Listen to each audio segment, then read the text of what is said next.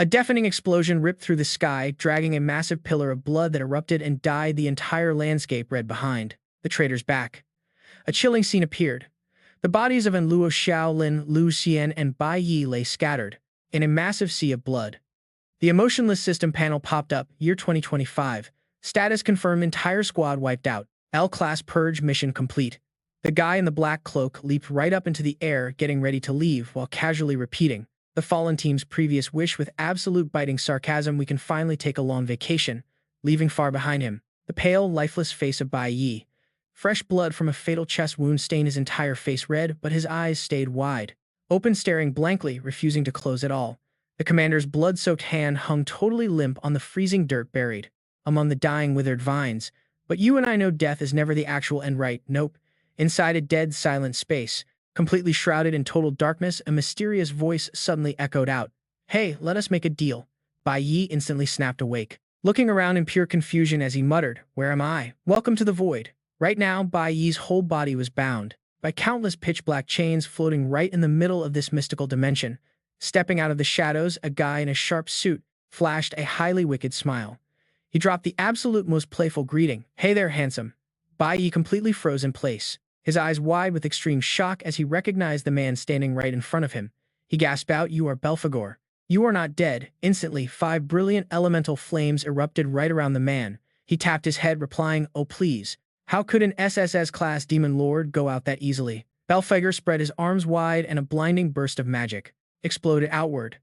This is my soul space. This entire dimension is actually my true life force. Skipping the boring small talk, the Demon Lord looked straight at Bai Yi and dropped the bomb. Let us get straight to the point. I can feel it. You are just like me right now, overflowing with pure, unchecked hatred. A massive, suffocating dragon shadow materialized right behind his back. So I really want to make a trade with you. My hidden skill is Temporal Reversal. He reached out his demonic hand, dripping with temptation. It can send you way back in time. Give you a real chance to fix and change absolutely everything. The smile on Belphegor's lips grew even more wicked, his eyes piercing right through his soul. You want it, do you not? Bai Yi's pupils trembled in the silent darkness, and Luo's bright, totally confident smile instantly flashed right through his exhausted mind. His eyes narrowed as those beautiful memories came rushing back. Little Xiaolin hugging his magic book with a huge grin. Deep down, Bai Yi's gaze sharpened, flashing with cold, ruthless fury as the treacherous back of that damned traitor appeared clearly in his mind. The vision of the whole Divine Legion squad fighting side by side, happily laughing under the sunset, it was crystal clear, like a knife straight to the heart.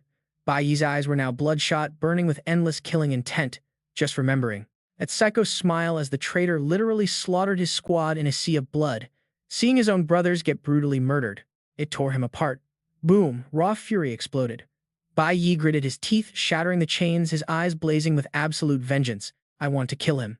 He looked up high, visualizing the traitor and those massive shadows representing the absolute highest authorities up there. He swore death upon them and those arrogant gods looking down from above. Hearing this, Demon Lord Belphegor cracked a bone-chilling, dark smile, looking incredibly smug. He nodded in total satisfaction. Your answer is exactly what I expected. Good enough. Let me lend you a massive hand. A brilliant magical light burst forth and Belphegor presented a violently beating heart radiating infinite power. Just consider this a little welcoming gift from me to you. Bai Yi reached out to accept this core of raw strength. But he had not lost his mind. His guarded eyes locked onto the devil. So why do you want to make a deal with me? What is the real price? Demon Lord Belphegor just smirked, his eyes flashing with absolute mystery. Heh. Now pay attention because the scenery suddenly faded out. A strangely familiar voice rang in Bai Yi's ear. Bai Yi. Bai Yi, wake up, now. Then smack, a deafening slap on a desk. The year 2005. The Holy River Vassal State. The middle school division at the Awaken Academy. A teacher with a killer figure but a furious storming red face yelled at the top of her lungs. Hey Bai Yi, get up right now. Bai Yi snapped awake. His pupils shrank, his heart hammering wildly in total complete shock. He had actually come back. Panicking, he raised both his hands, staring at them while gasping for air, feeling the real pulsing life actually flowing right through his veins. Still in absolute shock, Bai Yi stumbled to his feet, his face looking completely bewildered. I really went back in time. Before he could even process his awakening, the furious teacher pointed to the back, venting Bai Yi. Normally during class you just mess around, but seriously sleeping through an afternoon transfer lecture, get out of your seat and stand in the back. Now getting completely chewed out, Bai Yi finally snapped out of it, looked up at the familiar woman and blurted Miss Huang right then. Pure, unadulterated excitement surged through him. He grabbed his face, mouth wide open. I am back. Back in middle school, quietly walking away. Sent to the back of the class, his mind is absolutely racing. You and I are witnessing it, he actually reincarnated. Was this the power of Belphegor? He stands in the corner with his arms crossed. His eyes sweep over every single face in the classroom. It is completely unbelievable. He looks at all these naive teenagers sitting right there, a massive wave of nostalgia hitting him. It is so hard to believe. These classmates, he has not seen in nearly 20 years. Up at the podium, Miss Huang slams a stack of papers down hard to get everyone's attention. We will resume class right now, so everyone needs to focus. She starts her lecture with a dead serious expression on her face. In this current world, there are exactly 5 types of elemental powers: lightning, fire, cloud, core, and star. Bai Yi stands there with his arms crossed, paying close attention. To this basic introductory knowledge, she explains that each person's body can only handle a single type of element. To demonstrate this perfectly, Miss Huang's hand gathers a stunning stream of deep blue magic energy. She smiles with absolute pride, lifting that swirling magical aura up for all to see. Just like her, possessing the incredibly rare cloud element, right behind her, a massive glowing visual pops up illustrating the countless different system factions. Based on the raw elemental power and how it reacts with each unique body, everything can be broken down into 3 major categories: combat types, utility types, and special types. Because these 5 basic elements combine with totally different individual roles, it creates a massive variety. That results in so many completely different character classes. Her voice swells with pride as she brings up the most legendary team formations around. Our school's strongest guild is literally built from a star mage, a cloud warrior, a core chanter, and an incredibly deadly lightning assassin. She softens her voice, scanning the room of students. She knows these kids can stand out from tens of thousands of normal people out there. As people with the raw potential to awaken true power, they are already miles ahead, surrounded by flowers and constant applause since they were young and talented. But then her tone suddenly drops, hitting them with a harsh reality. Today is the single most important day of their lives. Right now, there are nearly 100 known awakened classes. A huge pyramid chart flashes on the screen right in front of them. Classes rank from lowest to highest across 5 qualities: green, blue, red, yellow, and gold. Miss Huang leans in close, her eyes completely locked. Her sharp gaze pierces through every single student in the room. The whole class goes dead silent. The tension in the air is suddenly suffocating.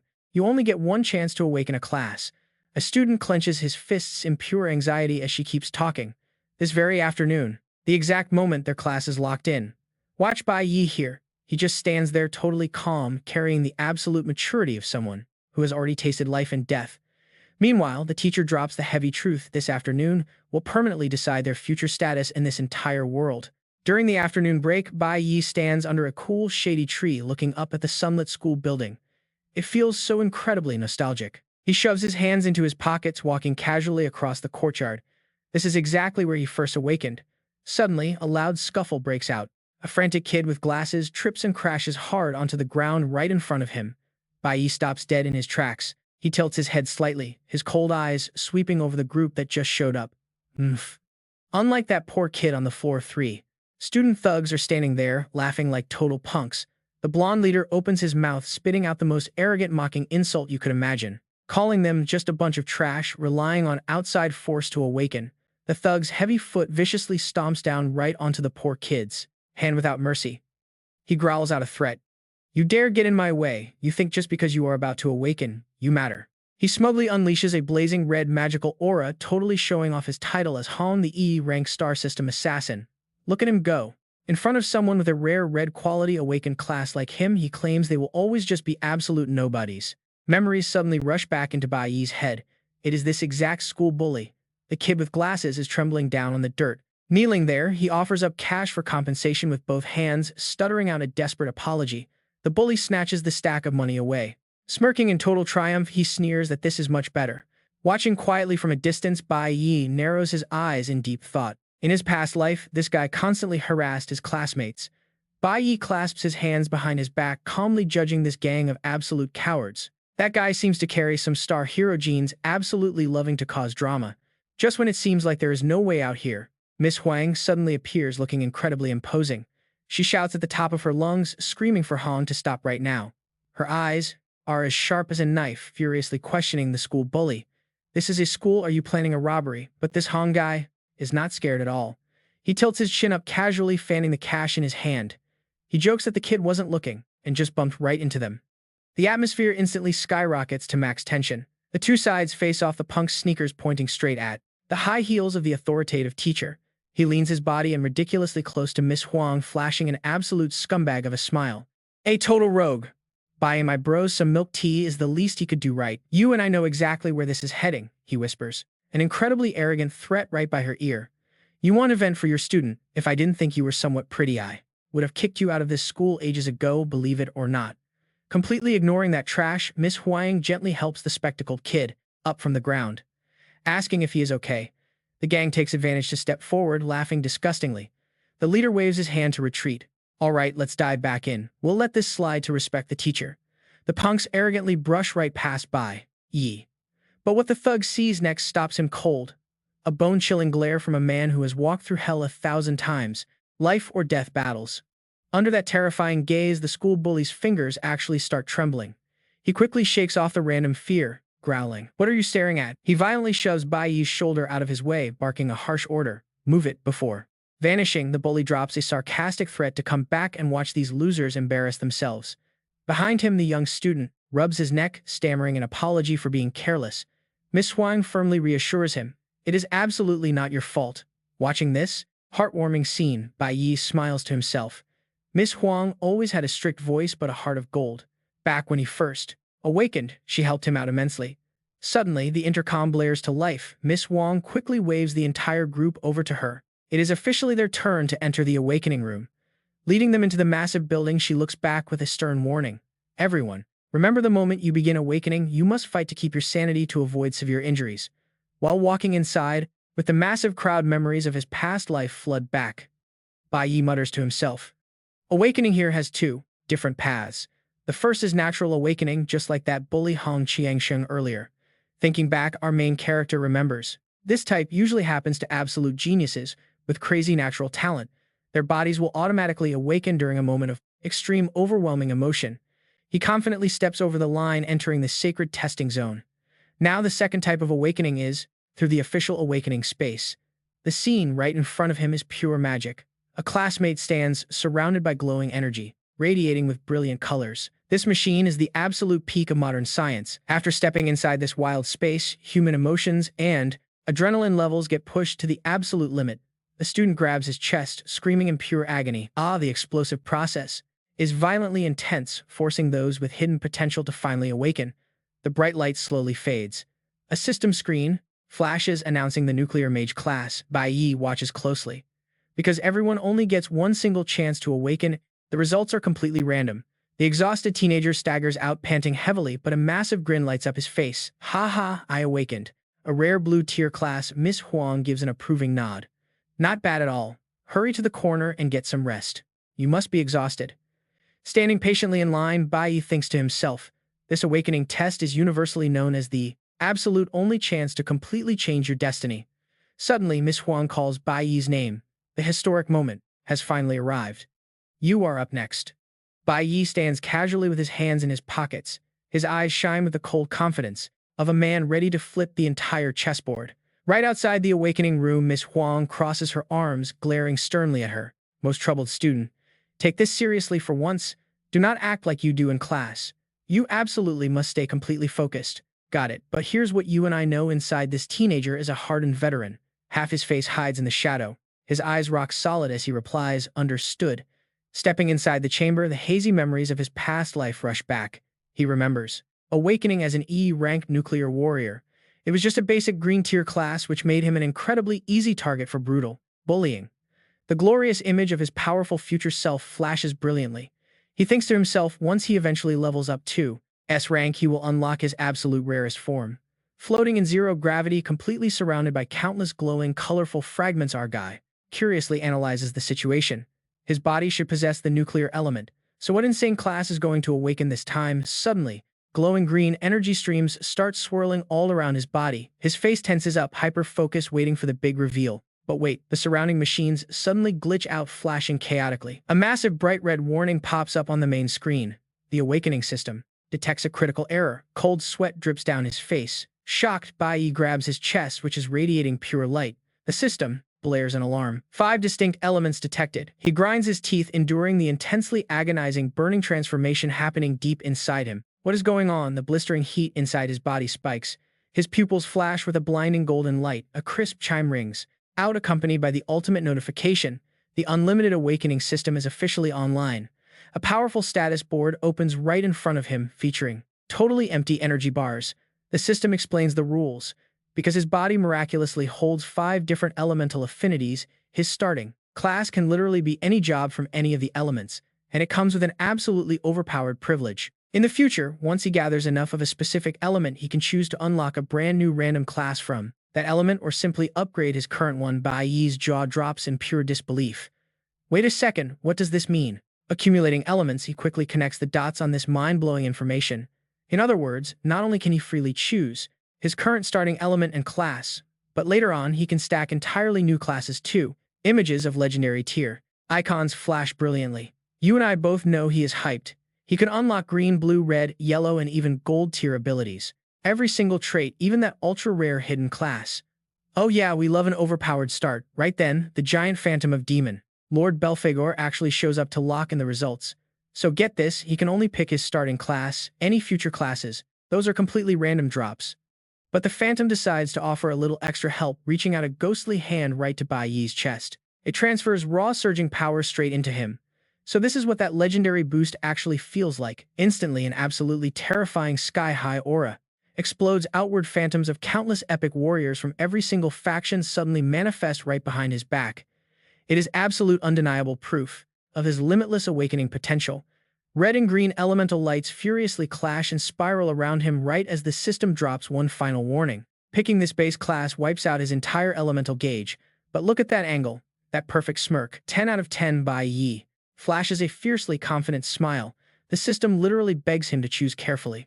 Meanwhile, back outside the awakening room, the other guys are getting seriously impatient. Why is he taking so incredibly long? The heavy doors finally creak open and Bai Yi casually strolls out, hand shoved in his pocket. Someone yells out that he is finally done.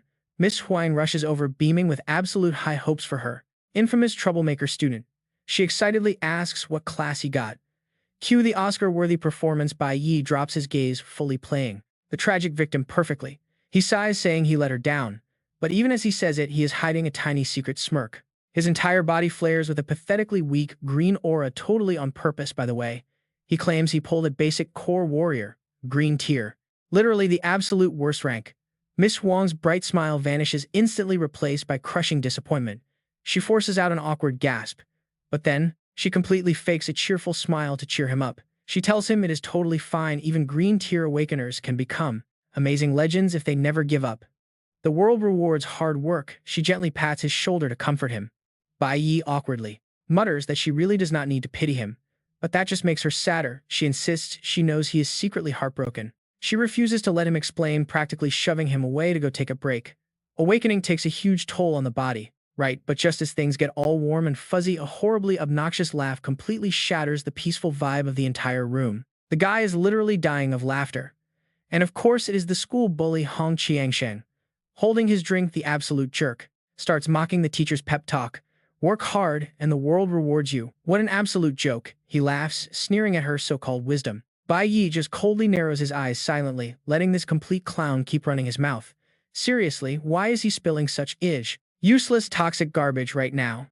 Miss Huang glares at him with pure rage, but the thug just keeps yelling, totally full of himself. He points an arrogant finger, brutally crushing any hope left in the room. The real world simply does not care about your feelings. This guy seriously has a death wish. You and I know he is messing with the wrong awakener. He aggressively gets in Bai Yi's face. He spits out pure venom. Green tears are absolute bottom-of-the-barrel trash in society. His face literally twists with sickening arrogance. He claims this ruthless world operates on one rule. The gods only favor the strong. The weak just get trampled into the dirt. But the second he says the word gods, he crosses a massive line. Bai Yi's eyes instantly ignite with an absolutely terrifying, murderous glare. Miss Huang jumps in, trying to block, the bully screaming at him to back off. But Han just flashes a nasty, mocking grin. He tells the teacher she knows the truth. Green tier losers are doomed to sit in the back row forever. The bully tilts his chin up smugly, playing Q&A with himself. He asks why, sounding like the biggest jerk alive. Then he literally raises his cup, toasting to how incredibly brutal the reality is. Society is rigged. No power, no rich family backing you, absolutely no future. You are permanently stuck at the bottom, tossed away by any sense of fairness. This guy just keeps spitting his garbage classist speech. He swings his arms wide, painting a super depressing picture of their cruel world. The elites hoard all the top-tier resources, so they just keep getting stronger and stronger. Meanwhile, the glowing elites completely crush the weak. He grinds out every single word. Green tier trash are officially doomed the exact second they manage to awaken. Their fate is completely sealed. They will only ever be cheap errand boys for real awakeners. He shoots a disgustingly arrogant glare straight at Bai Yi, totally mocking him. Change your life with hard work. What an absolute joke.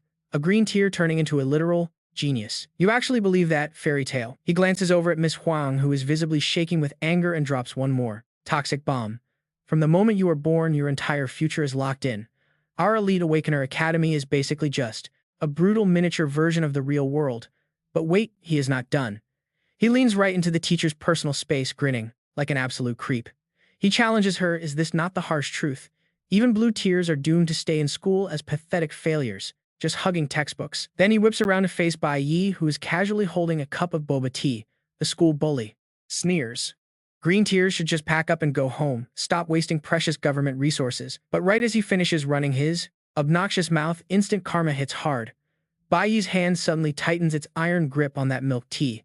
Without saying a single word, Bai Yi mercilessly launches the entire drink right into his smug face. Stick around, because this revenge is about to be legendary. He shuts his eyes, totally stunned.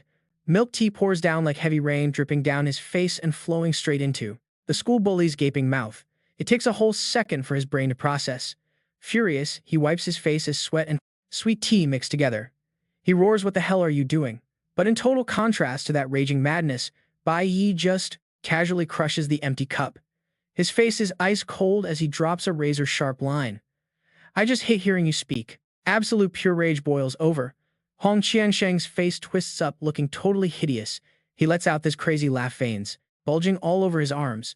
"Oh, you are dead meat." He channels all his purple mana, wrapping it tight around his fist, and madly lunges straight at Bai Yi. "You piece of trash, you and I both know this is bad." Miss Huang totally panics, reaching out to stop him. It is too late. The system panel flashes red. Enemy skill incoming, a deadly normal strike from a star-class assassin, giving a huge boost to attack power. Catching air, the bully drops a fatal blow packed with pure killing. Intent right down on Bai Yi, roaring that he is asking for death. But man, he picked the wrong opponent. Under that massive fist, Bai Yi slowly opens his eyes. His pupils flash with this brilliant golden mana, heavy with pure pressure. As light as a feather, Bai Yi summons a blinding sword of light. In a single blink, he effortlessly swats away the enemy's brutal attack like it is nothing. The system rates it a perfect block. The school bully totally freezes. His eyes are literally twitching. He just cannot understand exactly why some trash-tier kid could block his attack. In the very next second, that total shock shifts into pure absolute horror, as he feels this terrifying wave of power just waiting to explode. With one incredibly smooth sword swing packing overwhelming power, Bai Yi triggers a counter-slash. The massive bully gets blasted backwards, launching high up into the air just like a broken little toy. Underneath that blazing aura, Bai Yi's eyes are completely cold.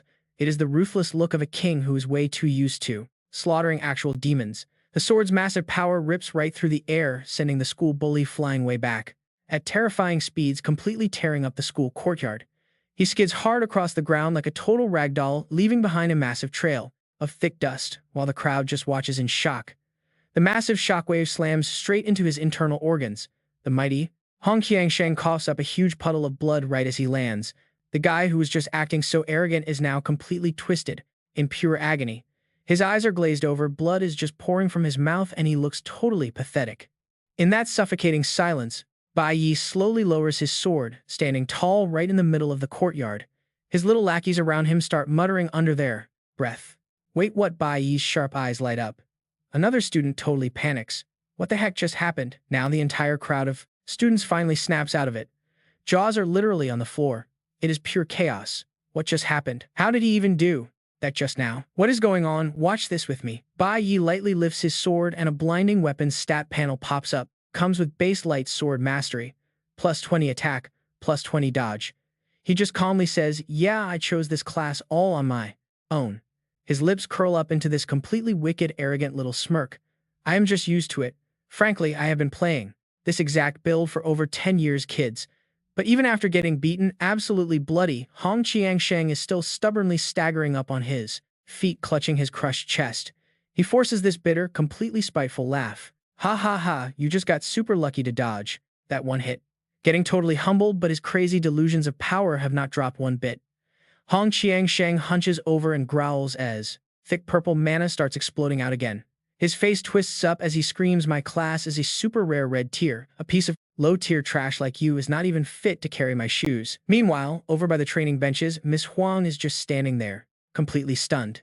Sweating bullets, she stares intensely at Bai Yi's glowing back as he holds the sword, muttering to herself. No, that exact counter just now, zero chance, that was just blind luck. The sharp eyes of a veteran educator narrow down as she quietly analyzes. That was clearly peak footwork exclusive only to the warrior class. That insane highlight reel just keeps rewinding in her head right now. A truly perfect counterstrike. Right at the exact millisecond of taking absolute fatal damage, he instantly threw up a shield to completely cancel it. And in 0.09 seconds, breaking normal human reaction limits, he deflected 100% of the damage right back at the attacker. Are you actually kidding me? Even my old master who trained for decades still cannot pull this off properly. A cold wind blows past, making her hair flutter. Her face is just completely filled with pure confusion. How the heck does a rookie, who literally just awakened today with zero actual combat experience, do that? It is honestly magical. Her eyes are still totally glued right onto the godly side profile of her student Bai Yi while she screams internally. How could he execute that so smoothly? But listen, the time for awe is officially over. Stick with me because the school bully Hong Qiangsheng is losing his mind again. He draws his short sword, hissing with waves of mana, showing a savage grin. Wash your neck and prepare to die, boy. He lunges forward, crushing, killing intent, pressing down, cursing the guy casually holding a glowing sword. You absolute trash. Today I will make you crawl and bark like a dog, barking like a mad dog in front of everyone. Despite the villain's insane yapping, Bai Yi keeps his face completely cold and expressionless. His sharp golden eyes casually glance over. He thinks to himself, how could these fools know why he picked this seemingly trash-tier class? Obviously, he's got a master plan. A confident, almost eerie smile stretches across his lips. The absolute truth, decided from the very moment of birth, already dictates your entire future, your life or death. Just wait 10 years. You guys will finally realize how horribly wrong you actually are. Why? Because our guy brought a literal game-hacking skill panel. The bright green system screen pops up looking incredibly proud. Blocking with a weapon cancels out 50% of damage. Combine that with a perfect parry and boom, a 100% chance to reflect physical damage. Back to reality, the space practically rips apart from the explosive magic power. The surrounding students nervously swallow hard, shaking in absolute panic. Hey wait, no joke. Are these two actually going to fight to the death? The whole crowd turns pale, completely freaking out and buzzing. Secretly brawling in school with awakened powers, that is a straight ticket to getting expelled. And they are doing it in broad daylight, with so many eyes watching them. Right now, the villain's massive family background gets fully exposed. One student nervously whispers the terrifying truth. Messing with Hong Qiangsheng is a huge mistake. His dad is a high official and his uncle is the dean, but Bai Yi, he has literally nothing. No backup whatsoever. His four-eyed buddy is scratching his head, panicking hard. If Bai Yi falls for this taunt and strikes, he'll be kicked out of school instantly. Teacher, please do something and save him. This absolute mess of a situation makes Miss Huang frown hard, totally stressed out about what to do. Her eyes dart around as her brain works in overdrive, desperately trying to save her student. Finally, she rushes forward quickly, stepping between the two. She raises her hand to stop them, trying to keep her voice super calm. Listen to me, guys. You just awakened today. You'll be brothers later on, fighting life and death battles together. Don't let your hot blood ruin everything. Let's just talk. But reasoning with an absolute madman, completely useless. Shang swings his blade, totally rejecting the teacher's goodwill. He roars at the top of his lungs. Are you kidding me? This dog just provoked me loudly, and you want me to just let it slide? He glares at Bai Yi, his eyes burning with pure, evil, murderous intent. Even if he drops to his knees right now and licks my shoes begging for mercy, it is way too late. I have to drill a gap between a chosen one and a beggar into his skull. His face zooms in on screen, distorted and totally insane. He hisses through his teeth. It's an endless abyss of despair you can never ever cross. All right, you and I need to look at the tactical side. Miss Huang frowns in deep thought. The reason different class qualities have such strict tiers all comes down to the stats. Bai Yi's fragile green stat panel pops up. She secretly evaluates it. The stat multiplier for a green quality is exactly 100%. meaning what you see is what you get, just the basic foundation. Her eyes flash, with extreme anxiety as sweat drenches her forehead. A blue class gets a 150% buff, but a red class.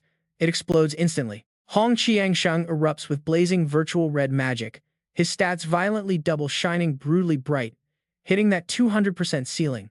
The giant terrifying shadow of the school bully looks ready to swallow Bai Yi whole. The ruthless truth echoes. Right at the moment of awakening, the red system's stats have completely crushed the green system by double. This massive gap in raw power, it's an eternal paradox that simply cannot be closed. Back to the nerdy guy, desperately biting his nails. He sighs in pure sadness. It's game over. Truly over. If we compare raw strength, we lose. Compare family backgrounds, we lose again. Bai Yi is getting totally crushed. Pushing up his glasses, the friend tears up and starts complaining. Why did you have to go and provoke the mad dog, even though we all know these trashy bullies are completely rotten inside? Images of those massive shadowy bullies flash through his mind. He bitterly recalls a very miserable lesson about survival. But if you want to survive in this society where the strong eat the weak, the very first lesson is staying far, far away from the trash. A brutal truth laid bare. The pathetic image of the unlucky weakling getting squashed flat under a heavy boot pops up on screen. Absolutely bitter. And if you're unlucky enough to step in it and can't dodge, you just cling to that cowardly philosophy. The four-eyed friend trembles, bowing his head and offering both hands like he's paying tribute. He tells himself they just have to swallow this anger. Because, in his survival dictionary, being a total coward is justified by some seriously pessimistic logic. Knowing when to back down is how you live long. Going head-to-head is just the dumbest choice possible. But standing in complete contrast to that helpless submission, the absolutely deranged Hong Qiangsheng charges forward. His bloody red buff panel violently appears. Strength plus 32%, crit rate plus 20%, lifesteal plus 15%. He roars with extreme arrogance. The only thing waiting for you is massive humiliation. Heart completely stopping at the violent scene about to unfold. Miss Huang panics. She reaches out desperately, trying to pull her student back, screaming, Bai Yi, watch out. The teacher's brain keeps calculating the odds in a panic. Is he actually planning to block it? But the parry skill burns through an insane amount of stamina. Sweat pours down her face. Hong Qiangsheng's attack power is way too strong and his speed is just too fast. Thinking he's already secured, the Wen Qiangsheng's face twists into a wildly savage, super smug smile. You are so dead, you can't block this one. Let's see how you try to hide this time. But here's the thing, answering all that aggression, Bai Yi just gives a slight, effortless smirk. It's an arrogant, bone-chilling smile. Hide. Are you kidding me? I don't even know how to spell the word hide. The system panel flashes. A brand new skill flashes. Haste speed boosted by 50% in a short burst. Bai Yi effortlessly dodges the incoming attack. He whispers like the Grim Reaper. Why should I hide? Boom, magic instantly transforms and the skill upgrades straight into blink. When haste hits 100%, it triggers instant teleportation right through solid obstacles. Bai Yi's body completely shifts and turns into a beam of light, phasing right through the school bully like a total ghost. A brutal sharp turn leaves Hong Qiangsheng absolutely dumbfounded. His pupils shrink in pure panic. He gasps, since when did he? Before his brain can even process the data, terrifying pressure crushes right down on his neck. Qiangsheng's face twists up, his eyes shaking wildly. He moved right behind me. Taking a massive dose of invisible physical therapy, the hulking bully coughs out a literal fountain of pitch-black blood. His entire massive body collapses forward just like a chopped tree. A bitter end for the trash talker. Qiangsheng falls completely face first right into the dirt with a heavy thud, literally eating mud. Bai Yi coldly plants one foot on his head, spitting out a single freezing word, trash. Not stopping there, our guy casually smooths out his jacket, dropping a critical line on the dude, violently coughing up blood right beneath. His feet belong in the dumpster. The whole courtyard goes into collective shock. His lackeys look totally confused, just standing there, staring at each other and whispering. Did you see what just happened? No. It honestly looked like Hong Qiangsheng literally just tripped and fell on his own. What the heck? He slipped. The four-eyed kid covers his mouth in horror. Bro face planted himself. Miss Huang, standing nearby, is sweating bullets right now, awkwardly admitting to herself that she didn't even see what just happened either. Amidst this completely clueless crowd, only the pink-haired class rep Qiling squints her eyes thoughtfully as if she actually saw through the mysterious guy's trick. The camera pans to the class rep's analyzing brain. The exact moment Hong Qiangsheng rushed into attack, he activated the warrior-exclusive haste skill once again. And get this, it wasn't just normal, it was the advanced form of haste blink teleportation. An image of Bai Yi tearing through the wind flashes up. She gasps inwardly. After that, what did he even do? In that tiny split second, what the heck did he actually do to critically injure him? The brutal image of the bully coughing blood and collapsing makes her shiver. Just one single hit. He handled his opponent as lightly as a falling feather. Admiration for this monster rookie absolutely explodes. Qi Ling sweats bullets, hands resting on her hips in pure awe. Bai Yi not only mastered the highest possible level of a basic warrior skill, but he also seamlessly managed to integrate it entirely into actual combat. Even in that insane split second, he calculated exactly how to avoid breaking the strict school ban on public fights. The courtyard is still completely chaotic. What in the world is going on? Seriously, what is up with Hong Qiangsheng today? The other guy didn't even try to attack. How humiliating. The class rep stares fixedly at Bai Yi's back. Bai Yi, what exactly happened to you? But you and I know our main character is busy right now. He's checking the suite system, reward notifications popping up. Ding ding. His experience points increase steadily. He just gained 50 class experience points, accumulating those juicy elemental points from critically injuring an E-rank star attribute opponent. He gains 50 star element points. Bai Yi smirks. Just as I predicted, using a combat class naturally accumulates experience in battle. Defeating any specific elemental opponent gives me exactly those matching elemental points as a reward. Criticizing the system's cheap rewards, he strokes his chin and sighs. But 50 points is way too low. Looks like I need to quickly go grind hard in some actual dungeons to level up. Down on the ground, that centipede isn't dead yet. Qiangsheng coughs, violently shaking as he pushes himself up, screaming out hoarsely, "Don't you dare walk away." Way too bitter from losing face, he grabs the hilt of his dropped short sword, gripping it so hard his veins pop. Completely losing his mind from the humiliation, Qiangsheng lunges up, erupting with insane purple magic to backstab Bai Yi. "I will kill you, right at this absolute life or death moment." A heavy authoritative voice cuts right through the chaos. "That is enough." Bai Yi lightly glances back. The ultimate villain backer finally appears. The middle school director of the Awakened Academy himself. Hong Liang steps up with a completely hypocritical look, pushing his glasses up and roaring, "Haven't you embarrassed yourself enough yet?" Qiangsheng, like a lost dog seeing its master blankly, calls out. Uncle. Meanwhile, Bai Yi's eyes darken as all his past life memories flood back. "It's this guy." The director waves his hand, shooing away the gossiping students. "Everyone is tired from awakening today. Stop watching the drama here. Hurry up and leave." The crowd shrinks back and scatters quickly. "It's the director, let's go. It's the weekend anyway, let's go home and rest up." He clasps his hands behind his back, ordering them condescendingly. "And make sure to properly report your awakened classes to your families." Seeing his bitter old enemy, the killing intent in Bai Yi's eyes instantly ignites. He glares at the old man, his brain rapidly rewinding to the past. "Going home." The director glares sideways at Bai Yi, dropping a threat. "And you? Do you know the school strictly forbids?" But little does he know RMC is currently glitching out a bit, since he literally just reincarnated for a brief moment. He's caught completely off guard, unable to react. An earth-shattering event flashes through the reincarnator's memory. Bai Yi violently jolts right into. Cold sweat drips down his face. If he really went back 20 years, that means everyone is still alive on Awakening Day, May 22nd, 2005. But you and I know something else happens today. Bai Yi turns pale completely, tuning out the angry director screaming behind him. He curses under his breath. "Damn it, how could I forget about this?" The angry director screaming behind him doesn't matter. The absolute most important thing is right now. Bai Yi pivots, stomps hard onto the ground, and sprints away like an absolute hurricane, leaving everyone completely stunned. They all just stare in shock. Director Hong Liang points his shaking finger, yelling, "Hey, that little punk just ran off and left this mess." Director Hong Liang turns purple with rage. He glares at Miss Huang, who stands there frozen and pale, looking for someone else to blame. He points right in the teacher's face and unleashes his fury. "You better manage your students properly. I will pretend this never happened today. I won't look into it any further." Crushed by the pressure of this absolute tyrant, Miss Huang bites her lip and bows her head. She swallows her pride and repeatedly apologizes. Meanwhile, back in the suffocating director office, sunlight streams through the window blinds, landing right on Director Hong Liang's deeply stern face, while Hong Qiangsheng stands there nervously giving his report, feeling like his rich kid ego took a massive hit. He clutches his chest. Hong Qiangsheng grinds his teeth together, complaining bitterly, "Damn it, if that punk didn't just get extremely lucky out there. There is absolutely no way I would have lost to him."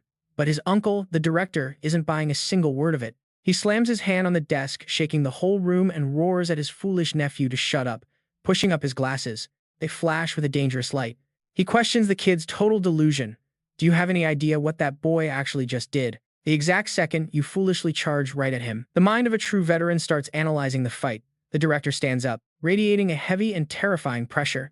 He used the high-tier flash step skill. A brutal truth slaps the loser right in the face. The older man expertly breaks down that godlike sword strike, but the most terrifying part is what happened right before he even moved. In the split second you two clashed, he already found the absolute most fatal weak point on your entire body, and he struck. One devastating blow completely shattered your defenses. Hong Liang turns his back, his voice dropping low, carrying a very rare hint of actual fear. That entire sequence of moves only used basic warrior skills, but even a veteran like me, who spent 15 whole years surviving bloodbaths, could never string them together with that kind of flawless perfection. He finishes it off with the most humiliating comparison you could imagine. He pours ice water over his nephew's bruised ego.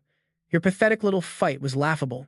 It looked exactly like a top-tier pro gamer, using basic moves to completely toy with an arrogant grade schooler who just bought a premium max-level account. It was totally embarrassing. While his enemies break down his insane skills, that dire warning echoes perfectly with a visual of Bai Yi sprinting desperately down the street. That kid is absolutely not as simple as you think. Drenched in sweat, Bai Yi's eyes are sharp as a razor blade right now. He pushes his speed to the absolute limit, thinking to himself, if there is one thing I must do after going back in time, besides getting my bloody revenge, it is this. Sparks literally fly off the pavement as his sneakers screech to a halt. He stops hard, right in front of a rundown apartment building. Hands on his knees, gasping for air like a dying fish, he slowly looks up. His eyes overflow with raw determination. This is the one thing. Stick with me here. The gates of hellish memory fly wide open. Blood floods the shattered floor in his mind, along with the blood-red silhouette of a ruthless demon and his own agonizing soul-tearing screams. From the past, a frail, terrified little boy covered entirely in blood collapsing on the cold floor. He grabs his face, violently trembling, sobbing heavily in absolute crushing despair. Snapping out of that tragic memory, Bai Yi bites down hard on his lip, channeling every single ounce of strength into his legs to storm the building. A fierce fire burns in his eyes. A venomous oath is carved into his soul. Even if I die right here, I will stop this tragedy from happening. His fragile blue status window pops up like a cruel joke. Level 1 Nuclear Warrior. His base stats are absolute garbage, totally unbuffed without a single decent enhancement to his name. Just completely pathetic. He only has 2 pathetic skills, block and sprint. Compared to the enemy's glowing red double buff status board, the difference is insane. It is literally night and day. Just looking at it kills all hope. But the Grim Reaper waits for nobody. The fateful deadline is clearly displayed. May 22, 2005 at 6:07 p.m. Inside the apartment, a shirtless man sits fully absorbed in the television. He laughs with his mouth wide open, looking completely psychotic and disgusting. Ha ha, how interesting.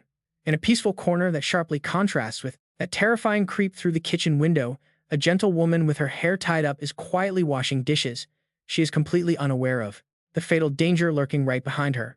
Bai Yi freezes outside the window. His shadow casts a faint reflection on the glass as he silently watches his mother's hard-working back. He pushes the door open, instantly shattering that creepy atmosphere. The shirtless man whips his head around to glare, while his mother turns and smiles so warmly. The text pops up.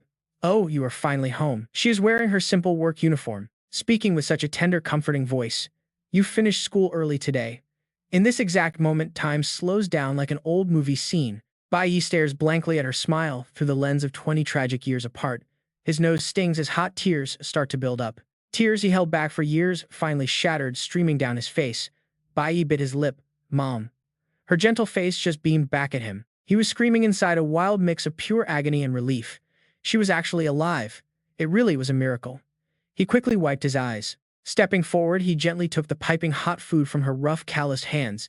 You and I should know this right now. His incredibly hardworking mother, Qin Zhao, was actually mute. She happily waved her hands in sign language, her kind smile absolutely glowing with pure love for him. Her quick hand signs read, I made your favorite hot and sour noodle soup today. Bai Yi quickly swallowed his overwhelming emotions, hiding how completely shaken up he really was. He forced the brightest smile he could possibly manage, acting totally spoiled. Mom, I actually wanted to eat fish with pickled greens today. Facing his sudden request, Bai Yi's mother just gave a warm, forgiving smile. Her gentle hands quickly signed back to him. Let us save that for tomorrow. Today, I already made your spicy noodles.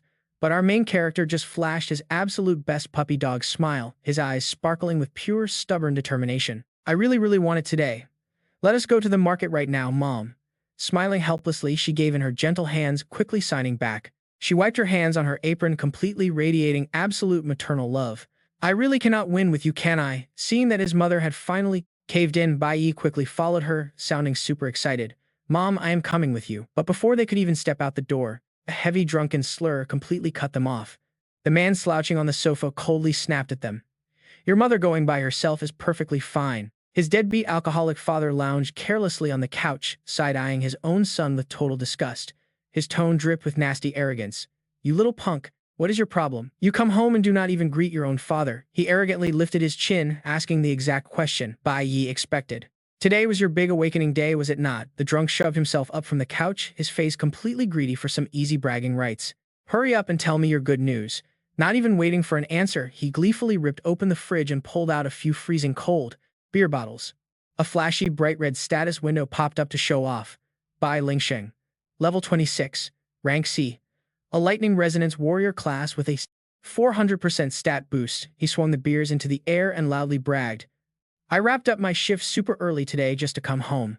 Just so we could celebrate your results. Stalling for time, Bai Yi dropped a flat-out lie. His face remained totally stone cold while his dark eyes just sank deep into the shadows. We missed it. I did not actually awaken today. He casually spun a perfectly flawless excuse, entirely blaming his own rotten luck. I just was not lucky today. The awakening process took way too long, so I ran out of time. But there was absolutely zero chance his father would buy that. His face instantly darkened, immediately interrogating him. Then why did you come back so early? He then started trashing the neighbors to stroke his own massive ego. I heard old man Lei's son actually awakened a rare blue-tier class today. They are both totally useless trash, just like always. He loudly thumped his chest aggressively, using his washed-up past glory to pressure his son. The son of Bai Lingsheng absolutely must awaken something better. You mean a red-tier class. Back in my day, I had zero resources and still easily awakened a supreme red class, and this right here is exactly when the classic guilt trip started up again. He slowly stepped closer, his heavy voice dripping with intense pressure.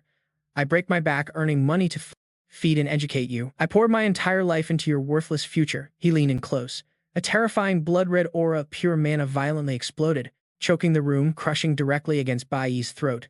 What class did you actually get? The horrific bloody memories from his past life suddenly rushed back like a total nightmare. His father's suffocating red mana and Bai Yi's pathetically weak green aura violently clashed inside the incredibly tense, suffocatingly tight room. Bai Yi fiercely gritted his teeth, his voice trembling as he finally spoke. I still have not. Before he could even finish, the drunk swung his heavy bottle straight into his head. Everything instantly spun in a blur of cheap booze and warm blood. The glass completely shattered everywhere. His father stood there, his hand tightly clutching a glowing green awakening crystal. He muttered drunkenly about the green color. Then he absolutely lost it, roaring with a hideously twisted face. You pretend to study hard at school all day just for this. Just to awaken a pathetic, absolute trash green-tier class for me. Are you completely useless? You want me to lose face in front of everyone? Back in the present, Bai Yi's thoughts turned ice cold. His messy hair was totally drenched in sweat, hiding his furiously burning eyes. This absolute monster of a man was an awakened hunter. He was his own father. Rewinding that tragic memory tape, the brutal image of his father mercilessly beating his weak son flashed by again. He was a completely unhinged, violent maniac who could not control his raging emotions at all. The present Bai Yi deeply blamed himself. He just stood completely frozen in their warm kitchen, heavily recalling that deeply traumatizing fateful day. You and I know this feeling. Time had passed, so he almost forgot what actually happened on that brutal awakening day. It was May 22nd, 2005. Back in his past life, the most agonizing truth finally surfaced. His father brutally grabbed him by the hair, violently smashing his head against the dining table. The moment that man realized his son was a trash-tier green awakened, his ego shattered. Feeling publicly humiliated, he instantly resorted to brutally beating him, right inside their house. And the person who truly absorbed that psychotic wrath, a familiar silhouette, desperately threw her arms wide open to completely shield him. Just like always, his mother threw herself right into the line of fire to protect him. Pure helplessness chewed at his soul. The sickening image of his father, swinging a heavy wooden chair high into the air, ready to smash it down. He was so ridiculously weak back then. Way too terrified. The devastating price for his weakness. His father's massive hand viciously grabbed his mother's graying hair, showing absolutely zero mercy. That monster savagely beat his own wife for an entire, grueling hour straight. Just to vent his stupid anger, fresh blood dyed the living room floor bright red. His frail mother completely collapsed in a tragic bloody pool. All right, you and I are diving into a truly dark past. That day, his mother's leg was brutally shattered and a severe head injury left her permanently traumatized. Her mind was completely broken. All that remained was the heartbreaking cry of a child. His innocent tiny face was entirely covered in fresh blood and bitter tears. He screamed in absolute crushing despair. But snapping back to the cruel present, we see Bai Yi sprawled out completely helpless across the cold, hard floor. His face is battered, food scattered everywhere. He looks pathetic, pinned under his alcoholic father's heavy boot. But deep down, his inner willpower is burning fiercely. He refuses to break. Gritting his teeth, he forces himself up as that familiar green status screen suddenly flashes right in front of him. Bai Yi, level 1 core system warrior. He bitterly reminds himself that his recent awakening only gave him an E-rank core warrior class. He picked this class for its hidden traits, but unlocking them takes way more time. Suddenly, hearing him struggle on the messy floor, his trash father barks a cold command. Get up. Bai Yi bites his lip, slowly dragging his bruised body upward. The massive power difference is painfully exposed all over again. Bai Lingsheng's glaring red status board appears, flashing stats so overwhelming it literally makes it hard to even breathe. Level 26 rank C, a rare red class. Bai Yi glares up at him. This monster is nothing like that weak student Hong Qiangsheng. Back at school, his father has real brutal combat experience. Bai Yi realizes his mistake right now. There is zero chance he can win. The abuser's pure rage explodes all over again.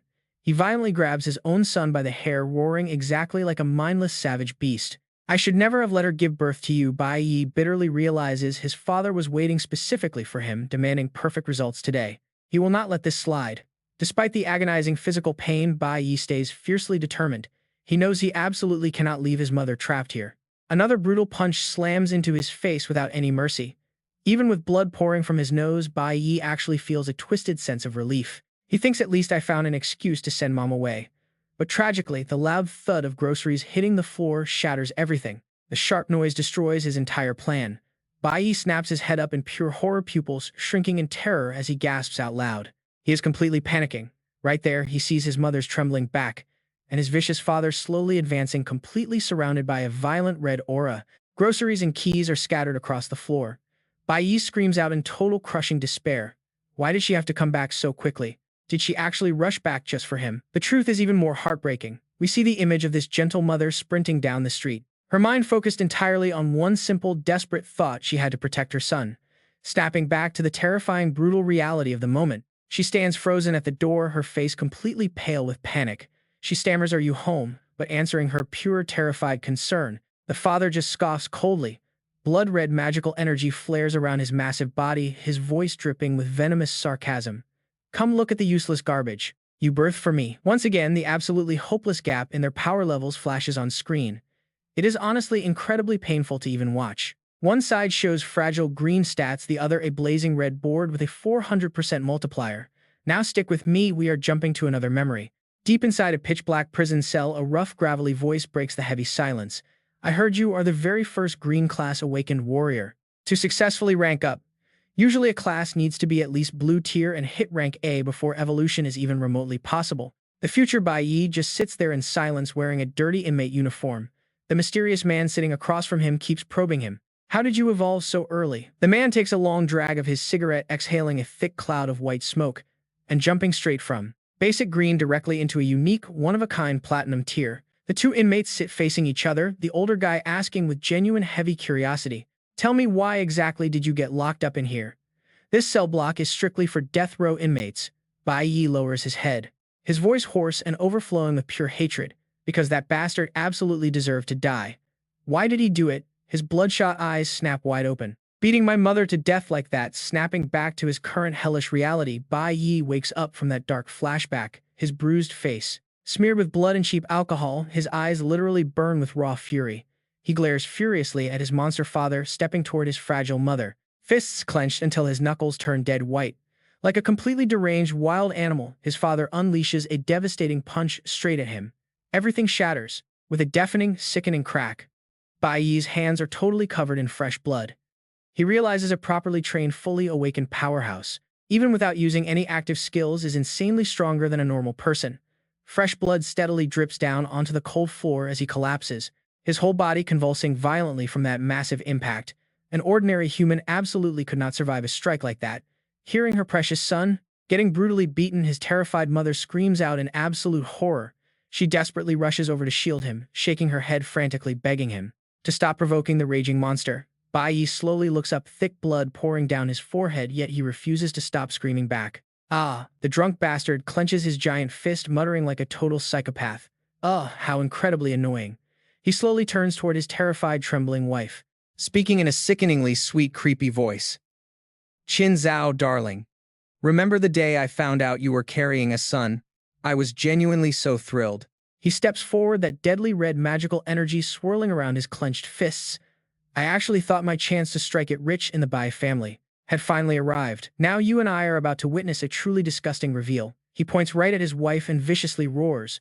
Those two losers couldn't produce a male heir, but I Bai Ling Sheng certainly could. He viciously grabs her by the collar, his face violently twisted in absolute madness. He was supposed to bring glory to our family name. His rage peaks, bloodshot eyes absolutely glaring. He stares at his terrified wife. But why he screams, his voice actually cracking from pure fury. Why did my own son awaken? That complete trash of a green tier class. And just like that, he blames the helpless woman. He aggressively points a finger right at her face and roars. He is total garbage who cannot even advance. This is all because of your pathetic trash genetics. In that second, his blood-red magic completely explodes, totally surrounding the unlucky mother. He is seriously preparing to deliver a fatal strike. Right at this life-or-death moment, a high-tier skill board flashes. Flash. Step speed hits 100%, instantly triggering the quart instant teleportation effect. Everything happens in a literal blink of an eye. The drunk father's bloodshot eyes only have enough time to catch a green streak gliding by like a total ghost. Suddenly, Bai Yi appears right in front of his mom using his own small body. As a living shield, green magic wraps around both of them, violently blasting the father straight backward. Bai Yi grinds his teeth, his eyes completely bloodshot, his voice hoarse with rage. Do not touch her. Caught totally off guard by this wild twist, the drunk father scoffs, a sick smile twisting on his lips as his murderous aura fades. Ha, how interesting. But completely unlike the father's absolute madness, his mom is in pure panic, clinging tight to her son's arms, stuttering without making a sound.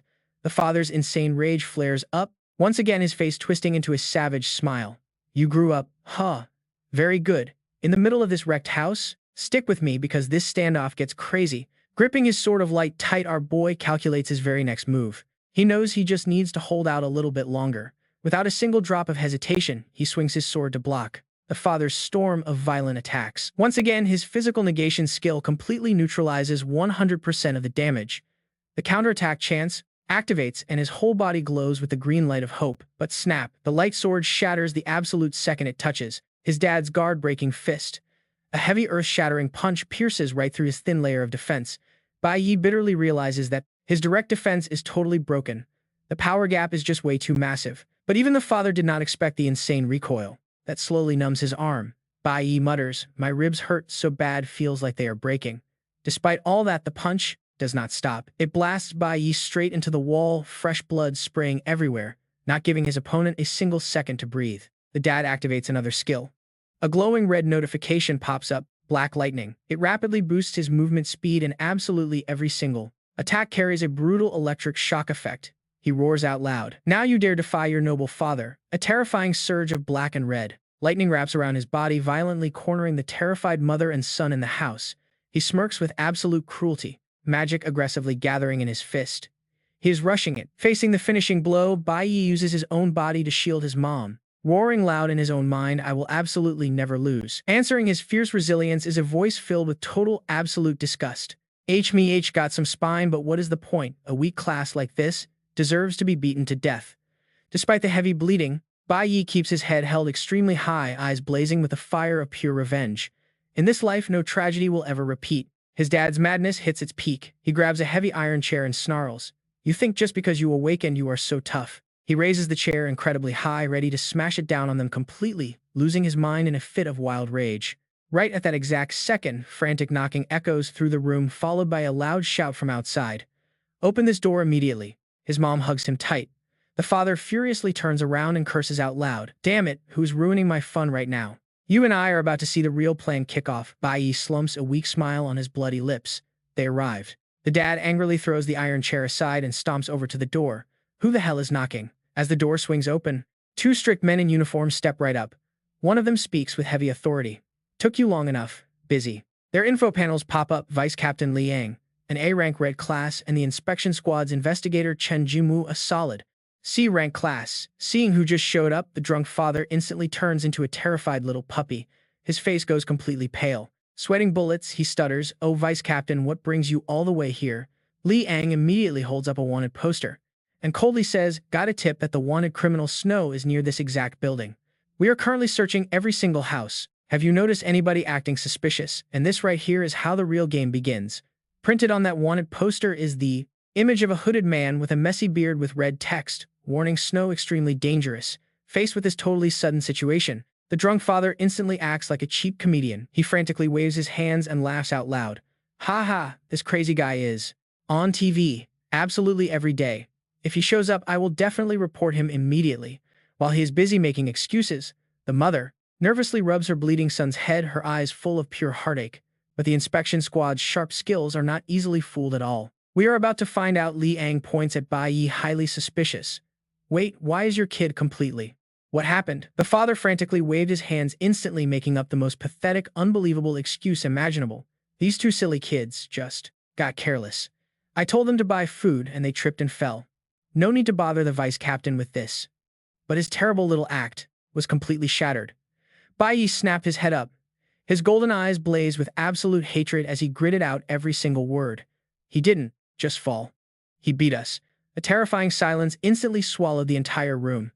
The abusive father froze completely while dark purple magic energy began leaking out of him. A special system panel suddenly popped up explaining this heavy tension. Second awakening. Only a very small handful of awakened professionals can actually build on their original class, triggering a rare second awakening that absolutely skyrockets their overall combat power. Let us rewind exactly 18 minutes, shall we? Down on the ground floor, Bai Yi stood inside a public phone booth. His voice sounded calm but packed with pure calculation. "I just saw someone enter Building A in the ZUA district. He looks exactly like that wanted criminal Snow from the internet." Before heading upstairs, he had cleverly made that tip-off call from across the street. He calculated that the city guards should be searching their floor right about now. Snapping back to the present, Bai Yi knew exactly what he was doing.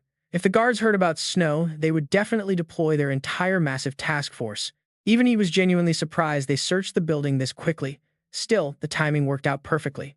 Desperately trying to salvage his completely ruined reputation, the abusive father turned toward Li Yang, frantically stammering out some pathetic excuses. "You actually believe him? The kid is just joking around.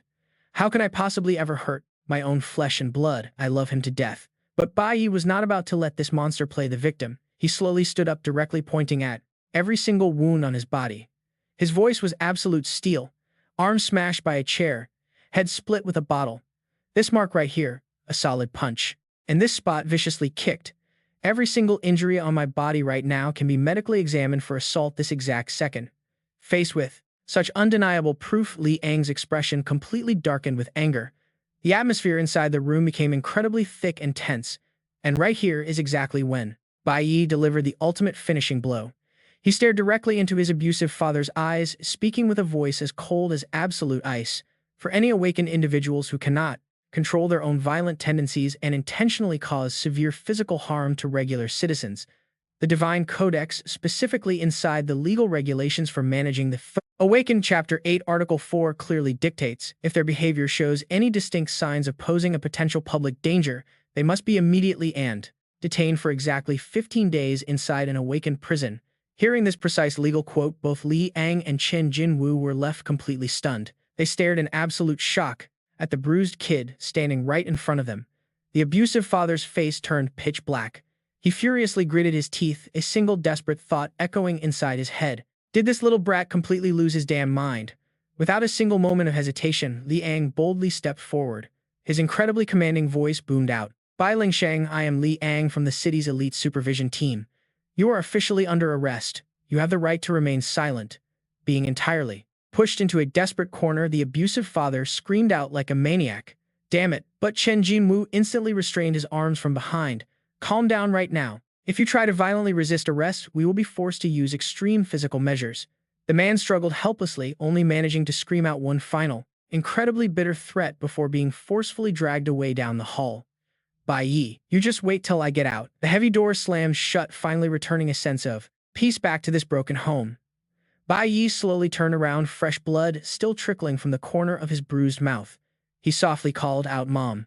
Without a single word of scolding, his mother immediately rushed over and tightly embraced her son. She sobbed uncontrollably, overwhelmed with pure relief and sheer heartbreak. Bai Yi gently wrapped his own arms around his crying mother. His voice trembled slightly. "Mom, everything is okay now." Burying his injured face in her shoulder, he silently vowed, "This time, I finally protected her." They had 15 days. He gently patted her back, his voice sounding incredibly resolute. "Don't worry, Mom. This was the last time. I have enough time to become much stronger." As he held his mother close, his heavily blood-stained hand slowly clenched into a tight fist. And right here, his actual master plan was finally revealed. He thought to himself he definitely wasn't taking that brutal beating for absolutely nothing. During the chaos earlier, he had smoothly pickpocketed a specific safe key right out of that monster's pocket. Resting inside his palm was an old golden key completely stained with his own fresh blood. He stared deeply into empty space, his eyes burning with intense, vengeful hatred. This key unlocked the exact item his father had literally backstabbed his own loyal squadmates to steal years ago. And that stolen item was an earth-shattering secret. It was the sole reason that pathetic E-rank trash had somehow managed to climb his way up to a C-rank status today. Without hesitating for a second, Bai Yi marched straight into his father's bedroom, locating the heavy steel safe hidden away in the most discreet corner possible. He slid the bloody key right into the lock. He sneered, realizing the man had selfishly hidden this treasure even from his own family. Standing right in front of that heavy safe door, inside that dark bedroom, his mind started flashing back to his incredibly painful past life. In his previous timeline, it wasn't until after that bastard finally died that he discovered this weapon even existed. Click. The heavy iron safe door popped wide open. Resting peacefully inside was an ominous pitch-black short sword constantly radiating an intensely cold, dark magical aura. Bai Yi slowly pulled the dark blade out of the shadows. A bright spark of hope flashed within his eyes. "Now that I have this weapon, I can try to solo a dungeon by myself." He immediately started mapping out his master plan. Walking outside, he muttered quietly, "Right now, clearing a dungeon is the only way I can rapidly level up my class. But here is the problem. Every single official dungeon is currently controlled by divine authorities. Anyone without a proper guild membership is strictly forbidden from entering." Bai Yi smoothly slipped out of his house, heading deep into an isolated, overgrown forest. Right now, the only actual dungeons I can secretly get my hands on are the ones managed by the local academy. Brilliant green magic energy suddenly surged, completely enveloping his body. He stared off into the distance, his sharp eyes practically glowing with absolute confidence, remembering every unrecorded hidden dungeon he remembered from his past life. "Stick with me, this gets wild." Looming right in front of him was a gloomy, abandoned building. A system panel popped up. Mysterious text pops up: "Hidden dungeon, required level and difficulty." Taking a deep breath, he tightly grips his short sword, his eyes absolutely terrifying determination. He has to outpace everyone and fast. Now you and I need a quick crash course on how this world works. Dungeons are basically massive monster nests. Once an awakened class holder steps inside, they can battle these vicious beasts to grind for experience, leveling up their combat power and upgrading their overall class ranking.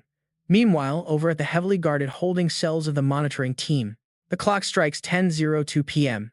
The year is 2005. A guard sighs heavily, complaining that this whole mess alarmed the entire security team. Even the vice captain had to deploy for this. Another guard mutters back in pure frustration.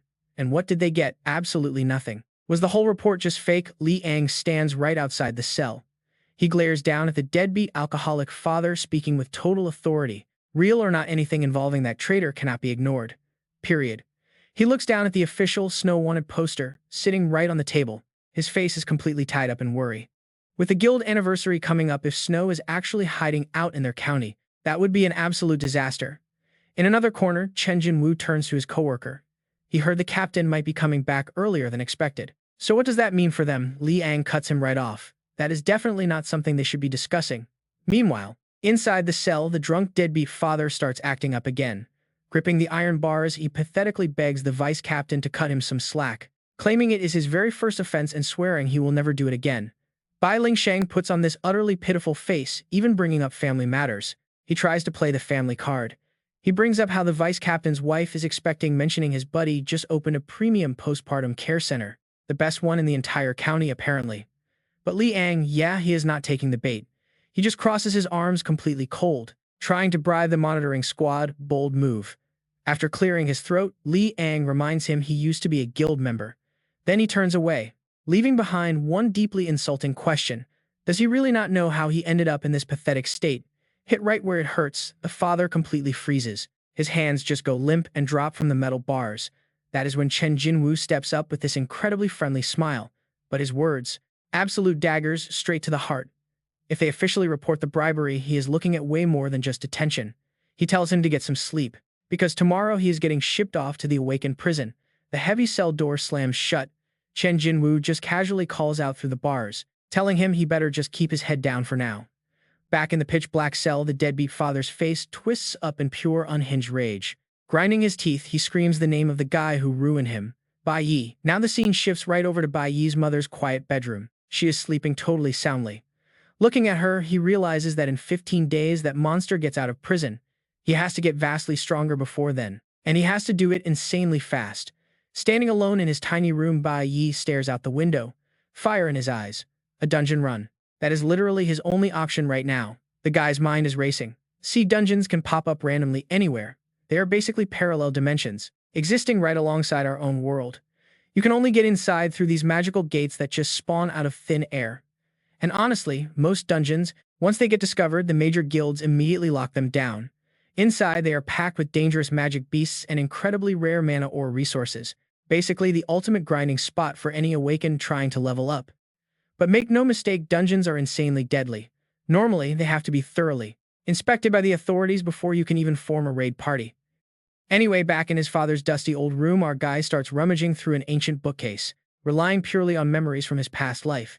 He remembers a news report from 5 years in the future that talked about this exact hidden dungeon, left totally forgotten, never even explored by anyone. It stayed perfectly hidden until the massive demonic invasion practically tore the human world apart. Reaching out, he pulls a dusty book, right off the shelf. Inside, a really rough hand-drawn map. Let us see what you and I are dealing with here. A standard F-rank dungeon usually takes a squad of 3 E-rank awakened. Meanwhile, an actual E-rank dungeon needs a full 5-man party, 3 E-ranks plus 2 extra fighters. At the D-rank level, he pushes open the hidden door tucked behind the bookcase and a freezing gust of wind hits him. Judging by the current timeline, this place is 90% likely to be just an F-rank zone. It is the absolute lowest level hidden dungeon he can even access right now. Dead ahead, a glowing red dimensional gate. A system prompt flashes confirming it is an undiscovered dungeon entrance. The second our guy steps through the portal, thick dark energy immediately begins swirling around him. He cautiously takes a step back as the freezing atmosphere settles in. He mutters to himself, dungeons are packed with lethal traps. Usually need different elements and multiple class types working together in a raid party just to boost your survival odds. But then brilliant green mana violently erupts around him. The energy fully cloaks his body as his eyes flash with absolute undeniable determination. He really has zero other options here. He has to solo this and get strong at record speed. Right on cue, a system screen pops up, dropping a massive warning right in his face. Entering dungeon, extreme danger rating. The moment he crosses the threshold, an endless frozen wasteland. Pure white snow stretches as far as the eye can see.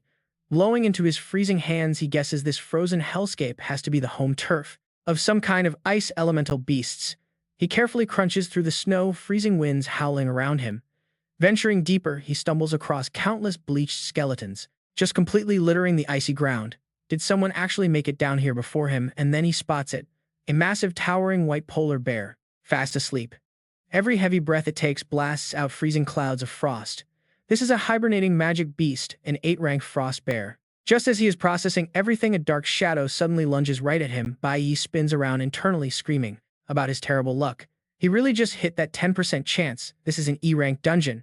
Standing in the freezing bone-chilling blizzard, Bai Yi squints, his eyes scanning the area. He quickly cooks up a perfectly logical theory just to make himself feel better.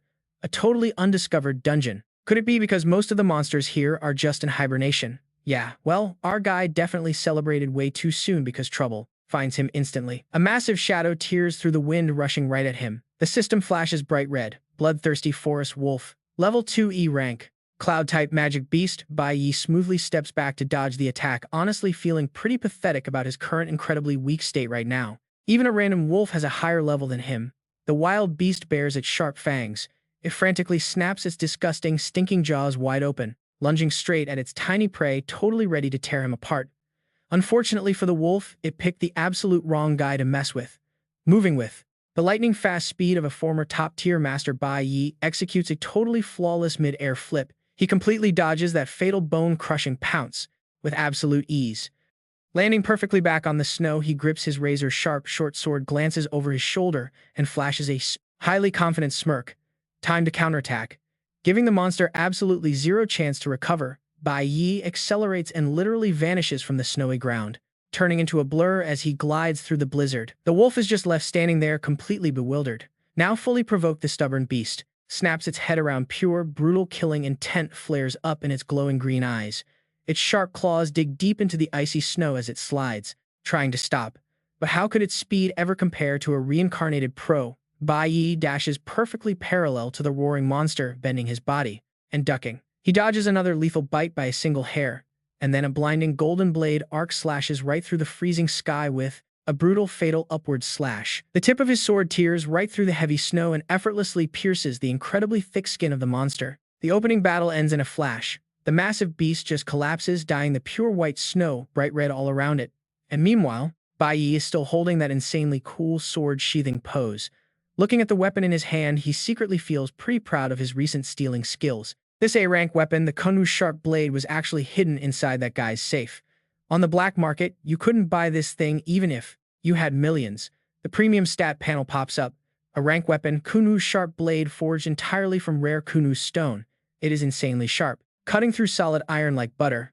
Strength plus 150, luck plus 50, stamina plus 100, 20% lifesteal and 20% armor penetration. He nods in total satisfaction. This perfectly makes up for his current gap in raw combat power. However, as he quickly evaluates the situation, the actual reality sets in.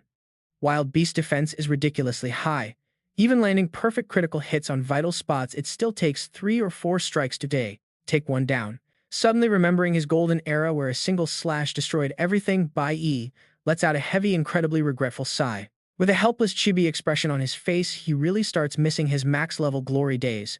But hey, even if he complains, he still has to grind it out. The system panel continuously pings with new notifications. Level up experience received. He gets 52 experience points for his class. Level 1 experience is at 102 out of 1,000. Plus, for defeating an E-rank Cloud-type opponent, he receives 50 Cloud element points. Watching this ridiculously slow progress, he grips his sword and mutters the math. To level up this E-rank class just once, he probably needs to slaughter at least 20 wolves. And going from E-rank to D-rank, that requires 10 whole levels. Just as he says that, the loot screen pops up.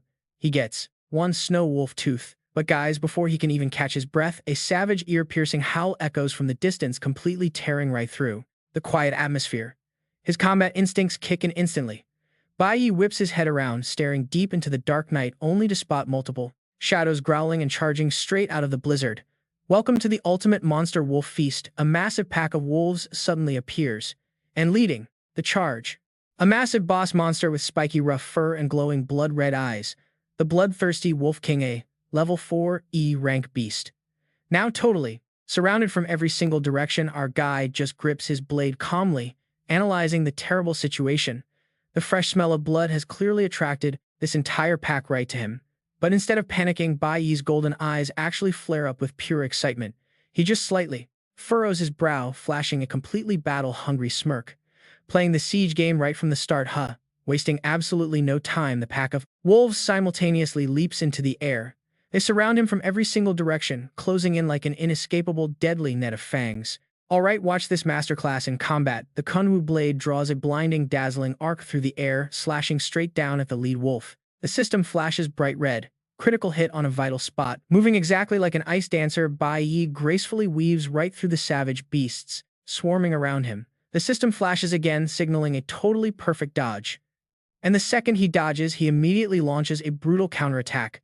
A lightning-fast slash sweeps right across the enemy formation, triggering the counterattack skill. The intense battle instantly transforms into a massive, bloody arena of insanely satisfying combos. Wind-tearing slashes are continuously unleashed, flowing in perfect rhythm. He perfectly chains those vital critical hits right together with his flawless, dodge-based counterattacks. He literally turns this aggressive wolf pack into his personal target practice. His cold, calculating eyes lock tightly onto the last remaining survivors. Bai Yi channels all his raw power into the blade, screaming in his mind. Time for one final strike. He heavily twists his body, launching a crazy powerful mid-air spin kick. At the exact same time, he releases a razor-sharp sword aura like a hurricane, completely blasting away the entire. The wolf pack shatters, bodies flying backward. His massive area attack explodes across the screen, raining down an endless stream of experience notifications. Golden text scrolls down rapidly. Bloodthirsty forest wolf successfully killed, received 56 experience points. The numbers just keep ticking up without stopping. Bai Yi touches down with absolute swagger. The system chimes in with an epic loot drop notification showing he just bagged some serious materials. 18 snow wolf fangs to be exact. Scanning the nearly wiped out battlefield, his gaze locks dead onto the final boss still standing. The Wolf King is practically vibrating with pure rage. Seeing its entire pack slaughter, the massive beast charges forward in an absolute frenzy. It snaps its massive jagged jaws wide open, completely ready to swallow our guy whole. But honestly, its fate was already sealed. A single vicious blade strike literally rips through the air. The system flashes again, bloodthirsty forest wolf eliminated. 56 experience points gained. Bai Yi stands perfectly unharmed, surrounded by a glowing storm of level-up light, flashing a cocky smile. He leveled up without a hitch. As he clears the battlefield, the system screen blinks wildly with some very good news. Experience maxed out. Promoted to E rank level 2, he receives 12 bonus attribute points waiting to be assigned. Bai Yi lets out a heavy sigh of relief, wiping the sweat off his brow. Man, he only killed 20 wolves, right? Yet he is already completely exhausted. Glancing at the massive pile of loot everywhere, he rubs his aching shoulder. The stamina of an E-rank body is still total trash. His eyes linger on the glittering drops. He really needs to find a spatial inventory bag soon, or he is going to have to leave so much good loot behind. Holding a glowing gemstone, he frowns, thinking about how brutal this awakened world really is. Most dungeons are completely monopolized by the big guilds. So for a solo awakened guy like him, leveling up is basically impossible. Suddenly, a fresh item description pops up. His eyes instantly light up. A snow wolf core. Tough as diamond and perfect for crafting some seriously high-tier custom weapons. Market value, around 10,000 bucks. Shoving the treasure into his pocket, Bai Yi marches right back into the heavy snow. You and I both know the deal here. To get into those high-level dungeons, joining a major guild is practically mandatory. It is the only option. He thinks about how this world operates. Even awakened academies are basically just farm leagues, controlled by those guilds built entirely to scout top-tier talent. He pictures all those obedient rookies lined up waiting patiently. Every student's ultimate dream is just to become a top elite, praying they get picked by a massive corporate guild. But Bai Yi's expression completely darkens when he remembers one specific unlucky guy.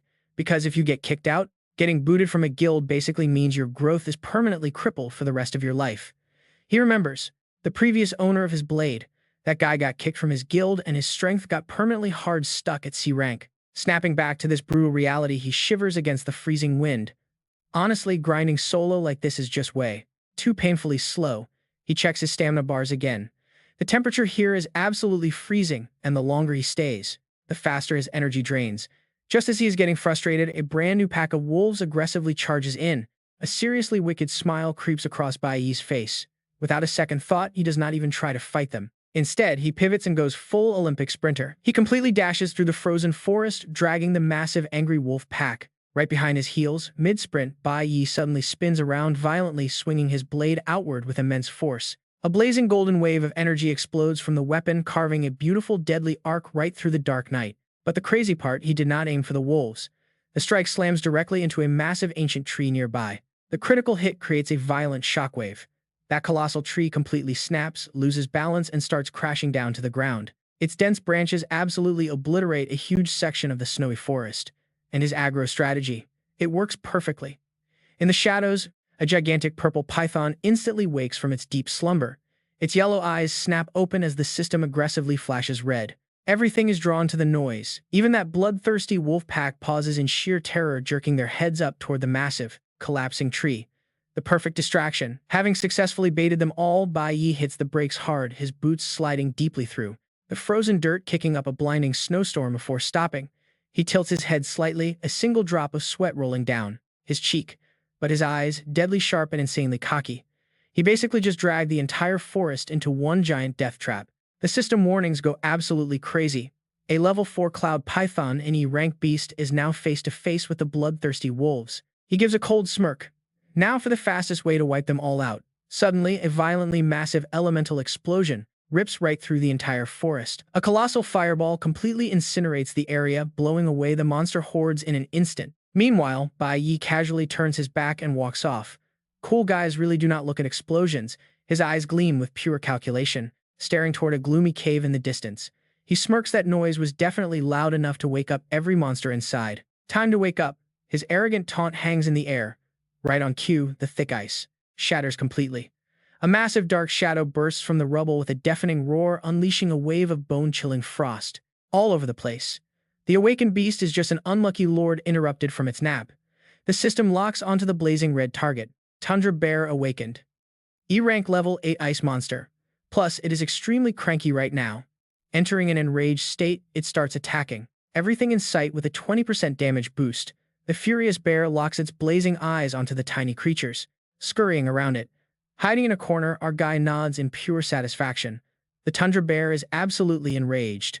The giant beast violently swings its massive pillar-like claws, smashing the ground and dropping absolute disaster on the horde below. Bai Yi smugly analyzes the chaos.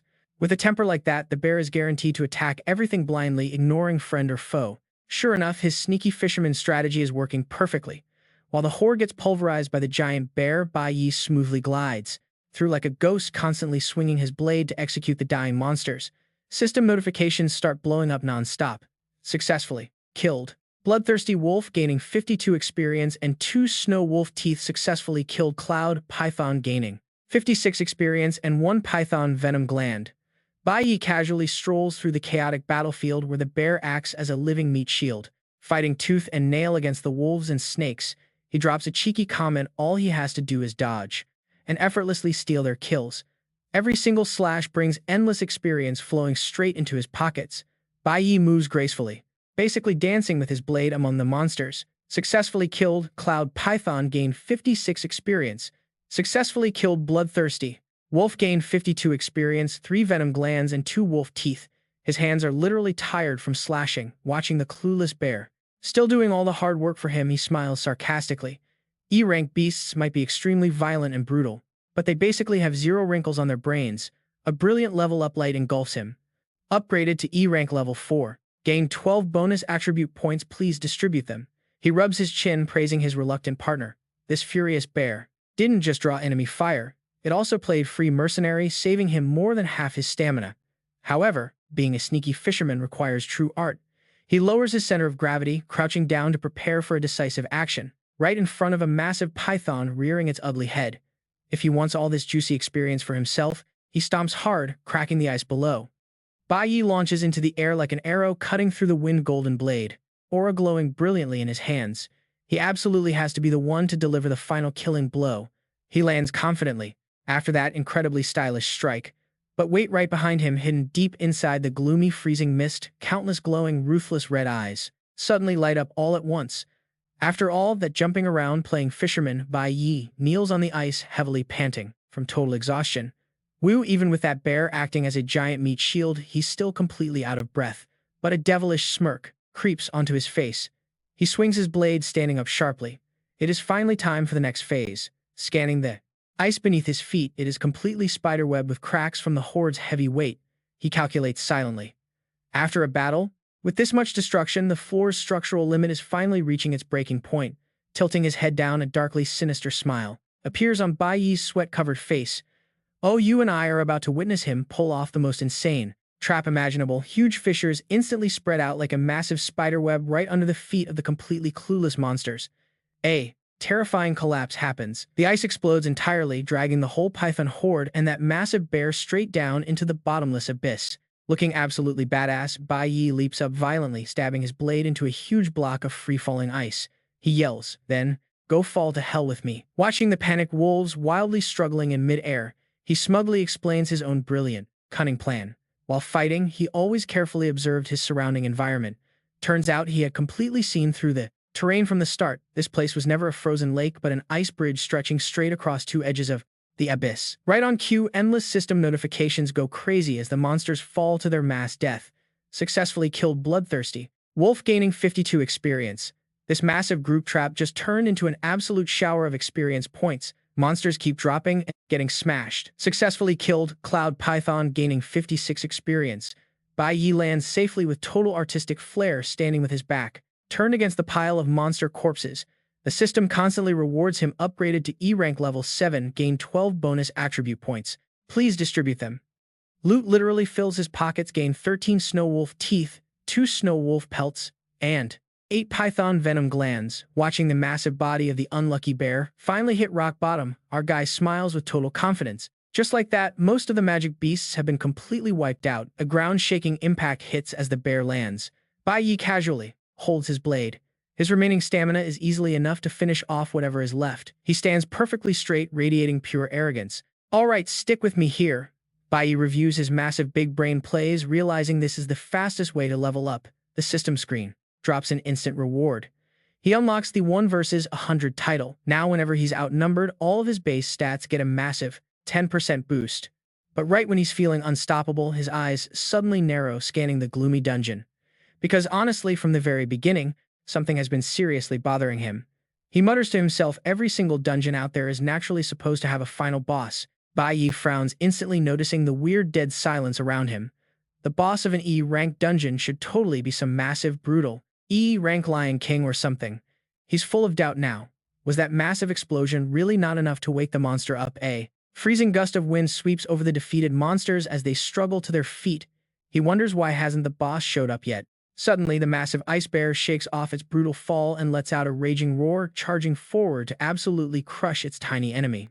But then Bai Yi's eyes shrink in pure horror, his survival instincts screaming at maximum volume. This is high-level ice magic giant. Ice pillars suddenly erupt from the ground, completely surrounding the monster herd. Bai Yi turns pale, finally realizing the bitter truth. He was totally wrong about everything. He steps back in panic as a freezing wave of killing intent suddenly suffocates the entire room. A massive swirling tornado of dark energy sweeps past them at insane speed, packing enough overwhelming power to crush absolutely everything in its path. Sharp, deadly, ice spikes violently erupt, freezing the entire battlefield solid. He grits his teeth in realization the boss wasn't sleeping at all, it was just waiting for the perfect strike. Even the fiercely raging giant bear gets completely swallowed by the freezing blast, trapped solid right in its tracks. Bai Yi is totally stunned, finally realizing this monster's evil plan. You and I both know it waited until their stamina was drained to drag them to this horrible place. He desperately sprints away as giant ice pillars violently crash through the ground right behind his heels. But there is nowhere left to run. Massive walls of jagged ice sprout up everywhere like deadly weeds, violently twisting together to form an inescapable freezing prison of death. Bai Yi grinds his teeth, cold sweat dripping down his face. For the very first time in this fight, he actually feels like the prey. Balancing desperately on top of a rising block of ice, he realizes just how insanely cunning this boss really is. That icy bridge from before, yeah, that was a disguised trap from the very start. The freezing cold surrounds him. Bai Yi furiously grips his blade. The boss just waited for the perfect final moment to step in and effortlessly steal the win. His eyes blaze with absolute fury, growling in pure disbelief at how this trash-tier dungeon is somehow hiding a monster like this. Before he can even finish his thought, a massive towering black shadow suddenly emerges right behind his back, throwing off this suffocating, terrifying aura of dark purple lightning. The twisted puppet master behind this whole entire trap has finally revealed itself. Bai Yi is completely stunned. This boss actually has high intelligence. The system screen flashes a deadly bright red warning. Level 11, D rank. Cloud Element Magical Beast. It's the dungeon boss, the Azure Forest Lord, and right beside it stand 2 massive gorillas gripping heavy wooden clubs. E rank. Cloud Element Monsters. The Azure Forest Lord steps forward, an ancient ape with an absolutely horrifying face, glowing demonic red eyes, and a deeply twisted, evil smirk that sends chills down your spine. Without a single second to fight back, Bai Yi's entire body gets instantly sealed inside a massive, unbreakable block of ice. All he can do is glare and grit his teeth. Then the system brutally drops an absolutely hopeless battle analysis. Recorded at 2:10 a.m. on Saturday. The Hidden Dungeon Frozen Bone Field. E rank. Warning, the special dungeon contains a highly intelligent boss monster. Level 11, D rank. Azure Forest Lord. Danger level is extreme. System highly recommends a party of 5 E rank plus 3 D rank hunters. Meanwhile, the freezing ice quickly spreads completely, trapping his body. Bai Yi feels pure despair crashing over him. He's totally encased in solid ice. If this keeps up, his body is going to freeze to death in seconds. Suddenly, a massive hairy monster arm glowing with deadly killing intent violently reaches through the freezing air. The ancient ape boss grips its wooden staff, looking down at our hero like a pathetic bug caught in a trap and lets out a disgustingly mocking laugh. Following its master's command, the giant gorilla lifts its massive tree trunk-sized foot, forcefully stomping down to completely shatter the ice, trapping Bai Yi into a million pieces, facing the absolute shadow of death crashing down on him trapped inside this suffocating frozen prison. One of Bai Yi's eyes violently flares with pure unyielding rage. He bites down hard on his jaw, knowing he has to make a move. The giant ancient ape with those demonic red eyes just stares down at Bai Yi's perfectly frozen, helpless body, looking at him exactly like it's admiring a beautiful piece of art before violently smashing it to pieces. But right in this absolute do-or-die split second, a terrifying wave of pitch black energy explodes from inside. The thick ice instantly cracks and violently shatters, blasting deadly shards absolutely everywhere. The glowing red eyes of the Azure Forest Lord snap wide open. Its wrinkled, horrifying face is totally frozen in pure shock at this completely unexpected, insane plot twist. Right on cue, the system screen heavily flashes. It's a perfect parry warning. Catching the exact timing of an attack can completely neutralize 100% of damage. If triggered within 0.09 seconds, there's a chance to reflect all physical damage straight back. In that exact moment, Bai Yi violently swings his blade, unleashing a blazing wave of fiery energy that knocks the attack completely away. He aggressively wipes the blood from the corner of his mouth, gripping his chest while panting hard. He realizes forcing all his energy to break that ice just burned through a massive amount of his stamina. The system casually confirms the heavy price he just paid when an awakened pushes all their energy past the limit. There's a high risk of. He instantly breaks the stun effect, burning huge amounts of stamina. Despite his bloody face, Bai Yi's eyes flash with pure, sharp killer intent. His brain goes into overdrive, calculating fast. For that monster to launch another massive magic strike like that again, it definitely needs cooldown time. Glancing at the old ape who's growling and waving its magic staff, preparing to cast another spell, he grits his teeth. He has to take it down first. Without letting the enemy even blink, explosive bright energy erupts right from the ape's arm. It immediately activates a dispel state. The giant ice bear instantly fully recovers. Tearing up the ground, it aggressively charges toward Bai Yi's small figure, acting as a giant meat shield for its master. Taking that terrifying pressure head-on, Bai Yi's pupils shrink. He clenches his jaw, but fresh blood still spills from his mouth. The one blocking his way is that familiar huge guy with the glowing red system tag. The Icefield Bear has calmed down. Level 8 E-rank Cloud Attribute Magic Beast, looking absolutely feral like it wants to chew him alive. Bai Yi steps back, eyeing this massive monster.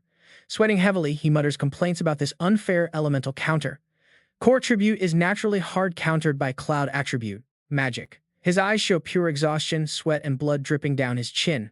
Biting his lip, he bitterly admits the painful truth of this brutal reality. Factoring in his drained stamina, just beating those two monkeys already left him completely breathless.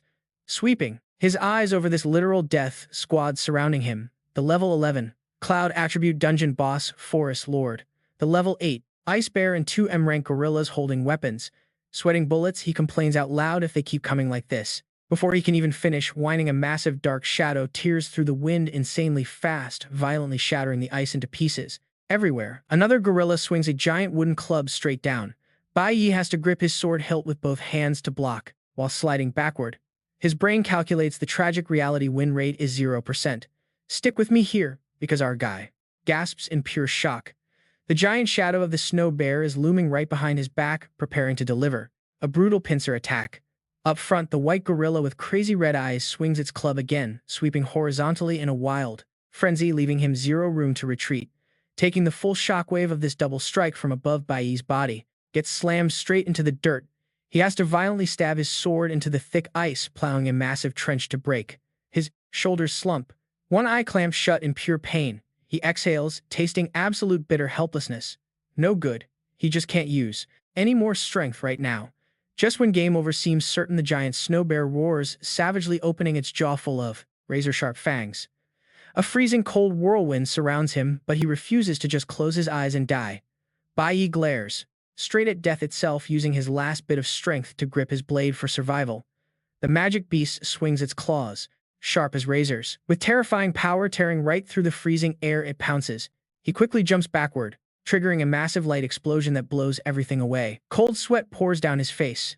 Bai Yi's pupils shrink to their absolute limit. Before he can figure out what the heck just saved his life, another heavy pressure wave hits. He glances at the old, boss ape far off, emitting a toxic aura and groaning. It's way too freezing and his stamina is almost gone. Standing on the high rock, a wrinkled, crafty smile creeps across the forest lord's face. Gripping its staff, it darkly growls, actively gathering a surging storm of green lightning energy. From way above, a terrifying wave of magic crashes down just like a violent meteor shower. The system coldly flashes glowing red text, reading Ice Explosion, sudden attack, leaving Bai Yi completely speechless. He stares up, with wide eyes full of panic and some serious frustration. Its skill cooldown is seriously that fast. Bai Yi's face tightens up. Now you and I are about to watch him face the absolute cruelest punishment from this dungeon's super hard mode. His expression sinks, but his determined gaze pierces right through the heavy falling snow. He silently remembers his crazy past experiences from his previous life. He frequently had to face all sorts of impossible dead ends. Standing before those endless dark beast shadows with demonic red eyes in his memory, he stays completely calm. Surviving rock bottom time and time again forged a very unique instinct inside him, the ability to sense the perfect timing. Right now, he only has two options while his body is thrown back by the magic aftershock. Gritting his teeth, he calculates. Option 1, stay here and keep fighting. But honestly, his physical stamina has fully reached its absolute limit. Even if he stubbornly tanks all the damage to keep facing those high-tier magic beasts, his eyes suddenly flare up with pure determination amidst the raging blizzard. His brain coldly delivers the brutal truth: survival rate is 0%. Not gonna happen. Fast as lightning, Bai Yi swings his blade, spinning decisively on the cracked ice. Option 2. Without even a single second of hesitation, our guy leaps right off the cliff edge, throwing himself straight down into the pitch-black abyss below. In the dark midair, a massive block of ice rapidly condenses tightly, sealing his body completely, encasing him inside this freezing mass of solid ice. Bai Yi's frozen figure freefalls, speeding down the steep cliff. Standing on the edge, the old forest lord, the dungeon master, flinches, his wrinkled face twisting in pure confusion at his prey's sudden self-destruction. Meanwhile, the massive ice bear and its pack of snow wolves stretch their necks, peering down into the bottomless abyss. The frozen block trapping Bai Yi continues plummeting into the pitch-black, seemingly endless canyon. Between the two colossal narrow cliffs, a sudden flash of light erupts from the fallen ice block as it dives straight down into the 10,000-foot abyss. Now you and I are shifting gears completely. Urgent knocking echoes down a sunlit hallway. A woman cracks the door open, looking totally reluctant. She mutters to herself about him sleeping in so late every single weekend. But then her gaze suddenly freezes and shock completely takes over her face. Her pupils shrink in absolute disbelief as she looks inside. A system prompt displays the exact real-world time: 10 a.m. Saturday, May 23rd, 2005 at their Ziyue mansion home. The room is completely empty, the bed neatly made without a single person in sight. In her trembling hands is a note scribbled in her son's messy handwriting. It reads, "Mom, I went over to a friend's house to hang out. I won't be late, so please don't worry about me." His mother's eyes immediately sink with heavy anxiety. She mutters under her breath, "This isn't right. If he was just visiting a friend, he would have told her straight to her face. There is no reason to leave notes." "Bai Yi, what exactly is going on with you?" Memories flash through her mind, her son's cold, sharp eyes as he quietly touched the wound on his face. Ever since he came home yesterday, he felt like a completely different person. Why does her heart feel so incredibly restless right now? Now let us jump back into that gloomy monster lair. A blood-soaked bandage floats aimlessly on the surface of the freezing underground river. Bai Yi's fragmented thoughts echo in the darkness. He recalls the absolute horror of that moment when the massive ice bridge completely shattered. Almost 100 demonic beasts plummeted down with him. Suddenly, a heavily bruised and bloodied hand grips tightly onto the sharp edge of the ice. He pulls himself up, letting out a series of exhausted, heavy coughs. He props himself up, fighting for balance amidst the bone-chilling water. A barrage of faint experience game notification scrolls right past his face. He frowns, analyzing the data. But wait back, then he only went up a mere 3 levels.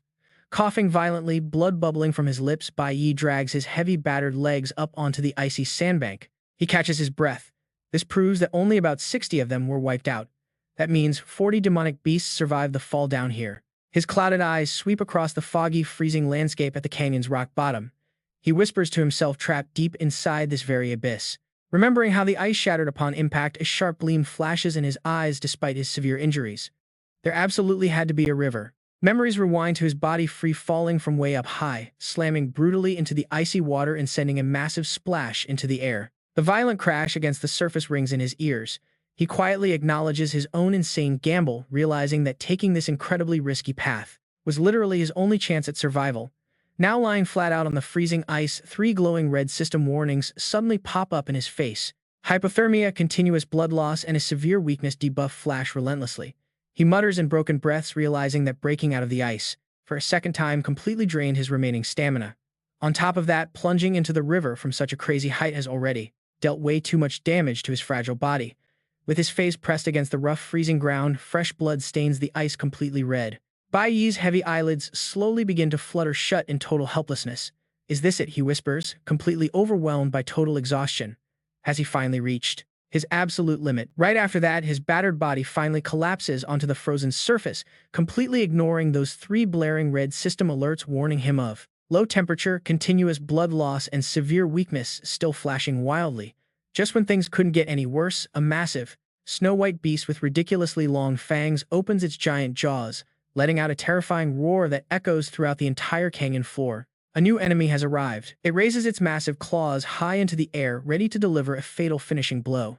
At the same time, the system coldly displays its stats. Ice-piercing Overlord level 9 rank E Cloud attribute Demonic Beast.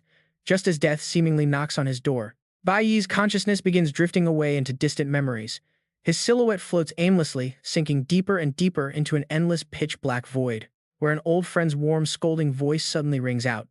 Hey, you little punk, you came back and didn't even invite me for a drink. The image shifts again.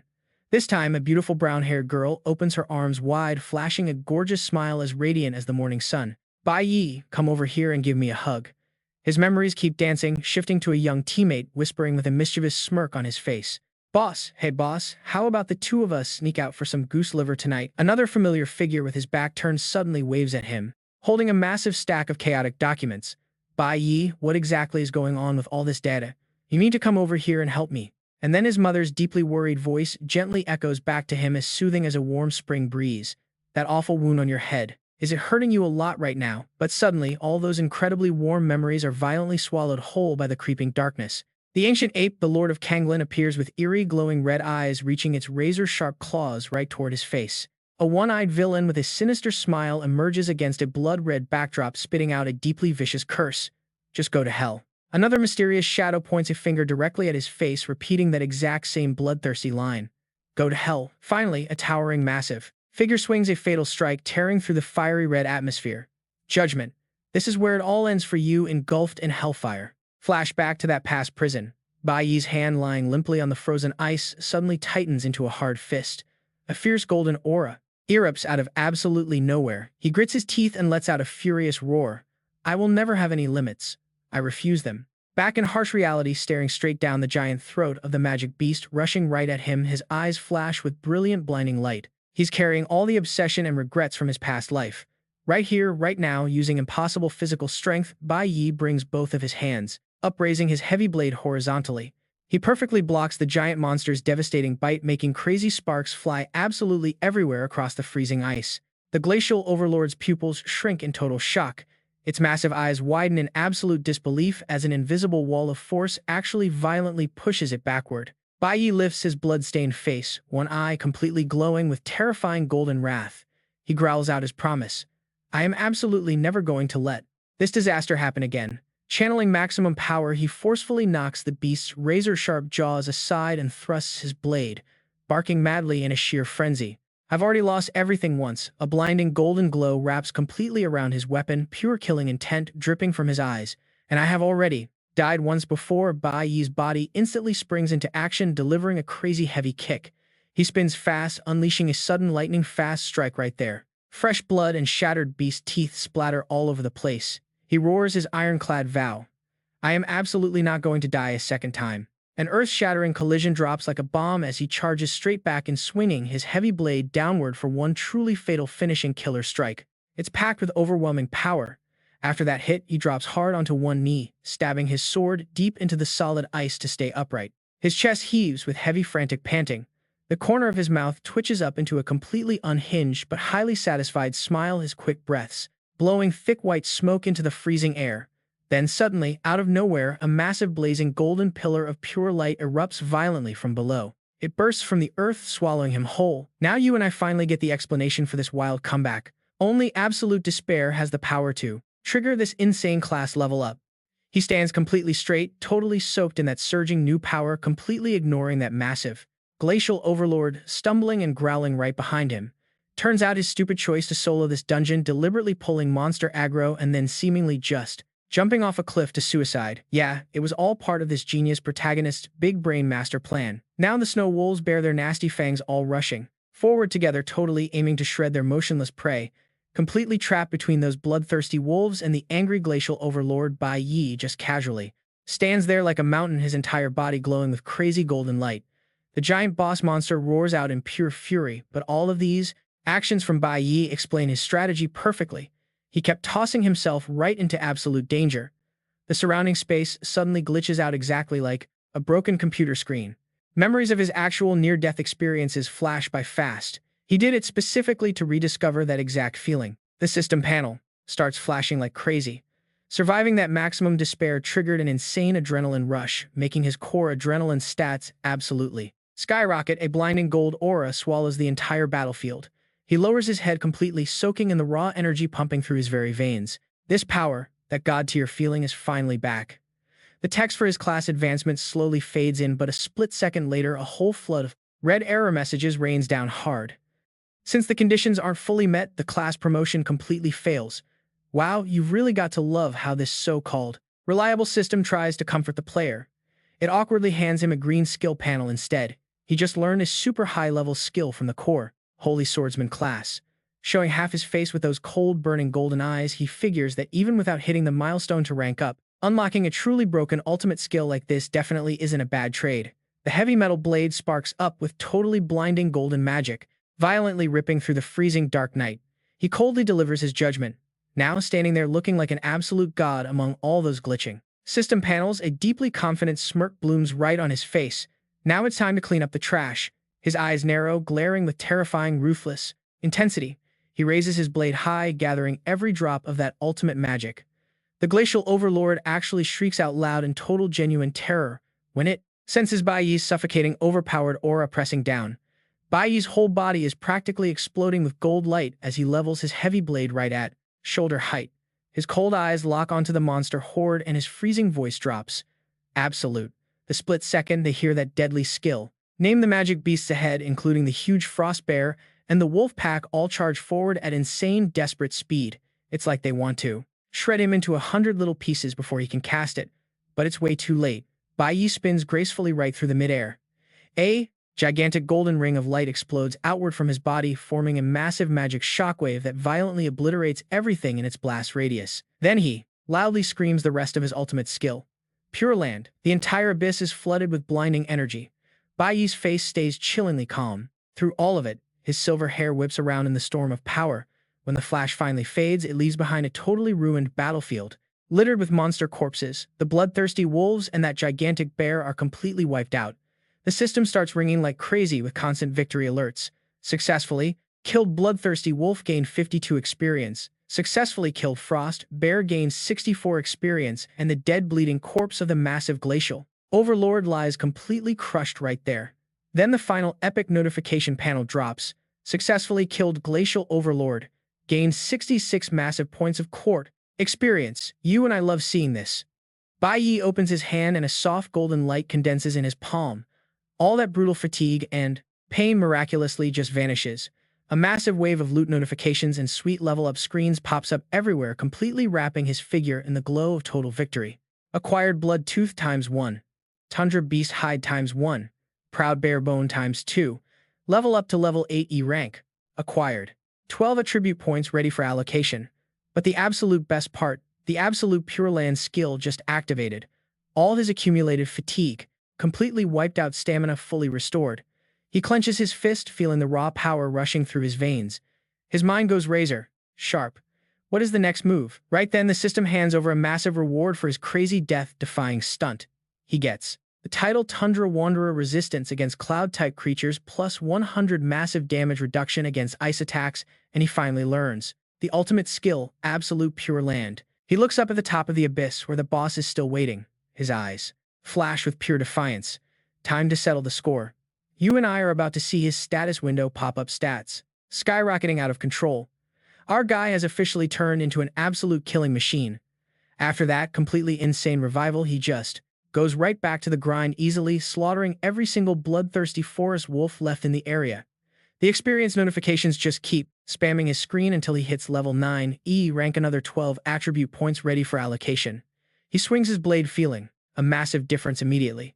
Hitting level 8 made slicing through these E-rank monsters feel like an absolute walk in the park. That new title is already putting in work. Tundra Wanderer's passive effect kicks right in, making him a walking fortress. Cloud resistance, up by 100 plus huge ice damage reduction. He realizes something crazy: the freezing cold down in this abyss. He can barely even feel it anymore. He thinks back to how that broken skill works. Absolute Pure Land basically stores up all the damage he just took and then unleashes it all at once in a massive area of effect attack. But it only activates after maxing out his fatigue and damage taken. He looks down at his fully healed hand and just smirks. Thanks to that crazy skill, his stamina is back to 100%. The system prompt confirms it right there on screen. Absolute Pure Land activated. Fatigue wiped. Stamina restored. No lies detected there. Without missing a beat, he starts climbing up the freezing cliff wall. He wonders just how long he has been trapped inside this hellhole. He needs to hurry up and get home before his mom starts panicking. Freezing wind howls, blowing his silver hair back as a massive gale sweeps through, kicking up thick white snow. Right at the exit of the abyss sits a small ruined temple completely buried in frost. And inside, the Lord of the Azure Forest. That old ape is meditating next to a huge bag. It slowly looks up, its blood-red eyes flashing. Suddenly, a low tremor shakes the solid ground. The thick ice wall right behind the boss starts to crack. He is back, standing on a jagged ice pillar, his blade radiating freezing energy. He calls out with a mocking smirk. Long time no see. The system updates his level. Level 10, he ranked the absolute peak of his class. Meanwhile, back home, his mom is pacing by the window, totally freaking out. It is 11 p.m. on Saturday. Where is he? She stares outside, her voice trembling with worry. Why isn't he back yet? A massive dinner sits completely cold on the table. She clasps her hands, praying he is safe. Back in the monster den, let's see what happens next. The ape boss cracks its knuckles. But wait, one of its elite monkey guards just got its head totally crushed by a giant wooden club. Dead on the spot, the ice bear is gasping for air, collapsing to the ground, totally finished. Our MC just casually walks right up, facing the boss's remaining minions, standing right next to the bear he just slaughtered. Perched on those jagged ice pillars, he throws out that sarcastic greeting again. Look who it is. The system immediately updates his latest kill streak on the screen. Level 10 E rank, the absolute peak of the tier. The notification pops: successful kill on the Tundra Bear, rewarding him with 64 experience points. After completely wiping the floor with those trash mobs, he stands tall right on top of the giant bear's corpse. He locks eyes with the ruined temple where the boss is chilling. Inside, the Lord of the Azure Forest is arrogantly sitting on a stone altar, flanked by two massive gorillas gripping their weapons ready for war. The old ape boss just smirks and lets out a mocking snort. Its red eyes flash with pure malice. Instantly, one of the massive lackeys stomps the ground, launching itself from above like a cannonball, diving straight at him. The second gorilla does not hold back either. It leaps up high into the air, raising a giant wooden club to strike. His golden eyes flash with a sharp, deadly glint. He doesn't even flinch at the attack. He swings his blade, unleashing a blinding green light that slices right through the center of their ambush. One clean, brutal slash rips through the air, and a gorilla's head goes flying right up into the sky. Blood everywhere. The system chimes in: successful kill on the Azure Forest Demon Macaque. 70 experience points gained. Seeing its elite guard get totally destroyed, the boss freezes mid-air, absolute shock in its eyes, and then pure, unfiltered rage takes over completely. It swings its magic staff forward, summoning a massive blizzard, roaring out the name of its ultimate attack: Ice Burst Assault. But our guy, he just casually raises a hand. An invisible shield pops up, completely blocking the raging storm. The word immune. The toxic storm hit hard, but Bai Yi just glided right through it, completely unharmed. The system confirmed it right away: pure elemental resistance. Cloud element activated completely, nullifying the freezing damage. The Azure Forest Lord scrambled backward in absolute panic, totally refusing to believe his own eyes. Desperate, the boss yanked a glowing purple ice orb right out of his pocket, gearing up for his ultimate trump card. Meanwhile, the remaining gorilla grunts charged forward all at once, trying their best to buy their master some precious time. But Bai Yi just narrowed his eyes, gleaming with pure determination. Time to end this. He suddenly vanished completely in a blinding flash of emerald light. The skill window popped up, showing Flash Step, which, when pushed to 100% speed, allows instant teleportation straight through any physical obstacle in the way. Our guy was feeling seriously confident now. He declared he was totally ready for D rank now. Slash. The boss's arm gripping the staff was instantly severed in half, black blood violently splattering everywhere. The giant ape clutched his gruesome wound face completely contorted in sheer agony. But Bai Yi was already standing right behind him, his sharp blade still dripping with fresh black blood. The Azure Forest Lord's bloodshot eyes bulged wide open, boiling over with absolute rage and bitter crushing defeat. Bai Yi just slowly turned around, his eyes totally ice-cold and completely emotionless. He whispered a quiet final goodbye. Then a massive flurry of golden slashes crisscrossed through the air, completely shredding the boss into 100 literal pieces. Bai Yi landed smoothly, slamming his heavy blade right down into the ice. Battle officially over. The system immediately chimed with a clear victory notification: successfully defeated the boss Mage, a level 11 D rank Azure Forest Lord. He instantly snagged 1,000 experience points as a massive golden pillar of light completely enveloped his body. The system announced the epic level up to a D rank core warrior, all stats boosted by 100%. Now sitting comfortably at level 11 D rank, snagging 12 free bonus attribute points. But then some seriously strange notifications started popping up on the screen. Pending loot drops waiting and a new elemental cloud threshold reached. A brand new class was awakening. Bai Yi just stood there, sweating and totally bewildered. He had been fighting so hard he completely forgot all about this cloud element progress. Wait, it is already maxed out. Standing right in the middle of that blazing red aura, Bai Yi casually spun his blade. Looking absolutely epic, a cocky little smirk tugging at the corner of his lips. The system definitely knew exactly how to match his hype immediately. Blasting a dazzling bright notification: successfully acquired a level 1 E-rank Cloud Mage class packed with a crazy ability to swap jobs, literally whenever he wanted to. His eyes went ridiculously wide, totally stunned as he gasped. A red tier class. His brain went into absolute overdrive calculating. He was so hyped, crunching the numbers. Even though he was only sitting at E-rank right now, that elite red tier status automatically slaps on an insane 200% stat boost right off the bat, which means his base power level was already rivaling his current D-rank warrior class without even breaking a sweat. Absolutely wild. And the epic rewards just kept coming.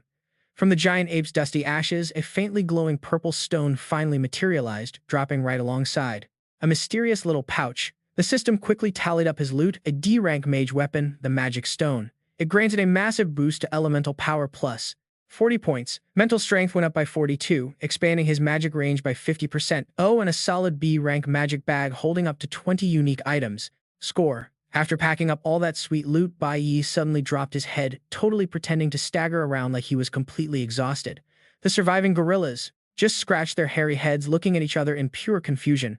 But the exact second those foolish monsters dropped their guard, our guy suddenly snapped his head up. He whipped out that brand new magic stone, gripping it incredibly tight, making the terrified monkeys jump backward in absolute shock. His whole body was instantly engulfed in a violently bright blood-red magic aura. His eyes flashed with a seriously dangerous glow, matched perfectly by a chilling, very dark, super-villainous smile. Since they stuck around, he reached his hand straight forward, intense crimson magic rapidly swirling and gathering aggressively around his fingertips. He calmly declared his final judgment: time to completely clean up the leftover trash here. With blazing red eyes, an overwhelming wave of pure murderous intent completely locked onto the heavily trembling monsters. Right then, the system loudly echoed with a cold, sharp confirmation ping. He had successfully switched modes, now fully rocking the Cloud Mage class, standing there looking like an absolute boss with his new weapon. Bai Yi smugly tilted his chin. Let's see just how this brand new class I've never touched before actually works. And with that badass line, the brutal, bloody slaughter finally came to a satisfying close. You and I need to take a breather. Snap back to reality. 5 a.m. May 24th, 2005. Back at the apartment, his mom was still curled up tight, shivering on the sofa in the dead silent living room. She hadn't slept a wink all night long, her frail back weighed down by pure anxiety. Her hands were clasped incredibly tight, endlessly praying for her missing son. But then the sudden squeak of a door hinge completely shattered that heavy silence. The front door cracked open, and Bai Yi carefully peeked his head inside, looking incredibly guilty, desperately trying not to make a single sound. Hearing that tiny noise, his mother immediately looked up, her eyes completely red and bloodshot. All those terrified tears she held back all night long finally broke loose. She practically jumped to her feet, her wrinkled apron rustling as her desperate emotional eyes immediately locked right onto the boy standing in the doorway. Seeing his mom looking so utterly exhausted, Bai Yi, nervously clutching a tiny plastic bag, just flashed a super awkward, totally guilty smile. "Mom, I am so sorry I kept you waiting." But honestly, she did not even care about an explanation. She just lunged forward and tackled her son into a massive hug, squeezing him incredibly tight like he might vanish into thin air again, burying her face. She absolutely broke down crying. Heartbroken, Bai Yi gently patted her back, feeling incredibly guilty. "She waited up all night for me. She hadn't even eaten dinner." Gently pulling back, his eyes softened but locked in with serious determination. "You and I know things are about to change." He finally spoke, breaking that emotional atmosphere. "Crybaby." "Mom, I have an idea." "Want to hear me out? Let's pause here, guys." Turns out during that absolute life or death survival trip, making total use of the magic bag he picked up, our boy knew exactly how to hustle. Using this spatial pouch, aside from the most essential weapons he absolutely had to keep, he completely swept through and brought out a dozen high-value items. The very next morning, Bai Yi immediately took the hot goods to pawn. In the shadow of a bustling building, a shady broker in a suit and dark shades was closely examining the both's bright red magic stone, nodding slowly. The broker flashed a super sneaky smirk, holding the stone up to force a nasty lowball price. 1 stone, for 800 handed over. But before he could even finish, Bai Yi coldly cut him off with a razor-sharp number. 8,000. The merchant bugged out his eyes and screamed, "Are you freaking kidding me? With just this tiny little stone, you are totally dreaming." Seeing the guy playing games, Bai Yi decisively snatched the stone right back and said, "Not buying, I am leaving." Panic-stricken, the guy desperately chased after him, begging, "Hey, wait, you can't just shout a sky-high price like that. 2,000, I will take everything in your hands." Bai Yi casually replied, 5,000. Sweating bullets, the guy haggled, 3,000 a stone. "I absolutely cannot add any more," Bai Yi calmly added, 6,000. The merchant's face completely twisted. "Hey, why are you pushing the price up again?" Bai Yi finalized without blinking. 7,000. Finally, he just held his head and surrendered. Fine, 7,000. Stop raising the price, stop," leaving the broker clutching his chest in financial pain. Bai Yi tossed the heavy bag of cash in his hand, secretly smirking. In his past life, he knew plenty of shady magic or brokers. He knew all their dirty tricks, so he was fully confident these items would fetch a great price. Flipping through the thick cash, his eyes flashed with pure determination. This money was more than enough to rent a seriously decent house for his mom. Very shortly after that, guided by the real estate agent, the mother and son went to see a high-end apartment. Watching his mom shyly looking around the beautiful place, Bai Yi felt a major pang of heartache, remembering that in his past life she never lived a single happy day. Gazing at his mother, totally amazed by the grand and luxurious living room, he silently promised himself, this life he only wanted her to enjoy the absolute best life. The deal was sealed in a flash. The broker smiled brightly, happily shaking hands with Big Boss Bai Yi for such a smooth transaction. Deposit, 1 month, 3 months paid upfront, 15,000 a month, fully inclusive of water, electricity, and management fees. Later that exact evening at 8 p.m., Sunday, May 24th, 2005, inside the newly rented apartment flooded with warm light. Watching his mom cook and hum a tune with a smile on her lips, Bai Yi smiled peacefully. "Honestly, you and I can feel it. It had been a really long time since she looked this relaxed." Back in his own awesome new bedroom, he threw himself down, landing heavily on the super soft bed, resting his arm right over his forehead to summarize everything. The housing situation was perfectly solved. He himself had already ranked up to D class, and he even snagged a brand new class. However, that sweet peace did not last long. Bai Yi pulled out the magic stone, using a knife to carefully whittle it down, his eyes turning completely dark. But that bastard was still locked up in prison, so he absolutely could not drop his guard just yet. His eyes darkened coldly. Until he completely resolved this mess, there was no way he could rest easy or go out for his ultimate revenge. The D-class magic enhancement stone had now been skillfully ground down by him, braided into a sleek bracelet fitting perfectly right on his wrist. He clenched his fist tightly. Tomorrow it was finally time to head back to school. D-class magic stone weapon, a magical ore block that can be polished and carried. Elemental attributes, plus 40 spirit, plus 40 increasing magic range by a massive 50%. His hands locked into tight fists, the corners of his mouth curling up into a highly calculating smirk. Oh, and by the way, he could also go try to find that thing now. Meanwhile, stick with me here at exactly 8 p.m. on Sunday in the lobby of a super luxurious villa. A dungeon space portal glowing with eerie blue light was vibrating. Stepping out from that portal, a blonde-haired young master emerged, looking ridiculously arrogant, followed closely by a neatly dressed squad of bodyguards. Suddenly, from behind, the groveling butler chimed in with pure flattery.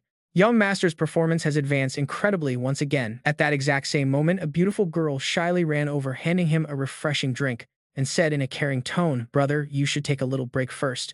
But this rich young master immediately swatted her hand away in rejection, marching straight ahead with burning energy. "While there is still time, let's head to the next dungeon to grind some more." His personal system panel proudly reported with a beep beep, successfully upgraded to the elite star system assassin, currently standing at rank 3E class. He sneered with complete smugness, seemingly treating Bai Yi as a hidden obstacle. Absolutely nobody is going to progress faster than me. In the upcoming simulated combat test, I am going to show all of you exactly who the real absolute genius truly is.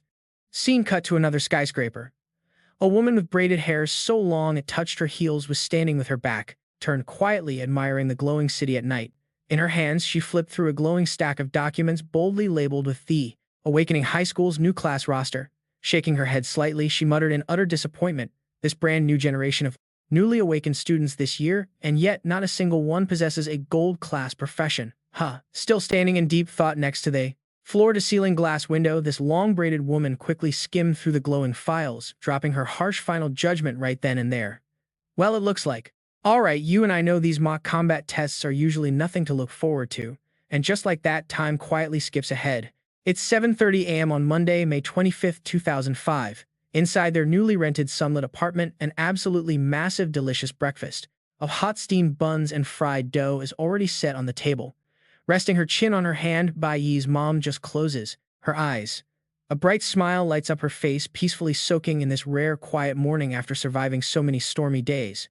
But shattering that perfectly calm atmosphere is the loud, frantic yelling of her precious son, completely dropping his usual super cool tough guy act. Bai Yi hastily stuffs a steamed bun right into his mouth. He frantically complains like any normal high school kid, "Mom, why didn't you wake me up earlier?" Completely unfazed by her son's utter panic about being late for school, his mom just gently reaches out. She chuckles, teasing him, "You were sleeping so soundly I really couldn't bear to wake you up." Then she gently rubs his messy silver hair. She warmly tells him to just eat slowly, adding that being late to school once in a while really is not a big deal. Feeling that incredible warmth from his mom's hand, Bai Yi stops chewing. His sharp eyes immediately soften and a totally genuine happy smile unconsciously appears. It really has been way too long since he last slept this peacefully, and as she gently rests her caring hand right on his shoulder, he feels incredibly moved. He thinks to himself that he has never even had the chance to share a peaceful, simple breakfast with her like this before. But right as he gets lost in his feelings, his mom suddenly grabs the arm holding his bun. Bai Yi absolutely jumps, startled, and asks what is going on. His mom just blinks her sparkling eyes, smiling with this really sneaky hidden meaning. "Do you have any special gifts you want? Toys, maybe some books, or even electronics?" The young guy just laughs out loud, nervously scratching the back of his head while playing dumb. "Mom, why do you suddenly want to buy me a present?" "Haha, what is going on here?" She just laughs, pointing right at the calendar on their fridge, her voice overflowing with pure love. "In case you forgot, next Friday is actually your birthday." Bai Yi's pupils instantly shrink in shock. His eyes are absolutely glued onto June 5th, which is boldly circled in bright red ink. His brain literally stalls for a split second. Ah, so June 5th is actually his birthday. He slowly lowers his gaze as a really heavy, unexplainable sadness hits him right in the chest, completely enveloping the young man. Slowly taking tiny bites of his now completely tasteless steamed bun, painful memories from his previous life suddenly flood back into his mind. It has been way too long. In his past life, after his mom died, nobody ever celebrated his birthday again. Gradually, he just completely forgot the day even existed. Finally, swallowing the last piece of his breakfast, his eyes grow incredibly deep, seriously asking himself that exact question. Is there anything he actually wants? Looking right up at the warm, bright smile of his incredibly loving mom, Bai Yi feels his entire heart fill with pure joy. He just smiles to himself and answers. What does he crave more than anything else? The truth is, he already has exactly what he wants most right here. Shutting away those softer thoughts, his face instantly hardens. He bites down hard on the bun, and that sharp, dangerous aura of a predator completely returns. His striking golden eyes flare up with a freezing, killing intent perfectly hidden beneath his good student disguise. He makes a silent, deadly vow that it is officially time to complete his next major objective. The haunting image of that bone-masked assassin suddenly flashes right through his mind like a vicious blood curse. His ultimate goal is locked in with 3 simple razor-sharp words: kill that guy. Leaving family matters behind, you and I cut straight to the impressive campus of the Awakened High School. The extremely loud voice of their intense coach absolutely booms through the loudspeakers. You little punks, I really hope you got enough rest over the weekend. Standing there with his hands firmly clasped behind his back like a total boss in the middle of the training field, the coach looks dead serious. Listen up, it is finally time to begin our hellish training camp for the upcoming mock combat test, and I am guessing everyone here already knows exactly how incredibly important this test actually is. Sweeping his intense gaze over the incredibly noisy crowd of students below, he loudly explains the massive political background running this whole operation. Listen, our Awakened High School is actually a direct, highly monitored division that belongs straight to the legendary Gods Guild.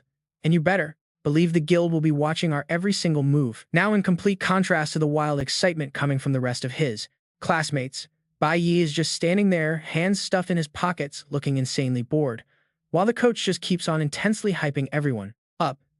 This mock combat test is basically your very first massive stage to show off after your awakening. This intense battle is quite literally your final graduation exam, and the entire thing is going to be broadcast completely live. Taking a dramatic pause, the incredibly serious coach suddenly raises a single finger to highlight the real catch. But here is the most important part: whoever manages to pull off the absolute best performance during this test gets a guaranteed spot to join the high school seniors on their elite cultivation journey. The entire crowd of students absolutely explodes in pure shock, their eyes glowing with intense desire. This cultivation journey is a once-in-a-year event. It is the best chance anyone has to directly rub shoulders with the true elites of the Gods Guild, standing right under the completely blinding golden sunlight pouring in from the windows. The coach finally drops the ultimate reward. The school is going to take only the absolute best, most elite students from both grades and send them straight to the Holy River Nation, the absolute main headquarters of the Gods Guild. And right as those epic words drop, "All right, you and I are jumping in." Half of Bai Yi's face hides in shadow, golden eyes narrowing, pulling data from his past life. Shanghe Kingdom, the Divine Legion headquarters. An image flashes by a scruffy-looking guy with some heavy stubble, smoking a cigarette, flashing a rugged smile. Bai Yi feels nostalgic. That was the exact place where he and his master first crossed paths, where they first met. At the same time, the silhouette of a bone-masked assassin flashes into his memory, glowing with an intense red. He clenches his fists, absolute killer intent boiling over. That was the exact same place that birthed that bastard. But him and Master didn't even know each other. He only became a teammate after Bai Yi joined the Divine Legion. Right now, Bai Yi's golden eyes are burning with pure resolve. He secretly calculates his next move to track down the present version of that guy. Securing a super high score in this exam and sneaking into the cultivation journey is the fastest way. Scene shifts to the classroom. This freckled kid is basically screaming his lungs out, screaming with a mix of wild excitement and pure terror. This Friday starts the simulated combat training. It's so scary, but man, I am absolutely hyped. My blood is totally boiling. The kid with glasses answers back, looking super worried. I heard the combat training means we actually have to enter the demon caves. Can we really survive that? Before the students can even process it, the beefy instructor puts his hands on his hips, loudly announcing the start of their absolute hell. All right, listen up. Next, we officially begin your real training. The very first trial you'll face for physical conditioning is the gravity room. Everyone gives me 10 rounds of full sprints back and forth right now. As soon as he finishes talking, the freckled kid gets completely fired up. Fists clenched tight, burning with that classic youth energy. Ah, a true hot-blooded man has to step up. I'll do 20 rounds. But completely contrasting his classmates' insane hype, Bai Yi just gives a casual side glance. His face shows the total calmness and slight boredom of someone who has literally seen it all. Following the instructor's orders, every single group of students starts obediently lining up and dragging their feet straight into the gravity room to taste pure suffering. But right when everyone is perfectly following the rules, Bai Yi suddenly breaks out of the line. He steps up with total confidence right in front of the massive instructor and just bluntly drops a bomb. "Teacher, I really don't want to use this training room." That wild, bold statement instantly makes the entire class freeze like stone. The glasses, kid, and the pink-haired girl whip around, eyes bulging out of their heads, completely stunned for a good 5 seconds. The instructor knits his eyebrows hard, a dark shadow covering half of his brutally tough face. He growls out the name of the guy daring to defy orders, Bai Yi. He leans down, hands on hips, dropping a sarcastic threat. "Humph, I heard all about your little fight with Hong Qiangsheng last weekend. But don't you dare think just because you beat up some guy with a red tier class that you are anything special and then use it as an excuse to skip training." Not showing a single drop of fear from the teacher's pressure, Bai Yi calmly interrupts, stating exactly what he wants. "I want to do training exercises that have a much more clearly defined target." The huge instructor is stunned, literally stuttering back Targeted you. What are you even talking about? Feeling his professional pride completely attacked right now, he jerks his chin up, glaring at this rebellious student with eyes like daggers. Are you feeling like my current teaching methods have some sort of problem? Now you and I gotta watch this. With the absolute aura of a seasoned veteran, Bai Yi starts breaking things down perfectly. Right behind him, vivid holographic images of different character classes pop up. Physical stamina is a core factor that almost every single awakened person really needs. So using the gravity room isn't technically wrong. But doing those full sprint laps is honestly only suitable for specific classes that require high speed and coordination like warriors or assassins. Is absolutely not something that everybody needs to be doing right now. He keeps up the flawless logic. Images of powerful mages appear as hard proof. For classes like mages or pure chanters, it's way more effective to step into the elemental room to actually practice and train their elemental control abilities. Honestly, because every single person's stat points and combat habits are totally different, the core focus of their training really needs to be distributed completely differently. Listening to this little kid confidently yapping away, the main focus of their training really needs entirely different allocations.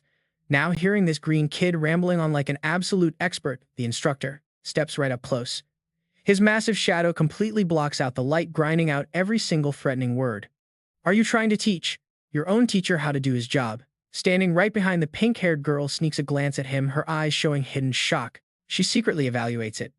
The training method he just talked about is completely identical to the exact training model that Mr. Dong Yang, the Divine Legion instructor, once mentioned. Her mind is racing like crazy as she thinks to herself, but this specific theory was just recently proposed by Mr. Dong Yang. If it wasn't for that recorded tape my dad brought back, there is absolutely no way I would even know about it. How does Bai Yi share the exact same mindset as that big shot? Seeing the tension snapping like a string, the glasses kid nervously covers his mouth, whispering quietly to warn his best buddy. Hey Bai Yi, even if you actually have some brilliant ideas, you still gotta save some face for the teacher man. After all, he is literally the most authoritative instructor in our entire school. You can't just blatantly expose him like that, right? While the glasses kid is sweating actual bullets out of pure panic, the massive instructor suddenly slams his rough hand onto Bai Yi's shoulder. Trust me, you and I both know this is bad. He growls his name. Bai Yi. The kid in glasses flinched. But instead of exploding in anger like we all expected, the instructor actually busted out laughing and patted him on the back. He looked completely impressed. You know, that training method you just pitched actually makes a lot of sense.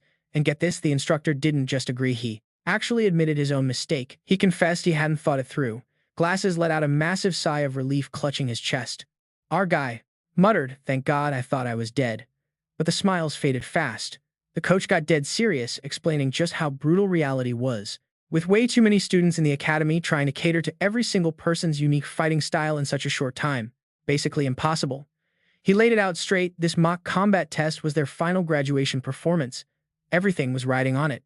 Mess this up, it could completely ruin a student's entire future. The instructor stared far out into the distance, looking over the massive training ground. As tons of hardworking kids filed out the doors, watching them, he let out this super heavy sigh.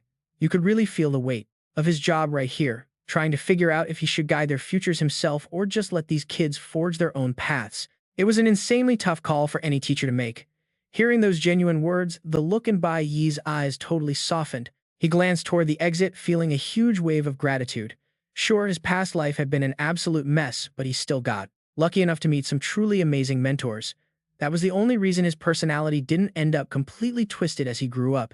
Bai Yi spun around to face his coach.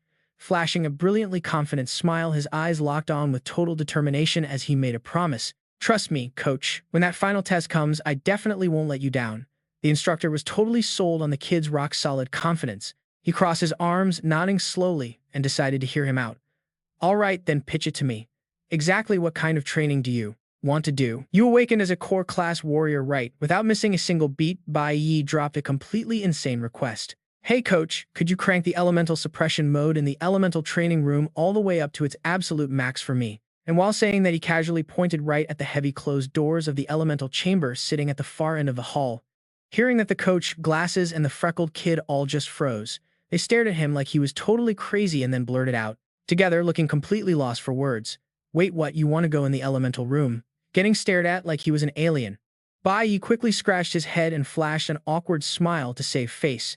Yeah, I mean, I know I'm technically classified as a warrior class, but I really want to round out my skills and make them more balanced. I figure it's time to push my limits and test my weaknesses. Meanwhile, inside, the guy was sweating bullets. Obviously, he couldn't just come out and tell everyone his massive secret that he was secretly trying to grind out a whole second class as a mage. Hearing that wildly lame excuse, the poor coach rubbed his head and just got a massive headache. He massaged his temples, letting out another long sigh. But right then, the pink-haired girl in the back threw her hand up super enthusiastically. "Coach, I actually want to train my elemental control skills too." And funny enough, her actual class was straight up a full-blown mage. Totally helpless against his stubborn students, the coach just threw his hands up in defeat. "All right, fine, do whatever you want, just make sure you don't completely embarrass me during the final exam." After finally getting that super reluctant green light from their tired instructor, the pink-haired girl got super excited. She spun right around and instantly tried to recruit him. "Hey Bai Yi, since we're both doing it, we should totally team up and train together." But our guy just shoved his hands in his pockets and shut her down completely. "Nope, I want my own private room." But wouldn't sparring against each other help us level up way faster? Seeing Bai Yi just silently walking away, she blinked in confusion. "Wait a second. Did you seriously just reject my offer?" Not even changing his expression, Bai Yi coldly dropped a single word. "Yeah."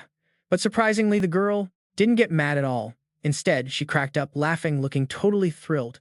"Haha, honestly, your arrogant attitude really just fires me up for a fight." Saying that, she swiftly slipped right past Bai Yi and confidently strutted straight into the elemental chamber on the left, leaving him standing there. Outside in the hall, Glasses awkwardly scratched his head. He gave the coach this incredibly sheepish look, trying to see if he could sneak away. "Since I'm basically dead last in class anyway, can I just go find a corner to slack off in?" But the coach crossed his arms. Flashing a terrifyingly sweet smile, he completely crushed the kid's dreams in one shot. "Absolutely not." Meanwhile, back inside the heavy door to the Darkholm private training room locked shut, Bai Yi instantly started messing with the system's control panel, quietly running the numbers in his head. "I've totally mastered my warrior class, but as a mage, I'm still a complete rookie." Suddenly, the room's automated system lit up with a warning. Elemental suppression dropped to -10%. Bai Yi clenched his fists, fiercely determined to train his new skills as fast as humanly possible right now. The second he said that, this freezing wave of raw magical energy exploded from his body. Bai Yi's eyes flashed with absolute caution as he focused. He knew he had to keep this trump card a total secret. Nobody could ever find out that he actually had the insanely overpowered ability to wield multiple classes at once. The stats on the screen kept dropping. Elemental suppression hit -30%. He knew exactly how dangerous this place was. This entire academy was secretly controlled by a divine faction. Every single move these students made was constantly being watched by their hidden spies. Suddenly, a thin layer of sharp ice began coating his entire body. The room's temperature plummeted instantly, making Bai Yi frown against the cold. He had to hold back. Showing off his real talent this early, that would just paint a massive target on his back for those guys. Remembering the completely stunned faces of the pink-haired girl and his two childhood friends, Bai Yi chanted his spells and thought to himself. As for these classmates, their warning boards dropped to critical levels. The negative element suppression hit 1%. Suddenly, the door to the very next room bursts wide open. The pink-haired girl stands, hands on hips glowing in green light, lifting her chin to declare war. "Listen, Bai Yi, I am absolutely not letting you beat me." Bai Yi just smirked, finalizing his master plan. Yeah, it was definitely best to avoid forming any deep connections with them whatsoever. The final school bell rings and the heavy sunset shadows stretch across the completely empty courtyard. Quiet and peaceful. Bai Yi pushes his beat-up bicycle through the front gates, his lonely silhouette casting a long shadow on the ground. While walking, the bike, two loud voices suddenly call out from behind. "Hey Bai Yi, wait up for us." He turns around and clicks his tongue. Man, these two guys are chasing him again. The kid with freckles and the boy with glasses run over, arms around each other, panting hard and complaining. "Dude, why are you walking so fast? Couldn't you just wait for us?" Bai Yi lets out a heavy sigh. Remembering his past life, these two were his absolute best friends back in middle school. They were all considered the problem kids of the class, the ones who were constantly getting picked on. So after school, they would always group up to complain. The freckled kid throws his hands up to the sky, looking super proud as he shows off his latest achievement. "I ranked second to last on the test this time." The boy with glasses totally joins the celebration, and I actually moved up to 5th place from the bottom. They both burst out laughing and turned to ask Bai Yi. "What about you, Bai Yi?" Answers with a completely straight face. "I got dead last." All three of them just crack up laughing. Well, guess none of them are making it to high school. These childhood memories rush back, making Bai Yi's gaze soften for just a second. Honestly, those were the rarest, happiest days he ever had during his entire middle school life. But the smile quickly fades, completely replaced by the cold look of someone who has tasted way too much bitterness. Bai Yi slams his foot on the pedal, zooming away and leaving his two friends totally confused behind him. He thinks to himself, in this new life, his goals are entirely different. These completely useless social connections are nothing but heavy stumbling blocks getting in the way of his real progress. And the one thing that really bothers him the most right now is his friend with the glasses. Watching Bai Yi's silhouette slowly fade off into the distance, the boy in glasses and the freckled kid just stand there resting on their knees and panting. What the heck is wrong with Bai Yi today? Why is he acting up again, just like last Friday, quietly leaving them all behind? The freckled kid groans in frustration. They made a deal to be the bottom-tier losers together. The kid with glasses just squints at the road ahead, muttering with suspicion. Hey, have you noticed that lately? Bai Yi seems to have actually gotten stronger. He thoughtfully analyzes the situation. Ever since that crazy class awakening ceremony, Bai Yi suddenly became way more confident. How could a guy riding on a bike ever be willing to wait for losers who only know how to walk? Anyway, suddenly a loud voice cuts right through his train of thought. Bai Yi softly mutters his old friend's name. Glasses, recently, I've noticed you look a bit off. You really need to make time and get your lungs checked at the hospital. Bai Yi just stands there silently, his eyes full of complex emotions as he looks at his friend. The heavy tension is instantly shattered by the loud laughter of the freckled kid running up from Muse, right behind them. Ha, I totally knew it. You were just standing here waiting so we could all walk home together, right? Bai Yi immediately shuts you fan down. Not a chance. He kicks off and pedals straight away, leaving the poor freckled kid yelling in pure anger. Hey, how are we supposed to catch up to you now? You jerk. You just stood there waiting on purpose to mock us, didn't you? Being left in the dust behind him, the freckled kid angrily stomps his feet, turning to complain to the guy with glasses. If I hadn't already used up all my energy doing those shuttle run drills earlier, I absolutely would have caught up to that punk by now. The boy in glasses pushes up his frames, exposing the blatant lie without even blinking. Dude, you only managed to do 6 rounds back there. You're talking like you did way more work than I did. Watching the silhouettes of his two friends bickering as they fade into the distance, Bai Yi's eyes drop, completely full of sorrow. In his past life, right before starting high school, his friend with the glasses suddenly discovered he had a terminal lung disease. He had to drop out for treatment, and eventually he just didn't make it. Gripping the handlebars of his bike tightly, Bai Yi promises himself, even if they can't continue being best friends in this new life, he still hopes the guy can at least stay completely safe and healthy. Meanwhile, the freckled kid is still fuming with rage. Seriously, why did this guy suddenly turn so cold and distant? It's honestly just way too much. Walking right beside him, the boy with glasses keeps his thoughtful eyes locked straight ahead in the direction Bai Yi just left. Even though it's undeniably true that he's changed a lot lately, I just can't shake this strange feeling. The corner of his mouth slightly curves up into a really warm, trusting smile. He's still exactly the same old Bai Yi that we've always known and cared about. Alright, you and I are jumping scenes now, over to the Holy River Nation main headquarters of the God Guild's rookie training grounds. A massive, magnificent view opens up, showing a deep blue beach stretching out under a brilliant sunrise.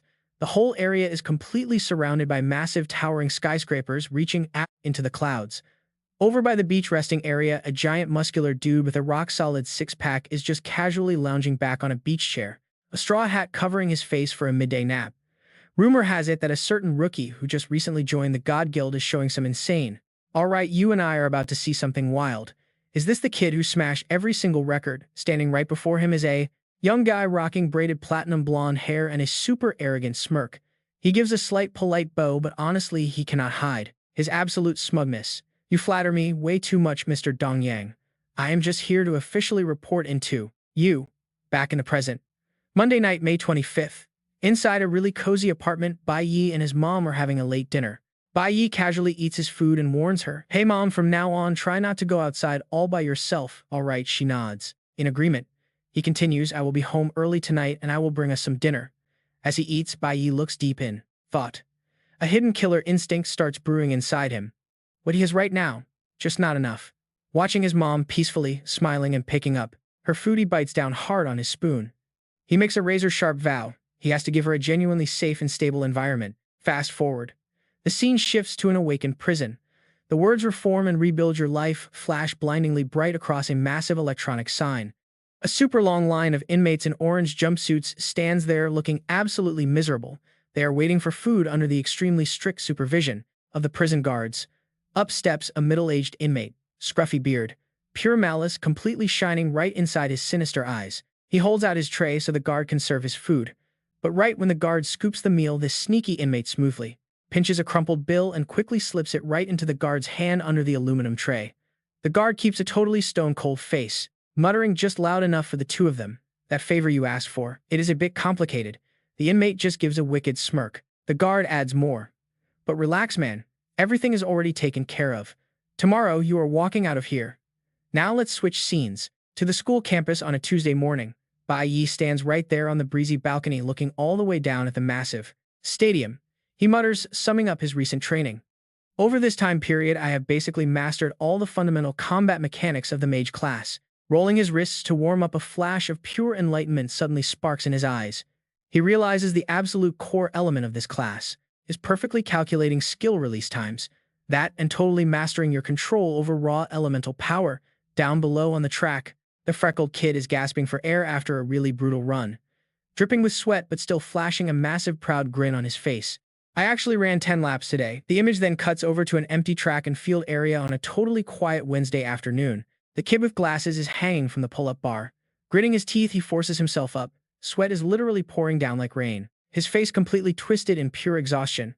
While his buddies are struggling hard with physical training, Bai Yi just casually stands there, with his hands in his pockets by the elevator. Total ice-cold face, zero emotion.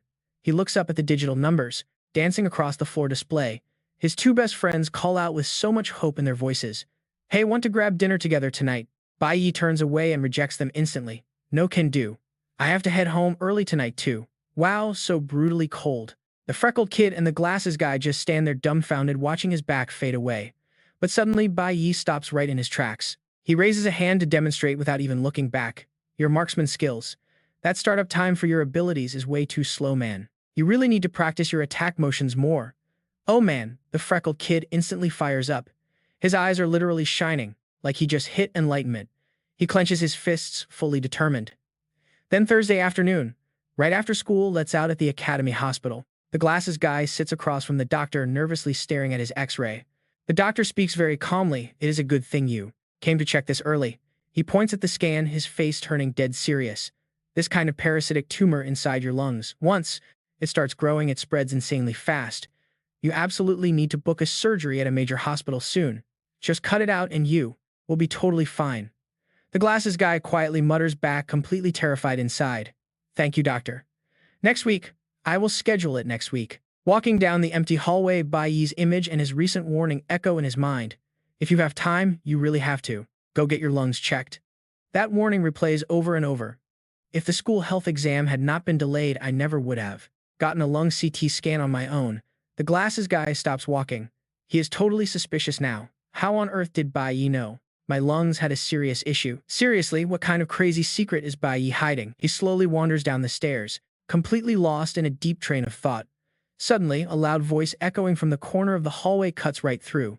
Hey, did you hear? That bully Qiang Sheng is cheating again. He already hit E4 in this exam, so he is definitely taking first place again. Just watch. The glasses guy freezes, instantly hiding behind the wall to listen in. Another voice replies with pure, absolute disgust. Wait, how did he even do that? Do you not have to enter the demon cave to level up? Pff, did you not know his family literally owns their very own private demon cave? They use it strictly to train their family's personal military forces. Oh yeah, hey, do you remember that guy who provoked him last weekend? The glasses guy's heart skips a beat. He holds his breath, listening closely. Today, right after school, he's going to teach that guy an absolute lesson. You and I knew this was coming. With his temper taking a massive loss, like, all right, you and I cannot just ignore this. This time, the guy actually brought lethal weapons and blocked the school gate. He is definitely plotting a straight-up murder here. Hearing this, cold sweat immediately drips down our glasses guy's forehead. Oh no, no way. He knew they should never have provoked that trash. Panicking, our guy frantically spins around and sprints away at full speed. He absolutely has to hurry up and help Bai Yi. He runs like the wind down the hallway, his mind racing with pure panic. Outside the school, that villain is definitely going to use some dirty tricks to ambush Bai Yi. He might even call a whole gang to jump him all at once. He gasps for air, fear and anxiety completely crushing his chest. But then he suddenly stops dead in his tracks. The harsh reality hits him hard. But what can I even do if I go? He drops his head, arms hanging down in total defeat. He is just a weak support class with green tier chanting. He doesn't even have a single attack skill.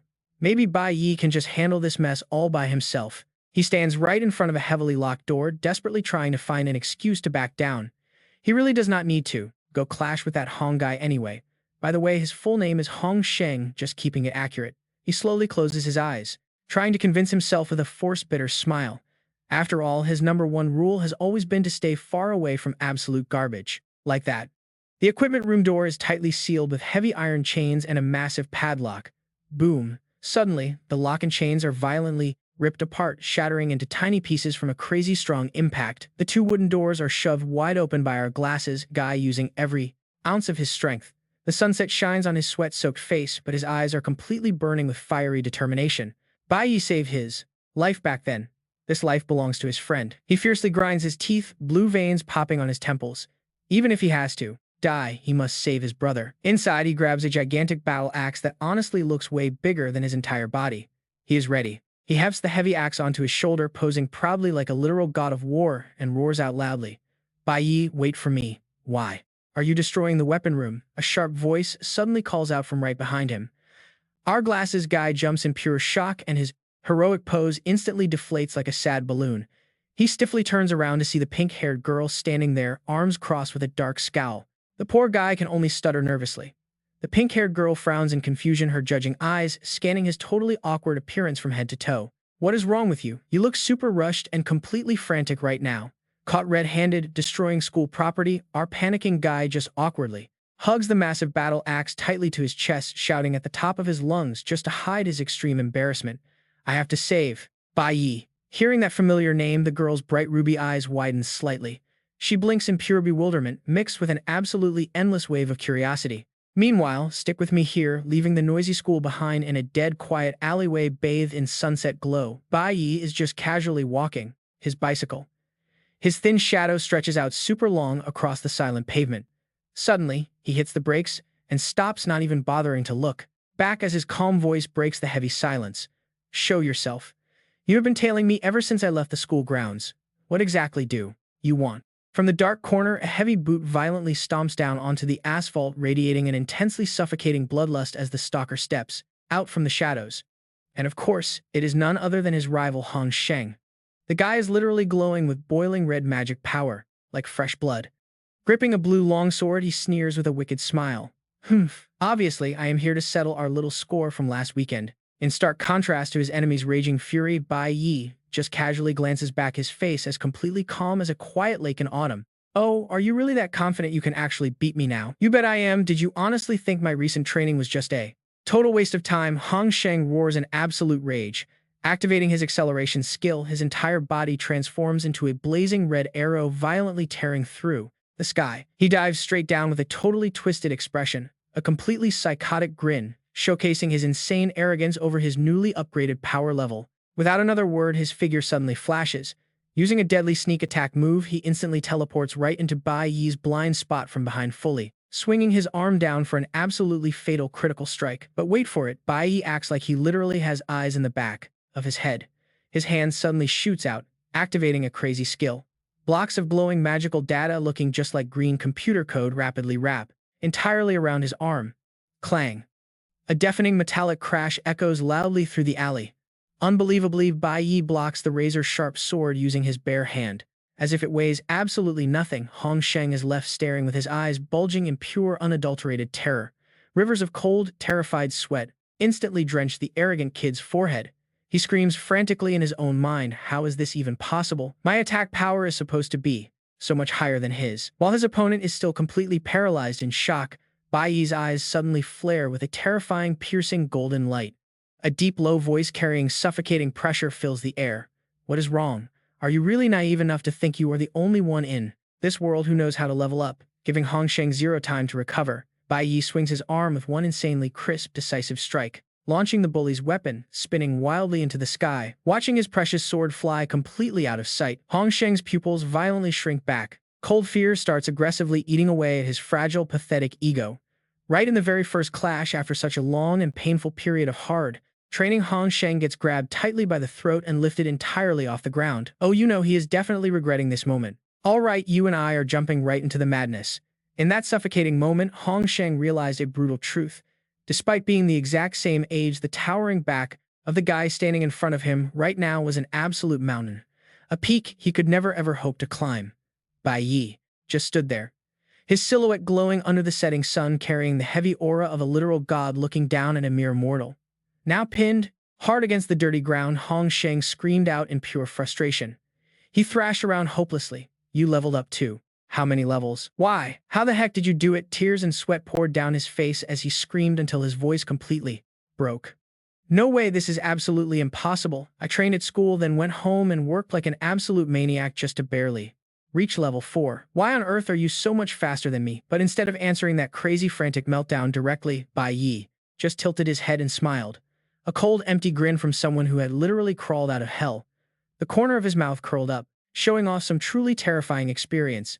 Try hard. Right after saying that, Bai Yi forcefully slammed the broken sword he snatched from his enemy straight into the ground. The blade sliced the air, stabbing right into the concrete, missing Hong Sheng by a literal hair. He leaned in close, his eyes flashing with the chaotic light of the Grim Reaper himself, grinding out every single word. So have you ever actually tasted death before? Pinned under that freezing blade and overwhelming killer intent, Hong Sheng was shaking like crazy, but he still strained his neck, arguing stubbornly to save whatever last drop of manly pride he had. Cut the nonsense. I lost to you today, so chop me up or kill me, do whatever. Surprisingly, Bai Yi totally pulled back his killer aura, gave a soft nod, and calmly explained. You trailed me this entire way without pulling any dirty sneak attacks, and you didn't even bother calling in your little gang either. You came here totally solo. Honestly, you just wanted to find me so you could test out the exact results of your own real power. That is it. Saying that, Bai Yi stood back up and put the sword away, dropping a super sarcastic joke. I take back what I said earlier, you're not actually that annoying. Down on the ground, Hong Sheng felt his ego totally bruised. He turned super angry and yelled out loudly. Don't you dare talk to me with that all-knowing, above-it-all attitude. Take back those totally annoying words. Right now, either you end me today or wait for me to end you. Right then, the glasses-wearing friend, carrying a giant battle axe, rushed straight to the alley entrance, panting heavily. The pink-haired girl standing nearby quickly pointed her finger inside. Look at that, they are right over there. But completely opposite to the bloody, messy scene, the guy with glasses had pictured in his head what actually hit their eyes was Bai Yi casually sitting right on the back of Hong Sheng, who was squashed flat against the dirt. The glasses dude blinked in pure confusion. Looks like we don't need to do anything anymore. Having a total grip on his rival, Bai Yi leaned down with sharp eyes, staring right at the defeated guy. Honestly, I've been waiting for you to come find me. Let's make a little deal. Hong Sheng, still pinned down, heard that and immediately widened his eyes in absolute shock. His jaw totally dropped. I can tell you the exact way to get stronger way faster. Before the shock even passed, Bai Yi dropped another psychological bomb. His eyes sparked brilliantly in the dark, and that scheming smirk of his became totally clear. But in exchange, you have to give me something too. Time flew by fast in the blink of an eye. Now stick with me, because scene shifts to Friday, May 29th, exam day. After one crazy intense training week, all first-year students had gathered together in the massive school arena. Standing up on the high podium, the super muscular coach clasped his hands right behind his back and announced loudly in front of hundreds of totally nervous eyes. The mock combat test is officially about to start right now. He swept his strict gaze over the fresh-faced students and spoke with a harsh warning. Before we begin, I want to emphasize one crucial point to all of you. Even though it's called mock combat, the place we are stepping into is still an absolutely real, genuine monster cave. Behind him, the big screen showed an image of a flaming deep red magic portal, along with some truly hideous, sharp, clawed demon beasts. Even though most of the cave's power has been sealed away by a strong barrier, extreme danger is still constantly waiting in the core. That heart of the cave is packed with beasts. Remember well, know your own limits. To calm down the panicked rookies, the tough coach lifted his chin toward the upperclassmen standing proudly off to the side. To guarantee your safety, we've assigned these outstanding senior students from the high school division to guide you. An older male student with a cold, piercing gaze and a cool earring smirked with total, undeniable confidence. The coach kept talking. Normally, they will absolutely not interfere with your battles at all, but if things get truly life-threatening, they will instantly jump in, save you, or just completely terminate the exam. A funny animated illustration popped up right in the air. We will be forming up into small groups of 4 to 5 people. One senior will lead 3 to 4 students straight into the dungeon instances, and you're all totally free to pick either the rank F or rank E instance. The big screen split into 2 halves, clearly displaying the different danger levels. Of course, the difficulty of the Ranky instance is extremely huge. If you don't have enough real strength, absolutely do not try to challenge it, because if you challenge it and fail, you could easily have all your school credits wiped out. The atmosphere in the massive arena instantly became super tense. We're about to see who steps up here. The coach waved his arm. So now start picking your monster cave levels. After all, Alright, you and I are dropping right into academy selection. Teams are split by rank. Ranked dungeon choosers, raise your hands. Right after that, the pink-haired girl's slender arm shoots up decisively through the massive crowd. A totally confident smile blooms right on her face. Not far away, Hong Ting keeps a totally cold expression. He boldly raises his hand to challenge rank, ready to prove his absolute power. Completely opposite to these geniuses, a kid with glasses stands there shaking. Sweating buckets, he tightly grips both straps of his backpack in pure panic. He mutters to himself. They are way too confident daring to challenge such a dangerous rank. But what can he do? Who told him to be stuck with a basic green support class? After quickly counting the students, the instructor nods in deep satisfaction. Good, so we have a total of 180 students. You will form 8-person teams and enter the E-rank dungeon. The glasses kid glances sideways, breaking into a massive cold sweat. Utterly shocked. Wait, what? Bai Yi seriously isn't picking the E-rank dungeon. Meanwhile, the buff instructor grabs the master roster, getting ready to finalize the list. The rest of you will be randomly assigned to the F-rank dungeon. But right at that exact moment, a chillingly calm voice suddenly cuts him off. Hold on a second, sir. Bai Yi casually stuffs one hand into his pocket while his other hand lazily raises into the air, dropping an absolute bombshell right on the entire hall. I want to challenge the Academy's D-rank Spirit Jade dungeon. Dead silence. You could hear a pin drop. The instructor holding the sign-up sheet literally drops his jaw, cold sweat pouring down his face, refusing to believe his own ears. In the very next second, the entire hall completely erupts. The frantic students are totally losing their minds. Jaws hitting the floor, eyes wide as saucers as they scream in sheer terror. What are you kidding me? Amidst the absolute chaos, Hong Ting tightly frowns, his expression becoming insanely complicated. He stares right at the literal monster who just recently handed him a bitter defeat. Whispers explode across the room, like a broken beehive. What the heck is he thinking? Who challenges a higher rank right off the bat? The stressed instructor hurriedly shouts at the top of his lungs. Absolutely not. But Bai Yi just stands there. His amber eyes remain completely calm without a single ripple of hesitation, ignoring every single rumor buzzing around him. Suddenly, the strict academy director steps up to the podium, rocking intellectual glasses and a perfectly tailored suit, scowling fiercely. A D-rank dungeon is incredibly dangerous. Normally, only high school awakened who have officially reached D rank or above are ever permitted to enter it. Bai Yi doesn't flinch at all. With razor-sharp logic, he completely shuts down the strict director. But now watch this. The official academy rulebook never actually says freshmen are not allowed to challenge a D-rank dungeon, right? Plus, the whole point of this mock combat is that we have total freedom to pick our rank. He looks the director dead in the eyes, his voice echoing with absolute steel across the entire hall. The Academy's core mission is to hunt down top-tier talent for the Divine God Guild. And the standard for top talent is pure courage, immense strength, responsibility, and raw natural ability. The tension in the room stretches to the absolute breaking point. Between the two of them, Bai Yi drops a bitterly cold taunt. Or does the great director want to completely strip away my chance to prove my own worth? Backed right into a corner, the director strains his neck to argue back. But our academy dungeons strictly require you to form a team. Before entering, Bai Yi just smirks, casually dropping a line filled with sky-high confidence. I am more than enough by myself. The director angrily pushes up his flashing glasses, furiously roaring back. This is an absolute academy rule designed to guarantee students' safety. Going in totally solo is strictly forbidden. I am choosing D rank 2. Suddenly, a tiny arm shoots straight up into the air, violently shaking, completely cutting off the director's angry rant. It is none other than the pink-haired girl. Her ruby eyes are wide open, sparkling with pure, unadulterated excitement as she loudly makes her bold declaration. The director almost drops his jaw to the floor, screaming her name in terror. She totally ignores the crowd, staring at her like an alien. The panicked director scolds her harshly. Are you totally crazy? If you actually run into any danger in there, how am I supposed to face your father? Ling just pouts, instantly cutting him off. I want to score the absolute highest points too, you know. She puts her hands on her hips, standing firm. I just want to try it out. The director is furious.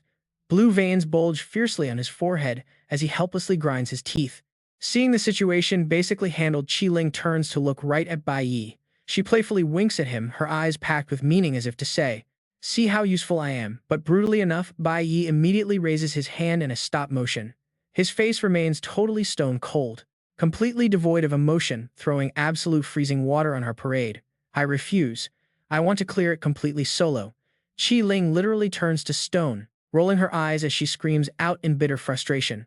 Huh, you're rejecting me again. She instantly bristles up, totally ready to fight him, when suddenly, a massive hand violently smacks down onto both of their heads. The super buff instructor firmly grabs the heads of these two stubborn kids, chuckling with a dark threat. His rejection is totally invalid. Standing right next to them, the director facepalms hard, rubbing his temples as he thoroughly surrenders to these reckless brats. Seriously, first one, now two. Just great. You have only been awakened for a single week and your wings are already fully grown and hardened. Hearing the absolutely outrageous and reckless demands coming from these two crazy first-year students, the massively muscular instructor gently rubs his chin. His forehead shines with sweat as he calculates the odds. If it is like this, the D-rank dungeon will only have you two. Chances are, not a single upperclassman is going to willingly risk their life just to guide you two. But right when you think it's a total dead end, an incredibly elegant slender arm raises high into the air. A senior student with perfectly slicked back hair rocking a flashy gemstone necklace steps up. Ziling steps up with his sparkling earring taking the lead. This guy throws his head back arrogantly, adjusting his fancy vest. He flashes this confident savior smile. After all, the nation's young rookies need a strong protector, right? Seeing him step up so boldly, the instructor lets out a massive sigh of relief. All right, with Ziling tagging along, I can actually relax. The red-haired girl. Qiling spots her supposed savior immediately, leaning into Bai Yi's ear. Her eyes are literally glowing with pure admiration as she whispers, "Look, it's Senior Ziling. I heard he almost qualified to join the school's elite ultimate order." Seeing Bai Yi standing there, completely frozen like a wooden log, Qiling nudges him hard. She repeats that massive title again, hoping to hype him up. Despite her absolute hype, Bai Yi's expression doesn't shift even a single inch. He just drops three freezing cold words. Never heard of him. Ziling narrows his eyes, shooting Bai Yi a totally disgusted glare while cursing him out internally. He thinks, what an arrogant little punk trying to show off in front of everyone. He seriously has zero clue about his own limits. Cutting off the chaotic team-building chatter, the instructor throws his arm forward, pointing directly at the violently blazing magical portal right behind him. It's glowing with intense crimson spatial fire. All right, since the tactical squads are officially set, we are locking this in right now. The mock combat simulation officially begins. From deep inside the dark dungeons, sleek, high-tech drone cameras suddenly shoot out into the open. They silently glide through the air. The instructor yells out that professional drones will follow everyone inside the dungeon for a live broadcast. Your entire testing process is getting recorded in ultra-high definition, so he expects every single student to bring their absolute A-game today. Let's see who actually secures the highest ranking this semester. Standing right in the middle of this wildly hyped-up crowd of fighters, Bai Yi's glowing amber eyes remain completely undisturbed. He is already silently calculating every single move he needs to make next. The camera angle shifts way up, revealing the massive scale of the academy. You and I are looking at something truly crazy here. This whole place was built directly over a conquered giant dungeon. High school and middle schoolers move out in massive organized groups. They march straight toward the massive spatial gates, which are actively radiating this incredibly menacing crimson glow, showing absolutely zero hesitation or fear. The hyped-up freshmen step right up to the front of the magic gates. These ones are crackling wildly with dark blue lightning strikes. This massive zone spawned tons of attached low-level dungeons, making it literally the perfect testing ground to throw the new students into. The guy with glasses tightly shuts his eyes, grits his teeth hard, and aggressively jumps straight into the glowing blue light. Most of these dungeons are heavily restricted, safely capped strictly between E and D tiers. The freckled kid also braces his entire body, launching into a brilliant purple portal. The exact second they cross into the instance, the real mock combat officially kicks off. Now let's watch our trio, Bai Yi, Qiling, and Ziling, standing right in front of the blurry spatial barrier. Bai Yi casually spots the high-tech drone buzzing right above his head. Since this entire combat trial is being live-streamed out, every single little action, no matter how tiny, is going to be permanently recorded. His eyes flash with his signature caution. He knows he definitely needs to control his overwhelming power perfectly. Exposing his hidden trump cards before facing the real threats is absolutely off the table. The scenery instantly flickers, and the three officially step right into the D-tier Spirit Jade dungeon. A gloomy, damp forest completely covered in massive, thorny vines completely surrounds them. Bai Yi's eyes practically ignite with intense raw ambition. The Spirit Jade Zone. This specific place definitely holds exactly what he needs right now. Crunching over dead leaves, Senior Ziling leads the squad, hands casually stuffed in his pockets, acting like an absolute pro guide. You two just chill, I've totally got your backs. Even though this specific D-tier zone is unsealed, I've already cleared it with a veteran squad before. Hearing his big flex, the red-haired Qi Ling gets super curious and asks, so just how terrifying are the monsters in a D-tier? Z Ling clears his throat, putting on this super knowledgeable expert act. Usually their raw power falls somewhere between E5 and D5, meaning roughly level 5 to 15, but the actually dangerous monsters here are strictly sealed away by the Academy, so standard D-tier beasts won't even spawn, and you can absolutely forget about seeing a real boss. He glances back, shooting them a sharp warning look, but despite that, you two rookies better not dare underestimate the high-level E-tier monsters around here. Qi Ling literally hangs onto his every word, nodding enthusiastically. Z Ling confidently continues his speech. Their attack power and speed can get ridiculously aggressive. Since you two literally just awakened against them, you are pretty much just helpless little fry. Rushing to score points with the cute girl, Z Ling drops a super gentle smile exclusively for Qi Ling. I'll try my absolute best to help you hunt some weak mobs for easy points. Don't worry, with your senior here, nobody is going to lay a single scratch on my juniors. Mid-flex, Z Ling abruptly freezes up. His eyes twitch violently when he spots someone totally ignoring the formation and wandering way up ahead. Feeling his precious authority getting blatantly disrespected by a rookie, Z Ling angrily points his finger forward, shouting at the top of his lungs, "Hey brat, what the hell are you running forward for? What if you accidentally trigger an entire monster pack?" But before the senior can even finish his furious scolding, Bai Yi suddenly turns. "All right, you and I are diving right into the dark forest." His amber eyes flash with cold, heavy magical power, bringing in absolute suffocating pressure. He coldly drops a direct order. "You are way too loud. Just stand back and stay perfectly quiet. I don't need your help here." Hearing this insanely arrogant command from a junior, the guy completely freezes up, his voice totally shaking. "Wait, what did you just say?" At that exact moment, the camera pans down from way above. Up in the clear blue sky, surveillance drones start buzzing across every single corner of the academy. The broadcast system chimes in loudly. This year's mock combat exam is finally broadcasting completely live. Out in the sunny courtyard, hundreds of students are packed together, all tilting their heads up to stare at a massive floating LED screen. It is displaying countless little panels showing off epic combat footage straight from all the different combat dungeons. Deep inside a shadowy monitoring room, the core professors and elite judges are also sitting completely back in their seats, arms firmly crossed. They are intently watching every single move these first-year students make on those giant glowing central screens. The scene suddenly shifts to a closed, highly luxurious wooden door. Right above it hangs a blindingly golden plaque, radiating absolute authority. The ultimate teaching order. Inside this room, the dashing vice commander with messy moss-green hair is completely glued to his smartphone. He suddenly smirks with pure amusement, excitedly calling out toward the back. "Commander, you should really check out this live broadcast right now. It is incredibly interesting." He spins his phone screen around, his emerald eyes gleaming with absolute thrill, looking exactly like he just discovered a shiny new toy. Some gutsy junior actually dared to pick a D-rank dungeon. From the deep shadows in the corner of the room, the silhouette of a glamorous woman with flowing black hair and killer outfits slowly steps forward. She curves her lips into a smirk, sounding super curious. "Oh, and what exactly is his character class?" The vice commander casually taps the screen, letting out a highly mocking, sarcastic little laugh. "It is literally the most boring trash-tier class, Green Element Warrior." Hearing that, the smirk on the woman's lips grows noticeably deeper. Her eyes, hidden in the dark, suddenly flash with a dangerous kind of excitement.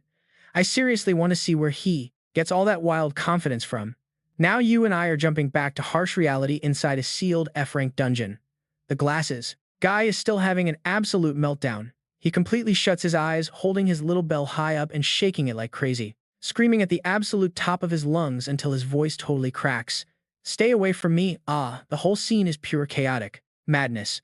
A swarm of insanely aggressive fire bats is diving straight down to strike the vanguard. Meanwhile, our poor glasses guy is standing way in the back, totally cowering. He wildly waves his bell around, tossing out these super weak green buffing rings toward his desperate teammates. The short-haired girl next to him just aggressively facepalms, absolutely speechless. She grits her teeth, throwing a deadly glare at the coward. "You are literally just a chanter class. Back off and buff us, that is all. You seriously don't need to overreact and freak out this badly." Totally ignoring her solid advice, the glasses guy just keeps shaking violently as the system info panels for the monsters suddenly pop up. F-rank fire bats, F-rank explosive cats. He literally bursts into tears. Why do the monsters in an F-rank dungeon have to look so incredibly terrifying? Meanwhile, in a totally different area deeper inside the cavern, a pack of wild beasts is roaring aggressively. We are talking everything from savage F-rank wolves with brutal fangs all the way up to a massive E-rank lightning-infused panther.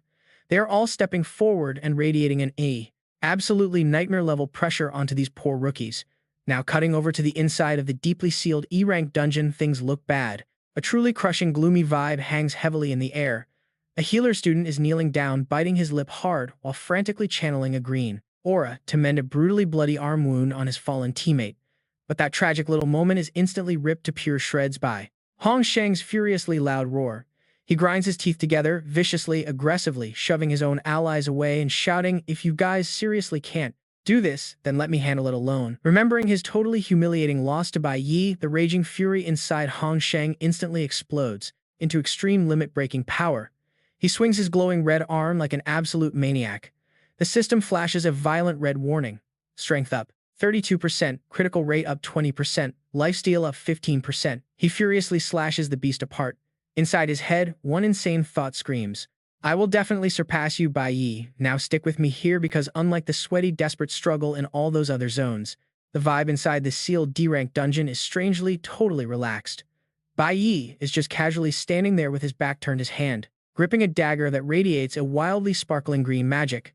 Down by his feet, the gigantic, horribly bloody corpse of a monster he had just brutally taken down.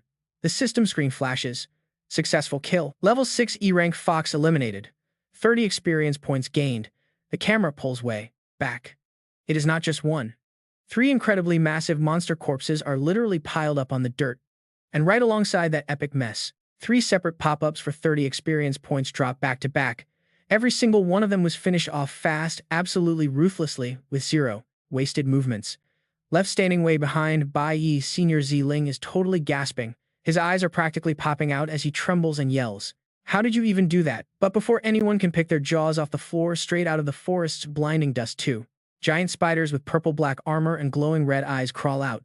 They raise their hideous legs and hiss aggressively. "Right in the visit me. All right, look at this gruesome scene." But Bai Yi just kept his icy poker face, slowly turning to explain things to Qiling. His voice completely flat. "The monsters here were already sealed," he said. "They could only use half their actual strength. So honestly, they really were not that hard to handle." Qiling practically jogged to keep up with his pace, throwing a punch in pure awe. "Even at half power, you still fought off multiple at once. Man, it looks like I am still miles away from your level." Hearing his friend sigh, Bai Yi did not even bother looking back. His broad shoulders just radiated pure calm maturity. His deep, smooth voice cut through the air. "There is no need to compare yourself to other people." He shot a quick glance over his shoulder with sharp amber eyes.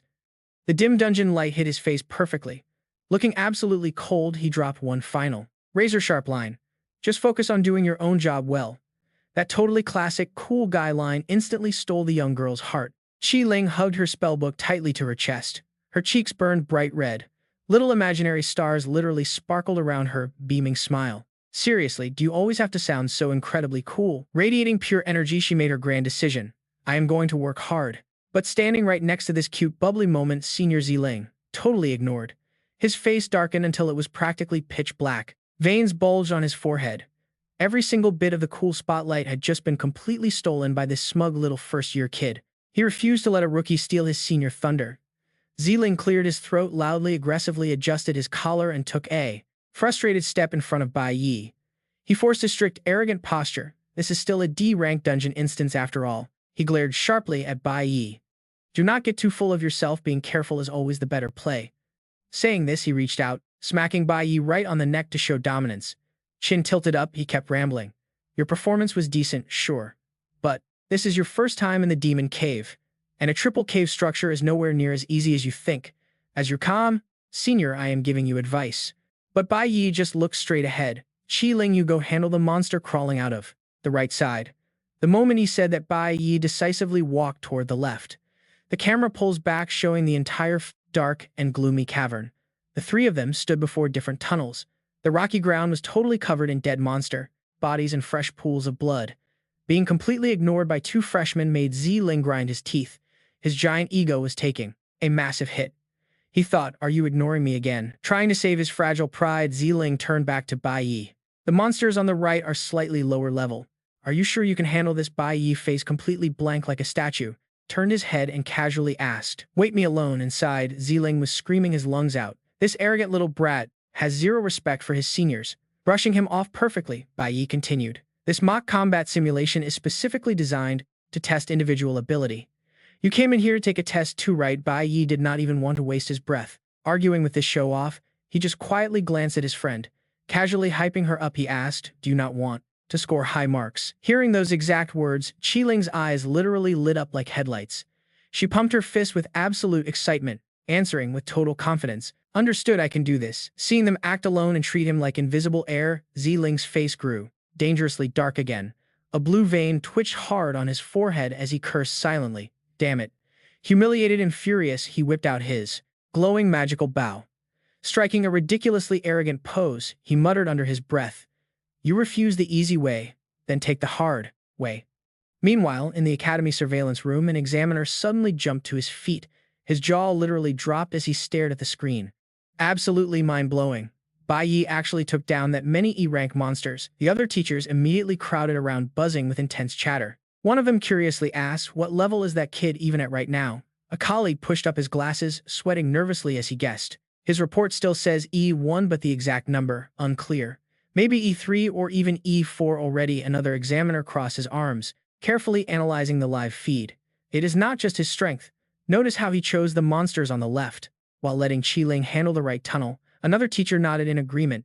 It is because he completely figured out the elemental advantage, using Qiling's flower element to perfectly counter the crystal-type monsters. The examiner next to him sweat dropped, agreeing completely.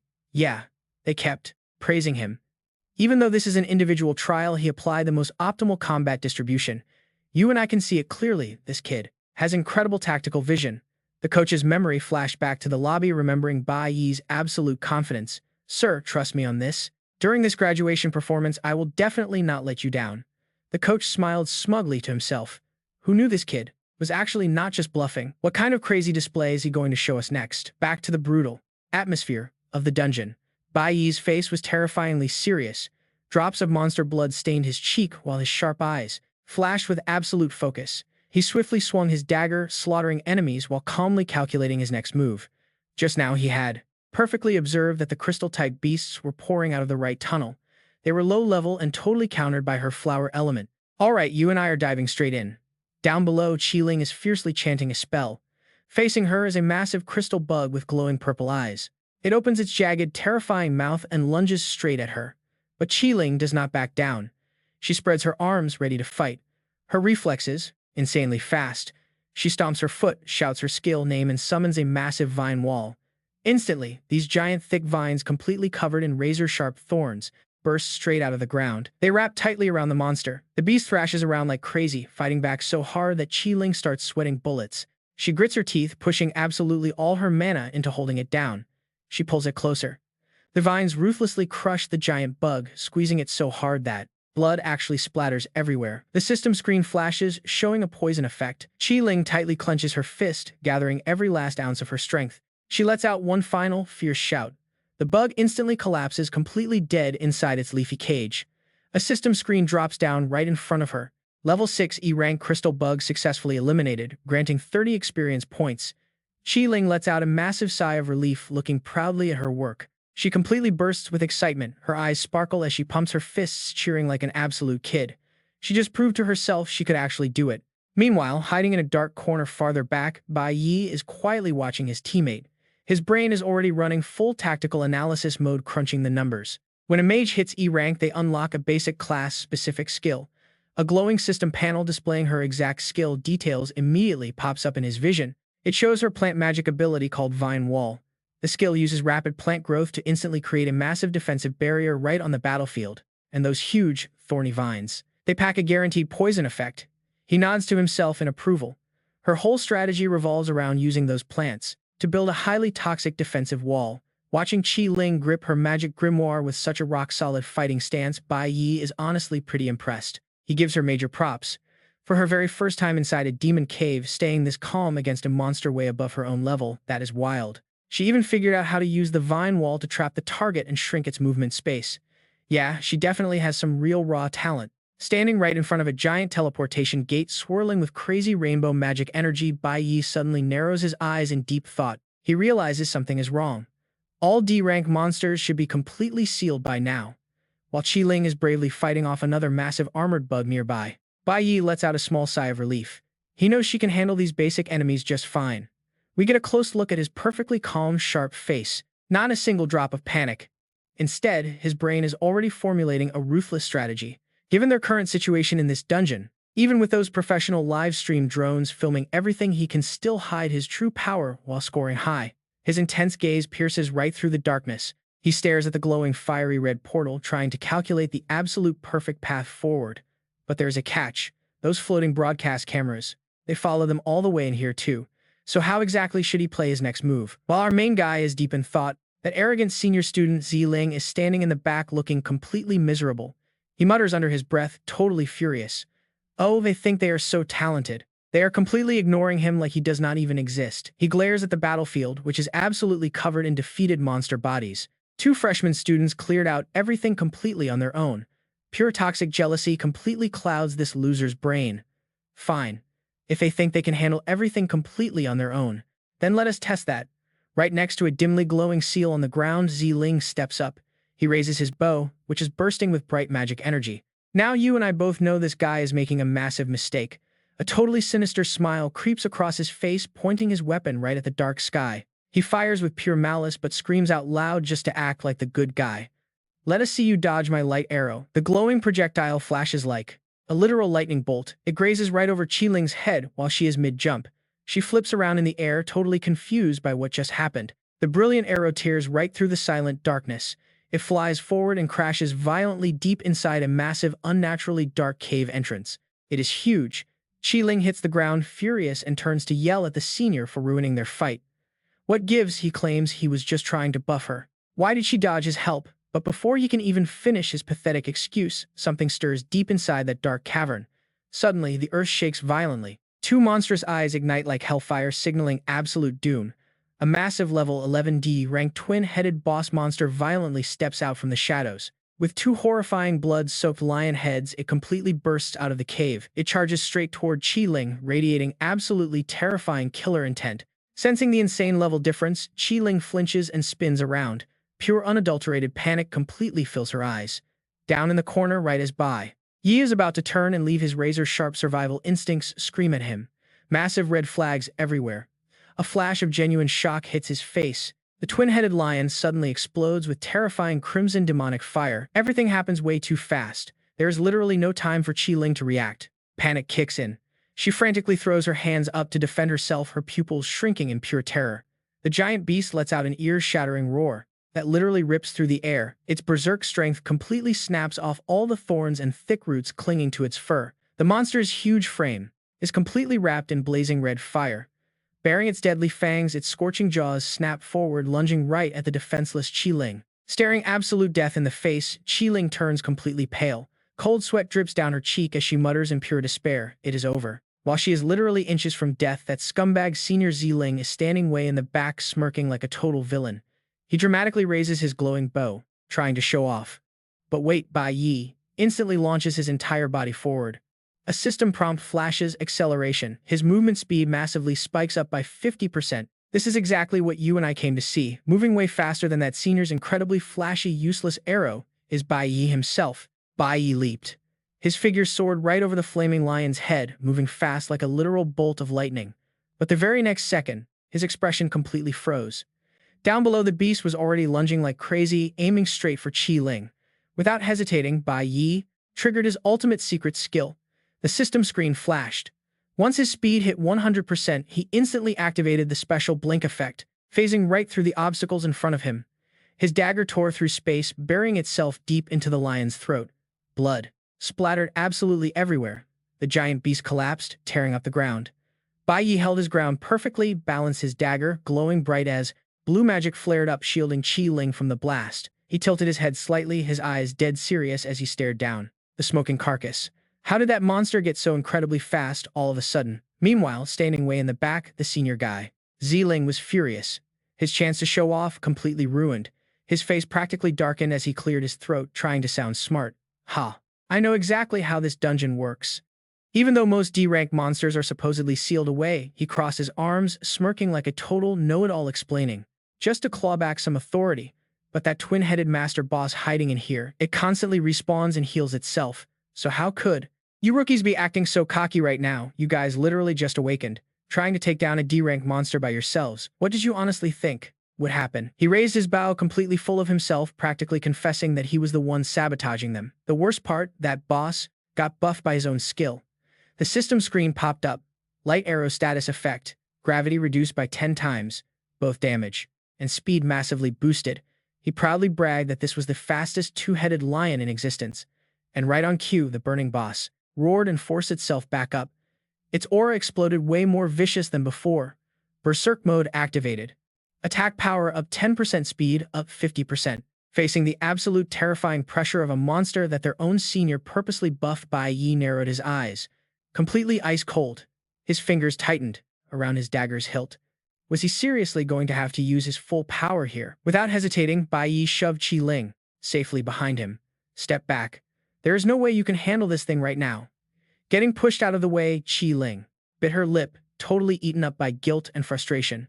Damn it, how could she freeze up like that? Suddenly, the massive wall of flames, shaped like a roaring lion, completely shattered the ground, lunging wildly straight toward the two rookies.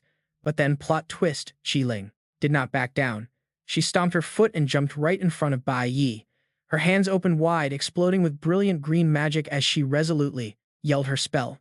Vine wall, massive roots covered in razor-sharp thorns pierced straight through the blazing fire, stabbing directly into the raging monster, completely stopping it in its tracks. Bai Yi was genuinely stunned as he stood shoulder to shoulder with her. Qi Ling's eyes were practically burning with pure unyielding fire. She refused to give up, pouring absolutely every drop of her magic into the grimoire for a second layer.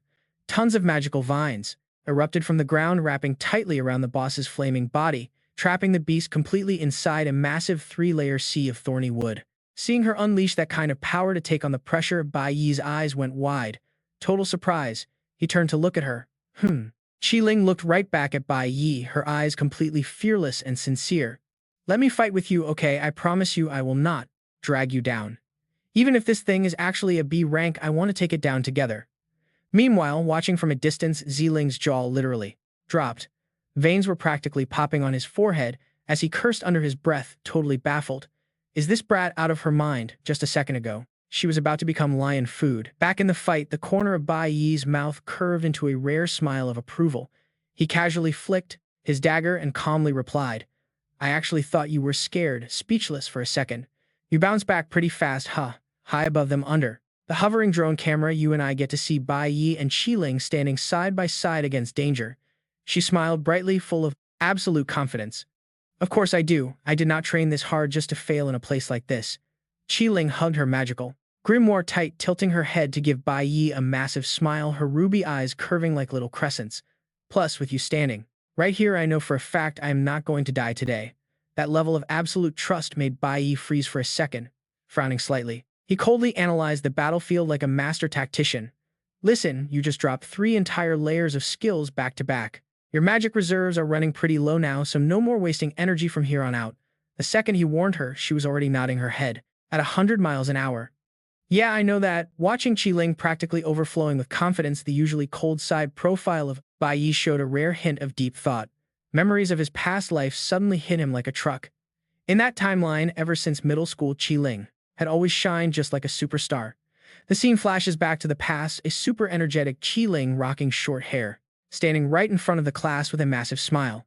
Hey, everyone, I am Qi Ling, and my ultimate dream is to one day join the Divine Guild and finally become a true cleric. Bai Yi's memories kept painting this incredibly warm picture of a wealthy elite girl who was just pure sunshine. Everyone rumored that her family background was insanely powerful, but she always treated every single person with zero arrogance. Back in middle school, she was the class president, always taking her responsibilities completely seriously. In his mind, Qi Ling's smile could literally light up the entire schoolyard, but then Bai Yi's eyes suddenly darkened, carrying a heavy wave of, all right, you and I are watching the quiet heartbreak of someone who already knows the exact future. But after that, absolute silence. No news ever surfaced. Maybe she just lived a totally ordinary life. But right now, the image of a lonely bride turning her back and fading into the shadows. It flickers and completely vanishes, Snapping back to reality, Bai Yi turns around. His sharp gaze sweeps past the friend standing shoulder to shoulder with him. Deep down, he silently admits it. She is one seriously reliable teammate, as long as no crazy, unexpected accidents suddenly happen out of nowhere. With the strength he is currently hiding, clearing this trial is an absolute breeze. But right as that highly confident thought crosses his mind, right behind them, the senior student Zi Ling is just standing there with his arms crossed. He lets out a totally malicious, arrogant smirk. He judges them instantly. Oh, you really think the two of you are enough? That pathetic, flimsy vine wall can barely hold that thing back. It won't even last a few seconds. Zi Ling secretly curses them out of pure jealousy. Real combat takes way more than just blind confidence. With your pathetic level of strength, there is zero chance you can handle a D-rank magical beast that just got a massive power buff. He arrogantly puts his hands on his hips, tilting his head back. He is absolutely ready to watch these arrogant rookies cry and beg for mercy. Once you get backed into a corner and start crying, that is when you will finally beg for my help. But right at that exact second, the two-headed fire lion roars completely, shredding their last line of defense. Its massive jaws, the size of a dining table, charge straight toward them. The system alarms start blaring wildly. Containment breach complete. Zi Ling hopes this beast finally teaches them a real lesson about respecting their actual superiors. Zi Ling is laughing hysterically inside his head, but even in this absolute life or death moment hanging by a thread, Bai Yi does not flinch. He does not panic at all. Looking exactly like a seasoned general, he coldly issues an order to Qi Ling. He will play the bait. It uses fire elements, so you already know exactly when to strike right. Qi Ling instantly gets the plan. Her face tightens and she firmly nods. Understood, no hesitation. Bai Yi spins around and instantly takes off running. Completely provoked, the two-headed lion goes berserk and accelerates right after him. It chases him at full speed, crimson flames scorching the earth and shattering rocks beneath its claws. Sprinting forward, Bai Yi glances back at the beast. The massive monster is absolutely relentless, but a highly calculating smirk flashes across his face. He was the one who dealt the most damage earlier. Because of that, its number one priority target is 100% him. This incredibly intense chase unfolds in an absolute flash. The colossal beast growls, its jaw packed with razor-sharp fangs fully open. It lunges forward to crush Bai Yi, closing the gap down to inches, just a few inches away. But right at the edge of a steep cliff overlooking the water, Bai Yi suddenly slams the brakes. His boots tear through the dirt. He flips backward fearlessly, throwing himself right off the edge and plunging straight into the freezing, fast-moving river down below. With zero time to stop, carried by its own massive momentum, the furious two-headed lion plummets right after its prey into the river. Its deafening roar echoes throughout the entire forest. The exact second the flaming beast crashes into the water, Bai Yi, who is sinking in the freezing depths, calmly looks upward. His cold amber eyes lock entirely onto his target. Now is the time. Breaking the surface, the fire lion thrashes and lets out an agonizing scream. The roaring flames on its body are brutally extinguished by the freezing water. Right on cue from the top of the cliff, Qi Ling shouts out loudly. Full of absolute power, a massive wave of giant thorn-covered roots explodes from both riverbanks, shooting forward and brutally tangling around the monster. It thrashes wildly in the freezing currents. Standing up on the shore, Qi Ling unleashes a massive burst of green magic, fully controlling the attack. The once terrifying, deafening roar of the two-headed beast just sounds incredibly pathetic now. It violently struggles, desperately trying to break completely free. But Qi Ling refuses to give it any chance to escape those plant shackles. She launches the final finishing blow, pouring out all her magic power. The magical vines crush down completely, squeezing every last drop of strength out of the beast. Instantly, system notifications start rapidly flooding the screen. They flash wildly. Berserk mode failed. Fire elemental core status completely disabled. Containment escape attempt failed. Severe poison status successfully activated. The monstrous beast lets out one final pathetic wail before completely collapsing. And just like that, their absolutely flawless, perfect team coordination ends in total victory. Qi Ling lets out a huge sigh of relief from the shore. Meanwhile, Bai Yi slowly swims back effortlessly, dragging the battered corpse of the giant beast. He pulls it onto the dirt. Bai Yi stands up, his clothes dripping wet, but his aura is still insanely cool. He just calmly stares at it. Looking down at the corpse, he mentally calculates. Well, it is definitely not struggling anymore. Next up, they just need to finish this test and easily secure the highest score possible. Watching this entire insane spectacle from a hidden corner, the senior student Zi Ling feels his brain completely short-circuiting. He literally cannot process the situation. You and I would be shocked too. His jaw drops, sweating buckets as he internally screams. What just happened? Just a single flimsy layer of vines was actually enough to trap that massive lion. He could not even dream of taking that thing down himself. And that was the powered-up version 2. The view shifts back down to the river where the giant, terrifying beast is completely defeated and tightly wrapped up. Thick green vines squeeze it tightly underwater, choking out its final breath. Those terrifying growls have faded into nothing but pathetic, incredibly weak whimpers. Seeing their insane plan execute flawlessly, Ling is practically boiling with rage. The veins on his forehead throb violently, and his eyes burn blood red with jealousy. He violently glares at the two rookies, muttering a seriously nasty curse under his breath. Meanwhile, right inside the central monitoring room, the scene is playing out. A teacher pushes up his glasses with a smirk, actively analyzing their god-tier teamwork. When a fire element lion gets deliberately lured straight into the water, its skills are completely shut down, totally useless. But on the flip side, throw some water into the mix and the plant element gets an absolutely massive power boost. Multiplied. The instructor just crosses his arms. A huge satisfied smile breaks out on his face. He speaks up, his voice dripping with absolute pride, in front of the entire council. By using just the most basic elemental counters and some seriously flawless teamwork, this kid managed to effortlessly suppress a monster way above his own pay grade. His razor-sharp reaction time and those natural leadership skills of his are just flat-out amazing. Of this kid, absolutely top-tier stuff. Meanwhile, inside the monitoring room, the head judges are leaning back in their chairs with their arms crossed, smugly nodding as they talk it over. Looks like this live combat test has 0 surprises left. That #1 spot is totally locked down. Its owner. Another guy chimes in saying they are just waiting for the final blow. The big screen shows a tight close-up on the dead, two-headed lion slumped over in the water. One professor is smiling full of high hopes. Once he finishes, scooping up all the sweet loot from this lion and hands over the full recording to the guild for grading, this kid could very easily walk away with the absolute highest score ever achieved in history. But right at the absolute climax, the main monitor suddenly goes completely black. A harsh static crackle flashes across the screen and then, nothing. Dead silence. The judges jump out of their skin, screaming in absolute panic. Is the live feed cut? Why did we lose the signal right this exact moment? Meanwhile, back at the dungeon site, that crazy expensive camera drone is now just a sad pile of smoking scrap metal lying, completely wrecked on the freezing dirt. That toxic upperclassman Zane is standing right behind them, tightly gripping his glowing light bow in his hand. The corner of his mouth twitches up into this incredibly scummy smile. He is so secretly full of himself. Ha, without any video proof, you can keep dreaming about getting those max points. But the rookies totally ignore this total creep. Scarlet stands right by the stream, letting out a massive sigh of relief. She smiles, turning to praise her teammate. Big thanks to your skills back there. Right behind Bai Yi, a bright glowing system prompt drops down, confirming they successfully killed the D rank level 11 boss, scoring 100 experience points. Scarlet quickly waves her hands, staying super humble. No way, I just totally followed your directions to pull that off. Bai Yi turns his head calmly, breaking the whole fight down for her. No, it is actually because the elemental resistance you train has reached perfect mastery. He looks Scarlet right in the eyes, continuously breaking down exactly how her powers work in combat. That is exactly why you could morph a single skill into so many different forms to completely lock that beast down. Hearing all this advanced combat jargon, Scarlet just blinks like a deer in headlights. Wait, elemental resistance, but this nice nerd moment is totally shattered by the incredibly dark and scowling face of Zane. He marches right up aggressively, cutting off their entire conversation. All right, that is enough. You two finally beat the boss. So if you want to flirt, take it outside. The veins are practically popping out of Zane's forehead. His face is ridiculously dark and twisted up just because they are treating him like a complete ghost. He growls, dripping with jealousy. You guys are really crossing the line. But Bai Yi does not back down one single inch. He whips around his eyes like razor blades, locking straight onto this dirty upperclassman. He spits out every single word.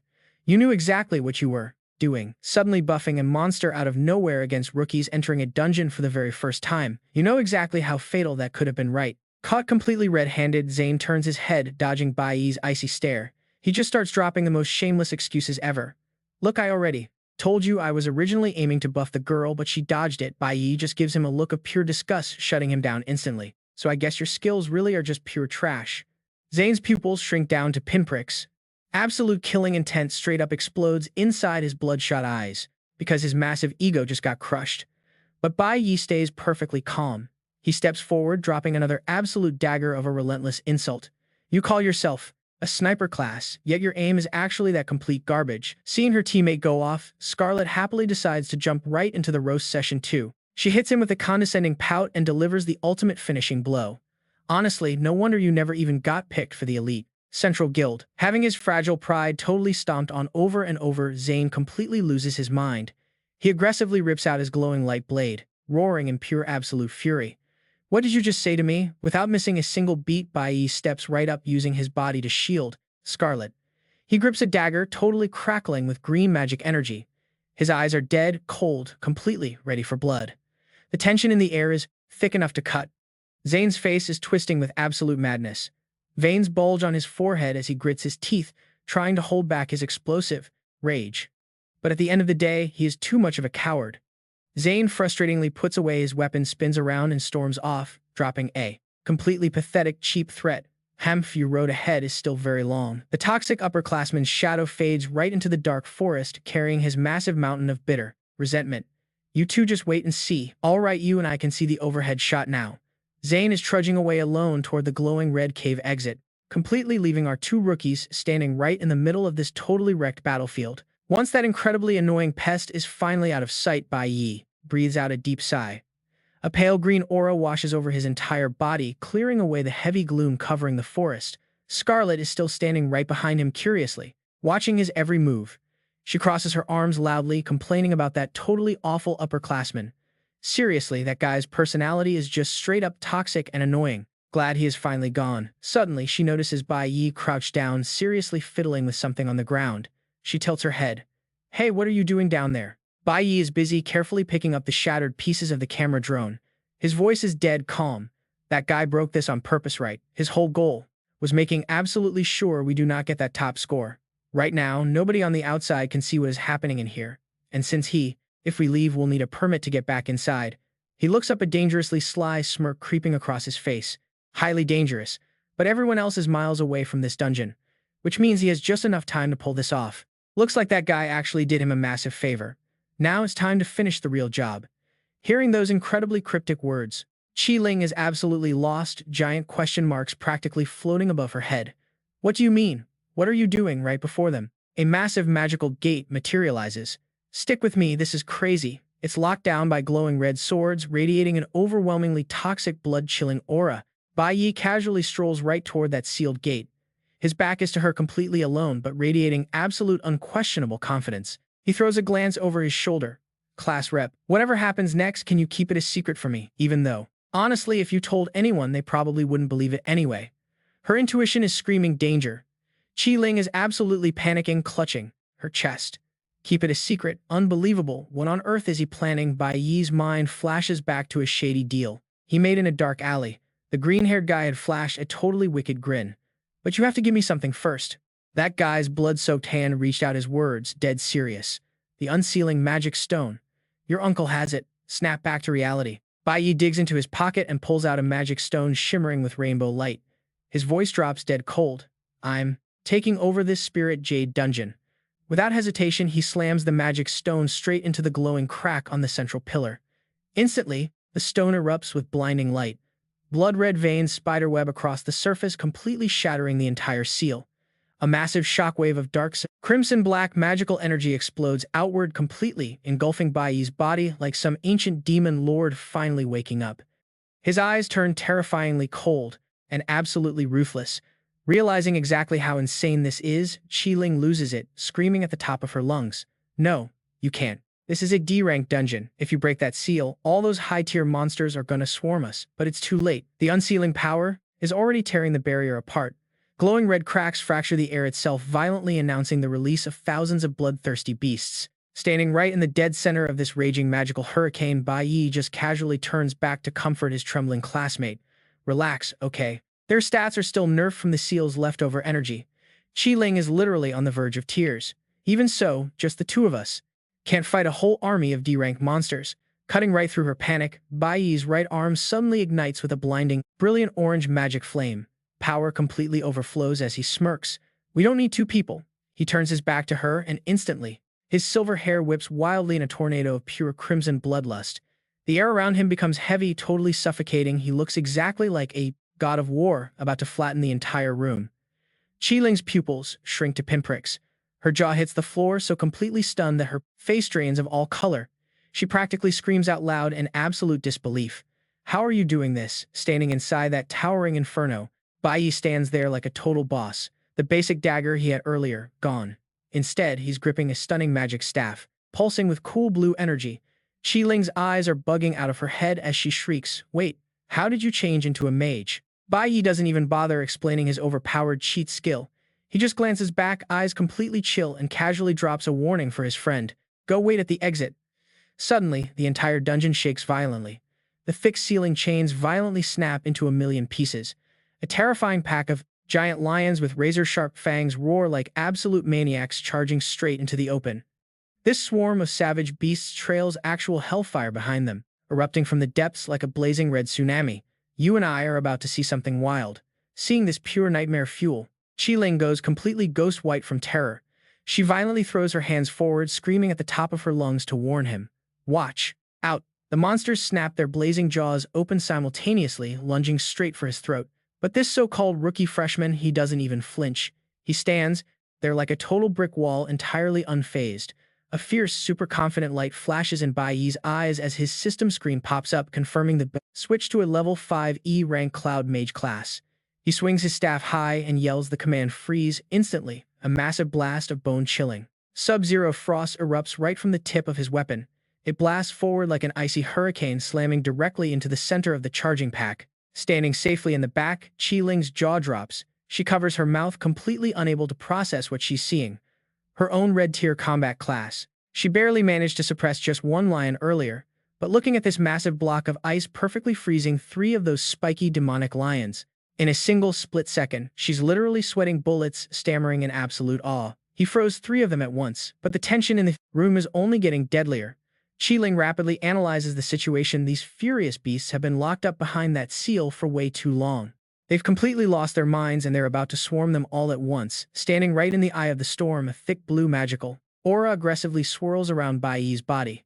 His gaze turns razor-sharp and deadly cold. "I'm going to need a much bigger battlefield for this." He instantly barks an order for his teammate to fall back. Qi Ling doesn't need to be told twice. She immediately backflips to safety, putting some serious distance between them as she shouts back, "Got it." Right up ahead, massive beast paws thick as actual building pillars violently stomp through the frozen ground, shattering the ice. It's the ultimate warning sign. A much larger, way deadlier wave is coming. Packs of vicious fire panthers burst through the black fog fangs, ripping right through the dead silence of the dark forest. A massive panther roars viciously. Instantly, the system screen flashes a bright red warning. Danger, a level 12 D-rank blazing panther. But Bai Yi is already in position, totally ready for it.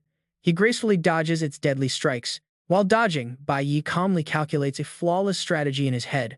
Sure, these monsters are D-rank, but they have been sealed away for ages. Their overall power is cut down by at least half. Meanwhile, a freezing blue sphere of magical energy continues condensing heavily right in his hand. Sparks of lightning hiss wildly. Ice transformation.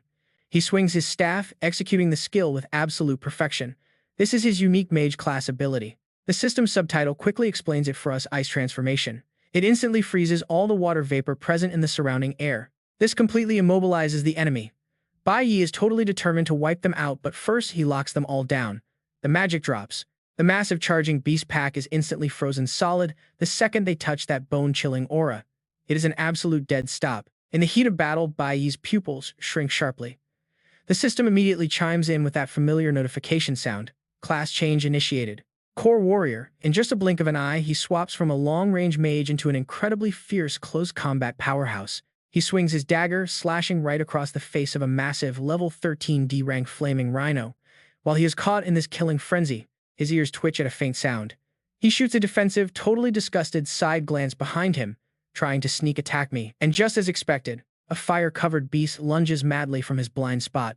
It snaps its massive saw-toothed jaw wide open, fully intending to rip his neck right off. But Bai Yi is way faster than this monster's top speed. In a flash, he raises his glowing mage staff high up into the air once again. The system announces Cloud Mage Switch. A freezing layer of ice instantly spreads outward, completely encasing the monster's entire head while it is still hanging right there in midair, turning it into a jagged ice sculpture. Watching this god-tier performance from a safe distance away, you and I would be sweating too. Qi Ling's eyes go wide, her reality completely crumbling. He can actually switch classes freely like that. Just witnessing this flawless back-and-forth combo of brutal martial arts and high-level magic without a single wasted movement from Bai Yi, Qi Ling suddenly gets it.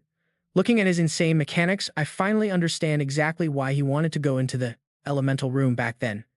She stares intently at Bai Yi, secretly admiring his crazy level of detailed preparation.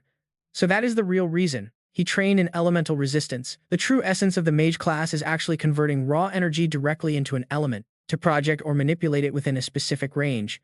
Thinking back to all those times she struggled just to summon tree roots, panicking and screaming when they would not close. She sighs, finally taking the lesson to heart. I always used to think that the stronger the mana, and the more times you cast, the better you are.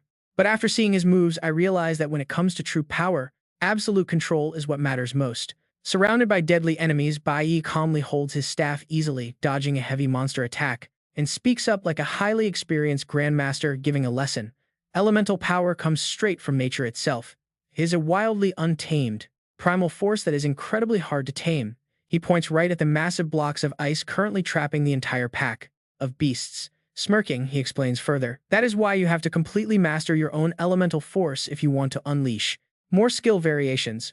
Right on cue, he swings his staff, shattering the ice block ahead, showing off absolute overwhelming power.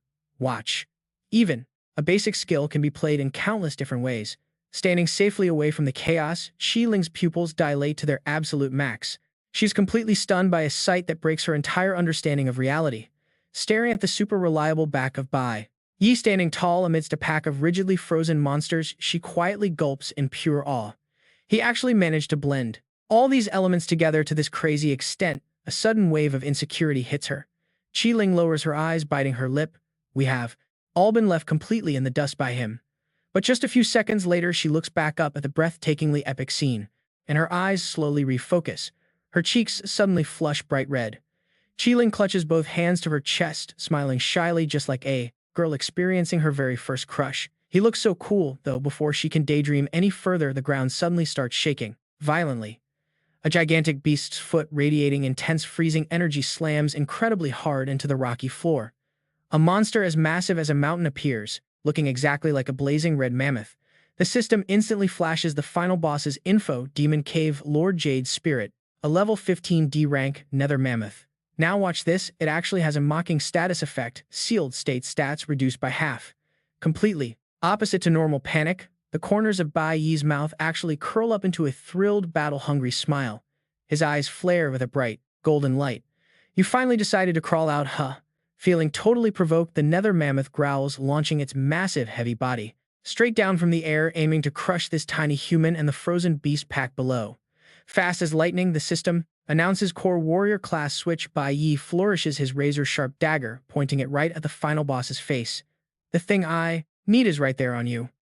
Without another word, he stomps the ground and rockets upward, charging straight for the hairy giant head of the terrifying boss lord.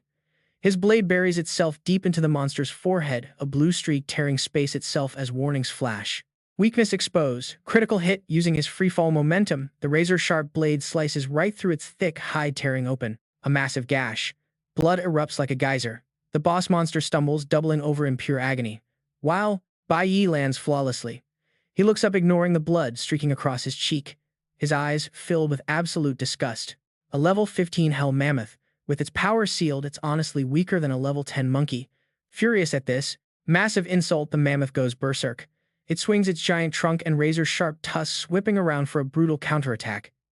It channels every last ounce of strength, desperately ramming its bloody head right at the calm kid standing in front. The impact tears up the ground, blasting out a massive shockwave of dirt, rocks, and blinding snow everywhere. But hidden in that smokescreen, Bai Yi is practically teleporting, landing rapid-fire slashes directly on its fatal weak points. The system is flashing non-stop. 4 critical hits trigger instantly. Unable to handle this vicious combo, the heavy head of the hell mammoth crashes down, taking one last fatal critical strike. Time to wrap this up. Bai Yi's eyes erupt, with blazing golden fire, killer intent exploding everywhere. He plants his feet perfectly, swinging his massive, raging, flaming greatsword. With world-shattering power, he channels everything, shouting his ultimate skill, Pure Land Domain. With those final words, a massive wave of fire cuts across the battlefield. The system instantly recognizes this insane dominance. Title activated, 1 against 100. Under the terrifying heat of this massive attack, the hell mammoth's face twists in pure despair before the cruel flames completely swallow it whole. The dust hasn't even cleared, but loot notifications are already dancing non-stop over the monster corpses. Successfully killed level 12 B rank flaming leopard. Gained 110 XP. An absolute storm of experience points floods and almost blinding anyone watching. Successfully killed level 11 D rank 2-headed leopard lion. Gained 100 XP. Right behind that, a whole army of other flaming leopards line up to donate 110 XP each.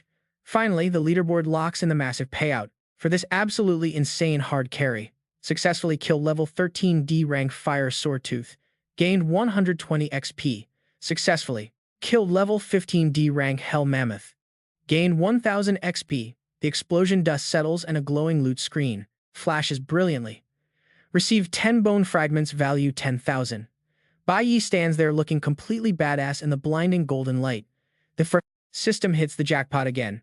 Received high-grade material, Jade Tusk. This is a mandatory item for crafting the ultimate core system fire weapon level 5. He smoothly collects the loot, looking completely relaxed like he just finished a casual stroll.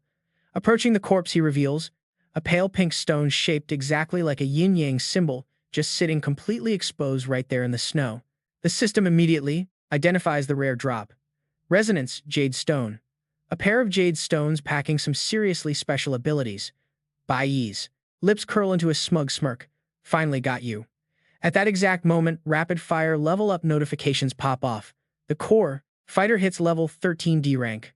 Cloud Mage hits level 11 D rank. Plus, he gets countless overpowered stat buffs. Bai Yi rubs his chin, actually looking slightly surprised by his own hard carry results.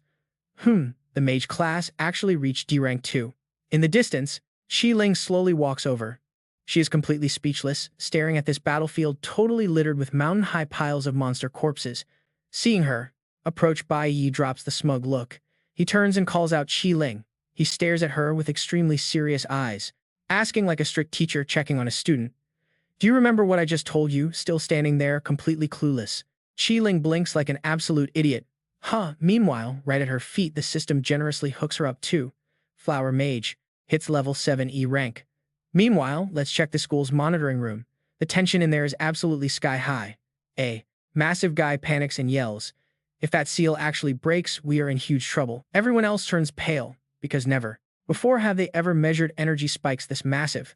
The big guy yells, "I told you we needed to find someone to guard it." Running for his absolute life down the hallway, a senior student suddenly freezes when a patrol teacher catches him. Teacher frowns and yells, "Why are you out here? Aren't you supposed to be inside protecting the juniors?" The teacher doesn't even wait for an answer, immediately sprinting off. No time to care about this. He has to rush over. The seal is broken. Realizing the sheer disaster level, the entire staff of teachers and workers instantly scramble, violently rushing down the stairs to provide emergency backup. Seeing this chaos, that senior student just crosses his arms, laughing at their panic. Looking completely amused, he snickers. "Haha, you guys. Look at that. Karma hits fast, doesn't it?" Let's jump back to the forest where the massive rescue team, including panicked teachers, furiously charge in like a hurricane, screaming until their voices crack. Bai Yi, Shi Ling. But the second they arrive, everyone slams on the brakes, eyes wide in pure shock. Hey, Bai Yi stands calmly, arms crossed, staring back at them, totally confused. "You teachers don't look like you just survived a life-or-death crisis." Bai Yi sighs, totally lost. "Teachers, why is everyone running out here?" The teachers ignore him, staring straight at the silent demon cave. The red seal, still perfectly intact. "You and I are jumping right in. Not a single scratch on him." The big guy scratches his head. The seal isn't broken. Machine glitched again. Whatever, as long as the guy is alive, we are good. Time skips ahead. The system screen flashes a brand new date, May 29th. It's a Friday afternoon right before school lets out. This preppy-looking dude is aggressively trailing behind a blue-haired student right in the middle of the hallway. Hands shoved in his pockets, smirking like he owns the place. "Hey, Vice Captain, the paperwork I turned in should be plenty right. What about that final roster spot?" But instead of matching his hype, the blue-haired Vice Captain just calmly shuts his folder, flashing a super polite, yet absolutely ruthless smile. Talk about a reality check. "Sorry about that, but our captain already picked someone else." Immediately, the cocky smirk on. This preppy guy just completely vanishes. He turns pale, instantly snapping. "What? Who took it?" Losing his cool completely, he actually grabs the vice captain's sleeve, yelling in total disbelief. "Didn't we have a deal? That spot was supposed to be saved for the most valuable recruit. Are you seriously telling me my power and family background aren't enough?" Right on cue, a stunning woman shows up, just lazily leaning against the door frame like it's no big deal. She completely cuts him off with an icy tone. "The most valuable recruit? Yeah, we already found him. This gorgeous woman with perfectly styled brown hair. The system tags her as Lu Heiyu, a gold-tier assassin. She strokes her chin, flashing a dangerously amused smile. That kid named Bai Yi is seriously fascinating. Cut to black. Time jumps forward to Friday night, May 29th. We are at this really rundown, sketchy diner right by the tracks. Two shadowy figures are sitting across from each other in a dark corner. Chen Jinwoo, a police investigator, and a C-rank blue tier, Esper. He takes a drag from his cigarette, glaring a serious warning. Listen, you better not cause any more trouble. It took everything I had to pull enough strings to get you released early. The guy sitting across from him, face completely hidden in the shadows, only showing a really scruffy beard. He's just loudly slurping down a bowl of noodles, not even caring. Yeah, I know, he mutters, completely unbothered. Seeing this arrogant attitude, Chen Jinwoo instantly darkens. His narrowed eyes are full of straight-up threats and cold calculation. He drops his voice to a whisper, dropping a massive bombshell. I just got the intel. Captain Hong is arriving next Friday. You better know how to lay low. The sketchy guy just keeps inhaling his noodles. Relax. But their secret little chat gets totally ruined by a blaring ringtone. Down on the table, his phone screen lights up with a call from Captain Lee. Chen Jinwoo clicks his tongue, super annoyed, snatches his phone up and gets right out of his seat. Tiske, that old man again. I gotta head back to base. Make sure you go home early. Chen Jinwoo turns around, walking straight out the door. The noodle guy doesn't even look back, just casually throwing out, "Oh, I'll go home, all right." Then out of nowhere, this creepy red light washes over his face, revealing a disgusting web of scars and an absolutely psychotic smile. Even the way he slurps those noodles looks completely unhinged now. The system flashes a haunting message, "Go home early." The whole scene blacks out and a brand new story prompt pops up. You and I better brace ourselves. This massive life or death battle is kicking off way sooner than anyone thought. The tragic tale of the echoing jade starts at the dawn of time. Apparently, the legendary master of the mammoth prison actually fell head over heels for some girl. To confess his love, he took a rare magic crystal with teleportation powers and personally forged this exact pair of jades. But incredibly, before he even finished crafting them, the dude fell for a completely different girl. So he just tossed the jades aside along with his entire prison like it was nothing. Anyway, skipping that trash lore, we cut back to Chen Jinwoo scowling at his phone. Tsk, that old man is calling again. I'm heading back to base, you go home early too.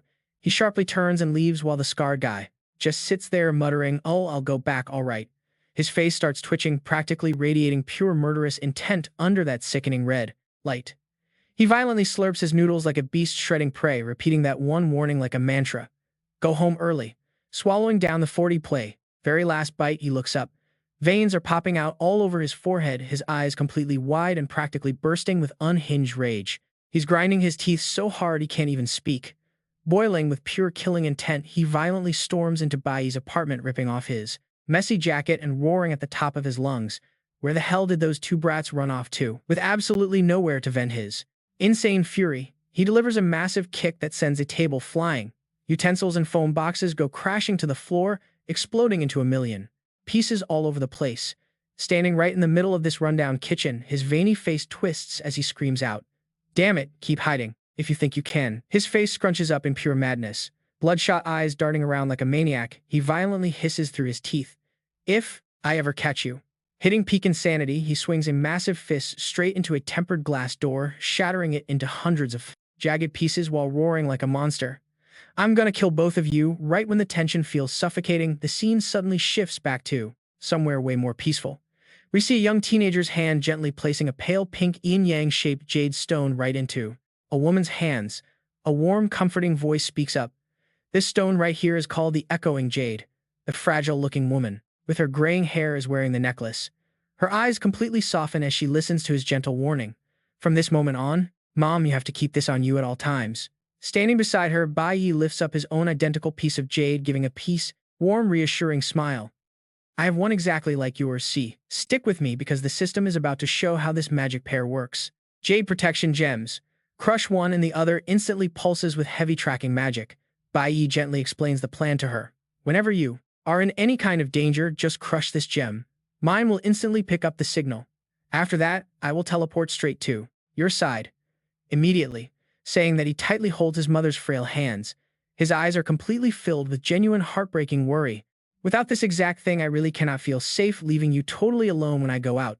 His mother simply looks down at the sparkling jade resting on her chest, eyes filled with quiet sadness. It is genuinely heartbreaking. In all of his memories, she has never received a single necklace or fancy piece of jewelry. Bai Yi's eyes drop heavy with a sharp, bitter sadness. He silently thinks about her endless quiet sacrifices.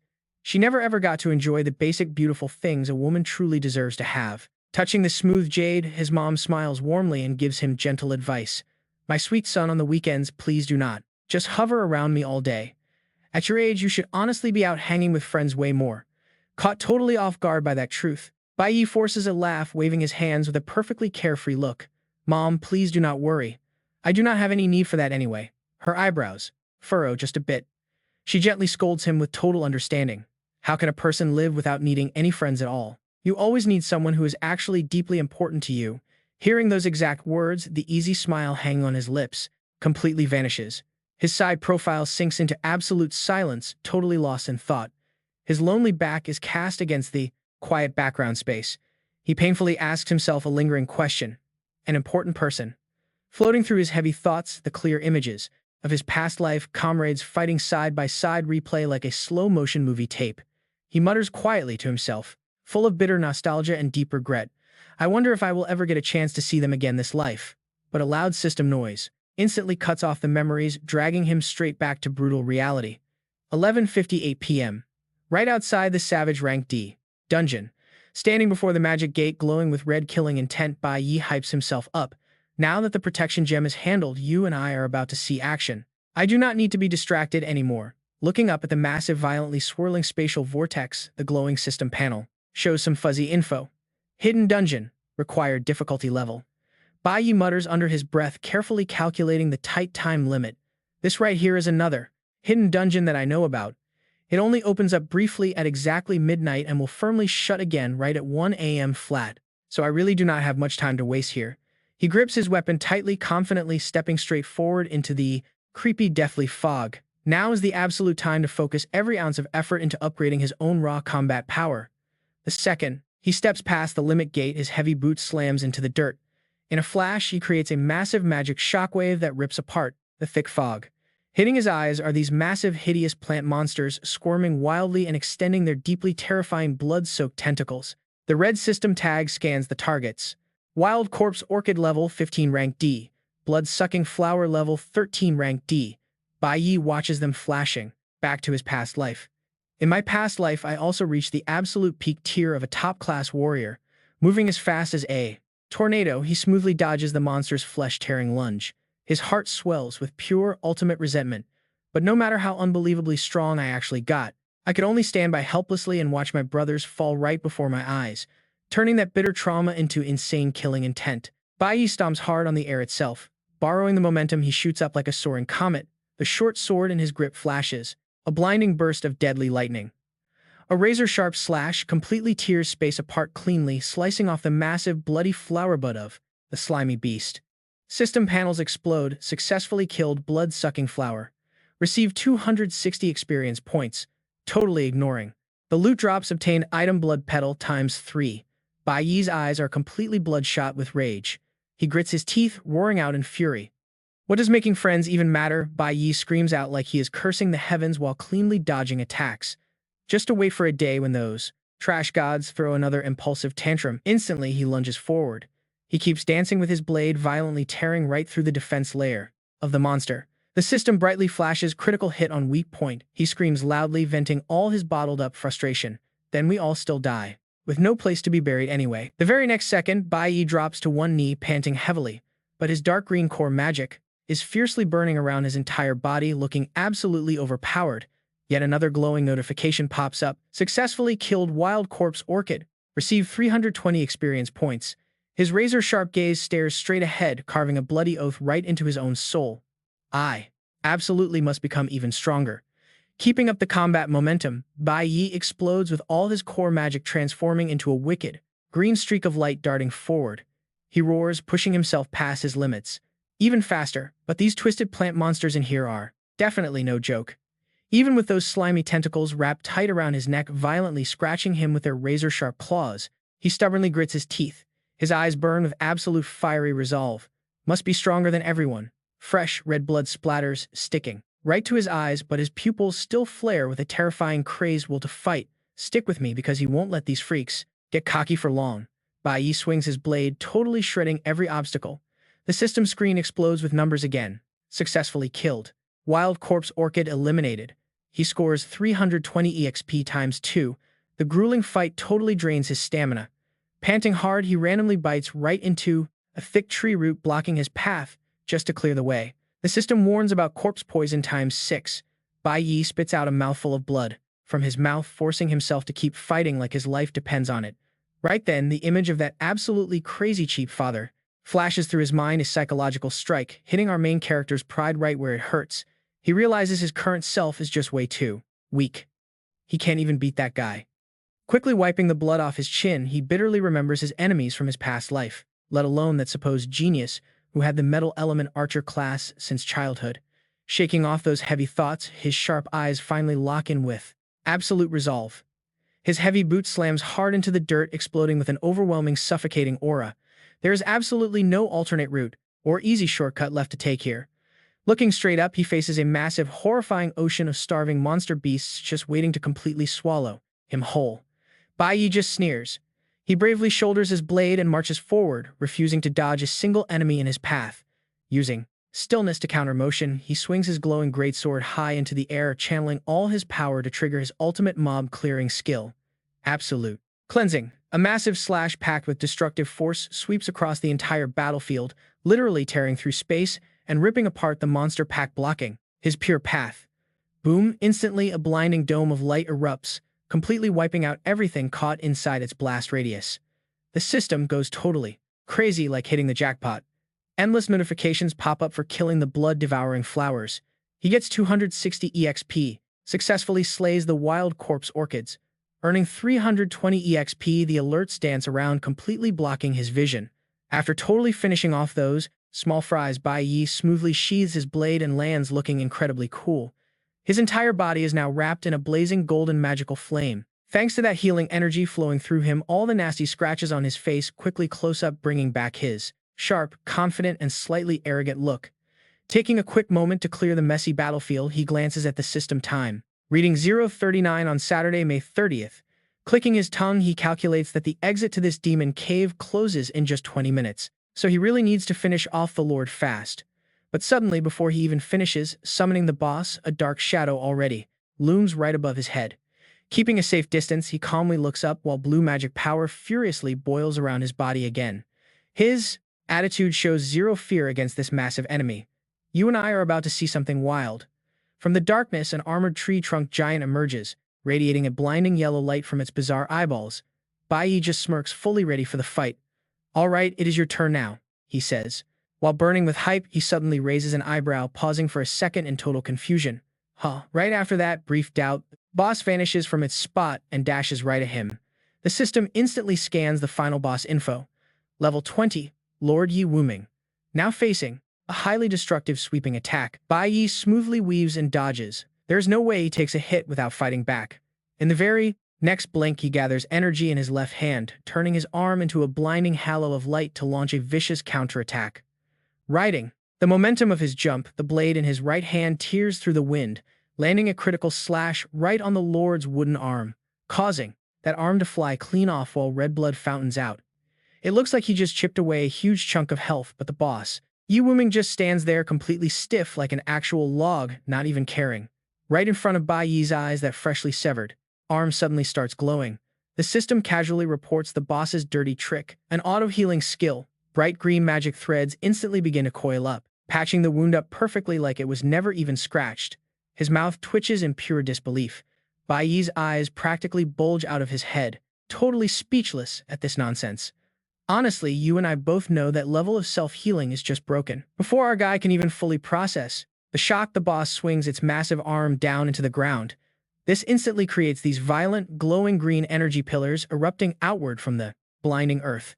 Massive razor-sharp tree roots violently burst up from the dirt, snapping and tearing through the air exactly like a swarm of toxic snakes. Sweating bullets, Bai Yi desperately kicks off the falling rocks, jumping mid-air over and over just to stay alive. Barely escaping that brutal root trap, he turns his head and feels a freezing chill run down his spine. Without making a single sound, that giant lord somehow teleported right up, closely standing right behind his back like an incredibly terrifying and unlucky ghost. But wait, it gets even worse. Down there on the blood-soaked ground, those monster corpses that were supposed to be dead suddenly start twitching violently. They slowly crawl back up to their feet, completely ready to join this massive group ambush. In the blink of an eye, Bai Yi's eyes widen in sheer panic as he stares down at the battlefield. Countless chopped-up beasts are actually twisting and reattaching their own body parts. He can't help but curse under his breath. Wait a minute, didn't he already slaughter every single one of these magic beasts completely clean? How on earth are they all crawling back up again? He frowns, taking a very careful step backwards while his mind races to calculate the odds. Logically speaking, a low-tier lord like this absolutely should not possess such a ridiculously broken resurrection ability. Makes zero sense, but stick with me before he can figure out what is happening. A gigantic tree root covered in purple lightning violently tears through the wind, whipping at him relentlessly, totally trying to turn him into minced meat. This deadly killing intent hits him so incredibly fast that Bai Yi's pupils shrink in pure terror. Panicking, he aggressively tilts his head narrowly, dodging the lethal strike by just a hair.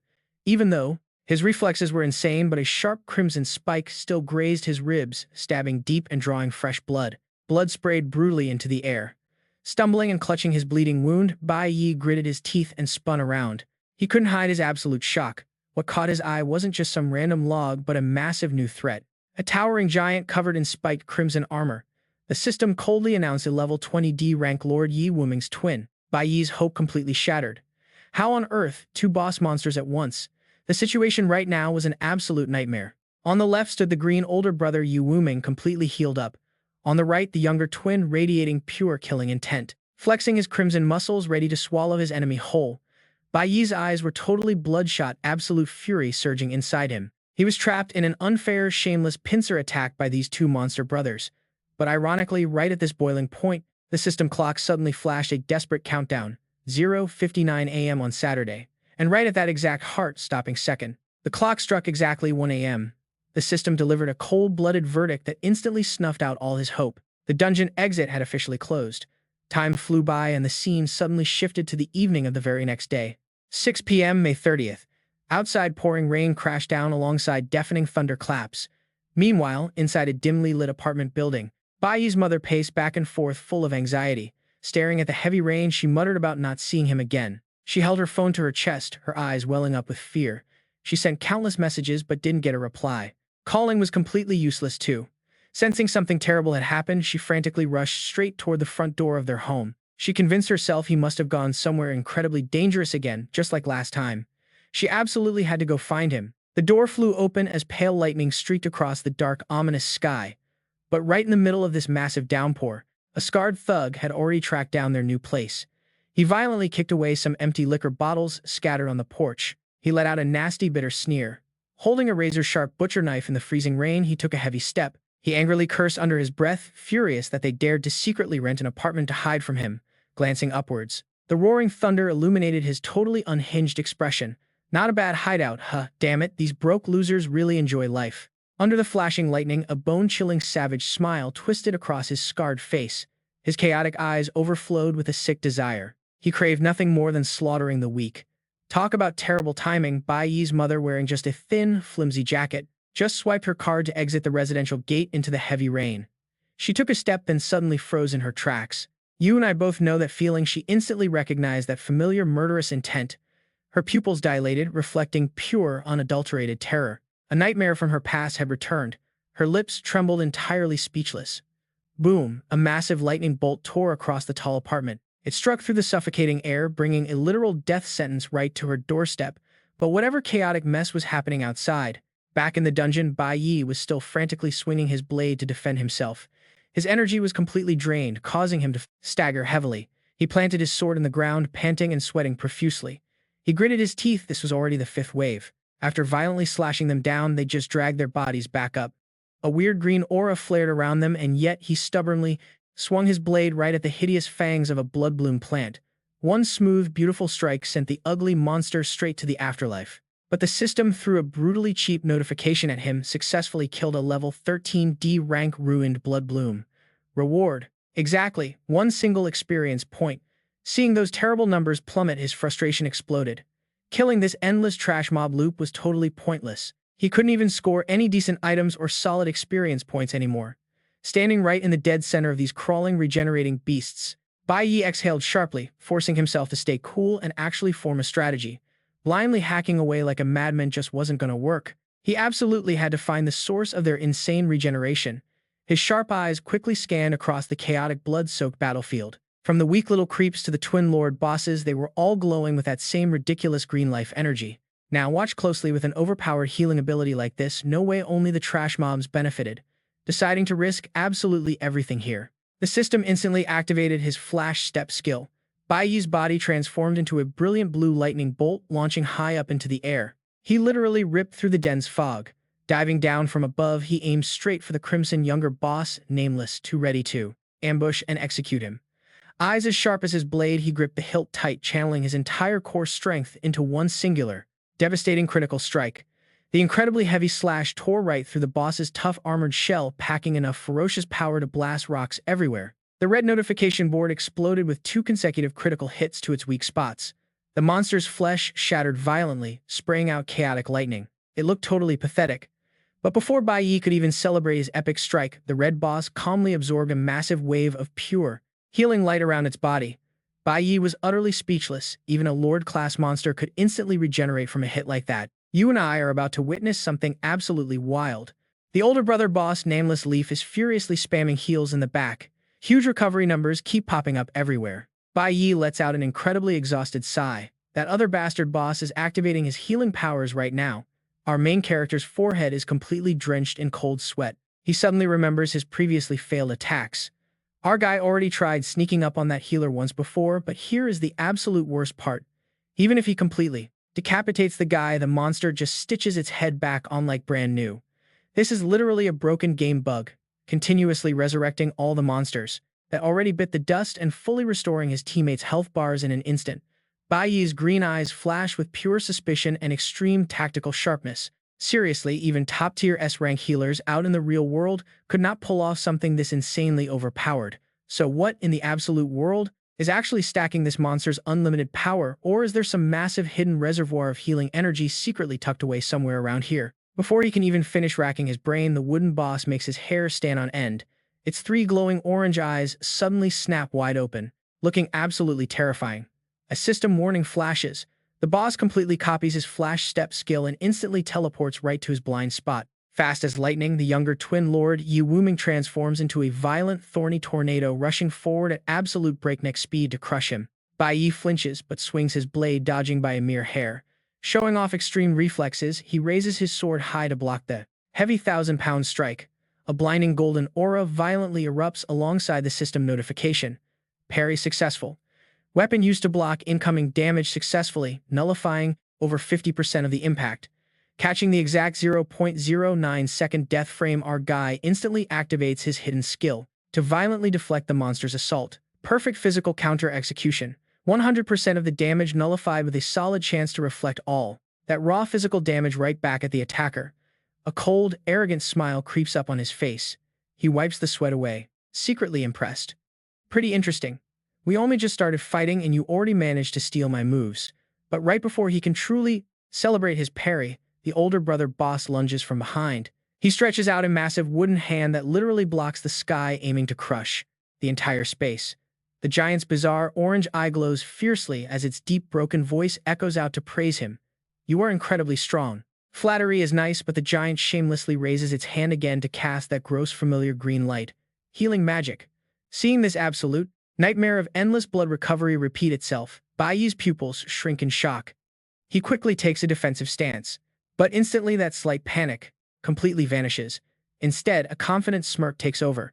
He finally found their fatal weakness. As that green magic surges, he whispers, "I found you." His sharp eyes lock onto something directly behind the big boss, exposing its dark secret. In this floral demon zone, that massive ancient tree standing in the back is the actual energy supply core. No time for talking. He makes a razor-sharp turn, transforming into a literal lightning bolt, and cleanly slicing through the waist of the Red Lord, blocking his path, leaving it completely stunned. Slashing like an absolute madman, Bai Yi loudly roars out the truth. The boss's infinite healing glitch only exists because of that giant tree. That is exactly how it covers such a massive area with its magic. Realizing our hero is targeting the main base, the wooden boss Nameless Leaf goes into full panic mode. It scrambles upright, violently extending its branches to block off the entire zone. It roars out, "No!" But ignoring the monster's desperate screams, a spectacular greatsword slash glowing with golden energy fiercely rips through the area. It totally severs a massive chunk of ancient tree roots. So if he just chops down these giant trees entirely, his ruthless, crazy smirk blooms like a literal evil god. Doing this means he can permanently and completely put an end to this monster. In a badass slow-motion replay of the moment, Bai Yi's fiery eyes burn with absolute determination, proving his theory. This boss is only this tanky because of the tree's healing power. The massive trunk twists around, raising its sharp wooden claws, trying to somehow salvage the chaotic situation. Nope, denied. His slashing aura erupts brilliantly, completely incinerating the blocking roots. So he just needs to chop through these massive trees. Playing this ultimate trump card brings a guaranteed death sentence that will finally kill this monster. Just as the attack is about to smash the core, the system chimes with that familiar sound. Class switch to Cloud Mage. The desperate boss crazily stretches out armored roots, screaming out in horror to stop him. It halts its attack, but it is way too late. Bai Yi swings his mage staff up. A bone-chilling blue sphere of energy charges up, unleashing an extreme blast of freezing air. The cold wind sweeps through instantly, directly freezing both the massive Nameless Leaf and Yi Wuming bosses right in their tracks. They are turned into stiff, solid stone statues. Now watch this smooth transition with me. The system pulls a perfect U-turn, switching to Core Warrior class. He drops his stance, raising his fiery blade, and prepares to butcher his prey. A brutal wood-chopping strike carrying the weight of a mountain slams down, shattering the thick ice into dust along with the giant's physical body splattering everywhere. Our hero's eyes show the pure triumph of a gamer beating the final stage. Looks like my guess was right. With you and the ancient tree center totally destroyed, all the garbage mobs in here will permanently lose their annoying ability to heal and come back to life. As the boss shatters into pieces, the glowing loot screen explodes into view. Successfully eliminated the level 20. Lord Nameless Leaf. Gained 2,500 experience points along with some premium gear. Acquired the high-tier item 100 Spirit Herb, which instantly restores 50% stamina and heals major physical damage. With their shameless healing source wiped out, all the surrounding tree roots and monster corpses instantly lose their life force, collapsing lifelessly on the cold floor. And as for the Red Twin boss, well, you and I already know what is coming next. The enemy is completely wiped out now. Huge cracks start shattering its frozen armor inside that massive block of ice. Meanwhile, Bai Yi just stands there absolutely unbothered. Standing right in the ruins, he points his dripping dagger straight at the last monster. Such an arrogant vibe. It is just you left now. The scarred boss monster twitches. Its single orange eye actually shrinks back in pure terror. It looks like this creature is finally tasting what it feels like. Helpless and totally desperate against the overwhelming power of a human. Back in the ruined dungeon, the giant shadow of the second boss begins to fall. That Red Lord Yi Wuming sways and crashes heavily right in front of Bai Yi. It drops to its knees, hissing out broken gasps mixed with pure despair and hatred. "Just kill me," it seems to say. Flames instantly erupt, turning its remains to ash. The system coldly drops the final kill notification right then. Level 20 D rank Lord Yi Wuming eliminated. Watching his enemy die, Bai Yi flashes a very faint smile. Honestly, it is hard to tell if it is pity or straight-up mockery.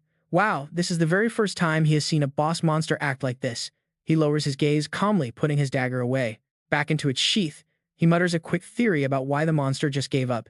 Is it because its twin brother already died, so it just stopped fighting? Does it really not want to live alone anymore? Right after he says that, a blinding beam of golden magic blasts down from above, sweeping away all the leftover debris. That intensely bright golden light completely swallows the kneeling boss monster. Well, then guess he is fulfilling its final death wish. The system numbers go absolutely wild. He successfully defeated the level 20 D rank boss Yi Wuming.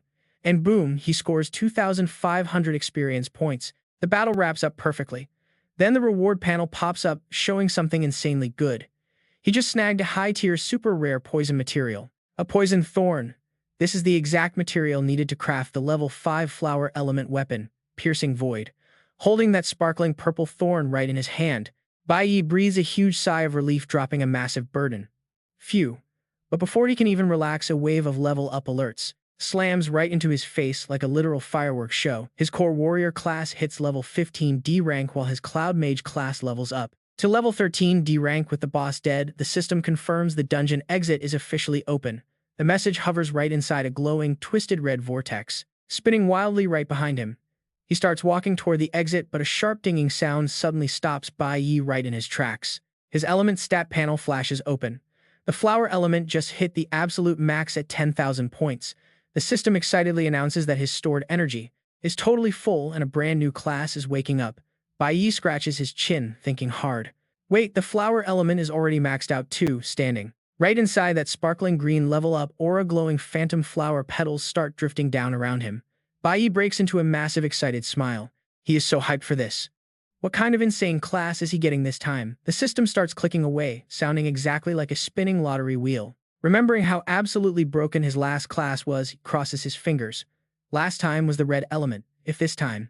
Ding! The final lottery results flash right in front of his eyes. Level 1 E rank flower summoner. Yeah, that huge smile on Bai Yi's face vanishes instantly. He just stands there frozen for 5 solid seconds. His face completely drops as he lets out a massive sigh. Huh. It is just a basic blue tier class. Scratching his head, he slowly accepts this slightly pathetic new reality. Clicking his tongue, he tries to cheer himself up. Okay, well, a summoner class honestly does not require crazy high base stats anyway. The real question is just how good the main skills actually are. With a quick wave of his hand, he opens up the new skill panel. The system is packed with text. First up, Flower Spirit Contract. After crushing a flower element monster, you can actually sign a total binding contract with its soul, forcing it to serve you forever. Current contract limit is 0 out of 2. Then he spots a weird passive skill. Passive ability, Flower Field Space. This lets him see the literal souls of recently killed flower element monsters. After reading through those 2 lines, he raises an eyebrow, super curious now.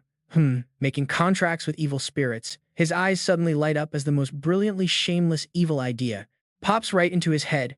He whips around to look back at the ruined battlefield. The corner of his mouth curls into a very wicked, clever smirk. Wait a minute, those 2 twin bosses he literally just murdered.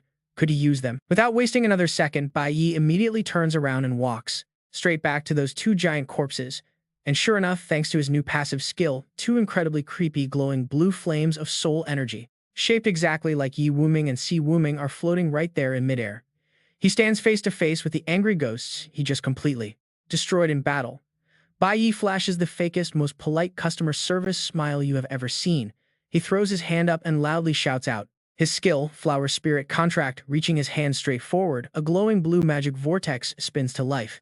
His voice drops into this totally dominant, bossy tone that absolutely will not take no for an answer. You 2 get over here. With just that one quick command, the 2 giant ghosts completely submit and shrink right down. They turn into 2 streaks of light and obediently shoot straight into the open palm of their wicked new master. All right, you, and I need to jump back to reality for a second. The rain is still absolutely pouring down on the apartment. Pale lightning flashes, revealing the creepy silhouette of a thug gripping a butcher knife outside the gate. Just as he is drowning in pure murderous intent, his phone suddenly starts ringing loudly in his pocket. Ring, ring. Talk about ruining the mood. His murderous frenzy gets totally cut off. He stops, his face twisting into pure annoyance. He aggressively yanks out his phone to curse. Damn it, who the hell is calling me right now? But the second he glances at the screen, his attitude does a complete 180. He goes straight from a bloodthirsty killer to a pathetic little coward. He frantically presses the phone to his ear, his voice totally groveling now. Yes, absolutely, Boss Tran. The loud booming voice of some massive guy on the other end echoes right through the speaker. Wait, really? A drinking party? Captain Reynolds' operation. Can I actually join? The guy practically groveled into his phone. Yes, absolutely. I will definitely make time. I'll prepare a massive gift for him, don't you worry. His disgusting, sinister chuckle echoed loudly through the empty alleyway. Ha ha ha, understood. I definitely won't waste this golden opportunity to rebuild the syndicate. He was completely obsessed with the idea. Hanging up the phone, he wiped his face. A twisted, greedy smile spread from ear to ear. Oh yeah, today was his lucky day. He completely tossed his previous murderous plans right out the window. Putting his knife away, he turned on his heel and walked off. Whistling a sick little tune, he muttered about finding his good old stepsister to catch up on old times. Creepy, right? Meanwhile, across town, it was Saturday, May 30th, 6 p.m. Bai Yi's mother, Mary, stood nervously in the apartment lobby, staring out into the pouring gray rain. The storm was heavy, but suddenly stepping out from the dense, misty downpour, a young teenage boy appeared casually holding a black umbrella. He walked forward with a gentle smile. His warm voice instantly shattered all her anxiety. "Mom, why did you come down here? It's pouring." Startled, she whipped around, nearly dropping her own umbrella. Her eyes went wide with absolute shock, her chest heaving with overwhelming sudden relief. You and I both know that feeling of sheer relief. Seeing her son alive meant everything. Under that dark umbrella, our guy stood totally firm. Bai Yi held the grocery bags, looking at his mother with a soft but unshakable smile. "Come on," he told her gently. "Let's head home." Back inside their completely safe apartment, Bai Yi gently took his mother's frail wrist. He carefully slipped on an intricate, beautiful bracelet made of woven roots. Right in the center, a sparkling emerald gem. Mary looked down at the beautiful gift, her eyes tearing up, though she playfully scolded him. "You silly boy," she teased softly. "You used going out tonight as an excuse just to get me a late Mother's Day gift, didn't you?" She looked up at him. Her eyes were absolutely overflowing with deep understanding and endless, boundless love. She saw right through her son's act. "Did you really think I wouldn't notice just because I stayed quiet?" she asked. Cut to the bedroom. Bai Yi flopped onto his soft mattress. Hands behind his head, he stared aimlessly up at the ceiling. After days of absolutely insane, non-stop dungeon grinding, it was time for review. He muttered to himself, tallying up his current assets. Right now, he actually had 3 distinct classes under his belt. Pretty solid start, honestly. Green Element Warrior, Blue Element Summoner, and Red Element Mage. The system stat panel rolled out right in front of him like an epic resume. Cloud Mage at level 13 D rank. Core Warrior at level 15 D rank. He smirked. Both of his main combat classes had hit D rank. Then he glanced at his slightly embarrassing new class. The system displayed the details. Flower Summoner, level 1 E rank. He rubbed his chin. He pondered hard. Even with all this, it just wasn't enough. That scumbag had been in prison for 21 days already. Today was day 10. Wait, meaning only 5 days left until his release.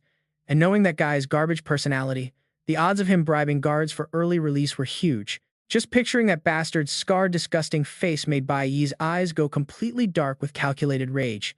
He needed to be ready for absolutely anything. That was exactly why he had gone out of his way to prepare all of this, just in case things went south. The protection bracelet. His mother's emerald bracelet glowed in his mind like the ultimate defensive charm. The system timeline suddenly skipped forward to bright and early Sunday morning. "Stick with me here, this is where it gets crazy." Bai Yi stared intensely at the glowing red dungeon gate, realizing a brutally honest, bloody truth. Hiding forever would never actually solve the core problem. Before he could truly begin his main cultivation journey, he had to crush this threat completely. "I have to end this," he muttered. With that, he stepped boldly into the fiery red vortex, kicking off an absolute monster farming frenzy. System notifications just kept popping up one after another, proving his relentless, insane grind. E rank hidden dungeon conquered. D rank hidden dungeon conquered. The sheer dedication was off the charts. Time flew by like a wild dog running free in a field. Sunday afternoon finally rolled around. Bai Yi slowly walked out of a dense, thick forest. He had a few scratches, sure, but his entire aura felt impossibly sharp and dangerous now. As he walked, he muttered his calculations. He couldn't afford to rest for even a single second lately. He needed that C-rank class promotion. Suddenly, the system blared. It had scanned a brand new target. D-rank hidden dungeon detected. Threat level active. He didn't even hesitate or complain. 0 words spoken. He just stepped decisively right through the portal. By Sunday night, he had successfully cleared yet another incredibly tough domain.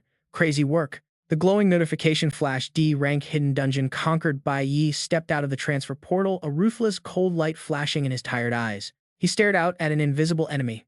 "Next time I see you," he promised darkly, "I will be 100,000 times stronger than you." Another shower of golden level-up light cascaded down on him. His rank shot up. Then suddenly, ding, a blindingly bright golden bell chimed loudly. Bai Yi stood absolutely frozen in place, a massive question mark, basically floating over his head. The system displayed a gorgeous diamond-encrusted golden notification frame. New title acquired: Lone Wolf Hero. Awarded for soloing 10 dungeons equal to or higher than your own rank. Hero key has been granted. Upon meeting certain conditions, you can unlock the hero tower. He frowned in pure confusion at all these wild magical items. What is this stuff? Ignoring the sudden level-up madness, the system clock officially signaled a massive event. Early Monday morning, June 1st. The Awakening Academy Middle School campus. The teacher's voice echoed across the entire courtyard through the booming PA speakers. "I am incredibly thrilled to announce this to all of our students. Listen closely, everyone. We have some truly exciting news to share with the whole student body today." The energy in the air was completely electric. "Back in class, you and I are about to get some massive news." Our stunning teacher slams her hand on the desk, beaming as she drops the final exam results. "The scores are officially in. And guess what? Bai Yi and Qiling from our very own class have totally crushed it, snagging the top 2 spots. Valedictorian and runner-up with the highest scores in the entire school, she throws her hands up, practically glowing with pride. Oh, and get this, there is more. The combat footage of Bai Yi was sent straight to the main headquarters for a deep dive analysis. And the final verdict? Absolute perfection. The highest rating in school history. The whole room completely loses their minds. Standing right next to Bai Yi, Qiling is blushing bright red. She clasped her hands together, bubbling with joy. Meanwhile, our boy stays completely stone-faced, cool as ice. And because of this insane achievement, they have officially secured their spots in the elite cultivation journey. But wait, she is not done yet. She drops another absolute bombshell. Thanks to that god-tier performance by Bai Yi, these two are getting the ultimate reward. They are being granted a personal audience with the legendary God Clan. The classroom instantly turns into pure chaos. Everyone is whispering and freaking out. An audience with the God Clan? Oh my goodness, this is crazy. That is an honor even veteran clerics dream of getting. We are talking peak prestige here. Through all this noise, Bai Yi just lowers his head. A mysterious smile creeps onto his face as he thinks about a certain shadowy group. He never expected such a perfect, completely unexpected bonus from all this. He actually gets a direct ticket to meet those guys now. Suddenly, the nerdy kid at the desk behind him starts tearing up tightly, grabbing onto his jacket. He begs Bai Yi with pure desperation. Hey man, when you make it to the big leagues, do not forget your poor old brother left behind in the dirt. Another nerdy classmate pushes up his glasses with a sly smirk, patting his shoulder. I knew it all along. You were destined to be an absolute star. But while the class is busy celebrating, the vibe over in the faculty office is heavy enough to crush bone. The villain stands right in front of the desk. He looks absolutely furious. Sitting across from him, the principal adjusts his glasses, strokes his beard, and coldly asks, "Are you absolutely certain you refuse to go?" The principal lets out a heavy sigh. Your father worked incredibly hard just to visit this time. You could easily tag along with him to the main headquarters. Using his name, you could officially join the elite cultivation journey without breaking a single rule. It is the perfect loophole. So why turn it down? Zimu stays completely silent. His teeth are grinding and his hands are clenched so tightly into fists that his veins are bulging. He is literally shaking with rage. He snaps his head up, eyes burning with pure bitter pride. I am not going. I only placed third. If I did not earn the spot myself, then I do not deserve it. I refuse to let everyone think I am just some privileged kid relying on his daddy.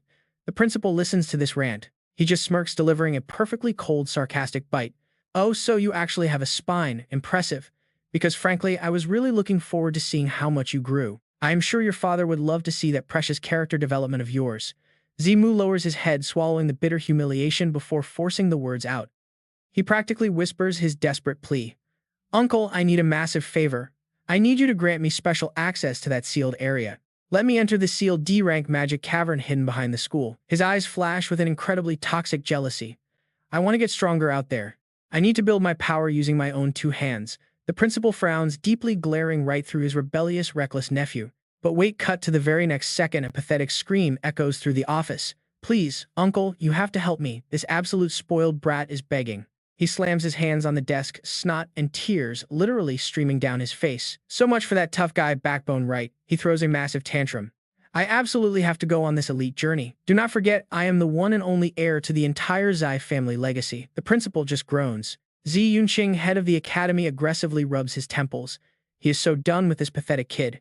He glares coldly and starts his brutal lecture. You already know you are the last remaining bloodline of our proud Z family.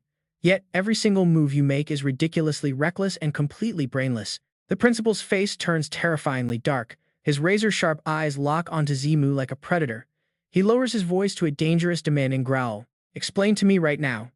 During the live combat exams, why did you pull that utterly pathetic, cowardly stunt? Zimu visibly jumps, completely panicking as he stumbles backward. You actually buffed a demonic beast just to backstab a fellow student. Bam. The principal furiously slams a heavy stack of documents right onto the desk. Do you honestly think the higher-ups are complete idiots? You thought they would not see right through your absolute garbage bargain bin tactics. An overwhelmingly terrifying wave of magical pressure erupts from the principal. It slams into Zimu, turning his legs to absolute jelly. He's shaking like a leaf. If I had not stepped in to cover up this total disaster myself, do you really think you would still be allowed to stand inside this school? Not a chance, thud. Zimu completely shatters under the pressure. He drops straight to the floor aggressively, bowing his head, begging like his life depends on it. I am so sorry, uncle, I messed up. He stays curled on the floor, clutching his head while bowing frantically. His voice is trembling, completely drowned in panic. I know I was wrong. I swear I will never do it again. Get up, Principal Zi Yunqing unleashes a furious commanding roar that rattles the room. His eyes gleam dangerously behind his glasses, practically glowing with raw magical energy. Thick blue veins bulge across his forehead. The suffocating aura is just way too much. Unable to handle his uncle's wrath, Zimu weakly pushes himself off the floor. He is literally drenched in cold sweat, his pale face twisted in pure agony. Seeing that his punk nephew is properly terrified, the principal finally pulls back his crushing magic. He lets out a cold scoff, turning his back toward the window. Crossing his arms, he lowers his voice to a serious tone. However, ironically, thanks to your little impulsive stunt out there, those higher-ups actually stumbled upon something huge. They finally noticed an incredibly unique anomaly named Bai Yi. And trust me, you and I are about to see him change everything. Alright, you and I are looking at our main guy, Bai Yi, standing calmly under a blood moon, completely radiating the vibe of a guy hiding massive secrets. A total world shifter. The principal's voice echoes out loud and clear. The higher-ups up there definitely feel like this kid has something seriously unusual about him. The principal turns around, tapping his fingers against the desk, his deep eyes full of intense, calculated plotting. He knows the kid's power growth curve is completely illogical. It makes zero sense. Because of this, someone from the Divine Clan actually personally requested to meet the kid face to face. Adjusting his collar, Zi Yunqing shoves his hands into his pockets, dropping a final warning for his absolutely clueless nephew. You can totally tag along on this upcoming cultivation trip, but you better keep that rotten temper in check. Act a little humble for once. If you dare pull any tricks and cause another massive mess, do not expect me to protect you. Do not expect me to cover for you. Hearing that was like striking gold. Zimu snaps his head up fast. His grim face instantly morphs into pure excitement with a huge ecstatic grin. Wait, really? Yes, sir, you can totally count on me, uncle. Leaving the principal's office, a wicked smirk crawls onto Zimu's lips, his hands clenching tight with pure hatred. Just you wait, Bai Yi. On this cultivation trip, you better keep your eyes wide open for me. He remembers the alluring silhouette of Lu Heiyu, that gorgeous metal tier assassin. His grin turns twisted, warped by his blind overconfidence. And Heiyu, too. I am going to make you mine very soon. Time flies by, bringing us to Monday afternoon just before school lets out. In class, a total nerd with round glasses looking exactly like two giant marbles is completely freaking out. Gripping a shiny yellow envelope, he screams like he just won the absolute jackpot. An invitation from the Supreme Student Council, his hands shake wildly as he shoves the letter right at Bai Yi to read. The bold message inside says, "Dear Bai Yi, the Supreme Student Council formally invites you to join us. If you are interested, you are welcome to visit our Student Council office to register today. Sincerely, the Supreme Student Council." That is huge. The nerd tears his hair out, screaming with pure joy for his friend. Oh my gosh, this is literally the absolute strongest student council in our entire school. The whole class crowds around, guys patting his shoulders, chatting nonstop. Does joining them basically mean getting an automatic free pass straight into the Divine Guild, right? Another guy rubs his chin, putting on a serious face like an absolute know-it-all. That council was created by the only metal tier assassin awakened in recent years, before people had to fight tooth and nail just to submit their applications for a tiny chance to join. Now he gets a direct invitation out of nowhere. Another guy's eyes go wide as he gasps.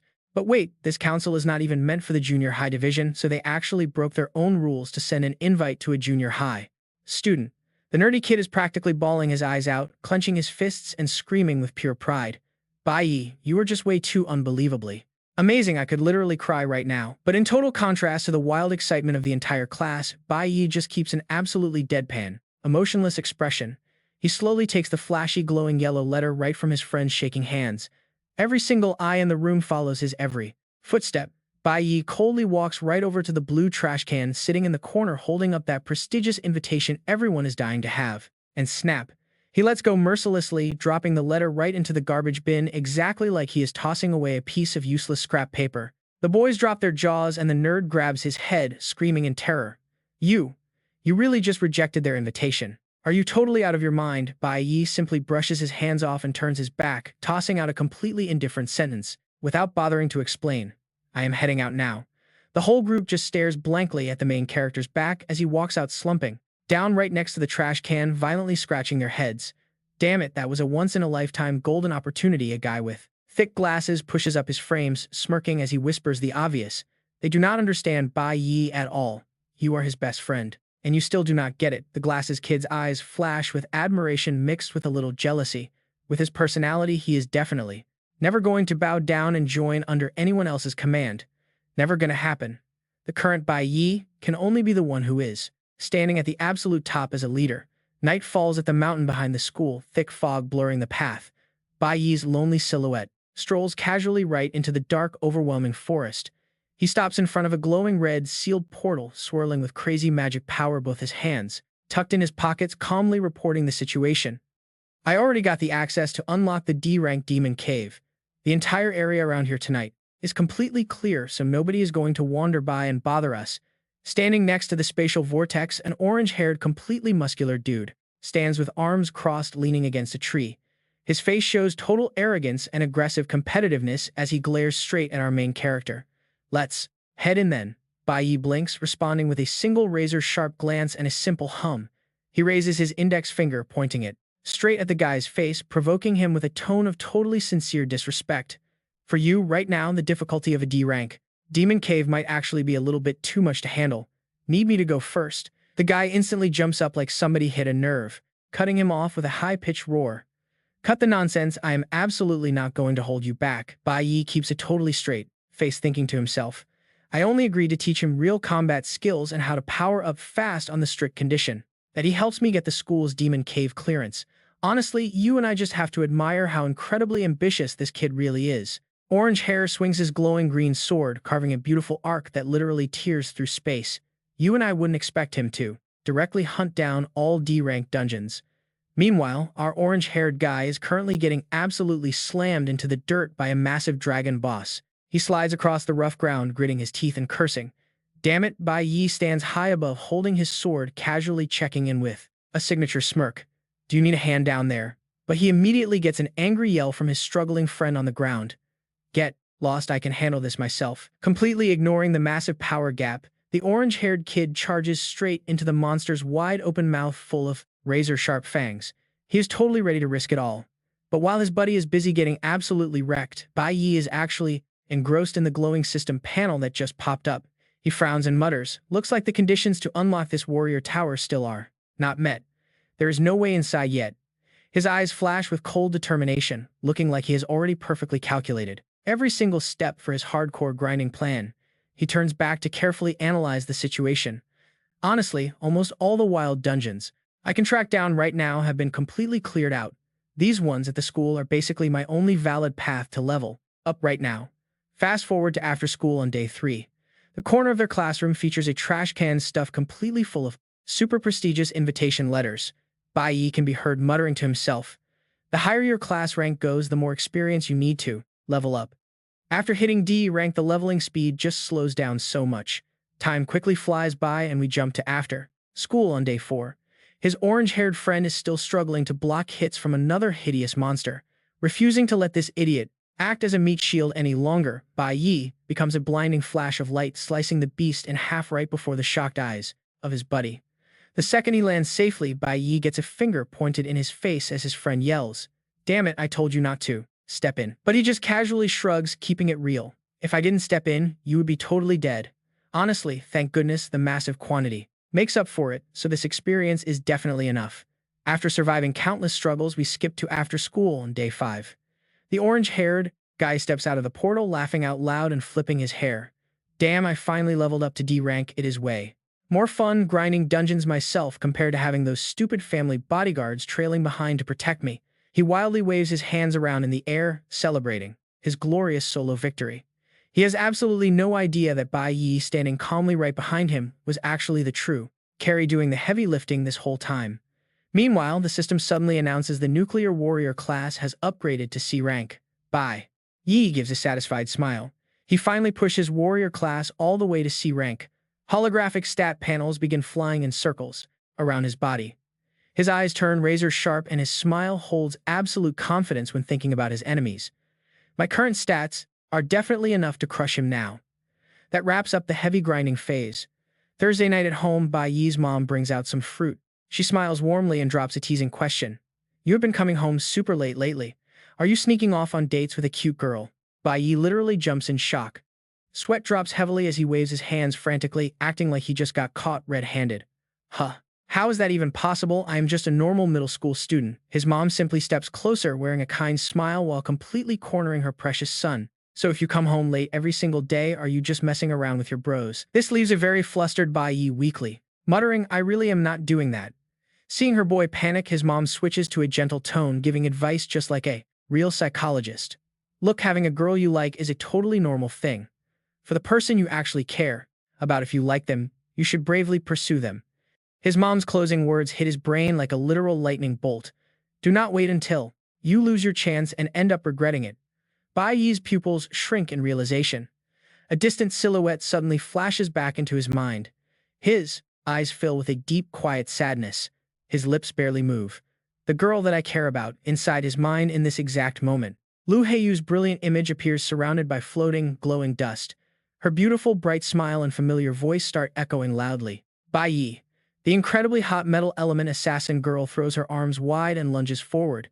She shuts her eyes tight, whining playfully, just give me a hug. As the captain remembers that moment, young Bai Yi blushes bright red. He instantly pushes her soft cheek away as she tries getting close. He turns his head away, grumbling that he doesn't want to. Now the memory scene violently shifts over to a completely desolate battlefield.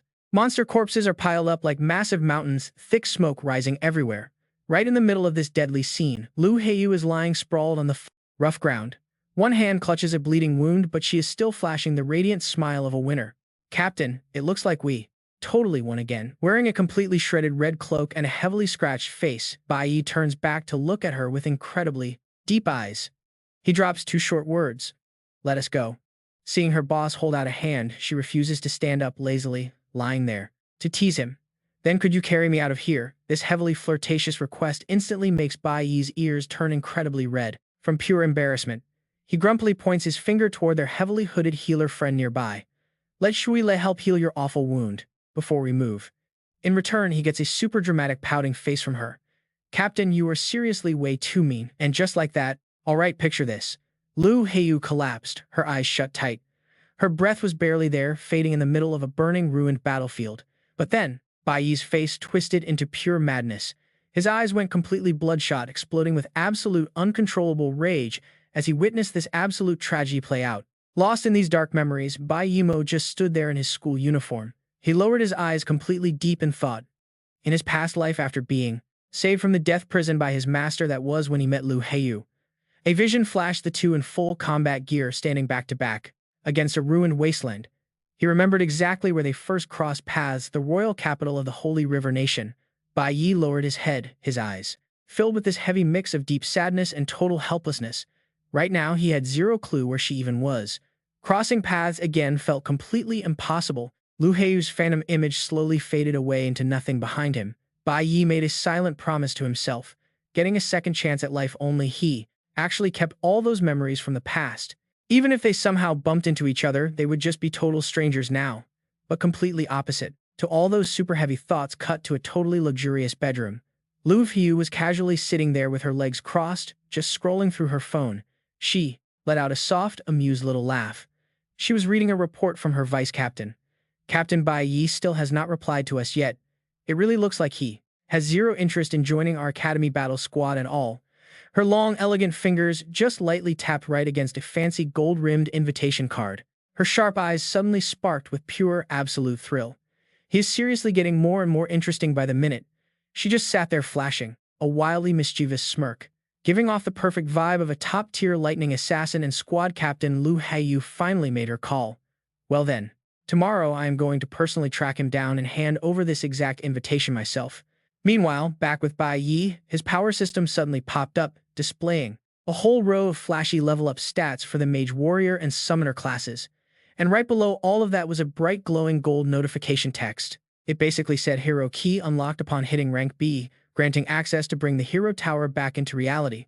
Then when Friday finally rolled around, landing exactly on his birthday, Bai Yi just sat there completely zoned out at his desk.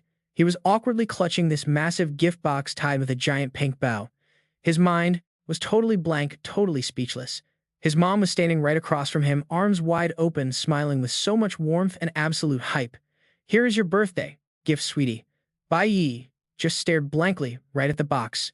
You could see this mix of genuine curiosity and total hesitation in his eyes. Moving super slowly, he carefully reached out and popped the lid off the blue box. The exact second he actually saw what was resting inside, his eyes went incredibly wide with pure confusion. Using both hands, he lifted up this super thick, heavy chunk of gray fabric. Tucked in with the gift was this incredibly sweet, loving little card. To my precious son, may you always be happy and bravely live the exact life you want to choose. Sure, it was deeply touching, but Bai Yi was physically sweating right now. He thought to himself, this is a heavy winter scarf, but summer is literally right around the corner. Then suddenly his pupils shrank down to absolute pinpricks. His brain finally did the math. Realizing an absolutely massive game-changing truth, Bai Yi bolted upright. He practically stuttered as he looked at her. Mom, wait, Mom. Did you already know I was heading to the Holy River Nation? Not denying it at all, his mom just tilted her head with an incredibly gentle, knowing smile. The temperature difference between day and night over there is massive. You really need to take good care of yourself, okay? And do not worry, I will absolutely take amazing care of myself here too. Hearing her say that, Bai Yi just quietly lowered his head. This huge wave of warm emotion completely choked him up. So she actually knew what he was planning this entire time.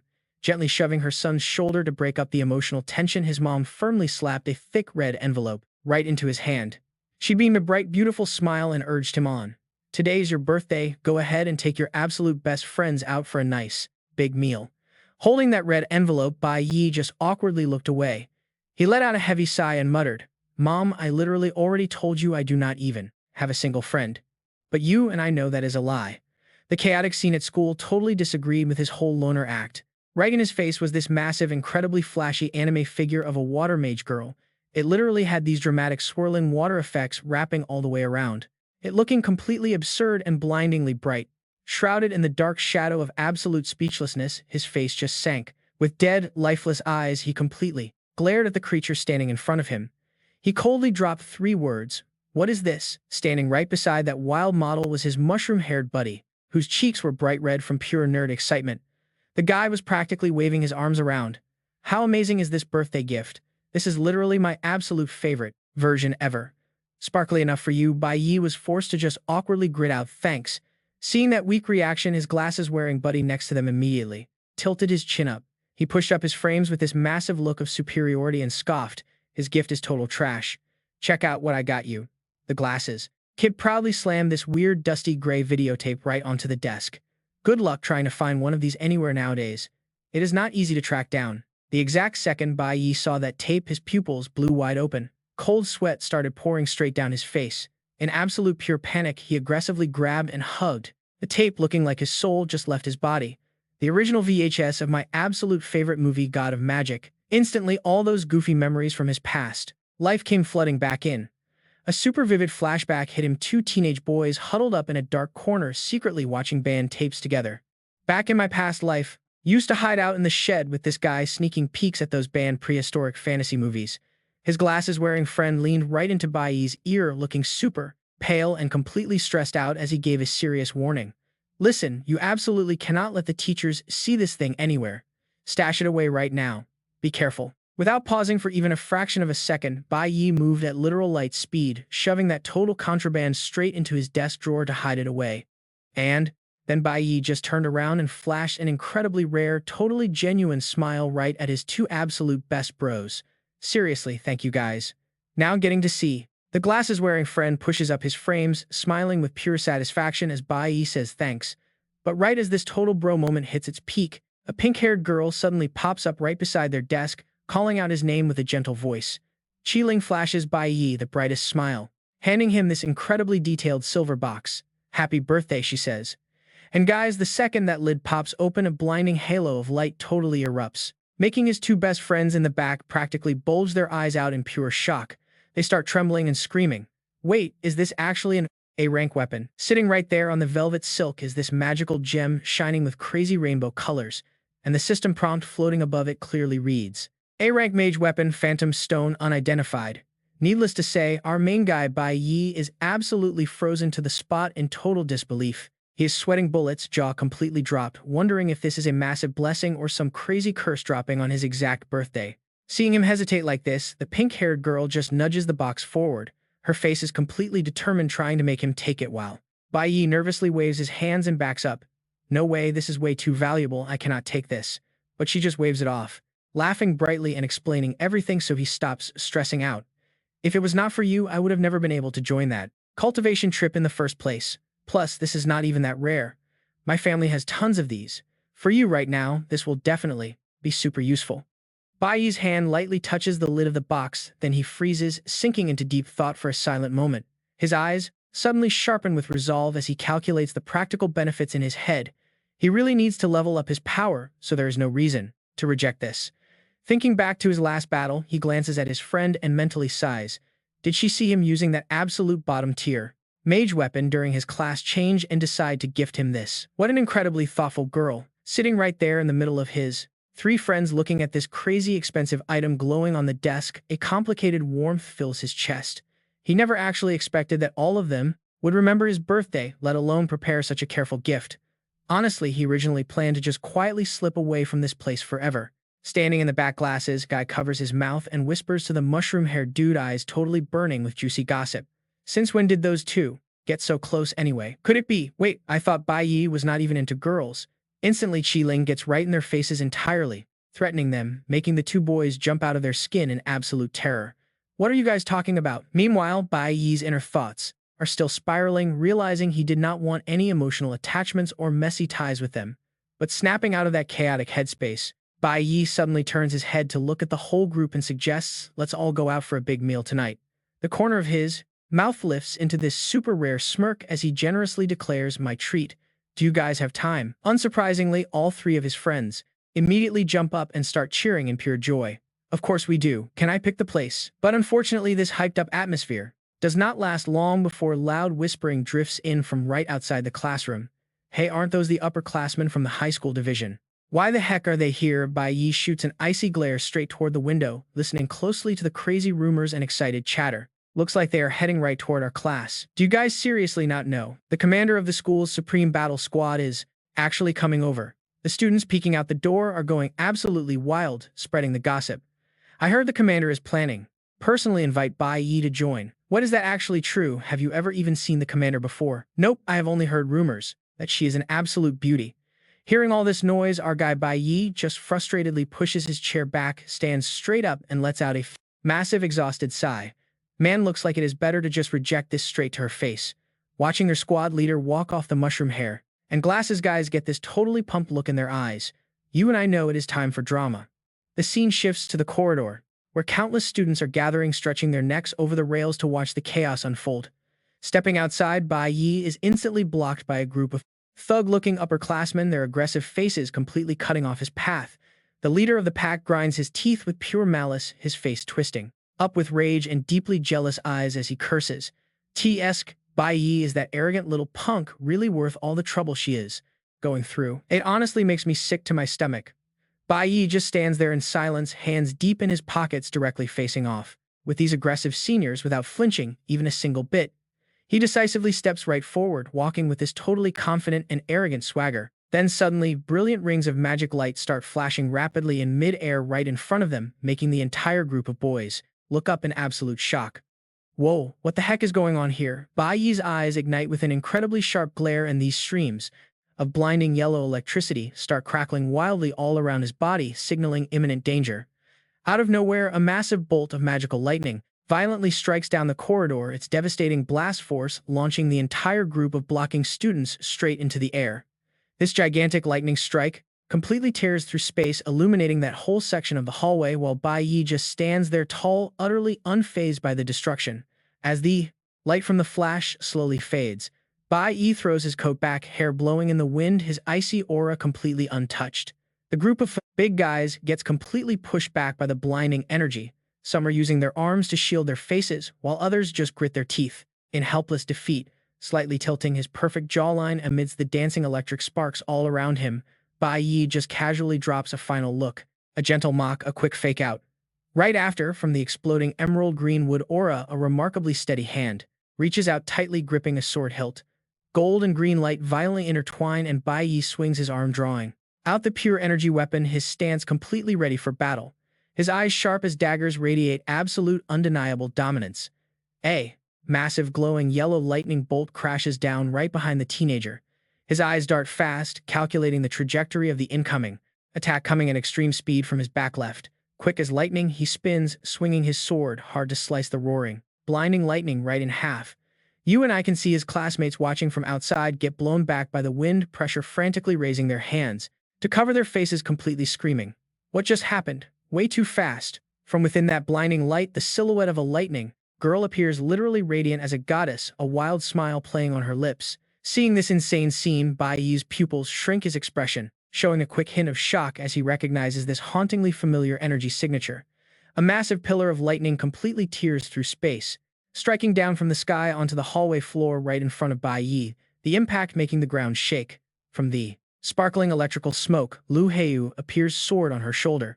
Her arrogant voice rings out, "Your reaction is fast as expected. I definitely did not pick the wrong guy."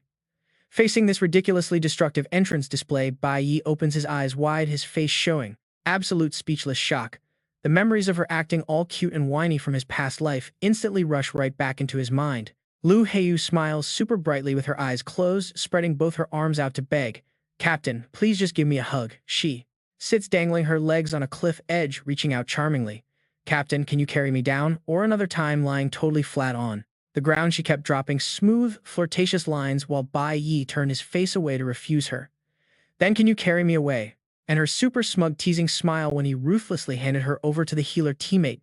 "Captain, you are seriously way too mean to me." Pulling his mind completely back to the present, Lu Heiyu puts hands on her hips, her tones slightly pouting. "We sent you guys so many invitations but got absolutely zero replies, so I wanted to personally come over here to visit you." Hearing this, Bai Yi's friends just stand frozen in place. The mushroom-haired guy covers his mouth, sweating absolute buckets as he whispers quietly to the boys. Does he really want to reject her straight to her face? This whole thing seems incredibly awkward. Paying no attention to the whispering, Lu Heiyu politely reaches her slender hand forward. With the confident demeanor of a true female guild leader, she says, "Hello, let me officially introduce myself. My name is..." Before she can even finish her sentence, a super heavy footstep launches off the floor, totally cutting through the atmosphere. At an impossible speed, Bai Yi dashes straight forward. He spreads his arms wide and pulls Lu Heiyu into a deep hug, startling her so much she stumbles. Now, wait for it. Standing far away, the pink-haired girl and boys are completely dumbfounded, showing extreme shock at the sudden outburst from the normally super cold teenager. As for the delinquent boy who blocked the way earlier, his face is totally twisted, green veins popping out. His forehead, caught entirely in this unexpectedly firm embrace, Lu Heiyu is totally stunned, her beautiful amber eyes wide open in absolute disbelief. Next to her ear, a warm, deep voice calls her name, Lu Heiyu. The corners of Bai Yi's lips naturally curl up into a heartbreakingly gentle smile, his eyes brimming with deep nostalgia as he holds her close. Long time no see. The hallway area instantly turns into a romantic stage for this tight hug amidst the lingering electric smoke, completely ignoring the dozens of eyes going entirely blind from the sheer shock of it. The arrogant face of the supreme female guild leader suddenly freezes up, her cheeks flushing a very noticeable shade of red. The gossiping crowd behind them instantly explodes. The mushroom-haired boy grabs his head, screaming out of control. Holy crap, what massive news to think they would just hug right in front of everyone. Is this real-life cross-class sibling romance? The glasses guy sweats profusely, hastily pushing up his frames to quickly correct the crazy gossip. They definitely do not count as siblings. Lu Heiyu was originally in the same grade as us, but because she awakened her powers in grade 7, she skipped grades right into high school. Amidst all this wild chatter, Shi Ling stands totally frozen like a stone statue, his entire body stiff, his deadpan expression completely empty. But this steamy romantic atmosphere definitely doesn't last very long. Out of nowhere, a fist glowing with blinding lightning sparks unexpectedly, tears right through the wind, swinging incredibly hard straight at the two of them. Survival instincts kicking in. Bai Yi immediately leans backward and retreats incredibly fast. The very next second, Lu Heiyu's slender hand gently rests on Bai Yi's shoulder, bringing along those magical lightning sparks that are still dancing and crackling all around them. She smiles with total enchantment, her amber eyes sparkling with a mischievous gleam.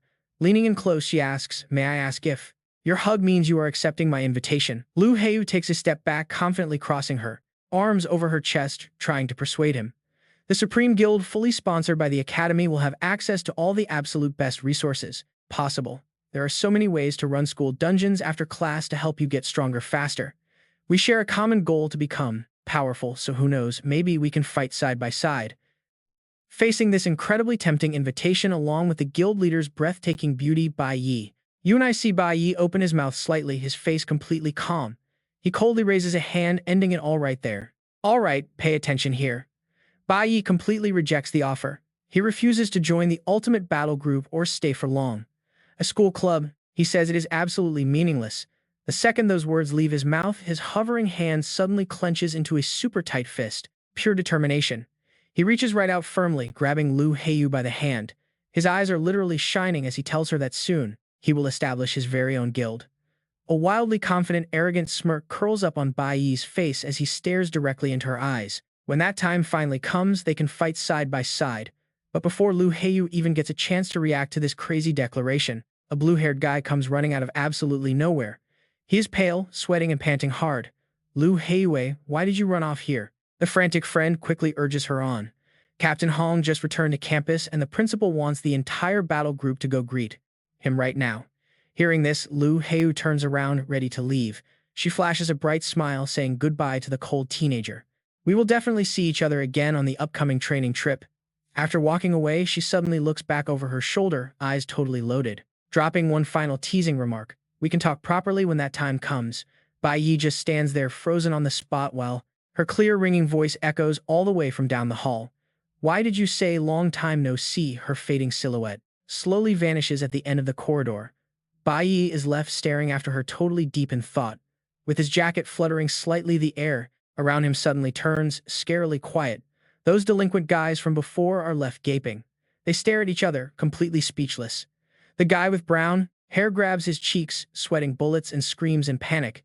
He actually rejected a personal invite from the commander of the ultimate battle group, and then he invited the commander to join his own guild instead. What the heck is he even talking about establishing his own guild out of thin air? Impossible. The upperclassmen start arguing loudly. Some wave their hands in pure disgust, while others are just totally panicking. He is not even of legal age yet. Plus, creating a guild costs a massive amount of money. Literally millions. Bragging needs to have a limit. But honestly, rumor has it, he scored the highest points in middle school history during the exams. What is even more insane is that he just boldly hugged the commander. Watching Lu Hei walk away, those clueless guys can only swallow their pride in bitter jealousy. The commander did not even push him away, ignoring all the wild whispers. The look in Bai Yi's eyes turned surprisingly soft. He thinks to himself that running into Lu Heiyu out of nowhere like this was something he never saw coming. Visions of his former teammates from his past life wearing heavy cloaks over their faces flash right into his mind. The real identities of everyone inside the Guild of Gods were kept under maximum security. They never once asked about each other's hidden pasts or secrets. He looked straight up at the sky, flashing a very relieved smile. That is why he never guessed Lu Heiyu would attend the exact same high school, making him almost completely miss this fateful reunion. A super nostalgic, incredibly warm smile slowly spreads across the young hero's sharp and handsome face. He decides to treat this as an awesome, unexpected birthday present. And just like that, the entire scene shifts. The vibe switches to a busy, bustling late afternoon. The system text pops up. After school on a June evening, Old Wang's BBQ joint. Thick barbecue smoke fills up the packed restaurant. Four good friends gather around a messy table. The friend with the glasses chews loudly on a meat skewer while totally complaining. Is this seriously the place you picked out, kid? Then comes a loud defensive shout from the guy with a mushroom haircut. No way, Bai Yi is the one who wanted to eat barbecue. I just simply recommended this specific spot sizzling. Red meat drips fat across the grill, looking incredibly delicious. Then the guy with glasses drops his voice into a serious tone. Bai Yi, are you actually serious about wanting to start your own guild? The pink-haired girl holding her chopsticks immediately freezes up her eyes, looking down as she sadly asks, and you said you wouldn't stay here long. Are you preparing to leave for high school? Bai Yi casually lifts his water glass to take a sip, dropping the absolute truth bomb. Yeah, after the training trip, I am planning to live over in the Sacred River Nation. Hearing this, all three of his friends jump out of their skin, jaws hitting the floor. The glasses guy stutters in total panic. Wait, you are not planning to drop out after high school just to start a business? Right? Bai Yi sets down his drink, his firm eyes, looking straight ahead. No, I am literally just going there to study. The pink-haired girl gulps hard, her voice shaking as she asks him, do you mean you want to take the exam for the Divine Weapon Academy of the Sacred River Nation? Meanwhile, darkness swallows the whole city, and a really dangerous, heavy atmosphere takes over. Now you and I need to watch this part closely. Outside Kaisin Hotel, a white sports car slams its brakes in front of the brightly lit lobby. Standing guard outside is a massive row of scary bodyguards wearing dark sunglasses, bowing deeply to welcome a major big shot. The second he steps out, a guy in a gray shirt quickly rushes forward. submissively waving him in. "Captain Hong, please come inside." A huge muscular guy steps out with a jacket just casually draped over his shoulders. He chomps a cigar, flashes a terrifying cold smile, and drops just one word: "Go." The system screen instantly identifies this beast. Hong Bing, captain of the Guild of Gods. The banquet hall doors swing open to reveal a super luxurious space, but it is completely packed with some extremely shady characters. The sound of noisy chatter echoes everywhere, but the moment they see Hong Bing walk in, one specific guy, the bearded guy in the gray shirt, frowns, sweating bullets as he gasps in shock. Standing quietly in a corner of the hall, Bai Yi's father watches this unfold. That bushy mustache twitches into a smug, deceitful grin. Right nearby, the vice captain's mind starts racing. Wait a minute. Isn't Bai Lingsheng supposed to be locked up for 15 days? He sneaks a glance at Hong Bing's arrogant back as the guy struts right into the center of the hall.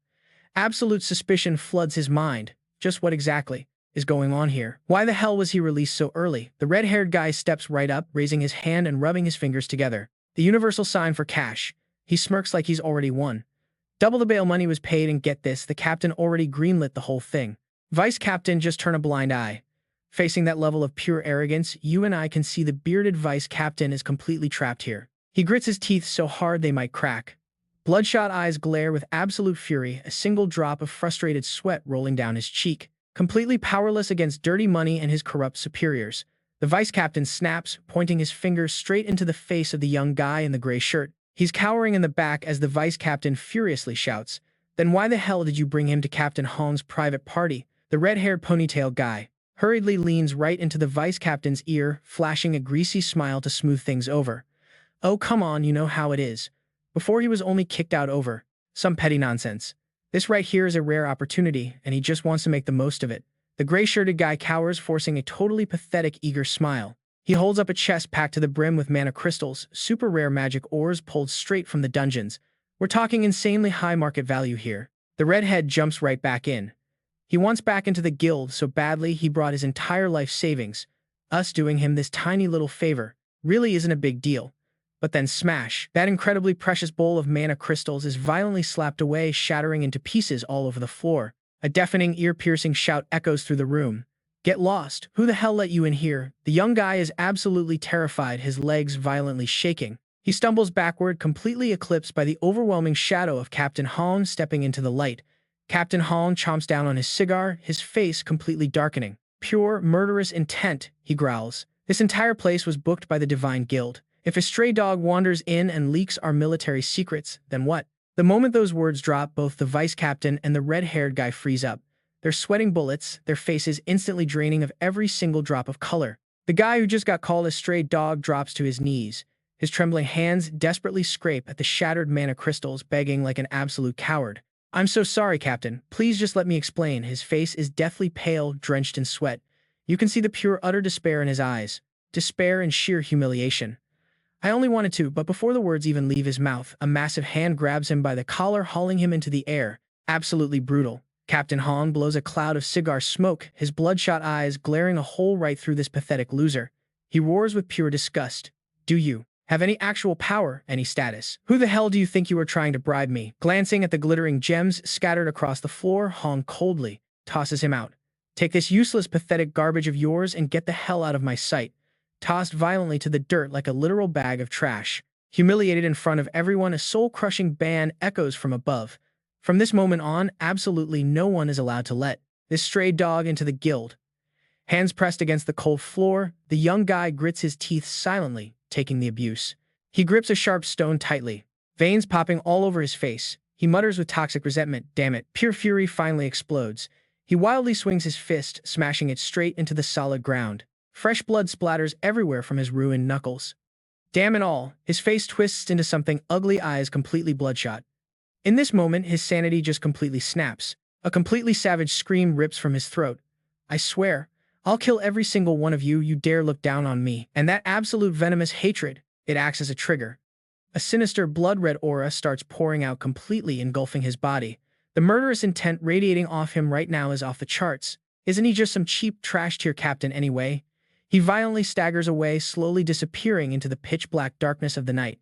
But if you look at his creeping silhouette, it looks exactly like a demon crawling straight out of hell, starving for revenge. They actually dared to humiliate me like that. lost in his own chaotic, psychotic rage, totally out of control. His eyes bulge wide open while he mutters the most venomous curses imaginable. Damn them. Damn them. I'll make sure every single one of them dies.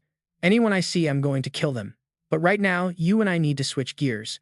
Down a super peaceful, totally ordinary apartment complex corridor, Bai Yi's mother just steps out carrying her bags of fresh groceries, but echoing right in her ears is the chilling end of a psychotic curse: kill them all. The absolute madman, still dripping with that deadly blood-red aura, is standing right at the base of the apartment building. Slowly, he looks up. He's completely locked onto his new target. The moment she sees this terrifying stranger reeking of pure murderous intent, Bai Yi's mother freezes. Her pupils violently shrink in fear. Absolute paralyzing terror washes over her face. The deranged guy just smirks, flashing this sickening, twisted smile. His bloodshot eyes are literally gleaming with pure evil. He takes a step forward, completely cornering the defenseless woman. She's trembling so hard, her groceries crash onto the concrete floor. The madman just quietly mutters, with psychotic, sickening delight, "Talk about amazing luck today." Leaving that suffocating, genuinely deadly atmosphere completely behind for a moment, the scene suddenly shifts gears entirely. We're jumping over to the loud, lively vibe at Old Wang's BBQ joint. A mysterious figure in a brown cloak smoothly glides right past the tables. Check out that shiny golden guild badge pinned right to their chest. Following close behind is a whole squad of mysterious cloaked figures. Cold expressions, totally silent. They walk right past the table where Bai Yi and his crew are eating. Taking a slow sip of his drink, Bai Yi calmly glances at his mushroom-haired buddy. The sharp-eyed kid is already gasping, pointing at them with pure, unfiltered admiration. "Guys, look, those are members of the Divine Guild right there." As the squad disappears from view, his friend pushes up his glasses. He's already excitedly hyping up a massive future for his bro. "Bai Yi, man, if you actually get into the Divine Relic Academy, you'll be working right alongside these legends." The mushroom-haired kid immediately jumps in to correct him. So delusional.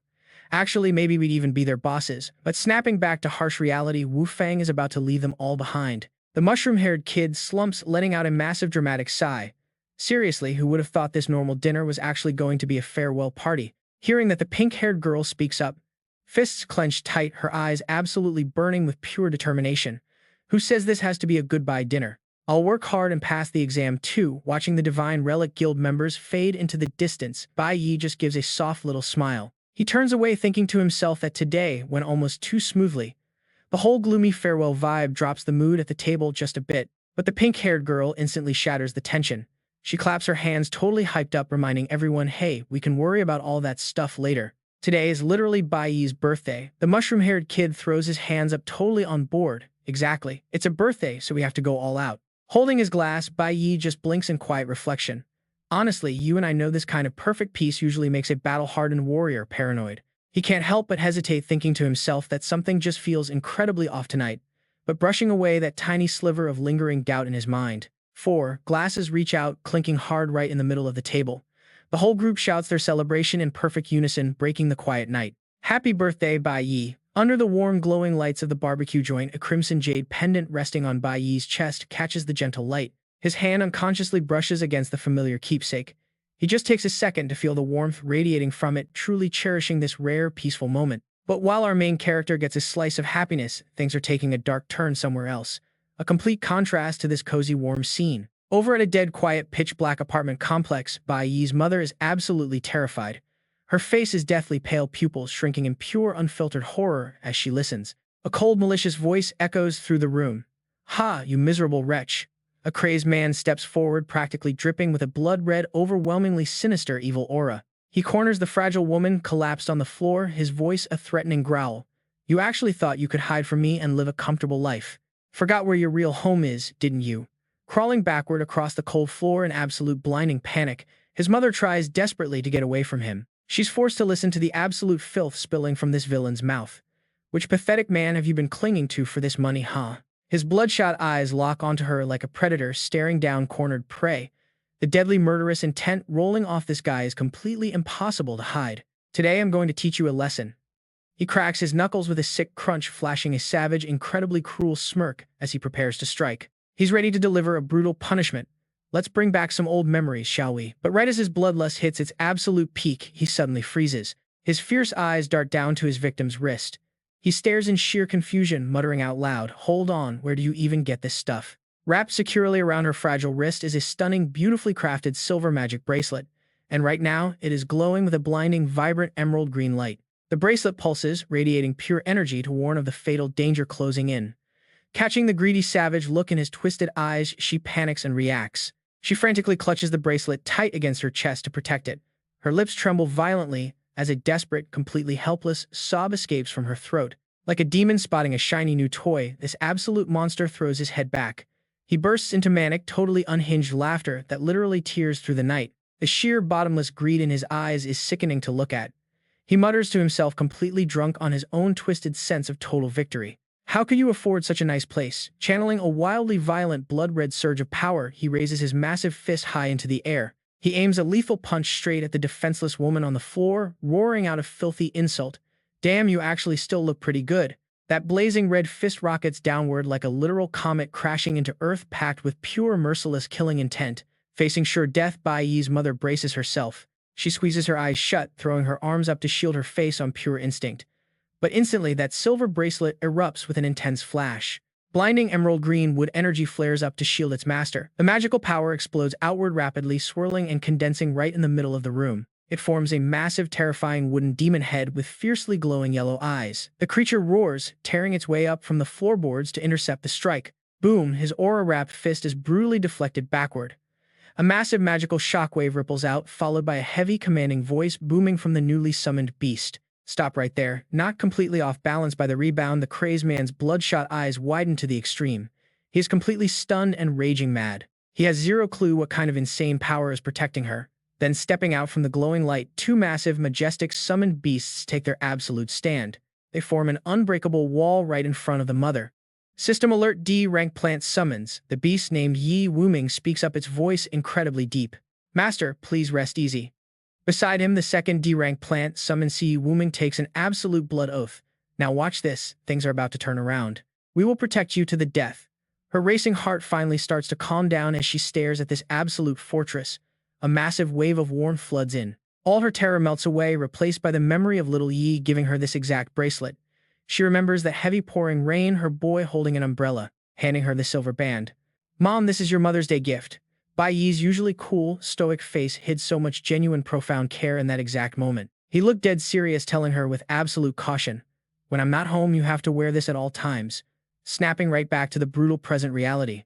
The summoned beast absolutely launches itself at the villain to defend its master. It unleashes a relentless barrage of attacks, forcing this crazy guy onto his heels. He can do nothing but backpedal and block. While one beast goes completely on the offensive, the second stays locked down, acting as an impenetrable shield for the mother. The summoned beast hammered him relentlessly, landing a massive punch that sent him flying back. But even after taking that brutal hit to the face, the man just flashed a deeply sick smirk. Fresh blood trickled from the corner of his mouth down his chin, completely exposing his absolute incurable madness. Wicked bright red lightning violently erupted all around his body. He dropped into a fighting stance, swinging his cold, sharp blade. His glowing eyes went fully savage as he roared, perfect timing for me to vent some anger. Those bloodshot eyes gleamed with pure cruelty, and the twisted smile on his face stretched impossibly wide, completely wrapped in a surging evil aura. Now, in total contrast to that suffocating blood-soaked scene, you and I need a breather. Over at a cozy barbecue joint, Bai Yi and his friends were happily gathered around a massive feast. But despite the lively atmosphere, Bai Yi kept his head down, staring intently at the pendant. The pink jade pendant glowing strangely in his hand, his eyebrows knitted together, heavy with dark thoughts. Suddenly, feeling a terrible premonition that something was incredibly wrong, he instantly shoved his chair back and stood up. Looking deadly serious, he interrupted the meal. "I have an emergency." His mushroom-haired friend just stared blankly, cheeks totally stuffed with food. Without hesitating for a single second, Bai Yi hurried away, leaving the table behind. He tossed one last sentence over his shoulder, "I will be right back." His friend with glasses just stared blankly, asking a ridiculously stupid question. "Huh, did you seriously digest your food that fast?" Stepping out into a deserted alley, Bai Yi leaned against the cold wall. Looking absolutely frozen, he pressed the phone to his ear and got right to the point. "Han Qiangsheng, what did you find out for me?" The voice on the other end quickly dropped a massive bombshell. Bai Lingsheng had actually been released from prison way ahead of schedule. Qiangsheng frowned aggressively, scratching his head as he sarcastically explained the situation. "Get this, the guy even crashed my dad's private party today, but then he got completely thrown out." That rapid-fire update practically exploded in Bai Yi's ears. But wait, after the guy left the Kaisen hotel, nobody knew where he vanished to. Bai Yi's pupils violently shrank.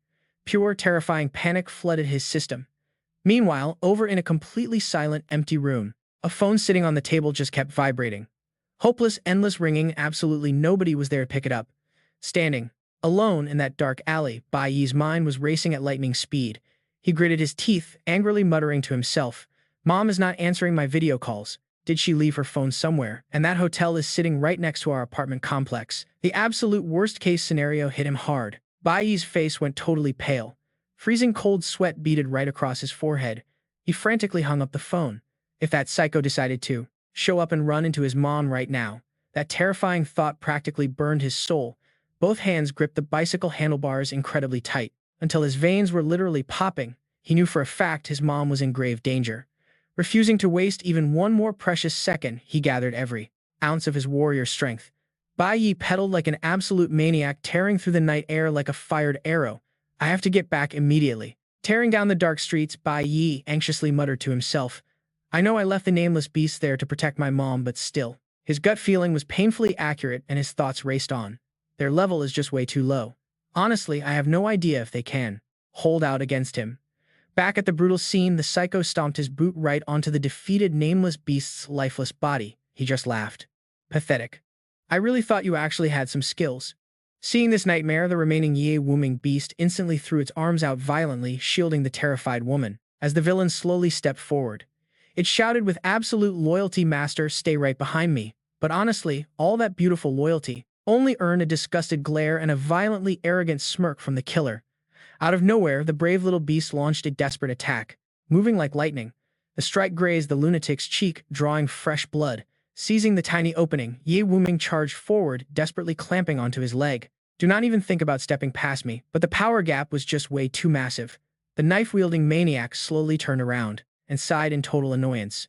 "You are seriously getting on my nerves." Without another word, he coldly raised his arm, entirely crackling with that deadly red lightning. He violently choked the poor beast with terrifying strength, and then, a completely psychotic slaughter, he wildly swung his blade, hacking down again and again into the totally helpless summon. He just kept screaming like an absolute animal, "Die, die, die," having to stand there and witness that horrifying bloodbath. Bai Yi's mother was frozen in pure terror. Her eyes blew wide open, hands violently shaking as she covered her mouth. The blood splattered absolutely everywhere. "Now you and I both know what happens next." The obstacle cleared, the maniac slowly turned around, dripping knife in hand, staring right at her. He dropped a sickeningly dark threat. "It is your turn now, trash." A heavy suffocating pressure crushed the area as his glowing red murderous aura flared. He stalked toward his prey, step by terrifying step. But right in that moment of total despair, the crushed Yi-wooming on the ground suddenly flashed with one final spark of green light. It was burning up every last drop of its remaining life force. With an absolutely superhuman effort, it launched upwards. Every single vine on its body surged toward the enemy. Through an agonizing, choked voice, it screamed, "Master, run away." It desperately pinned the killer down, burning its own soul to buy her time. Never look back. Heavy tears streamed down the terrified woman's face.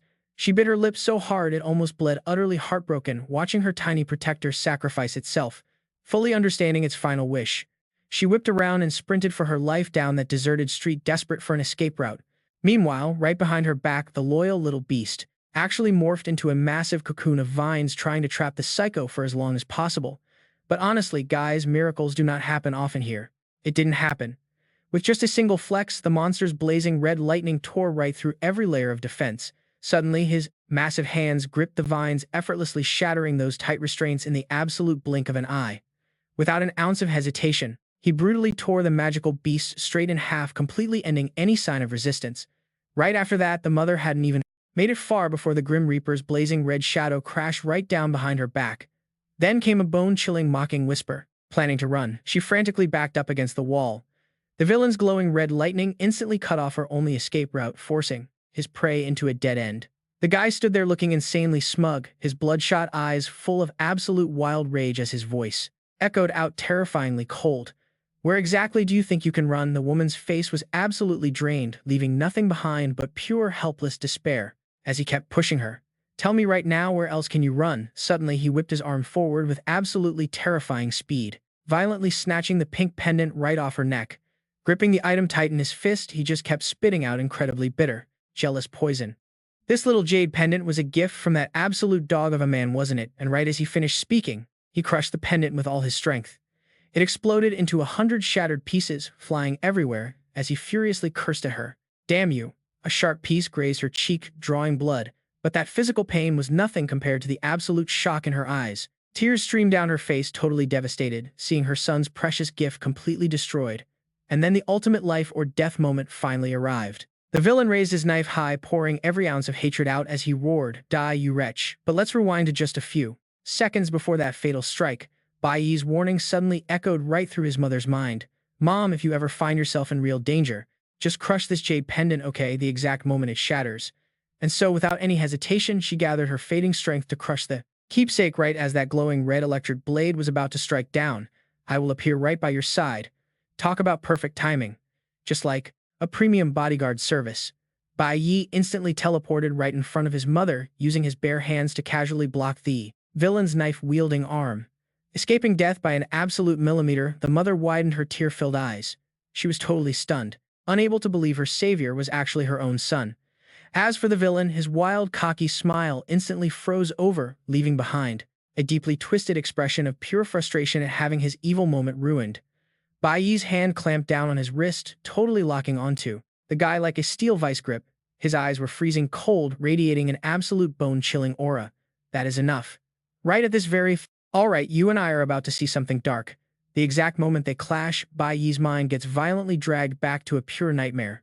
Back to when young Bai Yi was completely tied up, screaming his lungs out in tears. "Stop hitting her." The haunting flashback hits incredibly hard. We see his absolute trash of a stepdad, ruthlessly swinging a bat down on his mother. "You worthless woman." The guy was totally unhinged, venting his rage. "I am out here working my fingers to the bone, while you two just sit around having fun." Forced to watch his own mother get brutally beaten right in front of his eyes, young Bai Yi was completely helpless. All he could do was scream until his throat bled. "Please stop hitting her," he desperately begged the monster. "I am begging you, Dad, please just stop." But no matter how hard he cried his heart out, a weak little kid could never sway a literal demon. And as a tragic result, his heavily injured mother collapsed in a pool of blood, lying completely motionless under those merciless strikes. Bai Yi's bitterly painful inner monologue echoes out. It was supposed to be the very first weekend of his freshman year in high school. His mom took him to an amusement park for the entire day, but she tragically forgot to warn his stepfather that they would not be back until dusk. To make things worse, the man had miserably failed a job interview that exact same day, so upon returning home he literally took all of his pathetic frustration out on Bai Yi and his mother.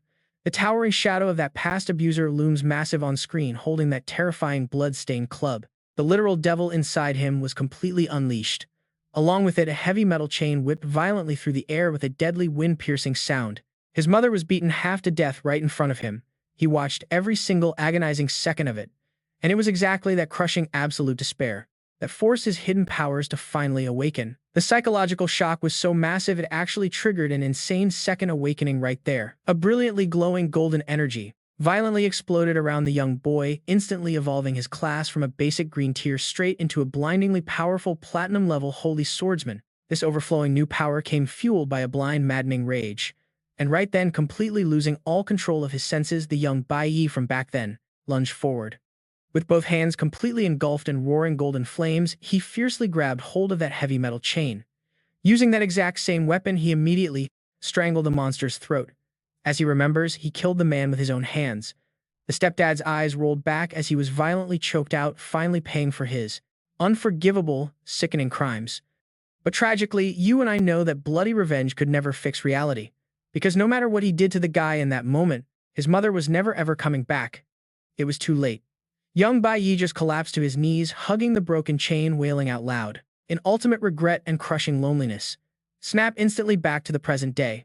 Bai Yi's eyes are now piercing through the room with a freezing razor-sharp golden light. He grits his teeth, channeling all that venomous resentment from his past life, this time around with just one casual squeeze packing the brute force of a hydraulic press. The absolute scum's solid steel blade violently shatters into a million jagged pieces, flying everywhere. "I will never let that happen again." His inner voice furiously vows, never again.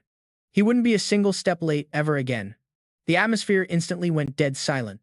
The man just stood there holding his broken knife handle, completely dumbfounded. Let's kick things off. You and I see the stepdad staring at the young man guarding his mom, completely speechless. probably cursing that fake online delivery. His bloodshot eyes twitch, then he smirks, finally recognizing a familiar face. I was actually just wondering who was blind enough to cross me. Turns out it is you. He wildly raises a busted knife hilt, charging forward and roaring like some cornered wild beast. Perfect. I will wipe out both you and your mother together. Without wasting another single word, Bai Yi instantly draws a massive sword glowing with an insane green light. Right on cue, the system flashes a sudden notification. Block skill activated. The teenager just casually swings a basic arc, completely neutralizing the vicious stepfather's blazing red lightning slash. The recoil is so massive it blasts the huge guy backward, sending him skidding wildly across the dirt floor. He violently coughs up fresh blood, his face twisting with total shock and pure humiliation. His eyes bulge out of his head the second he recognizes that weapon. That is my Kunwu blade. He glares bitterly at the boy's hand gripping the knife, gritting his teeth in rage. So you stole it, you brat. Ignoring the hostility, Bai Yi just turns to look at his terrified mother, who is now safely shielded by the system's newly summoned magic beasts. Our main character calmly turns and gives orders to his summons. Nameless brothers, please take good care of my mom. Get her back to safety. Watching all this, the stepdad rubs his chin and drops a dangerous smirk. Oh man. Wow. Actually interesting. Turns out these two flower-type magic beasts are your personal summons. He points right at Bai Yi, analyzing aloud, like some kind of expert.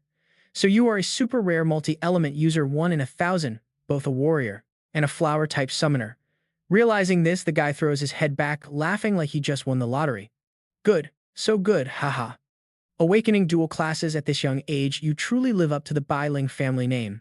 Facing this incredibly shameless attempt to steal credit, Bai Yi simply responds with a dead, freezing cold stare. Ignoring his stepson's attitude entirely, the huge narcissist steps closer to keep up his lecturing. But just inheriting my raw talent is simply not enough. You moved out without a word. Clenching his fists, that violent red lightning violently erupts again. He growls, screaming in fury. You even dared to break into my safe, and you actually locked your own father inside a closet. He drops his head, glowing red eyes flashing as he speaks with pure toxic resentment. Any of that is completely unforgivable. That twisted smile returns as he self-righteously continues his absolutely ridiculous rant. I finally get it. You think dual classes let you defy me. Stick with me here, this is where it gets wild. He leaps, turning into a red lightning bolt that tears up the floorboards. Seeing the enemy charging, Bai Yi's mother screams. In total panic, watch out.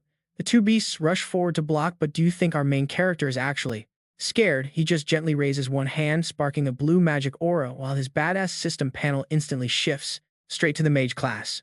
Close up on Bai Yi's powerful eyes flashing instantly, dropping the room's temperature down to absolute zero. Boom, freeze blast. A massive razor-sharp glacier erupts straight from the ground, completely trapping the raging stepdad right in midair. Locked tight inside the ice, his face freezes in absolute panic, totally clueless about what just hit him. He screams, "What the hell is this? Where did this ice come from?" His brain scrambles to process. Dual classes. No, that is impossible. Meanwhile, Bai Yi casually stands there, admiring his new ice sculpture. The fearless teenager takes a step back, one hand in his pocket, calmly looking up at his trapped enemy. With a dead serious tone, he shatters the guy's delusion. How many classes I actually awaken has absolutely nothing to do with you at all. Close up on the humiliated stepdad's furious face. As for you, right now, you are not even worth a single penny to me. Needless to say, that line makes him curse violently inside the ice block. Damn it, what did you just say? Fueled by pure rage, he flexes his energy to shatter the block, ice shards raining everywhere. He smirks back. Hey, gave you 2 compliments and you think you are so amazing. He confidently flexes his outdated title. You just awakened yesterday. I am a hardcore mercenary who spent years slaughtering enemies on the battlefield. Then he stretches out, and that red electricity explodes outwards more violently than ever before. He blows off the remaining frost stuck to his body and roars. Seems you completely forgot who is the actual boss running this house. In total contrast to all that noisy showing off, Bai Yi just narrows his eyes, gently raising his blade straight forward. Catching the absolute perfect opening, he swings with massive force, sending a blinding golden energy wave flying right at the villain. Bai Yi's eyes flash cold. Watching the thug readying his own weapon, our guy immediately thrusts his sword straight into that glowing red energy. The stepdad's eyes bulge out, sweating buckets in absolute shock. This crazy amount of damage completely shattered my defense. Impossible. A clean, ruthless slash straight across his chest sends blood spraying. You and I love to see it. His face contorts. Clutching his bleeding wound, he staggers backward in absolute agony. Pride completely shattered, the man collapses to the ground, gasping for air, completely unable to believe reality. How is this even possible? Didn't you just awaken your powers? A lowly E-rank awakener could never unleash such a terrifying attack. All right, you and I are about to see pure payback. Amidst the absolute wreckage, Bai Yi stands tall. He steps forward, looking down from above at the pathetic man groveling right at his feet. With absolute conviction, he drops a heavy declaration, officially cutting off all their toxic ties. Listen here, starting today, we are no longer father and son. My mother also has absolutely nothing to do with you anymore. His freezing golden eyes pierce right through this total loser's soul. From this moment onward, Mr. Bai Ling Sheng means absolutely nothing to me. Despite just taking a bone-deep slash, the terrible stepdad suddenly clutches his chest and bends over, coughing up blood. But then he bursts into hysterical laughter like a complete lunatic. He ducks his head, letting out a manic laugh, echoing through the dark night, desperately trying to save face.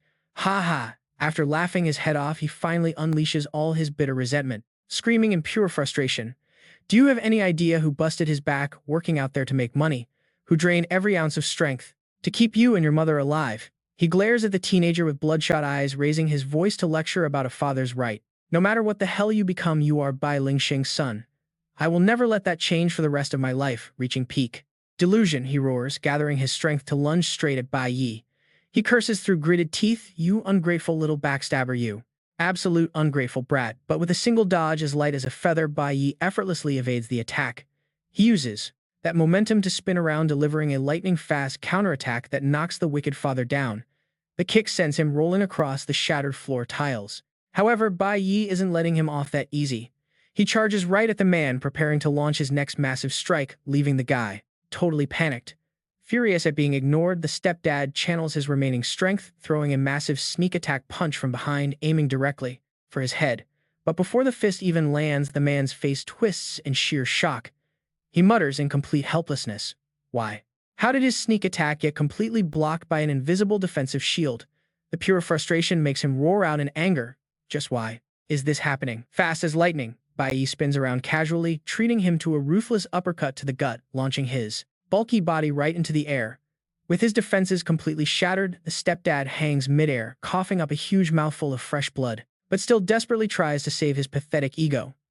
I am a red tier C rank. Before he even hits the ground, Bai Yi reaches out and violently grabs a fistful of his messy hair. He growls his threat. Didn't you hear a word I just said? His eyes blaze with extreme fury, gritting his teeth to trample on the abuser's pride.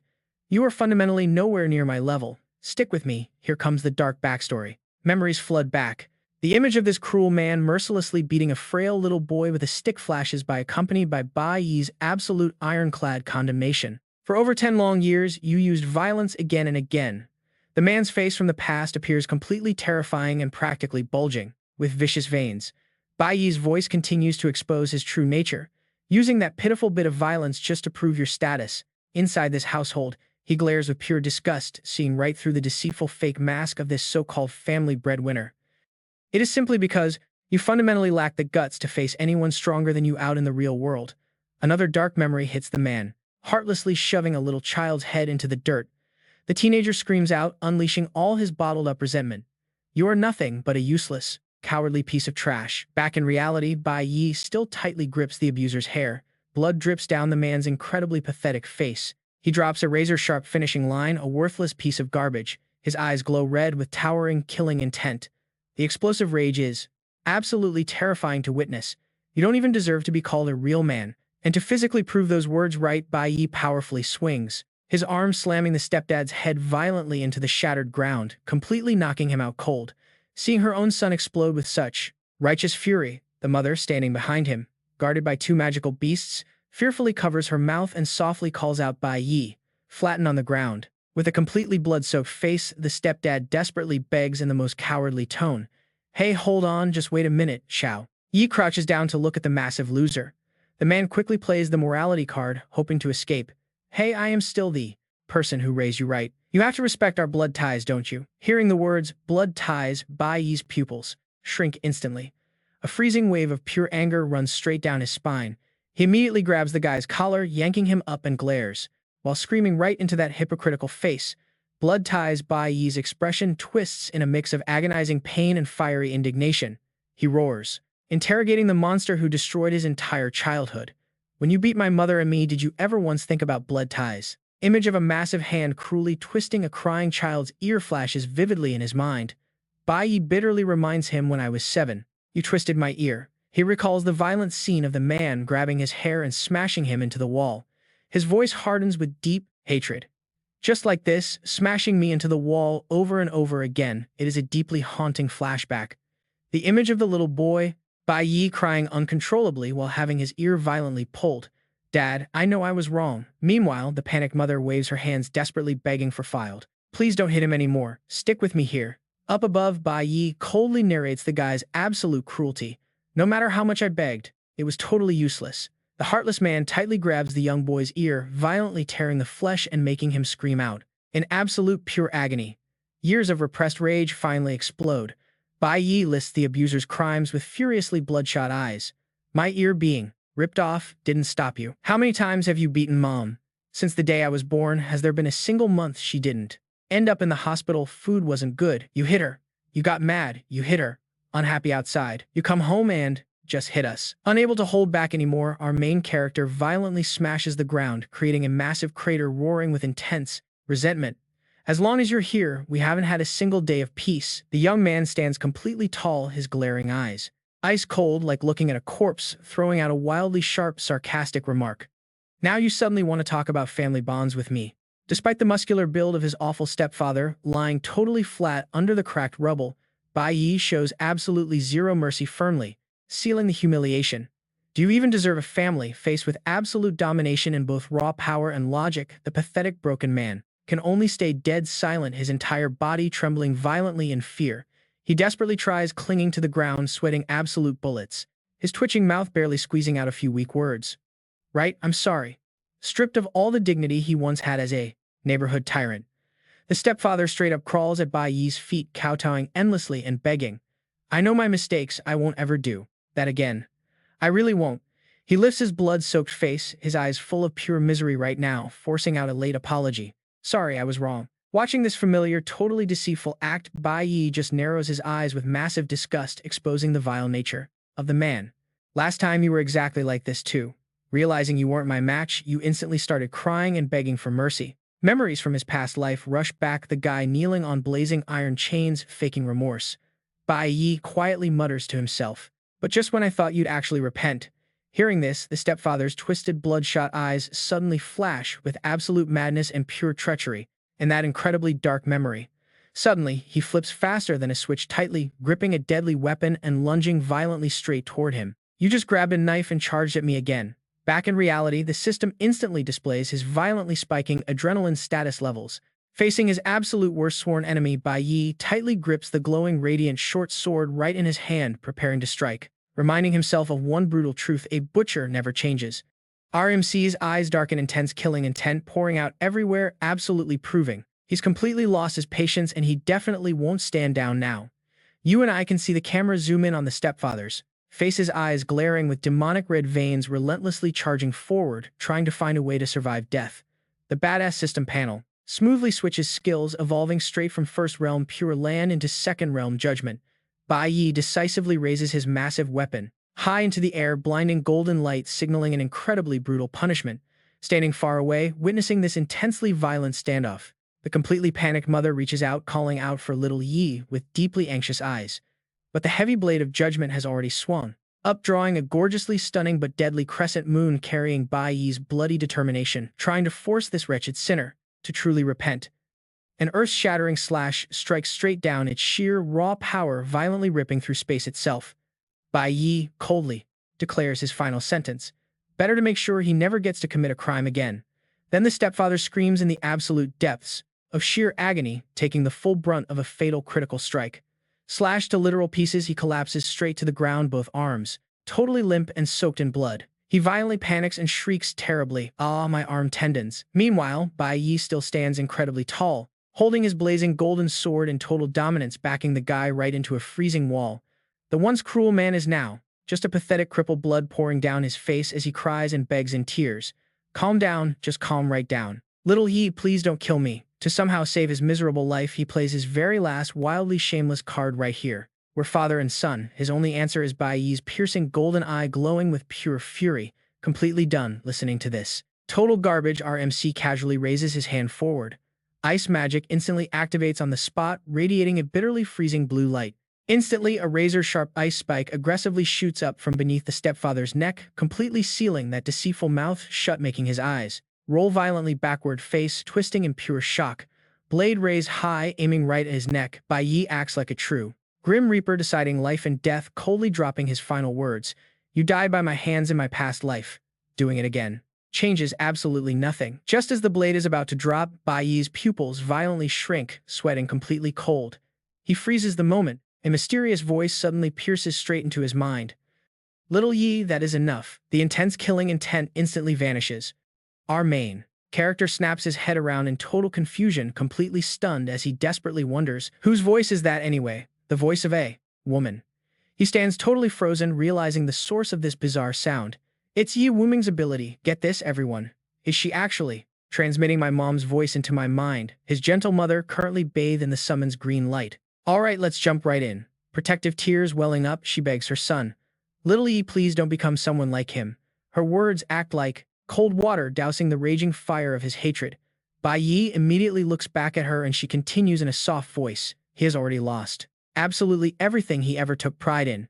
She looks down at the pathetic broken man flattened on the dirt, declaring with iron resolve, every single day from now on he will live in absolute regret and bitter resentment. That right there is the absolute greatest punishment for him.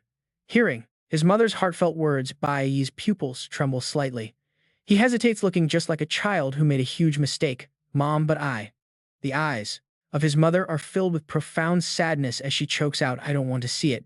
The image of our blood-soaked hero contrasts sharply with his cold future self. His mother's voice echoes with heartbreaking pain. You turning into a monster just like him. She really doesn't want to see her future son like that. A haunting frame with black stripes like prison bars imprints itself over Bai Yi's devastated face, carrying a stark warning about living in the shadows. A totally dark vision unfolds where the young boy sits huddled in a freezing prison cell. He stares desperately at a tiny sliver of light slipping through the iron bars. His face is completely swallowed by the darkness, leaving only suffocating silence. But very quickly, our main character snaps back to reality, his eyes flashing with solid resolve once again. He whispers, I know, Mom. Standing tall and dominating his dying enemy down on the dirt, Bai Yi radiates an absolute kingly aura and declares, I won't kill him, but he will absolutely never get a single chance to come near us ever again. With that, Bai Yi lightly twirls his sword, blazing with golden energy as a thought echoes in his head like an absolute boss. This is also my signature skill from my previous life. Instantly, he swings his arm, unleashing a massive, blinding cross slash. The system panel signals the overpowered dual judgment skill, which carries the absurd ability to completely strip away all magic power from any enemy at an equal or lower level. That brilliantly destructive cross of pure light reflects flawlessly right inside his wide, dilated pupils. The surging energy crashes down, totally scorching the man's entire body and making him scream out in pure agony. The system drops a truly ruthless verdict, awakened power permanently lost. Gripping his sword tightly with absolute swagger, Bai Yi glares straight at the guy, coldly dropping his absolute final judgment. Bai Lingsheng, I have completely crippled your awakened powers. From now on, you are no longer a professional awakener.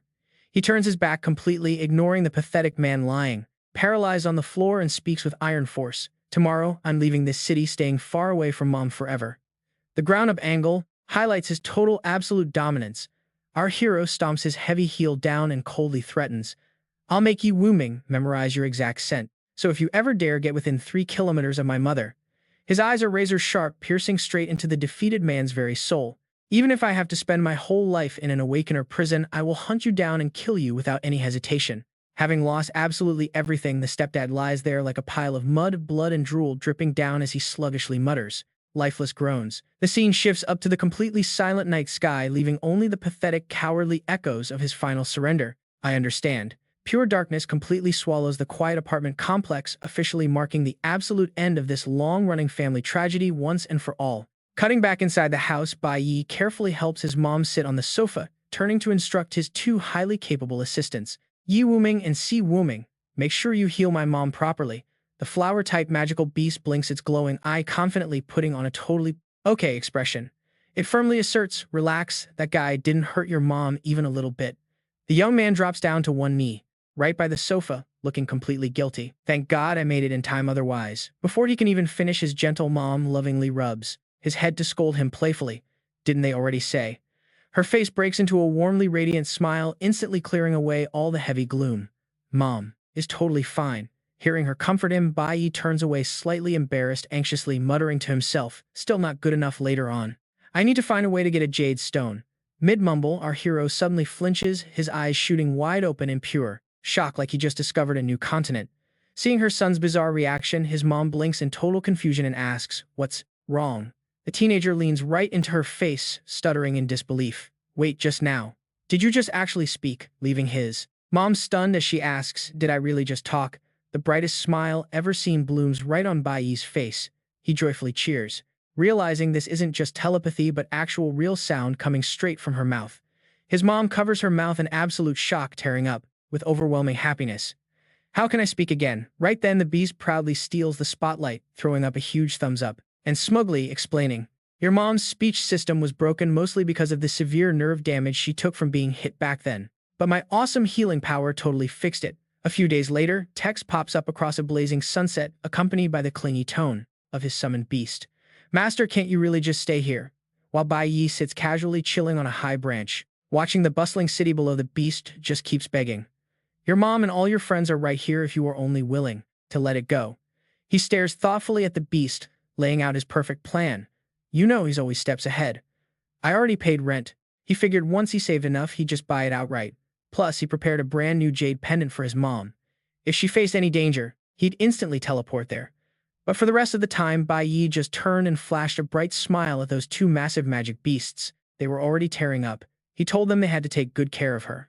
Meanwhile, down in the kitchen, his mother was happily cooking away, helped by a giant magic beast wearing a ridiculous pink apron. Bai Yi knew his mom understood he was leaving for his cultivation journey, but she didn't know the whole truth.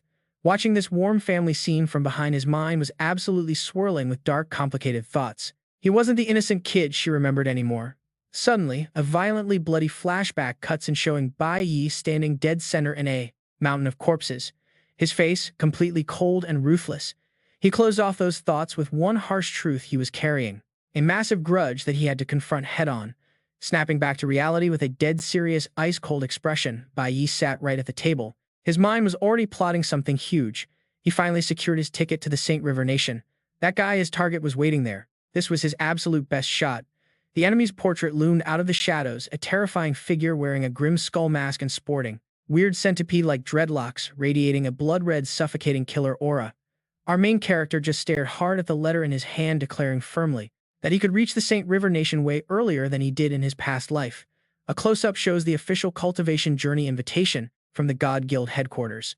Standing right in the middle of a bustling night market, the young man couldn't shake off this intensely heavy premonition. He honestly didn't know if this insane plan would succeed or if he'd even make it back alive.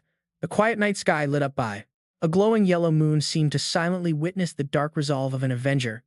This was probably just a one-way ticket to hell, but he had absolutely no choice but to board that train.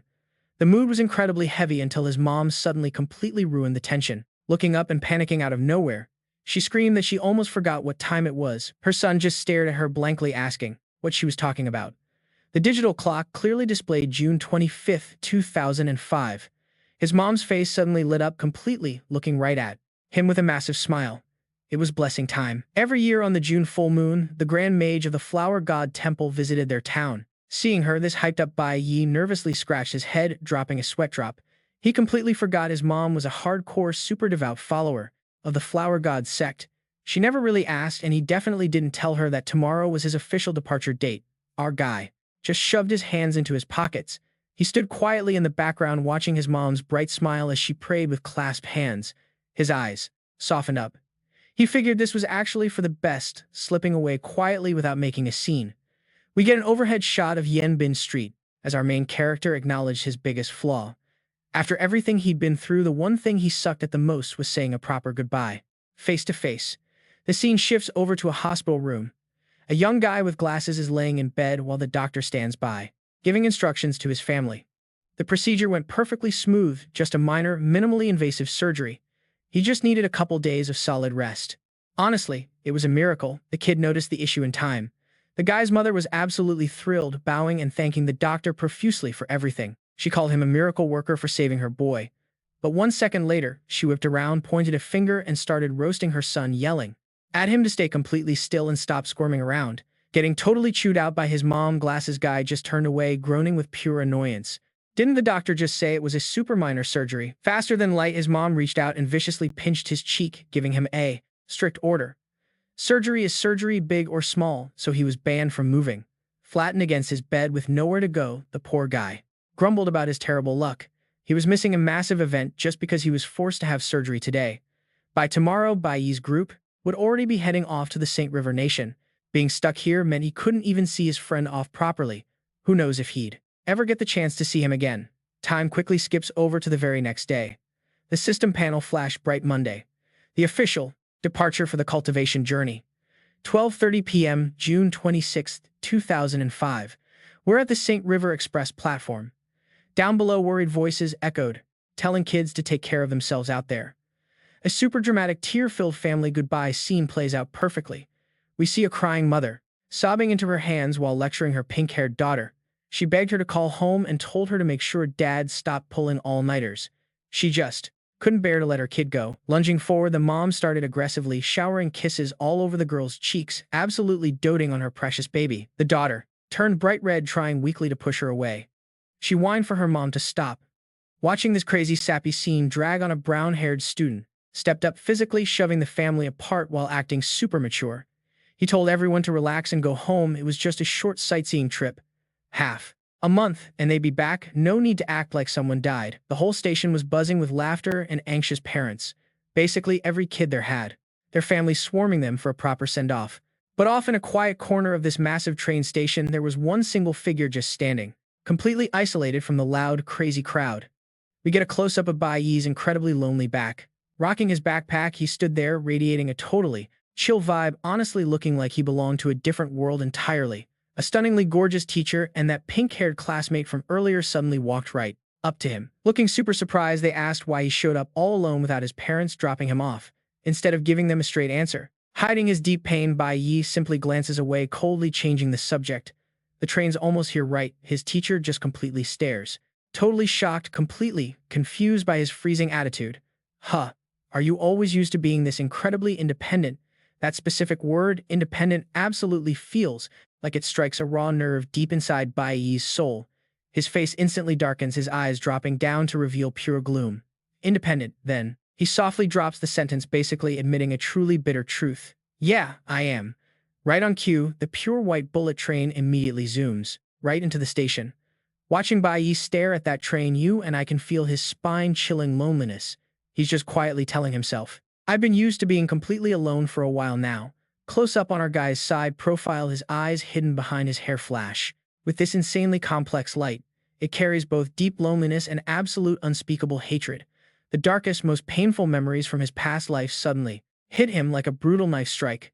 We see young Bai Yi frantically lifting his mother's violently bloody corpse right inside a pitch-black, incredibly terrifying basement wrapped up in cruel iron chains. He's just choking on his tears in total crushing despair. Mom, please wake up. It started with his own family. His past life's memories rush back like some twisted, tragic movie. A voice heavily echoes out, delivering the absolute worst news. Did you hear? Yet Lin Lu actually died from lung cancer. They rushed him into surgery, but it was already too late.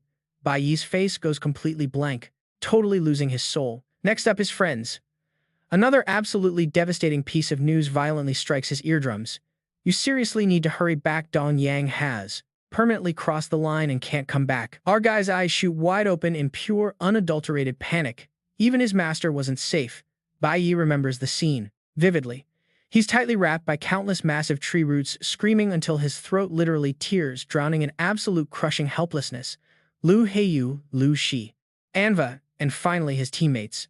RMC bows his head low, his dark eyes heavily mixed with pure resignation, painfully narrating his own tragedy. I am so used to the fact that every single one of them leaves me behind one after another. My entire life is just one giant, never-ending separation. Standing right in front of this insanely bloody, incredibly dark scene of everyone who had tragically fallen, Bai Yi drops one agonizing sentence. I've honestly already gotten totally used to the feeling of coldly, indifferently accepting the loss of absolutely everything. But wait, this intensely surging emotional moment gets instantly killed when his incredibly hot teacher suddenly, totally cuts the tension. Trains in the station, everyone get ready to board right now. His deep thoughts are aggressively yanked straight back into harsh reality. Bai Yi, with that god-tier side profile, softly glances down his face, still holding onto that heavy lingering sadness. The young guy finally takes a firm step, right onto the train's boarding stairs, totally leaving behind all that noisy hustle and bustle. He is decisively stepping forward to face this upcoming life or death trip. But while he's fully immersed in that heavy silence, a sharp, incredibly clear voice suddenly echoes out. Bai Yi. It makes our guy physically jump his eyes instantly, shooting wide open in shock. He whips his head around his face, looking hilariously clueless and entirely in absolute disbelief. He quietly thinks, because I'm so used to constant loss, I'm just honestly not used to it. This weird feeling of having everything back from the start. Way down the platform, a seriously weird seeing-off squad suddenly appears screaming Bai Yi's name. Now get this, his best friend Lin Lu is literally being pushed over in a wheelchair. Right beside him is the green-shirted guy and someone whose mom is frantically waving her hands. Running up close, the green-shirted buddy pants hard while immediately snitching. You have no idea, man. Lin Lu's parents are insanely strict. If this crazy kid didn't practically threaten my life, I wouldn't have sneaked him out of the house. RMC is completely speechless, just staring at his wheelchair-bound buddy who's just giggling away. I actually went looking for you this morning, seeing this crazy dude rolling up right after major surgery. Bai Yi instantly gets incredibly worried. Lin Lu, your body seriously needs way more time to rest. But how could he listen? The glasses-wearing kid violently pats his chest with a massive thud, confidently speaking, don't even sweat it. I am ridiculously strong right now. The buddy pushes up his glasses, flashing a gentle smile like a total, fully experienced veteran. Honestly, it's you we're worried about. Once you get over there, please take really good care of yourself. Suddenly, the friend who had been pushing the wheelchair jumps right in, shoving a massive heavy bag straight into Bai Yi's hands. We seriously didn't have time to buy any fancy gifts, so I just picked out a full set of clothes and prepared some good food. Our guy feels super awkward and tries to push it back. No way, you guys just gave me a huge birthday gift yesterday. But before he can refuse again, the pink-haired tyrant violently forces it into his hands. She flashes a bright smile and scolds him. Why are you talking so much nonsense? If we tell you to hold it, just hold it. After the loud friend group finally settles down, his mother gently steps forward, delicately lifting her beloved son's hand up and sliding a gorgeous bead bracelet onto his wrist. This is the special bracelet Mom prayed to get for you. The floral god temple's beads are incredibly, genuinely effective. Trust me. We get a beautiful close-up of his mother's rough but incredibly loving hands, super carefully placing that stunning jade green bracelet right into the center of our young hero's palm. His mother's face is literally glowing under the sunlight as she reaches out to gently rub her little boy's head. That warm, gentle smile holds so much heavy expectation. Mom just really hopes there is something out there that can protect you. Bai Yi's hand instantly tightens, gripping that small bead bracelet with totally, absolute strength. His thoughtful eyes stare deeply into the gorgeous beads. He sits there in total shock, finally making the connection. So Mom actually went to the temple just to pray for my safety. Could she possibly know that I'm preparing to leave for a ridiculously long time? But this emotional farewell is suddenly cut off by the intensely urging voice of the teacher. All students hurry up and board the train. We are departing immediately. Our official cultivation trip has finally truly begun. Bai Yi grabs his heavy backpack. He turns around, giving his loved ones one last incredibly determined look, making a completely unbreakable silent promise. Right, 1 month and I'll return. Sitting in his seat with a massive gift bag beside him, you and I watch him see the scenery totally fly by, getting incredibly deeply lost in thought. I've really changed so much, he realizes. Everyone's warm warnings are still beautifully echoing in his ears.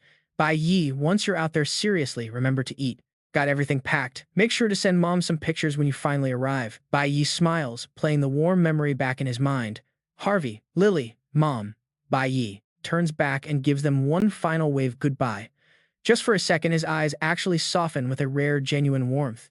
He's clearly no longer just the angry loner driven only by bitter revenge. These are his absolute closest friends and family.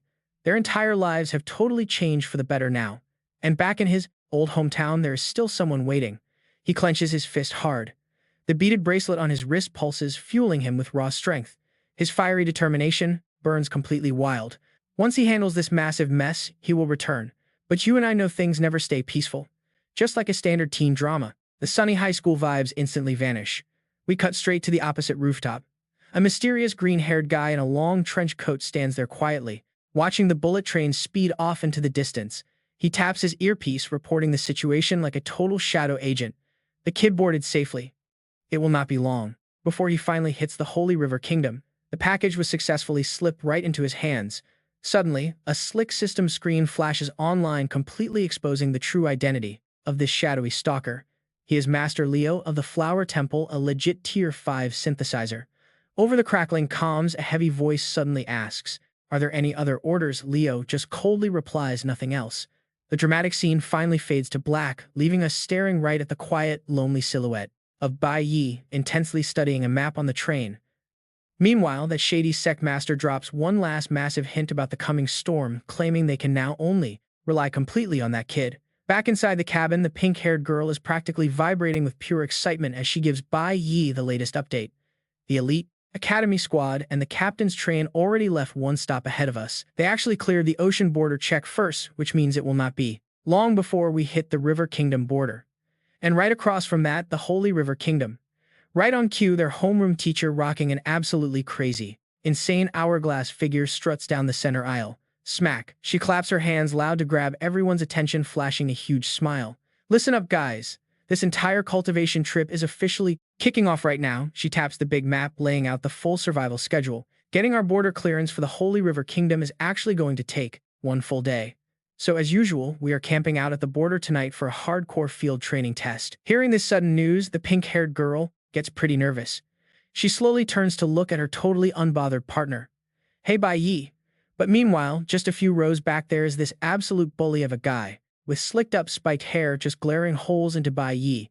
His eyes are full of pure toxic challenge. The punk throws out a nasty little smirk, already cooking up some seriously messed-up plot in his head. "Oh, this border training session today, I have got a brutal little show waiting right here just for you." The slick white bullet train absolutely rips across the metal tracks.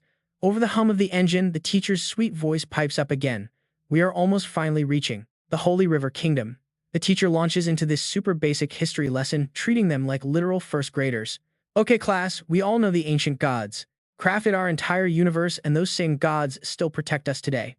But the exact second she mentions the divine families, Bai Yi's usually calm face instantly goes completely dark and tense. The bubbly teacher just keeps rambling on, though. These divine families hold absolute unbeatable authority over everything. And the Holy River Kingdom actually houses two living gods and their elite bloodlines.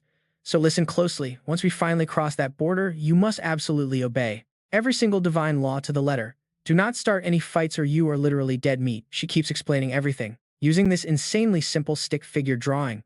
To get from the River Kingdom into the Holy Kingdom, we have to clear 3 major security gates. The students finally pour out of the train cars. She points right out toward the giant platform. "Gate 1 is already done, folks." She waves a shiny VIP ticket high in the air, making it crystal clear. Just to ride this specific train, you needed an official stamped passport from the Holy River Kingdom itself. Now everybody slowly lines up at this heavily guarded, super strict security checkpoint. The teacher shouts over the loud crowd. "Gate number 2 is right here at this massive border facility." The camera pans out, showing a fortress packed with armed guards and crazy high-tech scanners. Every single person in the crew has to log their details and go through a completely thorough security sweep, while the exhausted class shuffles forward in a mile-long line. Through the buzzing metal detectors, the teacher drops the final plan. "Processing all your background data takes roughly 24 hours, so we cannot officially cross the border until tomorrow. That means this next 24-hour gap is stage 1 of your actual intense combat training trip." The map suddenly zooms right into this super creepy deserted island. You and I both know things are about to get absolutely insanely rough for these kids. The screen flashes morning, June 27, 2005. We are now down at the River Kingdom's wild coastal wasteland zone. The entire student squad is completely geared up and gathered together, bracing for their very first brutal trial. A massive title card drops onto the screen. "All class awakening." Bai Yi just finished swapping into his slick, new dark combat gear. He lets out a slow breath, looking like an absolute final boss. The pink-haired girl beside him literally has stars in her eyes. "Wow, that tactical suit makes you look so incredibly mature and cool." But before she can finish, a squad of senior girls swarms right out of nowhere, totally trapping our guy. A smug blonde girl smirks, teasing him. Well, if it isn't the arrogant little freshman who rejected the elite academy squad. Her friend instantly chimes in. Yeah, he really looks like a total pretty boy. The blonde girl steps way too close, really playing up the fake charm. Your name is Bai Yi, right? Rumor says your middle school combat exam got the absolute highest score in academy history. Pop-up screens reveal the stats for these two upperclassmen. We have got a Tier C Electric Bard and a Tier C Cloud Archer. They both bat their eyelashes at him. Hey, handsome, how about you totally carry us during the place? Field test later, little brother. But honestly, Bai Yi is so incredibly unfazed. Faced with all this aggressive flirting, he just blankly raises his hand and waves them off like he swatted them away like flies, stone cold, staying completely silent. Seeing this handsome Ice King, the two girls weren't even mad. Instead, it just hugged and giggled, totally swooning. Apparently, even his harsh rejection was adorable to them. Bai Yi just completely ignored them. He knew the monsters out in this wilderness zone were way too low level. Grinding here wouldn't do anything for his class upgrades, because once you hit C rank, leveling up becomes an absolute nightmare, unless of course. But right then, get this, the school's arrogant pretty boy swaggered over with a massive sneer. He laughed loudly. Yeah, I used to be ranked #1 back then too, but beating up a few sealed beasts during the school exams. What's so great about that? Real wild monsters are a completely different game. The guy casually threw his arm around a gray-haired girl, his eyes staring right at Bai Yi with pure arrogance. His system panel popped up. High school senior Bai Lingsheng Jun, C-rank star warrior, he confidently declared. So only real combat out here can show who actually has real skills. Suddenly, those exact same fangirls who were just surrounding Bai Yi did a total 180. They clung onto Bai Lingsheng Jun, acting super cute. Handsome Jun, you better lead us out there later. Her friend chimed right in. Yeah, take me too. Surrounded by these pretty girls, Bai Lingsheng Jun's ego basically shot straight up into the absolute stratosphere. He patted his chest, promising, haha, I got you covered. Bai Yi just gave the noisy group one single glance before turning away. He was too bored to even speak. The teacher stood in front of the entire group, giving them one final briefing. Anyone who made it onto this elite training trip was officially the school's absolute best. She put on a completely strict face, giving a stern warning. Even though I said this on the train multiple times, I need to remind you all one more time. During this real combat training, you really must remember the core rules. She held up 4 fingers, reading the list clearly. Rule 1, stay inside the designated training zone. Absolutely, do not wander off too far. 2, avoid acting alone. Know your limits when facing monsters. 3, you must gather back at the base camp by exactly 8 p.m. But before she could even list Rule 4, Bai Lingsheng Jun led his squad of fangirls straight ahead. He shouted back while running away. We heard it a million times. Nothing bad is gonna happen. This is a rare chance, and we just can't wait to start farming. That sketchy guy from the train quietly followed them. He wore a half mask over his face, giving off a super mysterious and dark vibe. He turned his head and gave a totally sinister smirk. It looked like he had some deadly trap already set up. Meanwhile, right over at the Shanghai border, a massive private jet just touched down. A group of men in black suits immediately bowed respectfully. Captain, welcome back. Then a tall, imposing man stepped right out of the plane, radiating an absolutely overwhelming aura. One of his loyal subordinates reported, the hunting tournament is about to begin. The Shannon squad captain has been respectfully waiting for you. Meanwhile, in another corner, 2 members from the Supreme Academy watched. The blue-haired guy muttered with pure jealousy. Now that is some real privilege right there. The Supreme Academy actually rode with the captain. They bypassed every single checkpoint without having to stop once.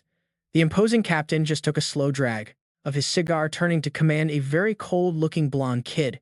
Go straight to the squad and wait for me right there. Hearing this, the blonde kid instantly frowned his face, looking totally grim as he replied, yes, sir.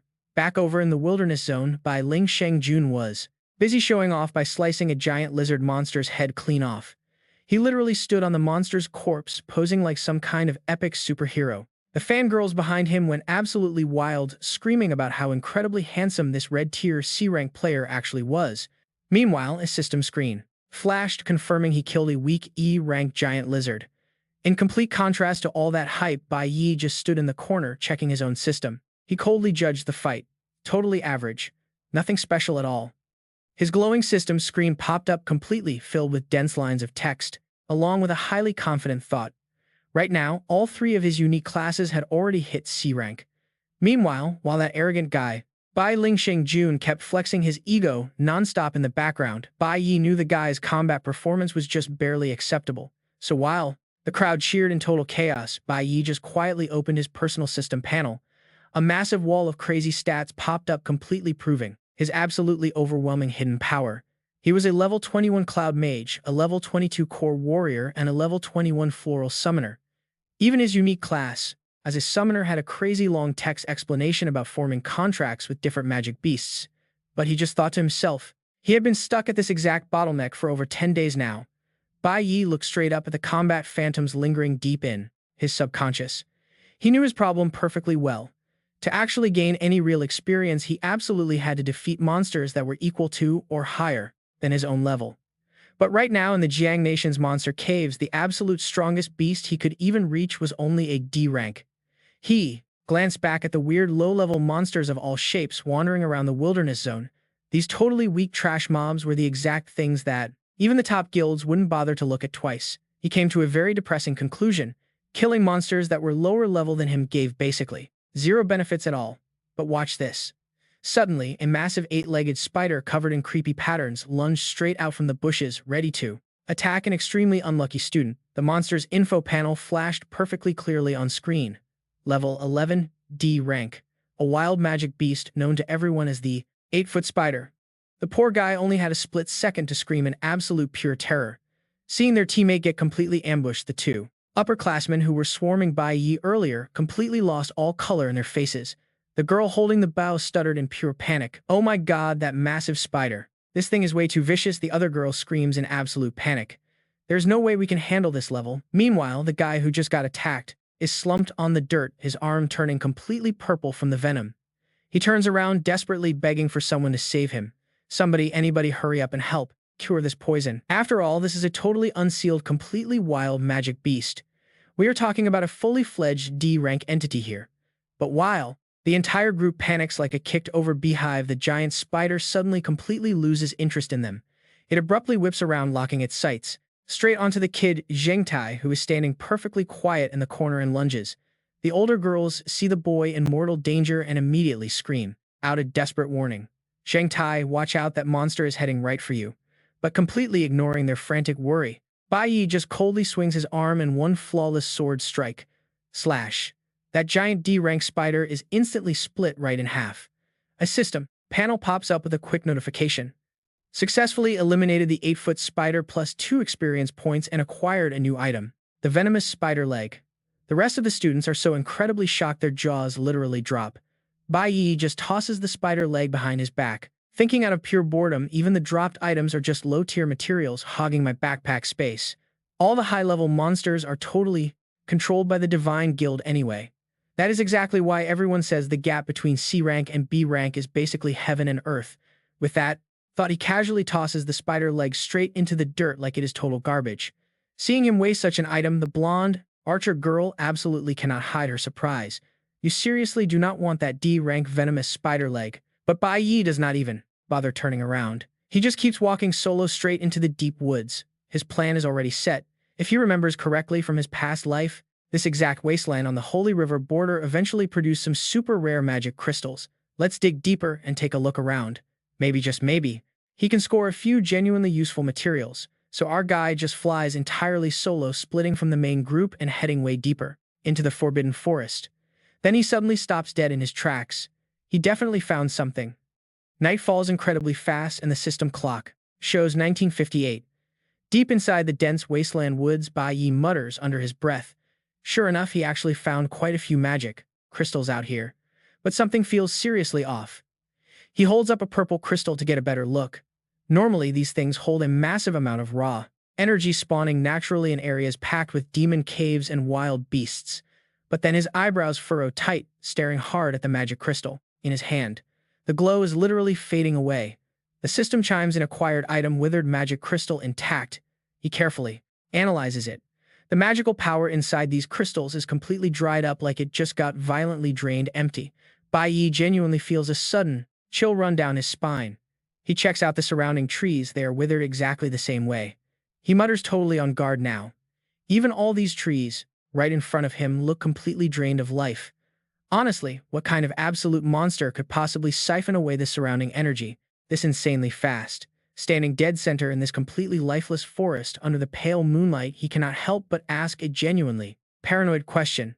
Is a mere D-rank monster actually capable of pulling off something like this? Pushing further forward, he realizes he has hit a total dead end. A massive towering waterfall completely blocks his path. Bai Yi slowly looks up, his razor-sharp gaze scanning on ultra-high alert, sweeping the entire area. It is way too quiet, terrifyingly quiet. Suddenly, his eyes lock onto a very strange object lying right on the dirt, catching the faint outline of a shattered experimental flask. He steps closer, crouching down for a better look. His pupils instantly shrink in pure shock when he reads the label on the glass. It says Death Room Industries. Meanwhile, you and I are heading back to the campsite where the clock hits 2000 hours. The whole class is huddled tight around the crackling campfire, happily roasting the spider legs they hunted earlier. One guy is completely amazed. He cannot believe Miss Huang totally soloed so many D-rank monsters. The teacher just chuckles right back at him. All right, dinner time. At the camp, folks. She flips a sizzling meat skewer, explaining the ropes to a clueless student. Listen up, this practical combat training is basically a pure wilderness survival simulation. Foraging for your own food is a super crucial step. You guys spent the entire day fighting hard out there, but nobody actually thought about dinner. Huh. One dude holds up a piece of crispy roasted spider meat completely grimacing as he complains. Are we seriously supposed to eat this thing? The guy in the brown jacket just crosses his arms, staring at the meat, clearly doubting the whole situation. Going on a training trip without packing any actual food is just incredibly cheap. But the teacher and the pink-haired girl are absolutely loving the meal, totally tuning out all the whining. Another guy glances around the campsite, pointing out that the only ones missing right now are Bai Yi and Ling. The teacher quickly speaks up, making sure they save extra portions for the latecomers. The pink-haired girl munches on her food, totally buttering up the teacher. I always thought Miss Huang only taught the boring theory. I never expected you to be an absolute combat expert. Miss Huang just gives a modest smile, softly blowing on her steaming hot skewer. I would not call myself an expert, really. Honestly, before taking this whole teaching job, my ultimate dream was always joining the Divine Guild or maybe even becoming a fully official cleric. She lets out a soft sigh, her eyes drifting away with obvious regret. It is a real shame, my abilities just fell short. I did not even qualify for the exam. Then she suddenly leans right into the pink-haired girl's ear, whispering with a totally mischievous smirk. Between you and me, this is actually my very first time visiting the Holy River country too. I really owe you guys a massive thanks. Sitting by the fire, the teacher, she smiles gently, continuing her unfinished story. Thanks to you and Bai Yi, she finally got the chance to visit this holy sanctuary she has always dreamed about. Hearing this, the pink-haired girl looks up. The flickering campfire dances in her eyes as she speaks up, totally unaware of the danger.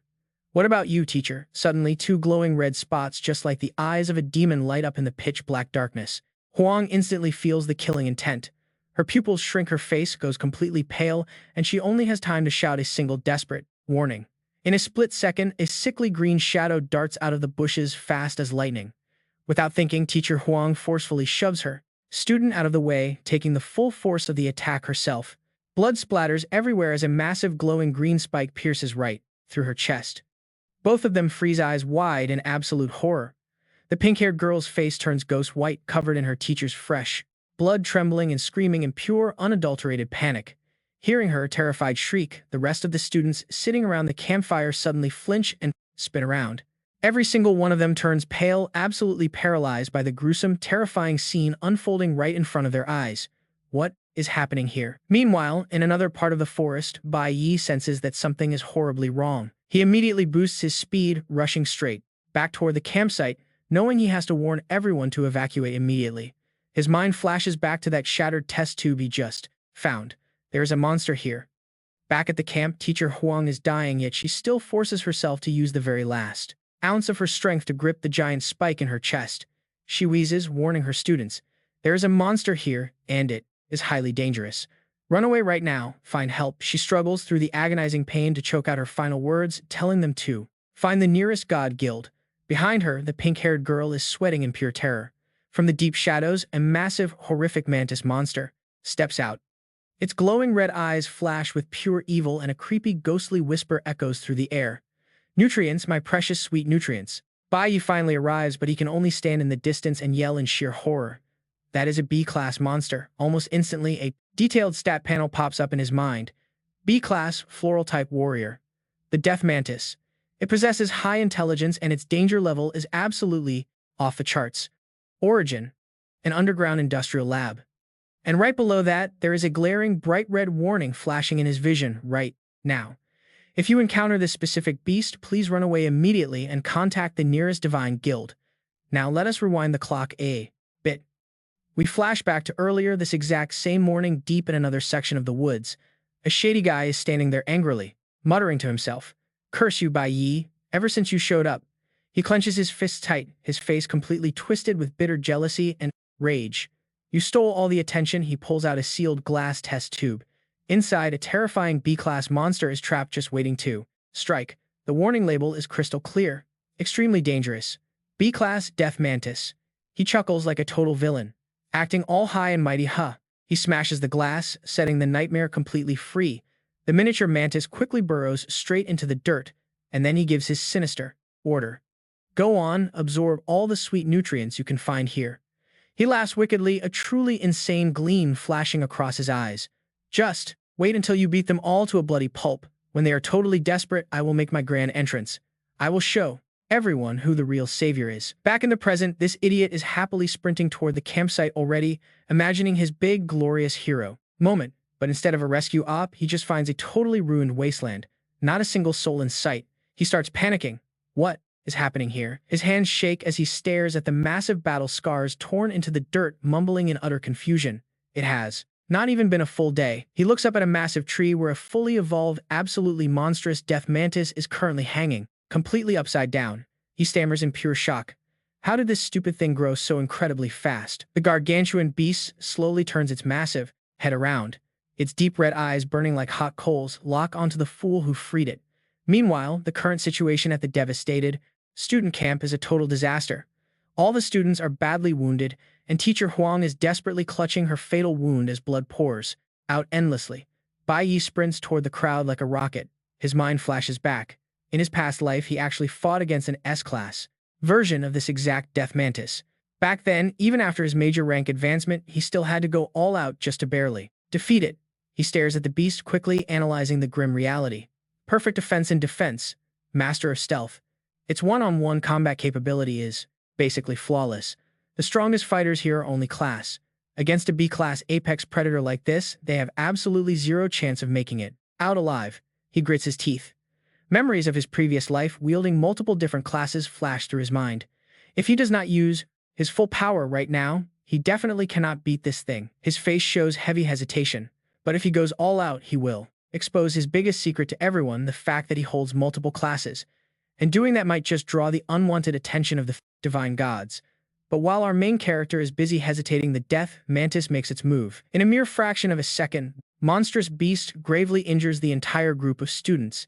Teacher Huang clutches her bleeding chest fiercely, bracing herself against the terrifying paralysis spreading through her veins. Every single attack from this monster carries a nasty, paralyzing effect. She stares down at her own blood-soaked hands, making an unbreakable vow to protect her students until her very last breath. But in this hopeless, do-or-die moment, she can only watch helplessly as death approaches. The massive monster is about to swallow the students whole. One girl's mind screams in pure desperation, "What on earth are we supposed to do now?" The B-rank beast licks its lips. That sickeningly long tongue rolls out as it mutters hungrily. Nutrients. So many sweet nutrients. Delicious. The poor pink-haired girl is completely trapped by a paralysis effect. Her entire body shakes uncontrollably. She can only stand there helpless. She watches the Grim Reaper slowly inching closer. The beast raises its razor-sharp pincers, getting ready to make this terrified girl its very first appetizer. But right before that deadly scythe strikes down, a brilliant silver flash erupts. It instantly blocks the fatal attack at the absolute last second. The deafening clash of metal rings out. Even heavily injured teacher Huang forces herself up. She grinds her teeth together in pure, unyielding anger. She spits out every word, "Don't you dare touch my students." Caught off guard by the block, the monster slightly tilts its giant head. It lets out a confused growl. Then the beast shifts its deadly focus straight to the dying woman struggling on the ground below. Fine, it will start with her first. Instantly, its massive tongue transforms into a razor-sharp drill, shooting straight toward the teacher with terrifying speed. But once again, its deadly plan gets crushed. A dark figure dashes in, using his own body as a shield right in front of her. Clang! An overwhelming force knocks the beast's scythe completely away, shattering it into tiny pieces. Teacher Huang slowly looks up through her blood-blurred vision. She sees a familiar figure standing tall, shielding her from certain death. That back looks as sturdy as a mountain, radiating an absolutely crushing aura. It's an imposing presence that absolutely refuses to let anyone pass. Our main guy, Bai Yi, turns slightly, his side profile looking incredibly cold. He immediately launches a massive wave of blue energy straight at the monster. The system suddenly rings out with a loud block notification sound. That overwhelming burst of energy completely obliterates the monster's scythe, turning it into countless tiny fragments. The corpse wolf spider glares with glowing red eyes. For the very first time in its hunting life, someone actually blocked its full power strike. Right now, Bai Yi is glowing with intense blue energy. He stands fearlessly in front of the teacher, frowning deeply at the beast. He quickly assesses the brutal situation inside his own mind. A C-rank warrior's attack power just isn't enough to handle this thing. Instantly, the system panel flashes right in front of his eyes. Switch. Class change to Cloud Mage. His eyes spark with pure determination. The only play here is to lock this massive monster down first. Bai Yi leaps high into the air. He channels powerful magic through the staff in his hand, aiming it dead straight at the terrifying creature. A freezing blast of cold air erupts from the staff, striking the beast. The skill panel pops up, Frost Blizzard spell activated and ready. The Cloud Mage's control skill rapidly condenses all the moisture in the air. It generates a massive amount of ice, freezing everything in sight. A giant chunk of ice crashes down from the sky. It completely freezes the monster solid, leaving the beast completely stunned by the attack. The rest of the students are absolutely mind-blown. Every single one of them drops their jaw, staring in pure shock at this unbelievable scene. Bai Lingshang, June, and those two bossy girls who were acting so tough earlier. Now they're stuttering, completely speechless. The archer girl looks over at Bai Yi. She screams, "Wait, aren't you supposed to be a melee warrior?" The girl next to her is just as shocked. He actually did it. He completely froze a B-rank monster. Bai Lingshang Jun chimes in, his voice filled with absolute horror as his shaking finger points right at our hero. "Are you seriously a dual-class awakened?" Facing everyone's intense suspicion, Bai Yi just grits his teeth. He knew this secret would come out eventually. Even if his cover is blown, there's no other choice. He couldn't just stand by and watch them die here. Teacher Huang calls out. Weakly forcing herself to sit up, she asks, "Bai Yi, are you okay?" But suddenly a terrifying crack echoes out. The giant ice block splits. It begins to shatter. From inside, the monster's incredibly hateful voice echoes out. "Just you wait. This fight isn't over yet." The massive ice completely explodes into hundreds of pieces, revealing the inside. It's empty. The monster vanished without a single trace, throwing everyone right back into total panic. One of the boys stutters out. It disappeared. The girl standing next to him is equally stunned, whispering quietly, "Is it actually dead?" Hearing this, Bai Yi responds with a dead serious tone. "No, this is far from over. I only managed to wound it. It's hiding right now. There's a huge chance it will come back." He looks at the terrified survivors and makes a swift, firm decision. His power isn't enough. "My current strength can't kill it. We need to use this opening to fall back immediately." Hearing this, a student quickly helps the teacher. Teacher Huang gets lifted up, but she firmly shakes her head. "You guys go on ahead. I have to stay right here." The pink-haired girl frowns and asks, "Why?" Bai Yi glances toward the pitch-black forest, suddenly remembering that Ling still hasn't returned yet. Teacher Huang clutches her bleeding wound. Her eyes are completely unshaken. She explains her reasoning. However many students she brought out here, she has to bring that exact same number back. She looks over at the dying campfire, her heart heavy with absolute worry. They agreed to group up here at 8 p.m. If he returns and sees nobody around. But before the teacher can finish her sentence, Bai Yi coldly cuts her off. He holds up a broken test tube shard. His eyes are sharp as knives, piercing straight into the brutal truth. This monster, Ling, was the one who released it. Memories suddenly flood in. A flashback from his previous life hits hard.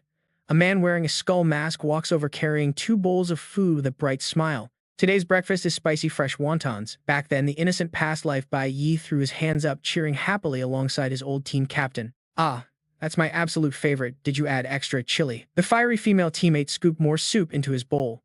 Bai Yi was genuinely happy. "I definitely want another bowl," he says. She smiles brightly. "Wow, Captain Ma, you're incredibly fast." Instantly, that creepy skull mask guy turns right around to tease him. "Captain, control your appetite. If you get fat, Liu Hei won't even look at you anymore." Hit right in the heart, Liu Heiwei blushes and pouts. "No way," she says, making Bai Yi next to her feel super shy while the teammates laugh out loud, loving the drama. Next scene, Bai Yi is completely paralyzed, blue electricity violently sparking everywhere. He grits his teeth in absolute despair, his body totally frozen. He just watches that masked traitor ruthlessly walking away, deep into the dark woods. The cruel truth. Their breakfast for the past month was secretly laced with paralyzing mushroom powder. Close up on the traitor's wicked smile hidden under that mask. He mutters his dark plan, "Gotta kill all the strongest ones first." Had to prepare perfectly right. Scene shifts back to reality. Bai Yi finally snaps out of those dark past life memories, returning to the present. Still gripping the shard, his eyes flash with bone-chilling coldness. Holding that broken piece high, he boldly declares the truth. He is the one who released this monster. Close up on the shattered label, revealing the fateful words clearly. Printed right there, Feng Industries. Extreme danger, rank B. The very second she hears that horribly familiar name out loud, the pink-haired Qi Ling's eyes go super wide.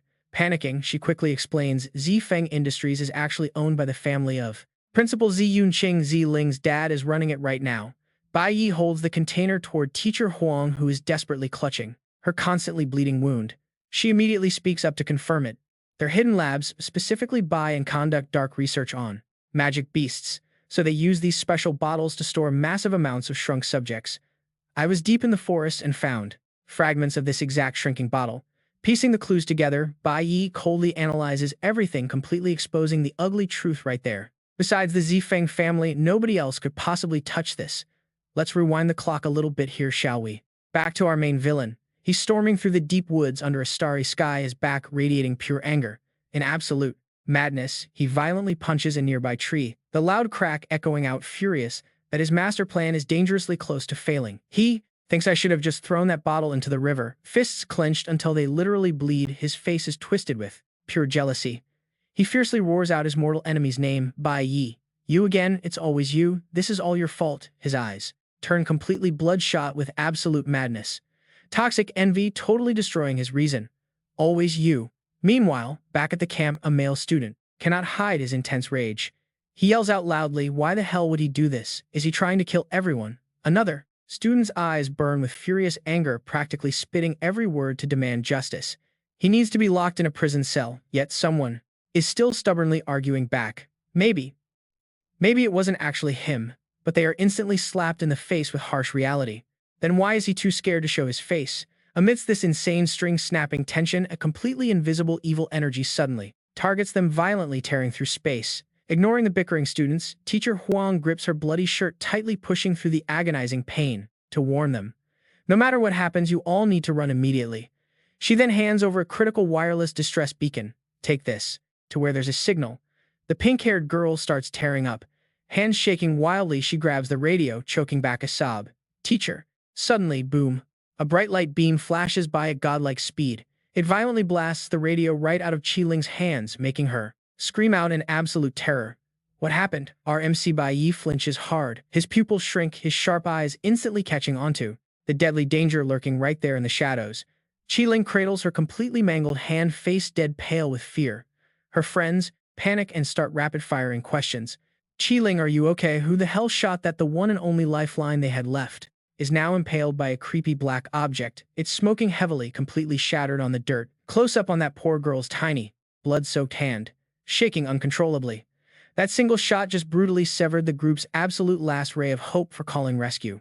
Witnessing this relentless cruelty constantly crashing down on his friends, Bai Yi just can't hold it back anymore. Enough is enough. His face drops into pure shadow. Only his eyes burn with a sky-piercing, lethal killing intent. Just as the tension hits an absolute breaking point, a weird cylindrical object gets thrown straight out of the bushes. It blasts a trail of highly toxic green smoke directly into the middle of the crowd. A Feng Industries smoke grenade. The thick gas leaves all the students violently coughing. Someone grabs their chest, panicking wildly. What the hell is this stuff? Cough, cough. The whole group frantically covers their mouths and noses. A male student grimaces, exposing the disgusting smell hanging in the air. This thick fog, it reeks of paralyzing powder. Right in the middle of that dense toxic smoke, a tall figure slowly walks out like the Grim Reaper himself, knocking on the door. The terrified students gasp in pure horror. Who was that? Standing totally frozen among his classmates, Bai Yi coughs slightly. His eyes darken heavily under his bangs as his massive killing intent rapidly gathers. The vicious enemy finally reveals himself, wearing a full airtight gas mask over his face. He stammers out, in a wild mix of panic and deep hatred. No way. It's all Bai Yi's fault. Behind that mask, pure, bloodshot, crazy eyes. The absolute madness of the rich kid Ling. He screams, blaming everything else just to hide his own pathetic cowardice. Now everyone knows it was me. You did this. You trapped everyone here. Bai Yi just glares right back at him, his entire body suddenly erupting with an intense, terrifying aura. A blinding golden energy flares up as he calls out the traitor Ling. The villain stands firm in the poison fog, gripping his weapon tightly. Bai Yi's ice-cold voice cuts right through the heavy silence. You better prepare yourself. Our main character's eyes are burning with pure killing intent. Golden magic explodes all around him. He growls at the absolute madman standing right in front of him. Are you trying to get everyone killed? The only answer he gets is a thick cloud of green paralyzing smoke. It spreads like crazy, mixing with the harsh choking coughs of the victims. The weaker students are completely helpless against this high-tier poison. One guy stumbles hard, his legs giving out as he painfully crashes to the ground. He drops to his knees, hopelessly muttering, "What even is this fog? My body feels so heavy." But before he can even finish that sentence, bam, he passes out cold right on the spot. Suddenly, someone spots a small cylindrical object rolling across the floor, and they recognize it immediately. It is literally paralyzing powder, a strict B rank item usually meant for taking down massive magic beasts. One brave student reaches down and grabs the empty metal shell. The label clearly reads Z Feng Industries. It is a massive slap in the face to the traitor. Now faced with this undeniable hard evidence, someone furiously calls out the coward hiding behind that gas mask. Why the hell would you use something like this on your own classmates? He does not care if they live or die. Ziling's eyes bulge right through his mask and he just starts laughing, fully admitting his crime. Yeah. He tightly grips an energy arrow, screaming like a maniac about some fake hero fantasy he made up in his head. This was all originally supposed to be used on that giant bug. I was supposed to be the one who charged in and saved all of you. But instead of panicking, Bai Yi just stands there like a complete boss. This makes the rich kid absolutely lose his mind. It is all because of you, you piece of trash. Drawing his bowstring to the absolute max, Ziling locks his killing intent right onto Bai Yi. He grits his teeth, cursing loudly. It is always you ruining my plans. The air between these two bitter rivals practically freezes over. That glowing high-energy arrow is locked and fully loaded, just waiting to pierce right through the dark room. But in this incredibly tense moment, their teacher steps up completely, ignoring the danger to stop him. Ziling, stop. It is not too late to back down. Seeing his secret crush actually step up to protect his enemy, the villain's bow hand starts to tremble. Teacher Huang desperately tries to appeal to whatever tiny shred of conscience he has left.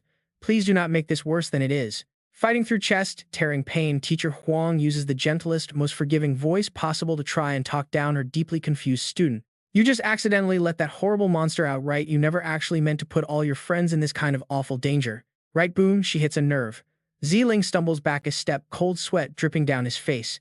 He completely panics, desperately denying everything just to protect his own fragile ego. No, it is way too late for that. Everything is ruined and there is no going back now. Stop lying to me. Realizing this guy is totally beyond saving, Teacher Huang clutches her bleeding wound.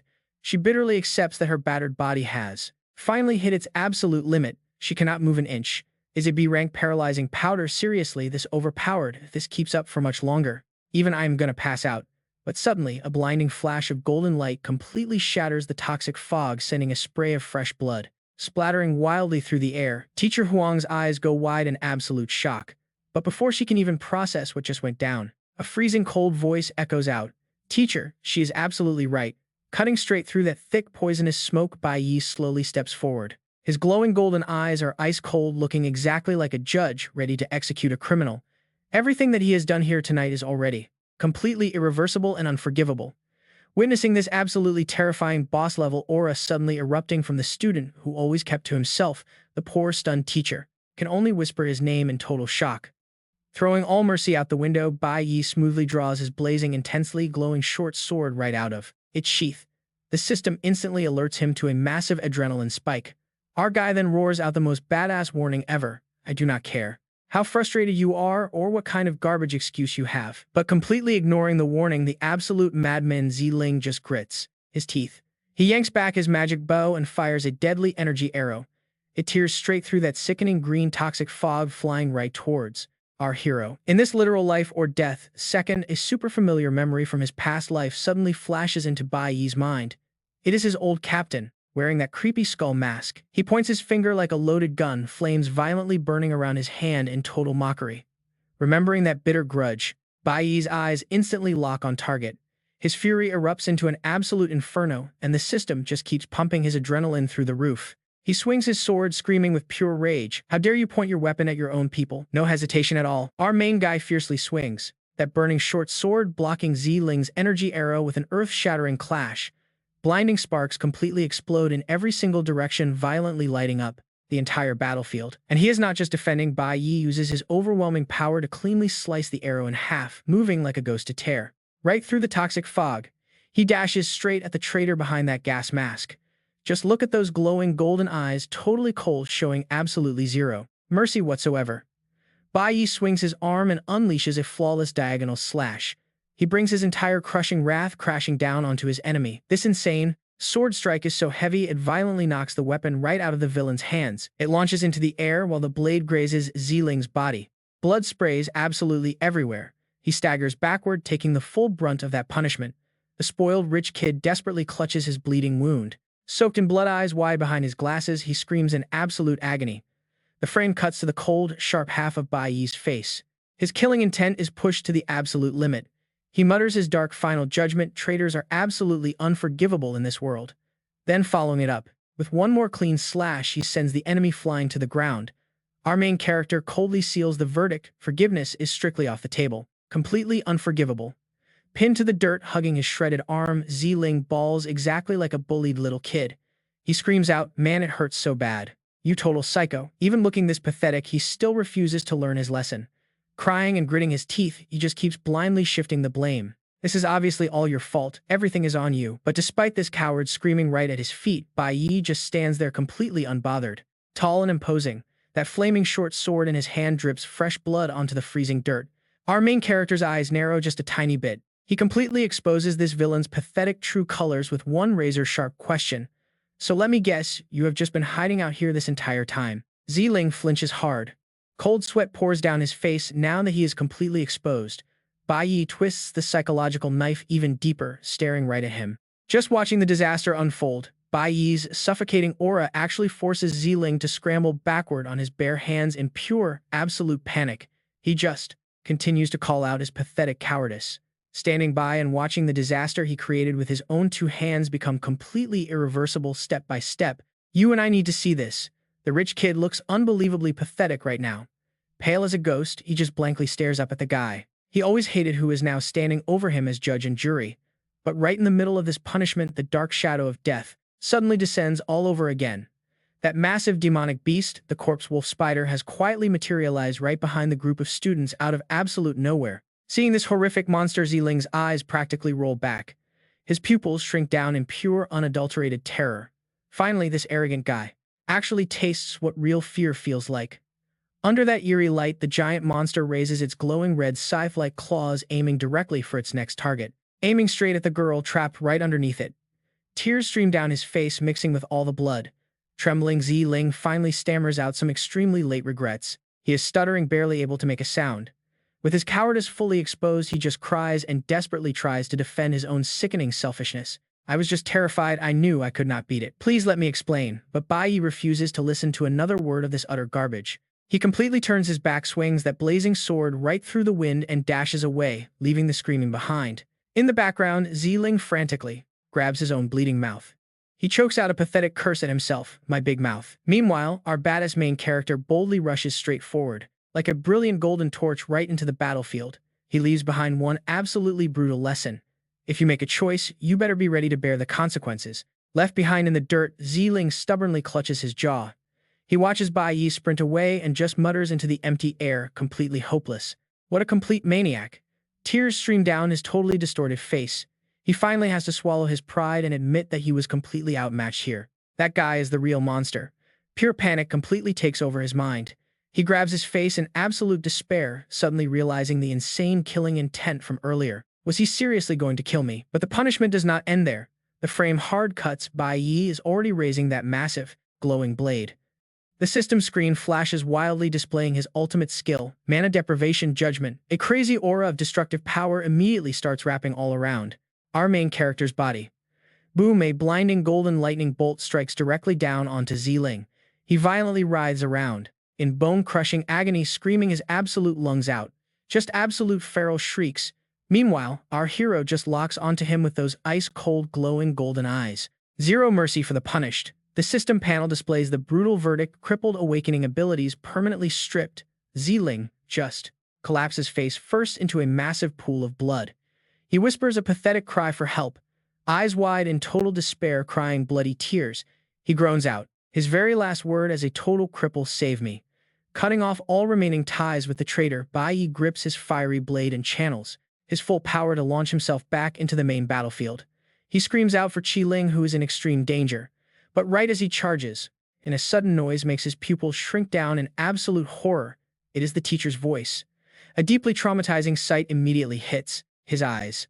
The massive corpse wolf spider is glowing with this sickly green aura, swelling up completely, and horribly enough, a pair of legs wearing Miss Huang's incredibly familiar shoes are just dangling lifelessly straight out of the monster's mouth. It swallowed her completely whole. Bai Yi violently grits, his teeth glaring hard as cold sweat pours down his face. He growls out, voice heavy with extreme tension, "This demonic beast is making its move. Again." He whips around only to see this hideous monster proudly towering right over his injured friends. Bai Yi slightly stumbles. He grits his teeth, cursing under his breath. Damn it. Thanks to that paralyzing powder, his mobility has taken a massive hit. The brutal truth. Here is where it gets real for us.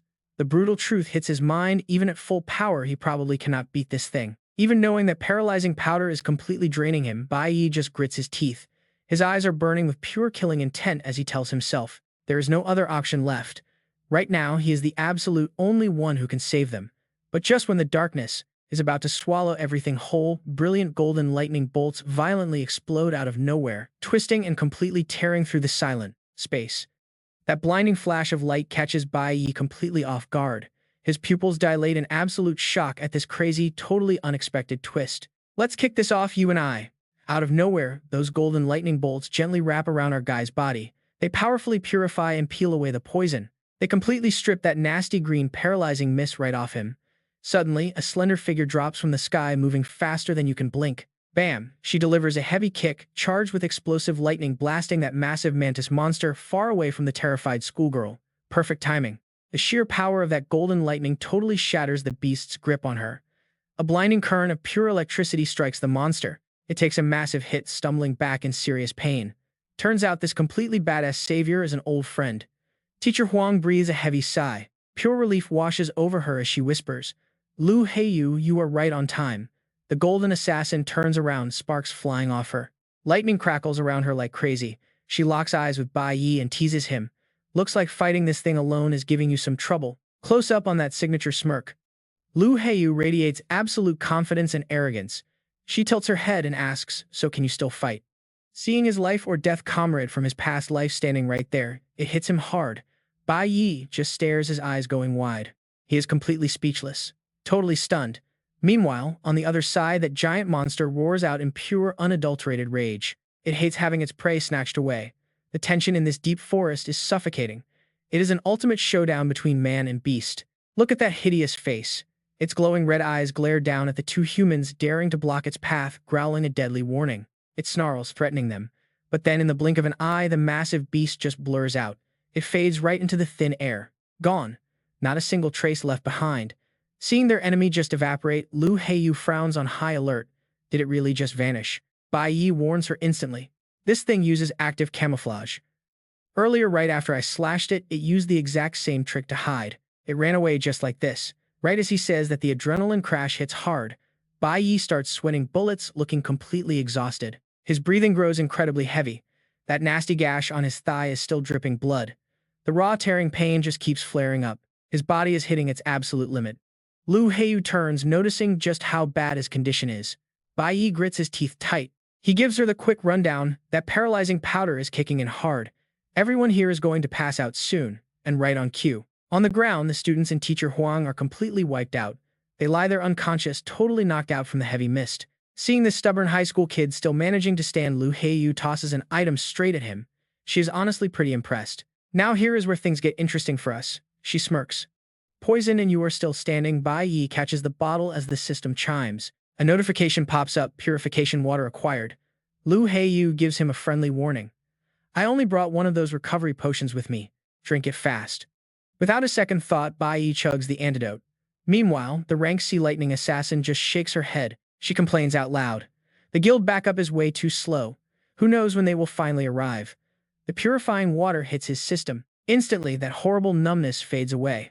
Bai Yi wipes his mouth. His eyes turn razor sharp as he notices something shifting in the area. It is still lurking right here.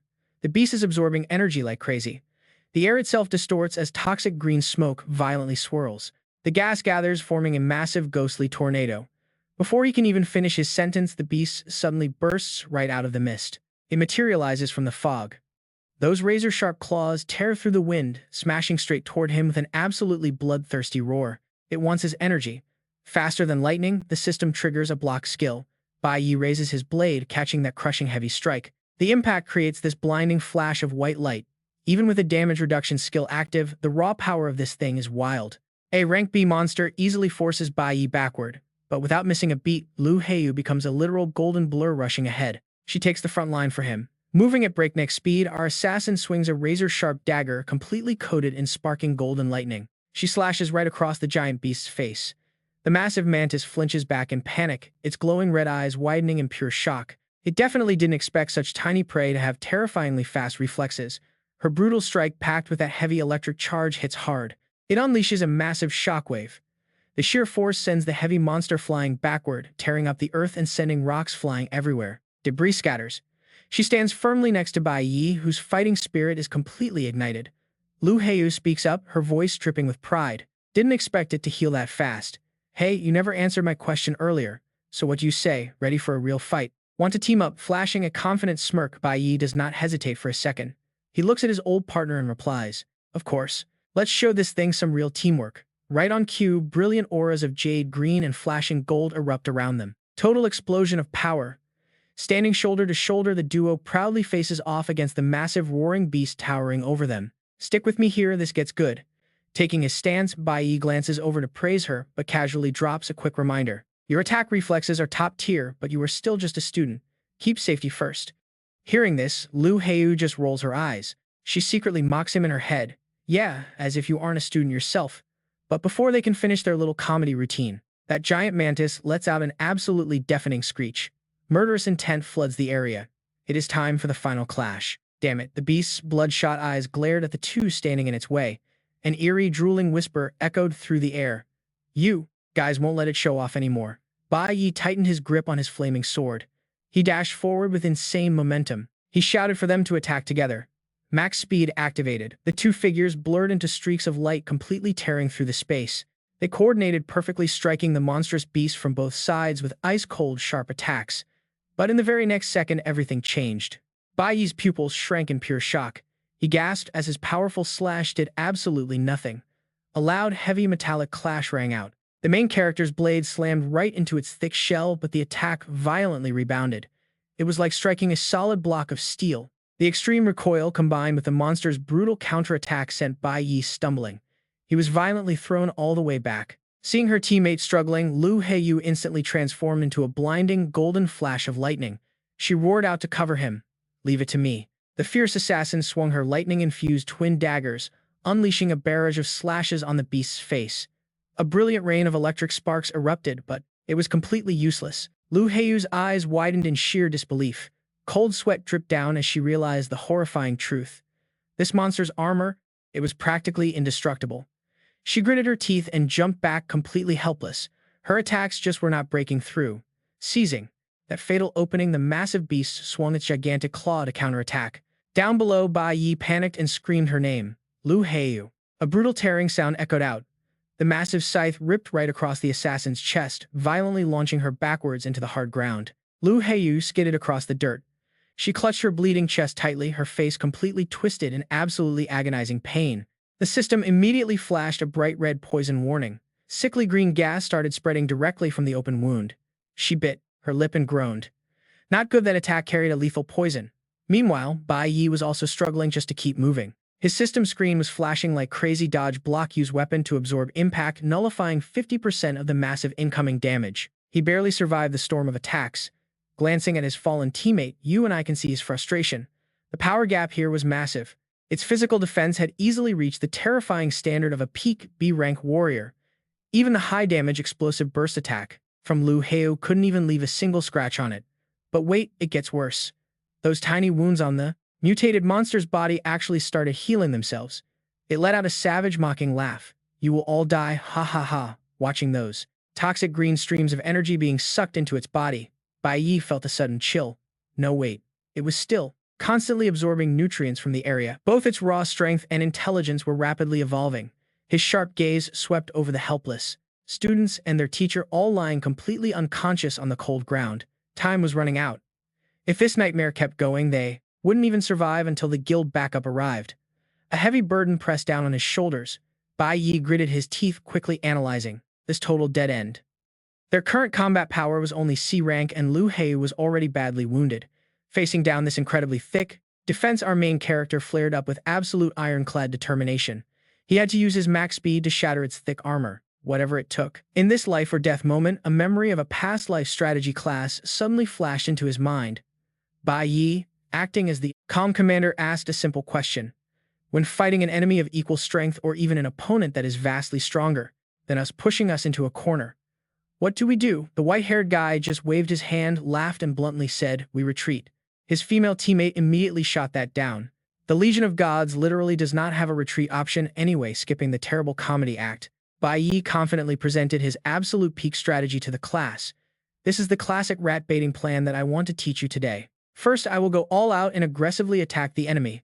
This will force all of their heavy firepower to focus entirely onto me. Snapping back to brutal reality, the system activated extreme acceleration mode. Bai Yi instantly transformed into a jade-green blur, charging straight toward the massive monster's ugly face. The second half of his strategy echoed in his mind. Once the enemy takes the bait, they will focus all their energy on the intense battle right in front of them. Following that rat-baiting strategy, Bai Yi's eyes locked on, sharp as a razor. He stared down the monstrous beast, silently calculating his every single move. Now he just needed to patiently wait for the perfect opening. Our boy blurred into a brilliant jade streak once again. He relentlessly launched mocking attacks to draw out the giant mantis's full attention. He repeated the strategy's core rule in his head. Once the enemy is successfully hooked, it will dump all its energy into the immediate fight. Executing the rest of the rat-baiting plan, Bai Yi locked onto his target. With a gaze sharp as a blade, he completely zeroed in on the massive beast. He calculated every single step. Now he just had to wait for his chance. Seeing Bai Yi charging forward completely alone to sacrifice himself, the wounded Lu Heiyu desperately gathered her lightning to launch a support attack. Realizing this would totally ruin the plan, our main character whipped his head around, his voice tearing through the air. "No, Lu Heiyu, do not attack. Just stand exactly where you are and charge up your power." Startled by the sudden scream, Lu Heiyu froze in absolute shock. Got it. The lightning aura around her flickered slightly as she stared at him in pure disbelief. Her eyes went wide as she screamed, "Are you seriously taking that thing on all by yourself?" Staring at Bai Yi's solitary back taking all the enemy fire, Lu Heiyu bit her lip hard in pure anxiety. She muttered helplessly, "No way. No matter how brilliant this guy was, he was still just a basic green tier warrior. At the end of the day, he was literally just a student." The fierce pride of our golden tier female assassin was seriously starting to waver. She clenched her fists, totally blaming herself. She muttered, "I am the one with the high-level gold class, so why is it like this?" Her eyes were glued to Bai Yi's silhouette. Looking at him, she couldn't shake the feeling that he was the real deal. Then she watched as he stood tall and totally fearless, blocking the path of a massive B-rank monster. A strange sense of pure admiration bubbled up inside her, and she blurted out, "A true leader." But he didn't give his teammate any time to overthink things. Right on the front lines, Bai Yi was swinging his sword, unleashing a rapid barrage of strikes. His blade violently clashed against the beast's steel-like armor, instantly bouncing off and sparking a massive shower of blindingly bright sparks. Lu Heiyu stood in the back, holding her breath as she tracked every single movement. Suddenly, the corpse spider launched an absolutely brutal counterattack, aiming right for him. It thrust its massive scythe directly toward our main character's chest, making her scream out in pure panic. Bai Yi took the devastating hit head-on. The impact was earth-shattering. He staggered backward. Dark red blood instantly spilled from the corner of his mouth, and his breathing turned incredibly heavy. But even injured, Bai Yi kept his head completely cool. He subtly slid his hand behind his back and gave a quick hand signal. "Stop." Seeing this, Lu Heiyu stared in total shock.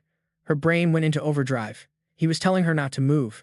But what on earth did that actually mean? Seeing its prey looking completely weakened, the giant mantis confidently lunged forward to crush him. Its hideous twisted mouth let out a series of horrifying mocking shrieks. "Humans. At the end of the day, you are all just weak. You will all become my nutrients."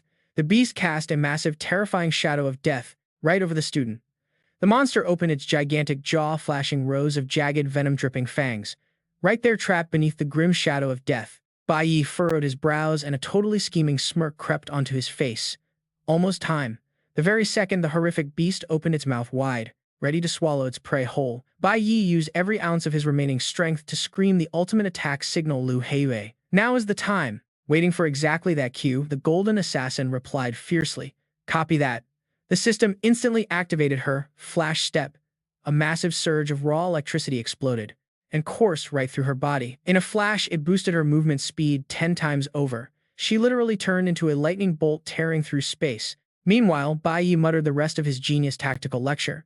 Every single time it got injured before it was exactly when it opened its mouth to swallow someone else. So the exact moment it bites down, its defense guaranteed drops to rock bottom. Honestly, you and I have to respect this crazy bait strategy. The most important part is creating a split-second window where the enemy completely lowers their guard, exposing a fatal flaw. And to make this rat fall right into the trap, Lu Heiyue swung her lightning-fast dagger. The system immediately announced the lightning blade skill, dropping a heavy strike straight onto the target, triggering a massive area of effect paralysis, god-tier speed combined with explosive power. Lu Heiyue, glaring with a gaze as incredibly sharp as a razor, confidently told herself she could finish this fight in a heartbeat. Hit by a totally unexpected sneak attack directly on its weak point, its mouth, the giant mantis bugged its eyes out in pure shock. A bright red system notification popped up with the good news. The heart was paralyzed. Its defense was completely shattered. The golden opportunity had finally arrived. Bai Yi, his face scrunched up in pain, stared at the monster. Raw magical energy began swirling wildly around his body. Now it was time to execute the final step of his master plan. The monster collapsed entirely, its whole body twitching violently from the deadly electric currents. The paralyzed status flashed above it. Lu Heiyue backed up, panting heavily as she warned her teammate, "My crowd control skill will only last a few seconds. If it manages to trigger its stealth camouflage again, we're in big trouble." Using his heavy sword to stand up, Bai Yi nonchalantly wiped away his blood.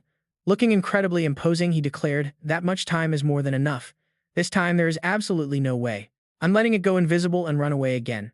He stood tall, gripping his sword tight, glaring intensely at the monster with pure hatred in his eyes. Suddenly, a super flashy system panel popped up, instantly swapping him to the Cloud Mage class. A freezing, biting, icy blue light started, radiating straight from Bai Yi's hands.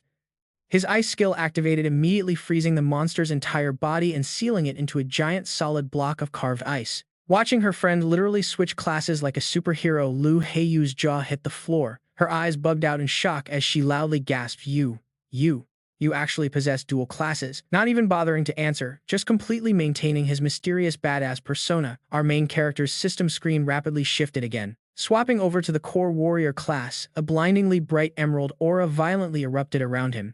He muttered about harvesting the results of all the damage he took earlier. The sheer strength he piled up from his injuries and exhaustion was finally enough to deliver the ultimate finishing blow. Bai Yi raised his massive glowing broadsword high. Pouring every ounce of his power, he unleashed his ultimate skill, Pure Land Strike, slashing straight down onto the ice statue. Boom! In an instant, green light exploded across the entire sky. The system chimed wildly, ringing in a massive victory. He successfully eliminated the terrifying corpse spider. Gained 10,100 experience points, acquired 300 floor element points. This crazy shower of epic loot and rewards just kept pouring down. With a system alert, Cloud Mage class leveled up to 22, and the incredibly valuable loot drops. The prize wolf, spider silk, and some high-tier B rank armor materials. What a completely insane, high-risk, over-leveled monster farming session, but man, the massive profits were totally worth it, standing tall right in the fading light. Alright, you and I are about to see something wild. After the battle, Bai Yi just soaked in that sweet healing magic, realizing one absolute truth. Alright, you and I both know the drill. Risking your life to destroy high-level monsters is the only way to score massive experience points. Status screens for healing and stamina recovery flash continuously in the air, marking the absolute perfect end to this god-tier hunt. Lu Heiyue stares up at Bai Yi in pure amazement. She sighs, realizing that in this entire world there are incredibly few geniuses who can control multiple elements, but someone like him awakening his class at such a young age. It is honestly totally unheard of. Ignoring the flattering praise completely, Bai Yi quietly raises his hand and the glowing system interface transforms spectacularly once again right before her eyes. Class change, Flora Summoner. A sudden burst of brilliant green magic erupts violently, swirling around his hand. The young man calmly wipes the blood from his lip, his eyes flashing with a cold calculation of a hardcore professional gamer. His summoner class hits C rank, meaning he can contract up to 6 magical beasts, and right now, he still has 4 empty slots. The premium skill panel pops up, displaying the Flora Spirit contract ability. Defeating a plant-type magical beast lets you forge a contract with its soul. Current progress is 2 out of 6. Bai Yi aims his glowing hand straight toward the massive corpse of the giant mantis. He gives a cold, simple command. You come here. An intense, blinding green light completely engulfs the remains of the fallen monster, directly absorbing its core essence. The system chimes with a glorious success notification. A brand new contract has been securely formed. He successfully obtained a Flora Warrior, an E-rank corpse mantis. You would think he would be thrilled with a new minion, but Bai Yi just frowns. He looks visibly annoyed. Corpse mantis is just too annoying to remember. He stares at the magical beast, which has obediently shrunk down, and gives it a completely ridiculous low-budget name.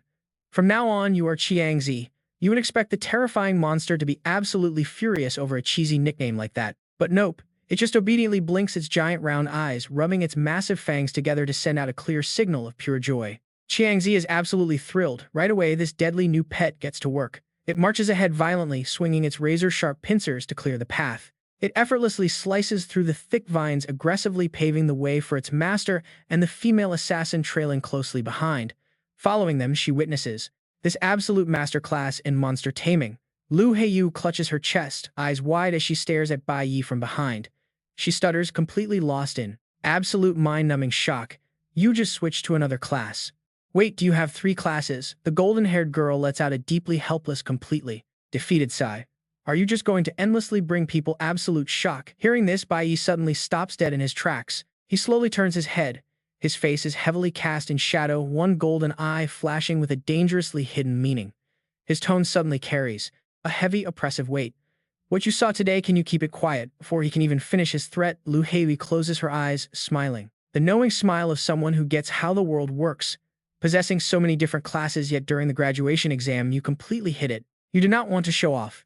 You do not want too many people knowing, right? The golden-haired assassin raises her hand, placing it firmly over her heart, swearing her loyalty with absolute sincerity. Do not worry about me. I happen to be incredibly good at keeping secrets. The second they lock in this silent agreement, movement erupts. From deep inside the dark forest, 2 cloaked figures violently rush forward, like a literal tornado. A loud booming voice shatters the silence. Unit 26 has arrived at the scene. 3 men wearing sharp official uniforms suddenly step out. Every single face shows absolute frantic urgency. We finally caught up to you. Hey, are you two doing all right? The system interface finally takes its sweet time updating the info for this painfully slow rescue squad. The Holy River Nation East Border, Unit 26 of the Gods Guild. Meanwhile, pedaling his bike frantically through the dark night, Bai Yi worriedly mutters to himself in thought. Even though I left my nameless summons behind to safely guard Mom back to reality. Lu Heiyu places a hand over her chest wound, promising her mysterious new teammate. Seriously, relax. I am practically a vault with secrets. But before she can even finish her sentence, from the dense, dark forest behind them, several cloaked figures come rushing out of the shadows, instantly shattering the quiet atmosphere. Unit 26 has officially arrived. 3 young guys with serious, majestic energy step onto the scene. The silver-haired one lets out a massive sigh of relief. Finally caught up. The squad leader, rocking blue hair, steps up and frantically checks on them. Are you two all right? We are from the Holy River Nation, Gods Guild, Unit 26 of the Eastern Border. But the words barely leave his mouth before his eyes lock onto the absolutely massive corpse of the giant mantis lying dead right there. A glaring red system prompt pops up: B-rank corpse mantis. The dead beast makes him go completely wide-eyed in sheer terror and shock. Wait, you already took down the monster? The guild members immediately scatter to handle their emergency rescue protocol. One guy casts a glowing green healing magic over a wounded student's arm. He frantically calls out his report. The students who completely passed out are waking up now that we gave them medicine. The squad leader nods sharply. Do a full head count now. Off to the side, a pink-haired student tightly hugs her teacher, crying her absolute eyes out. Her face is pale with lingering terror.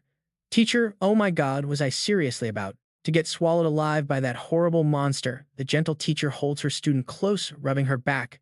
It is okay, do not be afraid anymore. The nightmare is over. Cutting back to the ruined battlefield, the blue-haired leader crosses his arms. He stares in absolute awe at our 2 young warriors.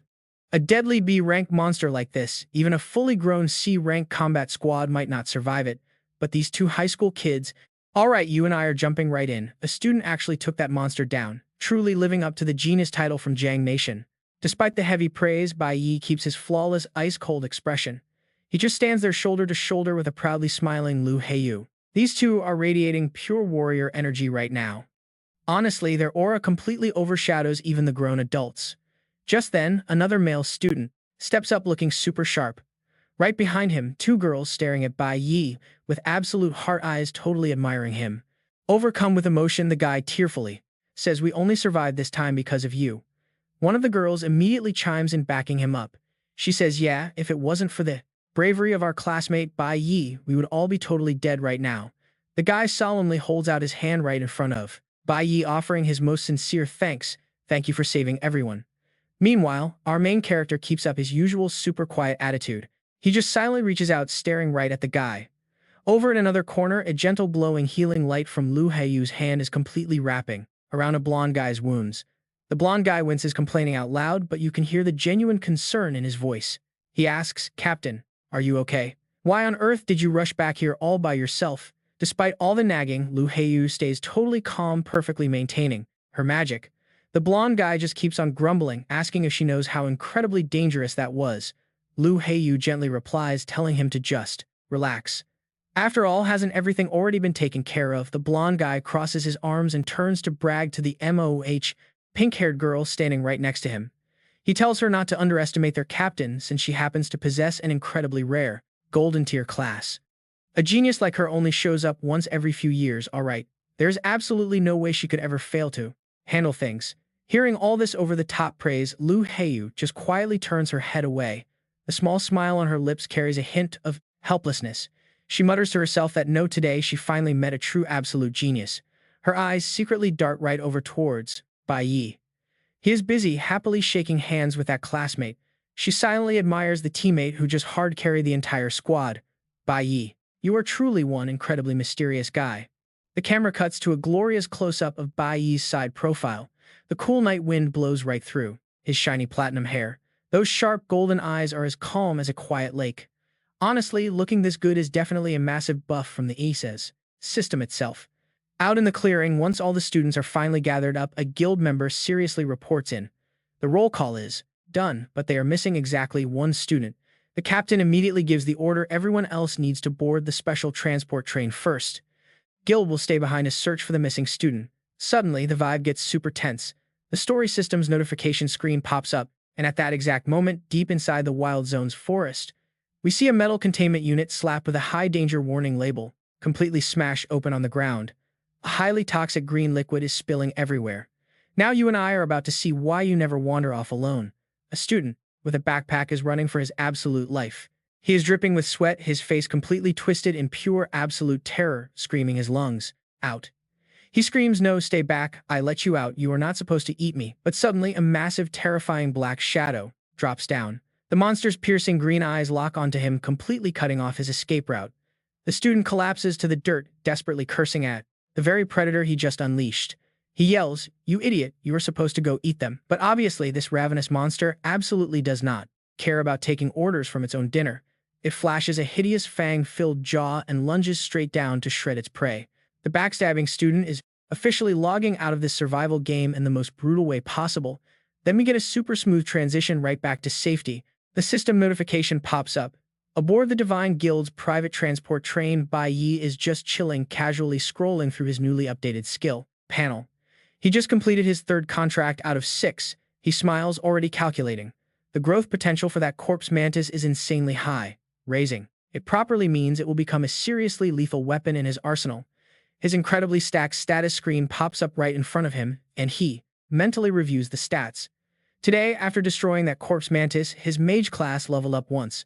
But honestly, the gap to reach B tier is still way too far out of reach. His dazzling stats prove his insane grinding speed.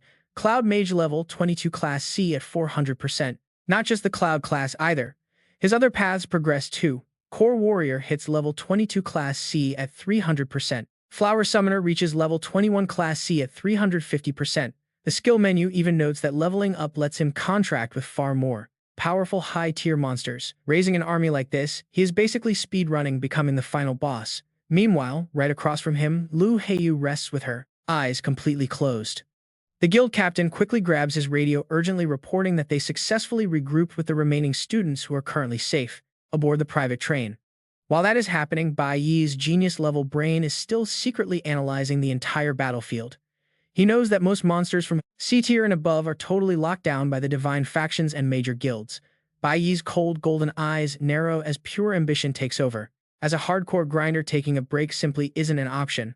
Watch closely because he has to find a way to score more chances to level up even further. Outside, the high-speed train is absolutely tearing through the wind under a crystal-clear blue sky, cruising right along the gorgeous coastline. The prompt tells us that after clearing this coastal route, the train suddenly violently rumbles into a pitch-black tunnel. Streaks of light flash past the windows at insane speeds, creating this super urgent vibe, like crossing into a whole new world. And then in a split second, a blindingly bright light floods. All right, you and I are diving straight into a massive, bustling modern metropolis. Towering skyscrapers and gorgeous cherry blossom parks are everywhere. This is the legendary Holy River Nation, a place we have not seen in ages. Standing by the train window, our main character Bai Yi slightly bows his head. He lifts his chin, his eyes glowing with the absolute arrogance of a true powerhouse. Ready to conquer this brand new chapter, he whispers to himself, "Everyone, I am finally back." Suddenly, the entire scene shifts into a super dark and gloomy tone, signaling an unavoidable and brutal clash to come. Look closely at the glass reflection. It reveals a villain with wild, messy hair and an incredibly evil smirk. Right beneath him, we see another figure wearing a terrifying skull mask, his glowing red eyes practically dripping with killing intent. A seriously formidable enemy faction is clearly waiting in the shadows. But let us snap back to our bright reality. A massive system board lights up, showing the eastern border of the Holy River Nation. Right beside it, the exact timestamp reads June 28th, 8 a.m. sharp. The station loudspeaker crackles to life loudly, announcing that their train has finally arrived at the Divine Weapon Academy Eastern District Station. Instantly, all the countryside students stepping off the train are left speechless, their eyes completely wide with pure shock. They cannot help but marvel. The Holy River Nation is insane. Even a simple train station is dozens of times bigger than their hometowns. Amidst this incredibly noisy crowd, our main character maintains his absolute ice-cold demeanor, walking forward with total confidence. Right behind him, the constant whispers and chatter of his classmates just refuse to stop. Someone mentions that this is the richest nation in the entire world, so obviously it hits completely different. But suddenly, out of nowhere, an incredibly sharp-looking man in a perfectly tailored suit steps out, raising his hand to greet everyone. His official title card flashes on the screen, Director of the Divine Weapon Academy Eastern District. He flashes an extremely friendly smile and says, "Welcome all of you brilliant young students to the mighty Holy River Nation. Next up, I will personally guide you through the absolute highest sanctuary of the awakened world." The sharply dressed director proudly declares this, his voice booming with pure pride as he points straight toward the massive jaw-dropping architecture right in front of the Divine Weapon Academy. However, while the rest of the crowd is losing their minds with excitement, Bai Yi is focused on something entirely different. He just stands there, narrowing his eyes with a razor-sharp glare. The Divine Weapon Academy is exactly where that monster graduated. Deep in his mind, the image of that skull-masked killer with those bizarre redlock dreadlocks flashes back, echoing with the villain's cold, calculating whispers. Based on the timeline, right at this very moment, that absolute psycho is definitely a student here. Snapping back to reality, Bai Yi's golden eyes practically catch fire with raw determination and pure unadulterated hatred. He mutters the name Chris. It is about time we finally cross paths. Right after that intense thought, the director guides the entire student group toward a massive, incredibly majestic warrior statue that is raising a massive sword straight to the sky. The director introduces it with absolute reverence, claiming this figure is one of their 5 legendary creation gods. The Great Cadmus, the best. The camera zooms in for a tight close-up on the statue's intensely commanding face, completely radiating the overwhelming aura of an actual living god, forcing every single person to look up in pure awe.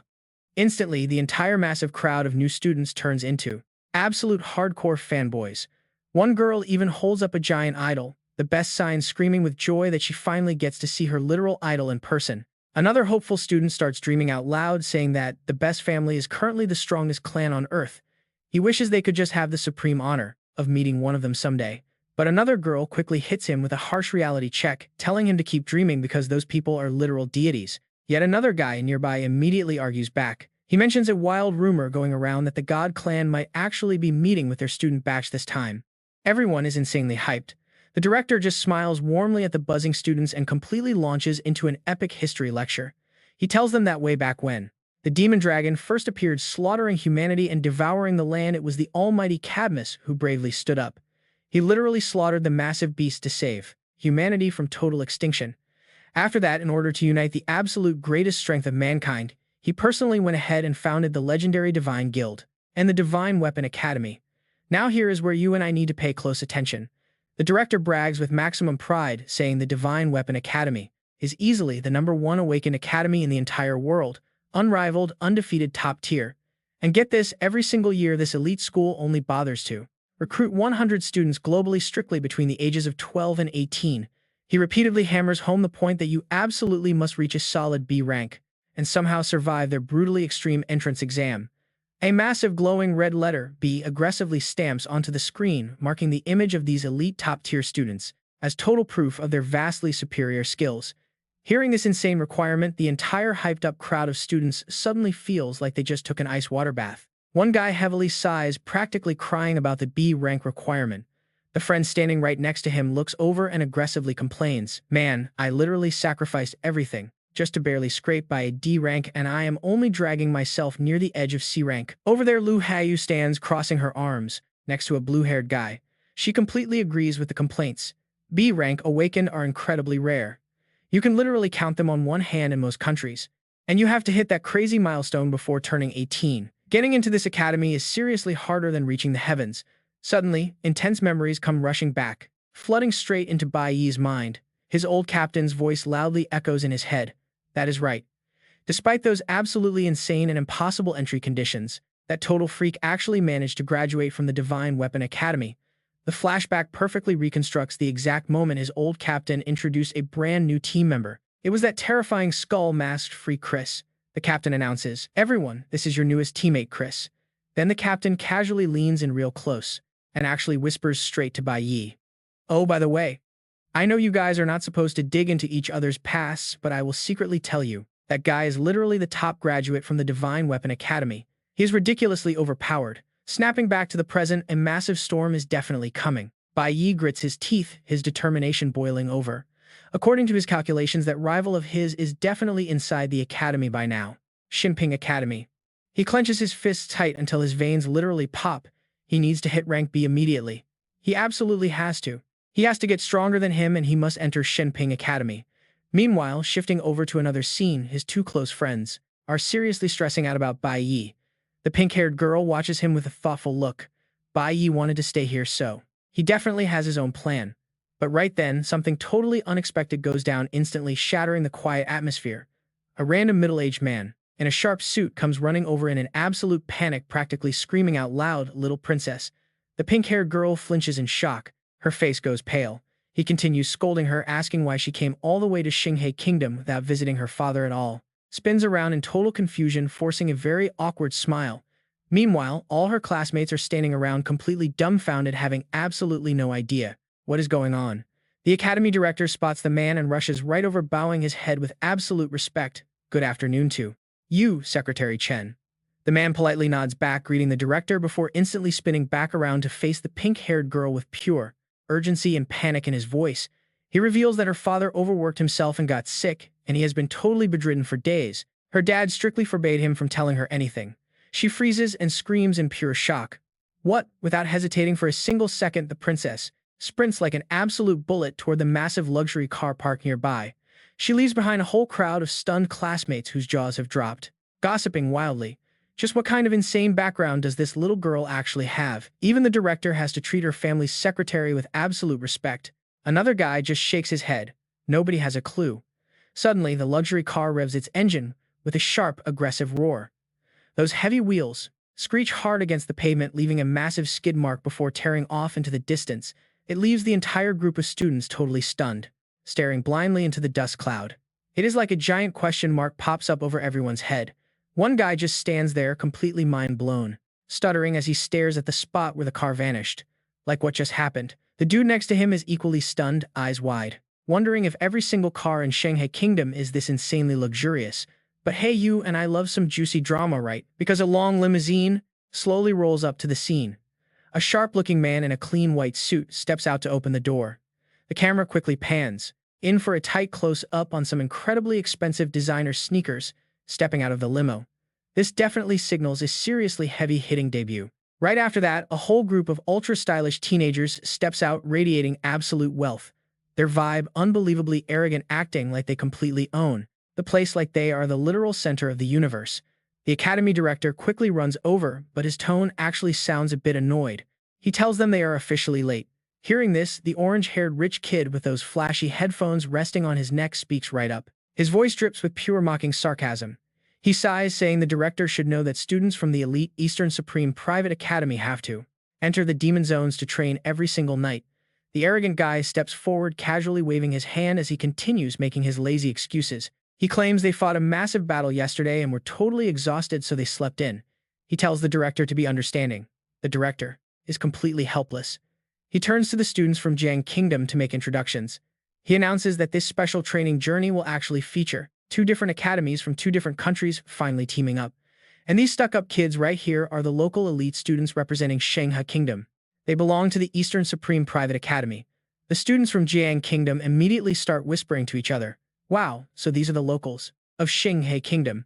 They look insanely fashionable. The director politely gestures his hand toward Bai Yi and his friends, about to introduce them next, saying they are the guest team. But before he even finishes, the orange-haired brat rudely cuts him off. He smirks, saying there is absolutely no need for introductions since they already know. He lets out a nasty sneer, clearly looking down on everyone. Since they come from a dependent lesser country, they must all be worthless commoners. Hearing that highly insulting comment, the entire group of Jiang Kingdom students, including Bai Yi, just freeze in pure shock. Disgust and absolute anger flash across their faces. Then a purple-haired girl from the wealthy squad looks at Bai Yi's crew with a judging glare and sarcastically asks if they seriously only brought 5 people. Could it be? The entire rich kid group immediately bursts into a loud, incredibly obnoxious fit of nasty laughter. The orange-haired jerk points right at Bai Yi's team. Acting like it is a hilarious joke, he calls them literal bumpkins, and it makes sense, they have never even heard of a private elite academy. Pumping up his own ego, he puffs his chest out and boldly declares that they belong to the absolute highest noble families of Shanghai Kingdom. He steps even closer, waving his hand toward the angry crowd of Jiang Kingdom students. He mocks them, claiming the level of educational resources his group receives is obviously on a completely different level than theirs. He holds up 5 fingers, his voice practically dripping with pride, like he is dropping wild knowledge. It is not that only 5 people came. Their entire academy literally only has 5 students. Every single ounce of the school's massive resources exists solely to serve them. This insane flex leaves the Jiang students completely speechless and raging. But wait, it gets worse. Another guy in his group jumps in with a totally disgusted sneer, adding that backwater commoners from public schools could never possibly understand their lifestyle. Unable to hold his temper back anymore, the class president of Bai Yi's group turns beet red with absolute fury. He steps up and yells, telling the orange-haired guy he is being way too disrespectful to everyone else. You and I are about to witness some pure arrogance. The orange-haired guy steps up, totally sneering. You really looking down on us? We are heading to the Divine Weapon Academy. I am only in 11th grade, but my power is already level 30, rank C10. Just one more level, and I hit rank B. He points a finger right at the class rep, laughing in his face. We came early to scout the campus. But what about you losers? The class rep completely freezes up. Cold sweat drops down his face as he stutters. Then he suddenly points right toward Lu Heiyu and her team. He shouts out a bold claim.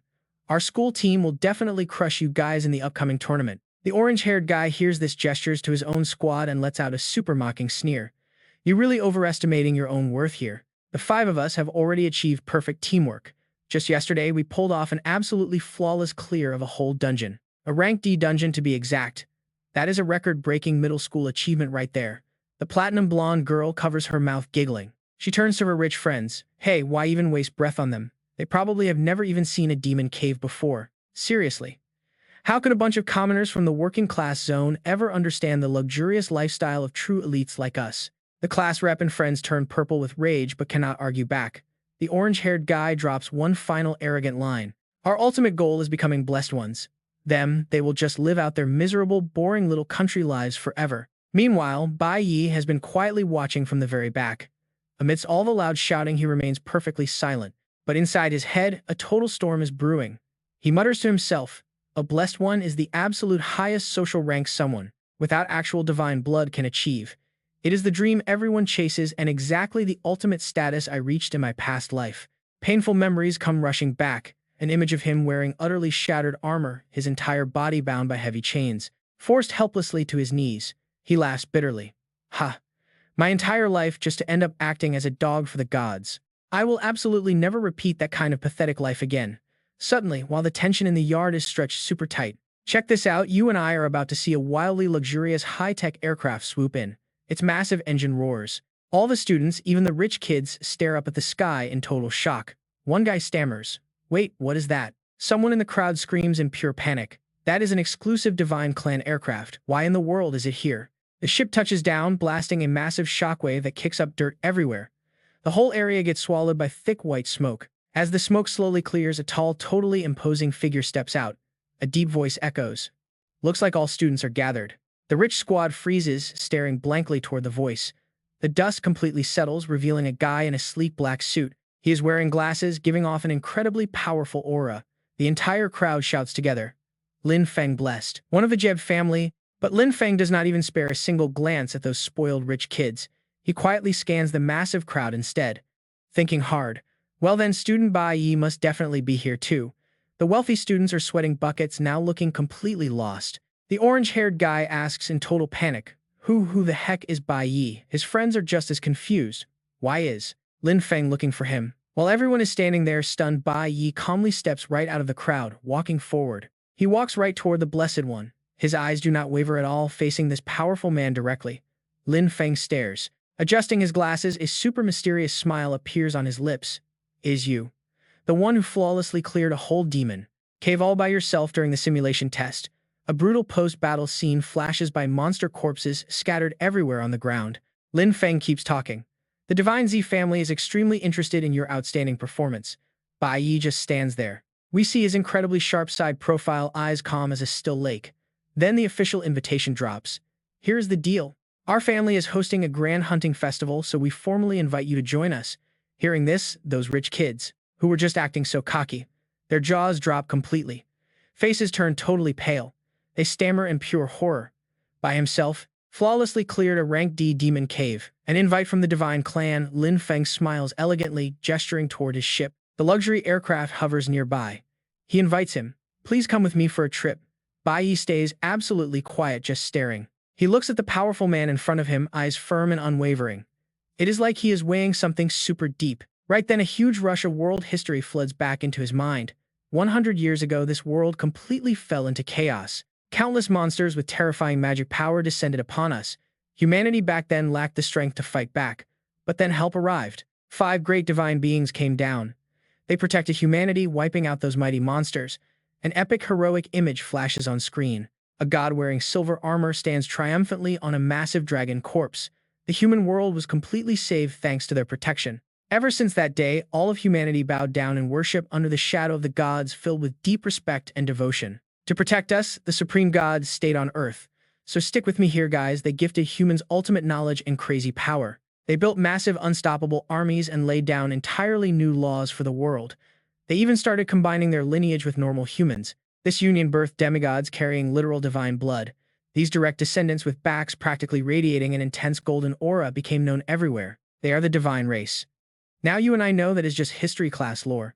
Back in reality, Bai Yi's eyes turn ice cold. Because right now, everyone lives under absolute god-tier rule. Catching wind of a golden invitation, the orange-haired teen immediately lights up with excitement. He practically sprints over, completely out of breath, asking, Wait, can we actually tag along? A hunting festival of this absolutely insane scale. It is held right in divine territory. Normal folks could live 100 lifetimes without seeing it. Lin Feng gives a calm, reassuring smile. He patiently explains. This training trip is organized by the SSS clan, so naturally they decided to officially invite all the students today. We still have some time to kill before touring the Divine Guild. Any student who is genuinely interested can absolutely come along. The entire class, even the usually strict class rep, stands there completely stunned. They simply cannot believe their ears. We actually have a chance to step foot onto actual divine territory. The blue-haired guy crosses his arms. Only high-ranking nobles ever get to go there. Beside him, Lu Heyo smirks with a totally hidden meaning. Your luck is honestly pretty insane today. Lin Feng nods his head in agreement. He officially invites the whole group. All right then, let us all head out together. The scene instantly shifts to something completely out of a dream. A giant floating city hovering right among the pristine white clouds. The system panel flashes SSS-class territory Sky City, the entire panoramic view. The cityscape is so majestic it literally leaves you breathless. Sleek modern architecture perfectly blends with lush greenery while massive silver-white dragons casually soar between towering skyscrapers. A narrator's voice suddenly echoes out, breaking down the deep background lore of the five scattered gods. The Holy River Nation is basically the main hub for the Z-Best clan. They are all direct descendants of the legendary god CMZ-Best. Right now, they command the most powerful military force on the planet, the Divine Guild. They also run the elite Divine Weapon Academy. Because of this, drafting and managing the military is strictly Z-clan business. Even the Awakener academies across different nations answer to them. Bai Yi quietly thinks to himself. The only reason they are interested in him now is because of his crazy performance during graduation. He narrows his eyes, a serious question popping up. But why choose to meet at a hunting festival? The scene abruptly cuts away to a hall so ridiculously luxurious you and I would think it is a royal palace. The high ceilings are decked out with masterpiece murals and massive glowing crystal chandeliers. These country bumpkin students are once again craning their necks upwards, staring at the ceiling with their jaws completely dropped. They are in pure awe. Wow, gods actually live in a place like this. It is so high up. Right in the middle, a Mona Lisa, displayed perfectly surrounded by heavy security. Guards in crisp black suits stand strict watch. A prompt appears, Z-Best Clan Divine Awakener Security Team. The exact second he steps into this grand hall, Bai Yi's eyes darken drastically. A cold, absolutely ruthless glint flashes right across his pupils. He quietly stews in his thoughts.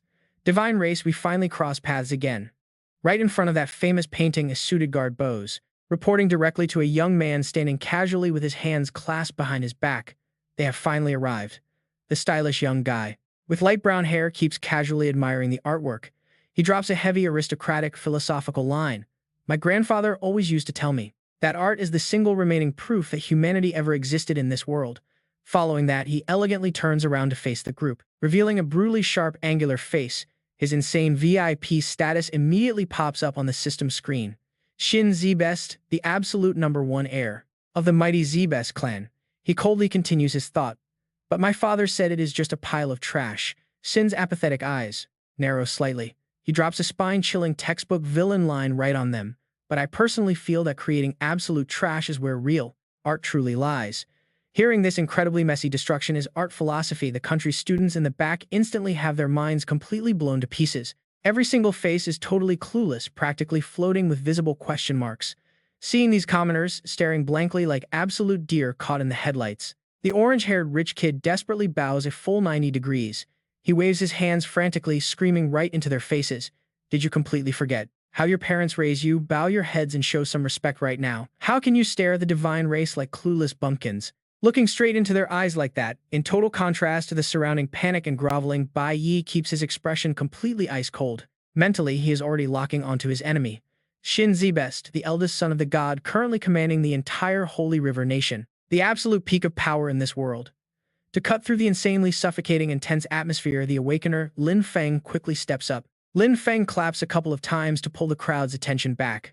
Flashing a highly professional, friendly business smile, he happily leads them. He gestures forward, inviting everyone to move deeper inside. Everyone, please follow me. Leaving the insanely gorgeous lobby area entirely behind them. Now watch this. They are led to a massive space that literally defies imagination. A gargantuan honeycomb energy barrier totally wraps around a forest. A sleek system notification instantly pops up, central area of Sky City hunting ground. Staring down from the high-altitude observation deck up above, one male student is absolutely blown away, gasping out loud. So this place is the actual hunting ground. It looks seriously gigantic. Deep inside that glowing energy shield, two massive, terrifying monsters with razor-sharp fangs are already prowling around, just waiting for the absolute carnage. The monsters growl, flexing their dominance. The students, absolutely terrified, shrinking back and pointing at the massive beasts with wide eyes. But then, suddenly, up in the sky, a whole fleet of floating chairs appears out of nowhere. These VIP guests glide right over the massive crowd. Sitting right there, looking completely bored out of his mind, with his legs crossed, are the VIP twins Arthur and Aris. Honestly, they look completely unbothered. Arthur leans in, totally curious now, and starts gossiping about this year's participants. How many are actually joining? Aris just shrugs, guessing they are about to announce the numbers any second now. The camera shifts to another VIP chair. A chubby rich kid, Jock, tilts his chin up and snaps his fingers, barking orders at his butler with completely insane precision. Iced coffee, exactly 3.2 parts sugar. Right next to him, the gorgeous young lady of the Gold family, Alice, gently waves her hand. She refuses the drink from her servant. Not thirsty, she says. The butler bows deeply and steps back. Then the camera pans over to give us a close-up of Bai Yi. He stands there in dead silence, carefully watching every single big shot that just arrived. The two heirs of the A family and the heirs of the Gold family, they are all here. Bai Yi's golden eyes narrow to a sharp slit. He is on high alert now. Honestly, who could have guessed that today, three massive divine families would all show up in one place? Meanwhile, standing right in front of the massive security glass, the top official clasps his hands, looking incredibly imposing as he stares down the monster horde. The students obediently line up behind him, waiting for orders. That is when Lin Feng turns around, stepping up as the main MC for the event. The Great Hunting Tournament is finally about to begin. He steps up to the mic, ready to break down the core rules and different categories for the crowd. You and I are about to see some insane rules unfold, making sure everyone understands the deadly stakes. A massive, highly detailed three-dimensional map of the hunting zone lights up the screen. Lin Feng explains that the entire tournament takes place right here, inside this absolutely gigantic arena. The core of the game is simple: awakeners versus beasts in an all-out brawl. The screen cuts to a tight close-up, showing a terrifying steel-scaled dragon roaring in pure rage. Lin Feng continues. He reveals that every single beast here was captured by the Divine Guild, gathered from all over the world. These are strictly C-rank monsters. As for the Awakeners fighting them, they are all volunteers who signed up for this, traveling from all across the southern continent to test their limits. A scoreboard pops up, laying out the exact point system to really amp up the stakes. Here is the craziest rule for the hunt: no participant is allowed to be B rank or higher. Everyone joining has to form their own teams, and every time they successfully take down a C-rank beast, they score 10 points. At the end of the day, rankings are completely based on that total score. Hearing these completely insane life or death rules, the class rep and his friends start sweating bullets. C-rank monsters, and the fighters are not even B-rank. That basically means these participants are barely stronger than the students themselves. The two guys just stare at each other, their faces completely drained of color. They are absolutely terrified, sweat dripping down their faces. The brown-haired kid speaks up, pointing out the insane power gap. Fighting a beast at your own level. Usually you need a full team just to survive against one. Anyone signing up for this must be out of their minds. But in stark contrast to their panic, while the guys are basically having a meltdown, the girl Lu Heiyu stays completely chill. She just crosses her arms, her eyes sharply observing the arena, not saying a single word. All right, let us shift back to the center of the stadium. Lin Feng stands tall, his eyes locked on a mechanical pedestal, rising smoothly right out of the floor.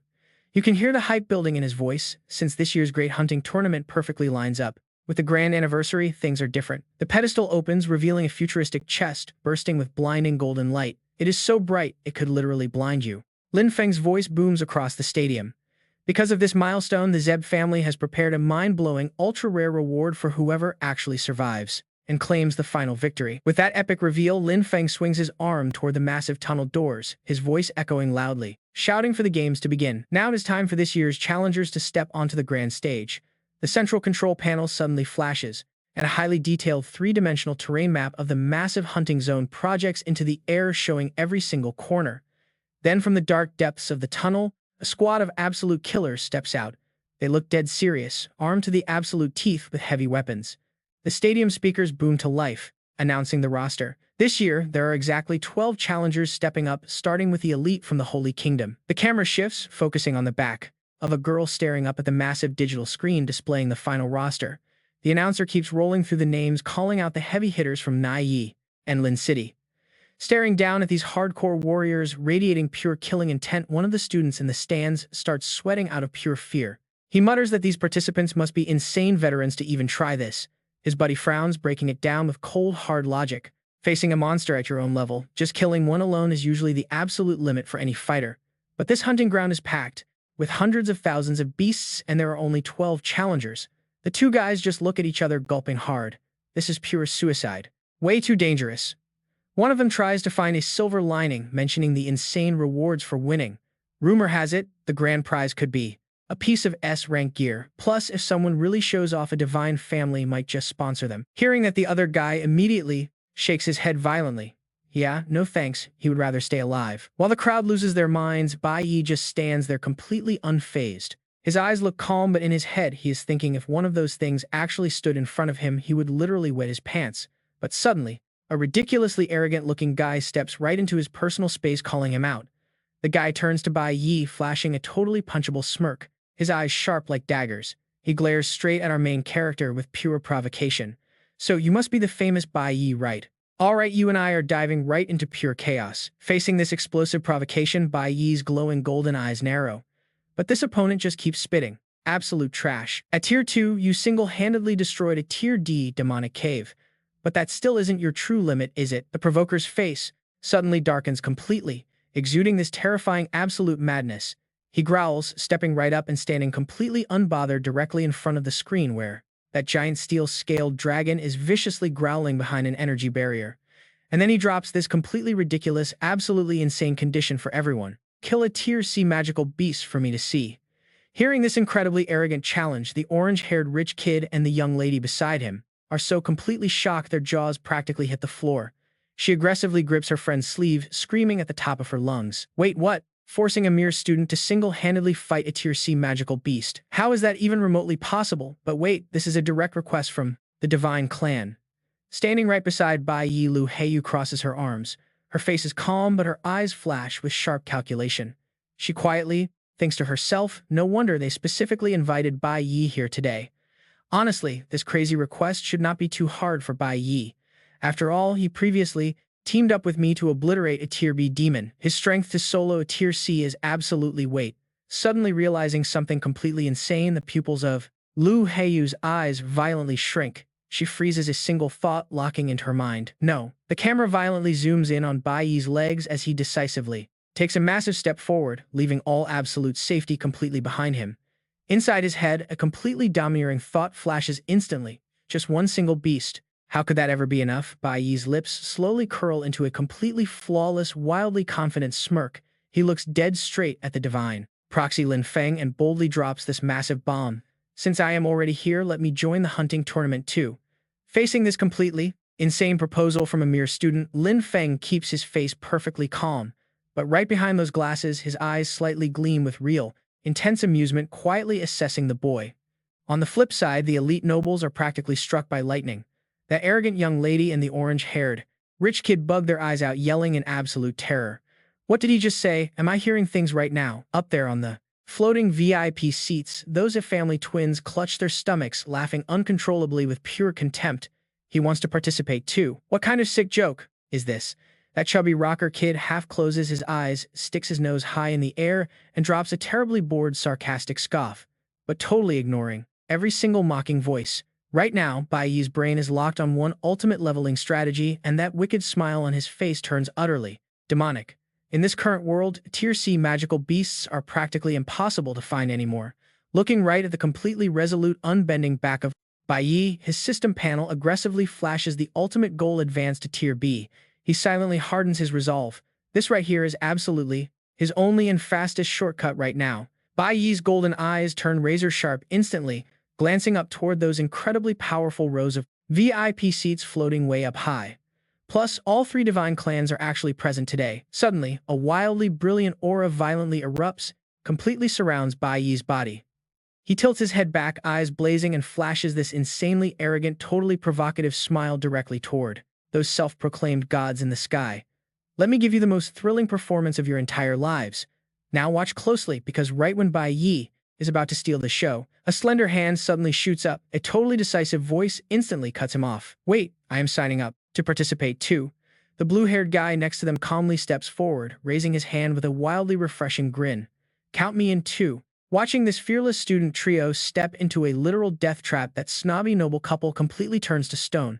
Their faces go absolutely pale, totally speechless. The entire observation deck instantly erupts like a kicked beehive. The students in the back are totally panicking, whispering wildly, "What on earth are they even saying right now?" The divine proxy just scans the digital data board and perfectly calmly confirms. Entry levels are all officially Tier C, so they actually meet the insane requirements. The divine proxy's lip quirks up, his eyes flashing with very obvious praise mixed with intense curiosity. Tisk. Interesting. This is literally the first time students have ever joined the hunting tournament. He officially approves their crazy request.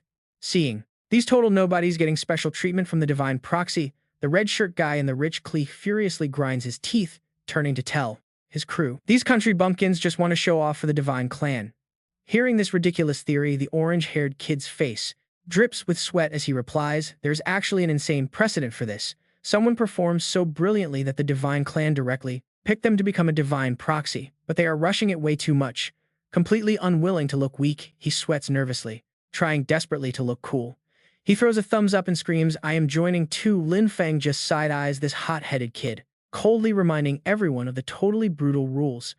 Are you all actually listening closely? This hunting tournament has absolutely zero escape devices. You run into deadly danger. Basically, nobody is coming to save you." The orange-haired guy sweats bullets, awkwardly forcing out a nervous smile. Of course. Desperate to save face, he glares right at Bai Yi's squad, raising his voice with pure arrogance. "It is just a tier C beast. Nothing special about that at all." Then he physically turns and glares at Bai Yi, completely provoking him. "You really think we are actually inferior to some trash from a dependent nation?" Bai Yi just hits him back with pure, completely contemptuous silence. We get a wide shot from the top of the massive castle, and then the official announcer's voice violently echoes out. The participant count has naturally increased by exactly 8 people. All 8 of them. So what are we about to witness? The orange-haired kid's crew and Bai Yi's squad stand completely divided into 2 factions, absolutely ready for war. Alright, you and I are watching something wild. In the floating VIP seats, the twins rest their chins observing the 5-person squad from Holy River Academy and the trio from the Jiang Kingdom. Now this is getting interesting. A chubby rich kid smirks, turning around with a scheming look in his eyes. He actually tries to start a betting pool right there with the other nobles asking who they are betting on. The twins do not even hesitate. They laugh out loud. 1 million on the Holy River Academy students, obviously. The other twin chimes in that he will drop 1 million too. They've had an elite noble education second only to ours. There is no way they'd lose to those random stinking bugs from nowhere. Absolutely brutal. The scene shifts. One steady step forward. The camera pans down to a slick close-up of a mysterious guy and his shiny black leather shoes. His voice rings out, dripping with absolute undeniable amusement, saying, "This is getting interesting." Instantly, every single eye in the room shifts their focus. They all look up toward the floating VIP seats. A brown-haired guy speaks up, going totally against the crowd. "In that case, I'll put my money on Bai Yi." "Wait, what?" The 2 guys sitting below him widen their eyes, totally caught off guard. Hearing that wild bet, the twin sitting nearby just bursts into hysterical laughter. He throws his head back, laughing so hard he can barely breathe, and mocks him. "Bai Yi, are you seriously talking about that clueless white-haired country bumpkin?" The guy with dark blue hair just looks back over his shoulder.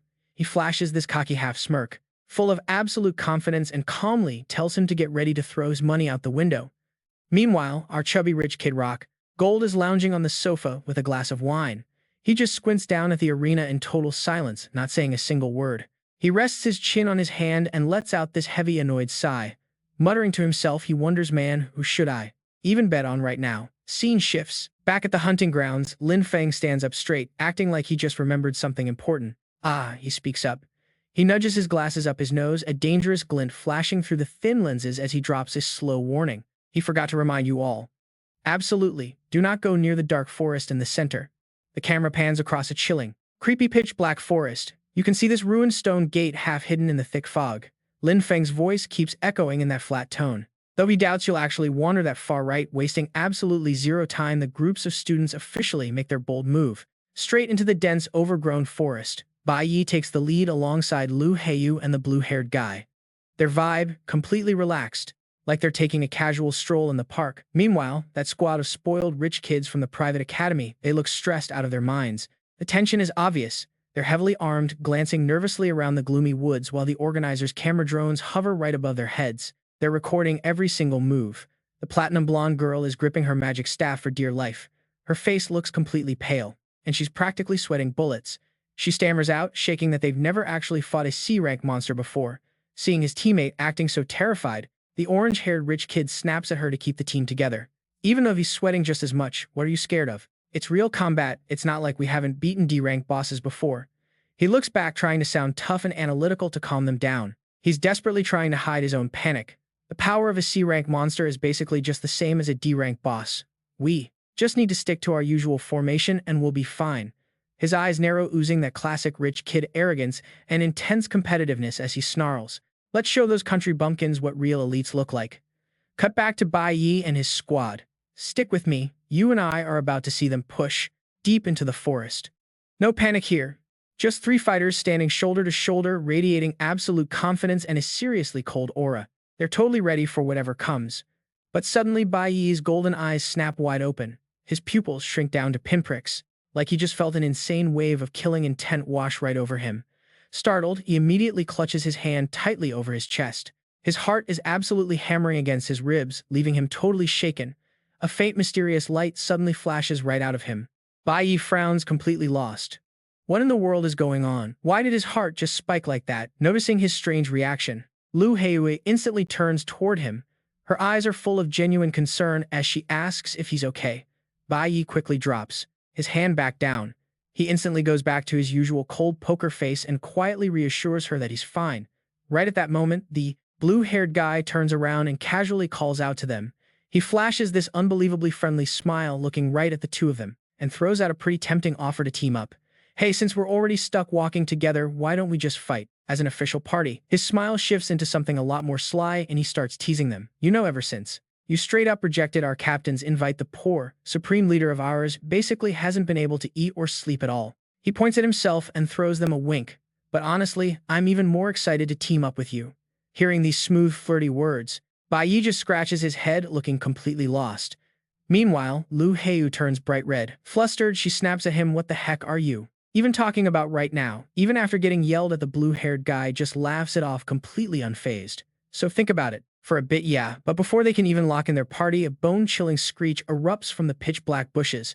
Suddenly, a freaky green reptile monster pokes its head out. Its eyes are wide and crazed, long tongue whipping around as it eyes its prey. Alright, you and I are shifting over to these fake nobles, getting totally ambushed. The orange-haired rich kid desperately throws up a green energy shield. He blocks the beast's fatal swipe, screaming his lungs out in pure terror. This massive monster, towering right in front of them, is completely overwhelming. Just absolute monstrous size. Seeing this, our orange-haired guy loses it and curses, "Damn you." Meanwhile, the rest of his squad gets violently shoved back. They almost eat dirt, completely speechless from the fear. But hanging by a thread, his combat information screen suddenly lights up right in front of him. Name is Kevin. Class is Core Mage. Level 30, rank C. He grits his teeth, sweating literal buckets, and screams at the top of his lungs to his squad, "Can you guys even keep up with me?" But the giant beast honestly does not care about his shouting. It just instantly winds up those brutally sharp claws, totally ready to strike back. Now let's jump back to the nobles' fight.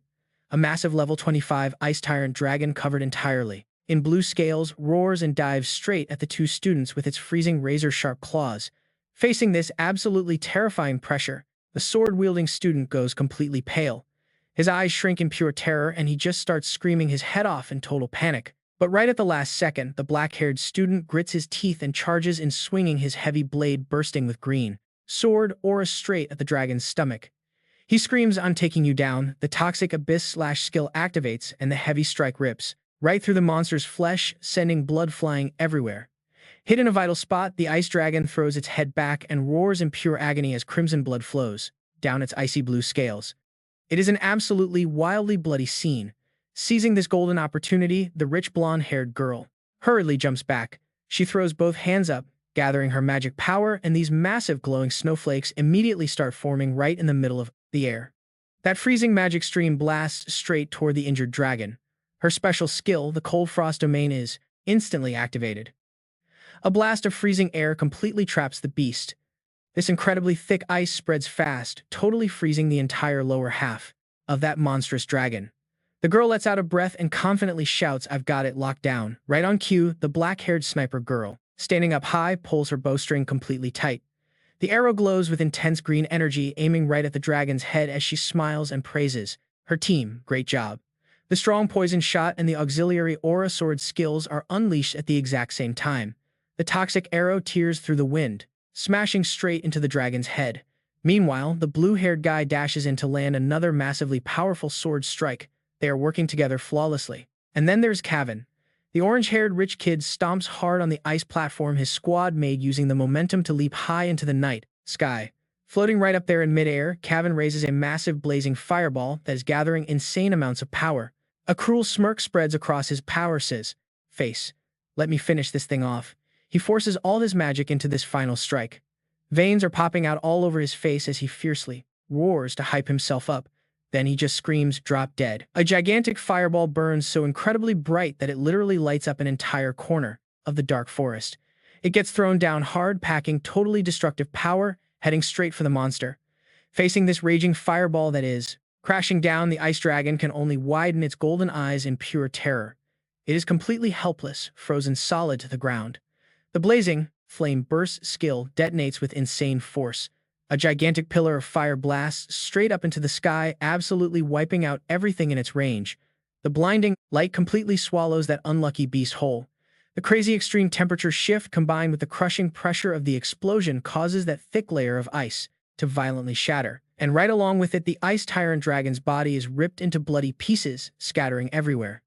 Cavan finally hits the ground, absolutely drenched in sweat and panting heavily, but his face is lit up with pure wild excitement. They actually did it. The glowing system panel shows the sweet loot drops, 2 ice dragon bones and 1 cold dragon tail. He turns his back, raising his fist triumphantly to the sky with the most incredibly arrogant smirk. Right above his head, text pops up: Cavan plus 10 points. He immediately starts bragging. See guys, I told you we could pull it off. We are basically the absolute elites of the elites. Watching this supposedly peak performance, another rich kid, sitting safely on a floating VIP chair, just bursts into laughter, clapping his hands. Haha, that was insane, Cavan. He just scored 10 whole points. They actually managed to hunt down a rank C wild monster. Cavan lets the hype go totally to his head, tilting his chin up and pointing towards the peat dark forest where he thinks the Jiang country students are hiding. He starts acting all high and mighty. We just did you losers a favor and killed one. We'll leave the next few scraps for you guys. The platinum-haired girl just stares over at him, looking completely confused. But after waiting for a response, she hears absolute silence. The blonde girl casually glances up at the glowing electronic leaderboard hovering high in the air, and suddenly her face goes completely stiff. Her voice shakes as she calls out, "Guys, look at that." The leaderboard is crystal clear. Number 1, Lu Heiyu, 150 points. Blue hair, 130. Third, Bai Yi, 120. She stutters, unable to form words. That glowing scoreboard is a seriously harsh reality check, slapping those snobby nobles right in the face. One guy in the group just starts shaking. Those 3. They've already killed more than 10 monsters each. Meanwhile, up on the observation deck, the divine judge Lin Feng is standing with his hands behind his back. Suddenly, he frowns, his eyes widening in pure shock, letting out a sharp gasp. He reaches up to adjust his glasses. Cold sweat is completely dotting his forehead right now as a heavy wave of regret hits him. He completely forgot to warn them. They were absolutely not supposed to go anywhere near the dark forest area. All right, you and I are diving in. The camera pans to an eerie fog-covered stone gate. Lin Feng clicks his tongue, hoping he won't be unlucky enough to end up there. But getting absolutely no reply, the blonde noble girl standing nearby happens to glance at the floating digital leaderboard. Her face instantly freezes in pure shock as she stammers. Guys, look at the rankings. First place is Lu Heiyu with 150. Then blue hair, then Bai Yi. She can barely speak.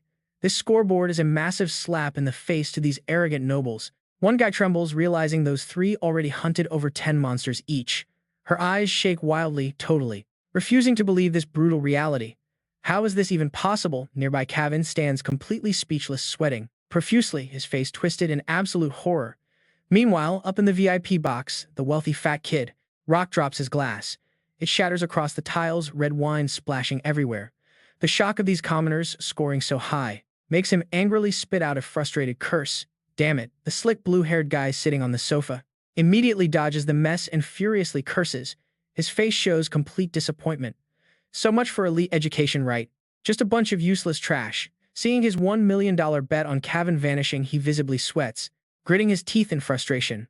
We are going to lose money again. Roy Cow, the twin beside him, scoffs. Fighting a low-level monster took them that much effort. He glares right at his friend. Seeing this reaction, the friend can only let out a cold snort. That guy just got way too lucky. The massive screen displays the rankings clearly. Right below Bai Yi, the student Lin Qing sits comfortably in 4th place, knocking Cavan down to 5th. The blue-haired guy glances at the scoreboard, his tone dripping with sarcastic surprise. I never expected your random bug to hit 3rd. The god envoy just smirks lightly, replying with some deep philosophy. Never underestimate the actual hidden power of those little bugs. His father taught him that. Beside them, the wealthy fat kid Rock rubs his chin suddenly, flashing a seriously cunning smile. Hey now, he swirls his fresh wine glass, sighing as he arrogantly declares, I have not even placed my bet yet. Now you and I know this game is way too easy, right? Looking at the hunting ground, Rock sighs in absolute boredom. Playing like this is painfully dull. Seeing the fat guy itching for some chaos, The envoy turns with a highly suspicious look. What evil scheme are you planning now? Rock slowly sits up on his floating chair, grinning wickedly. Who, me? His face instantly darkens with malice, confidently declaring a totally reckless and crazy decision. I want to sign up and participate. I am betting on myself, wasting zero time. Rock's massive hand immediately reaches back, grabbing his black-suited butler by the ear and forcefully yanking him down. The terrified butler violently sweats, absolutely terrified to resist. Rock stares straight at his servant, issuing a blatantly rigged and completely ridiculous bait-and-switch order. Let my loyal dog participate instead of me.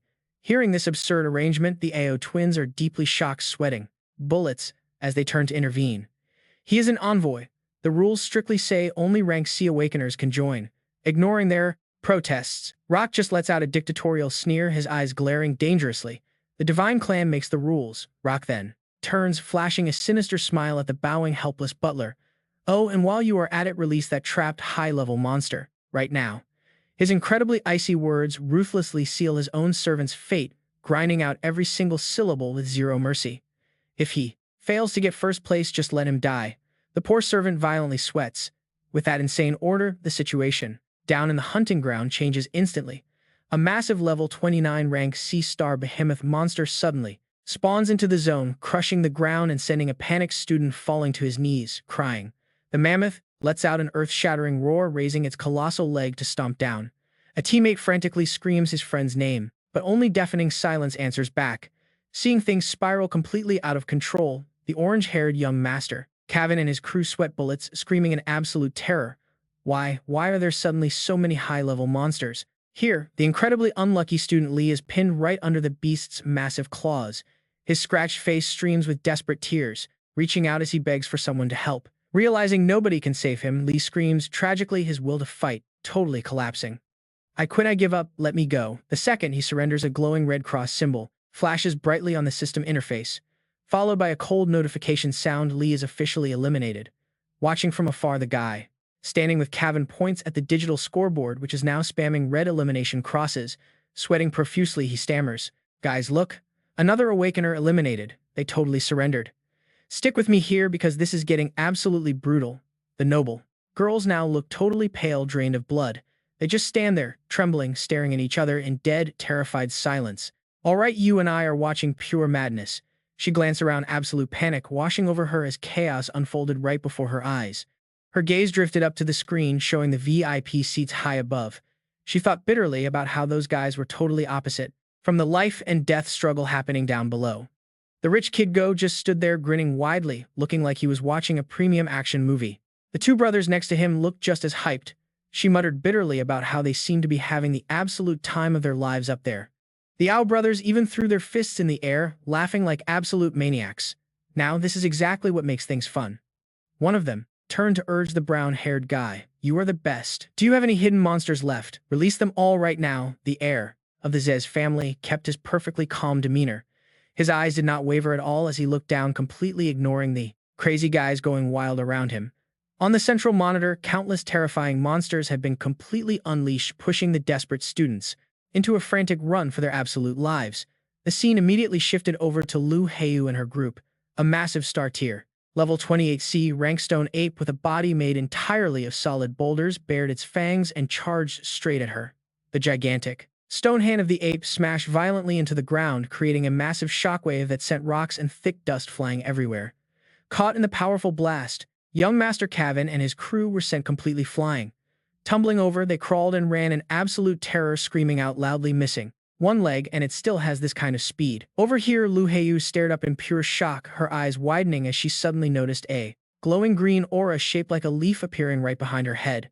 Before she could even figure out what was happening, an earth-shattering kick wrapped in intense green magic slammed straight down from the sky and crashed right into the face of the massive stone ape.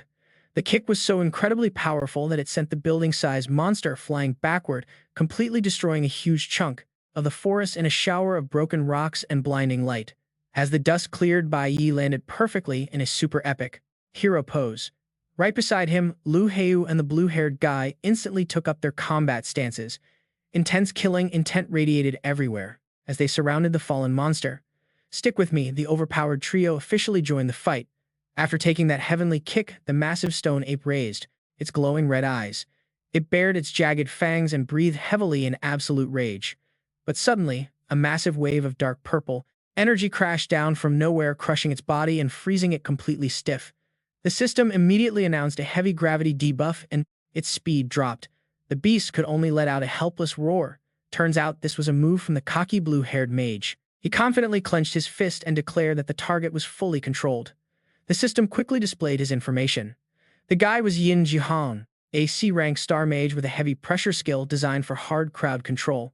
The moment the target was fully locked down, Bai Yi touched down safely, bending his knees to absorb the impact with perfect style.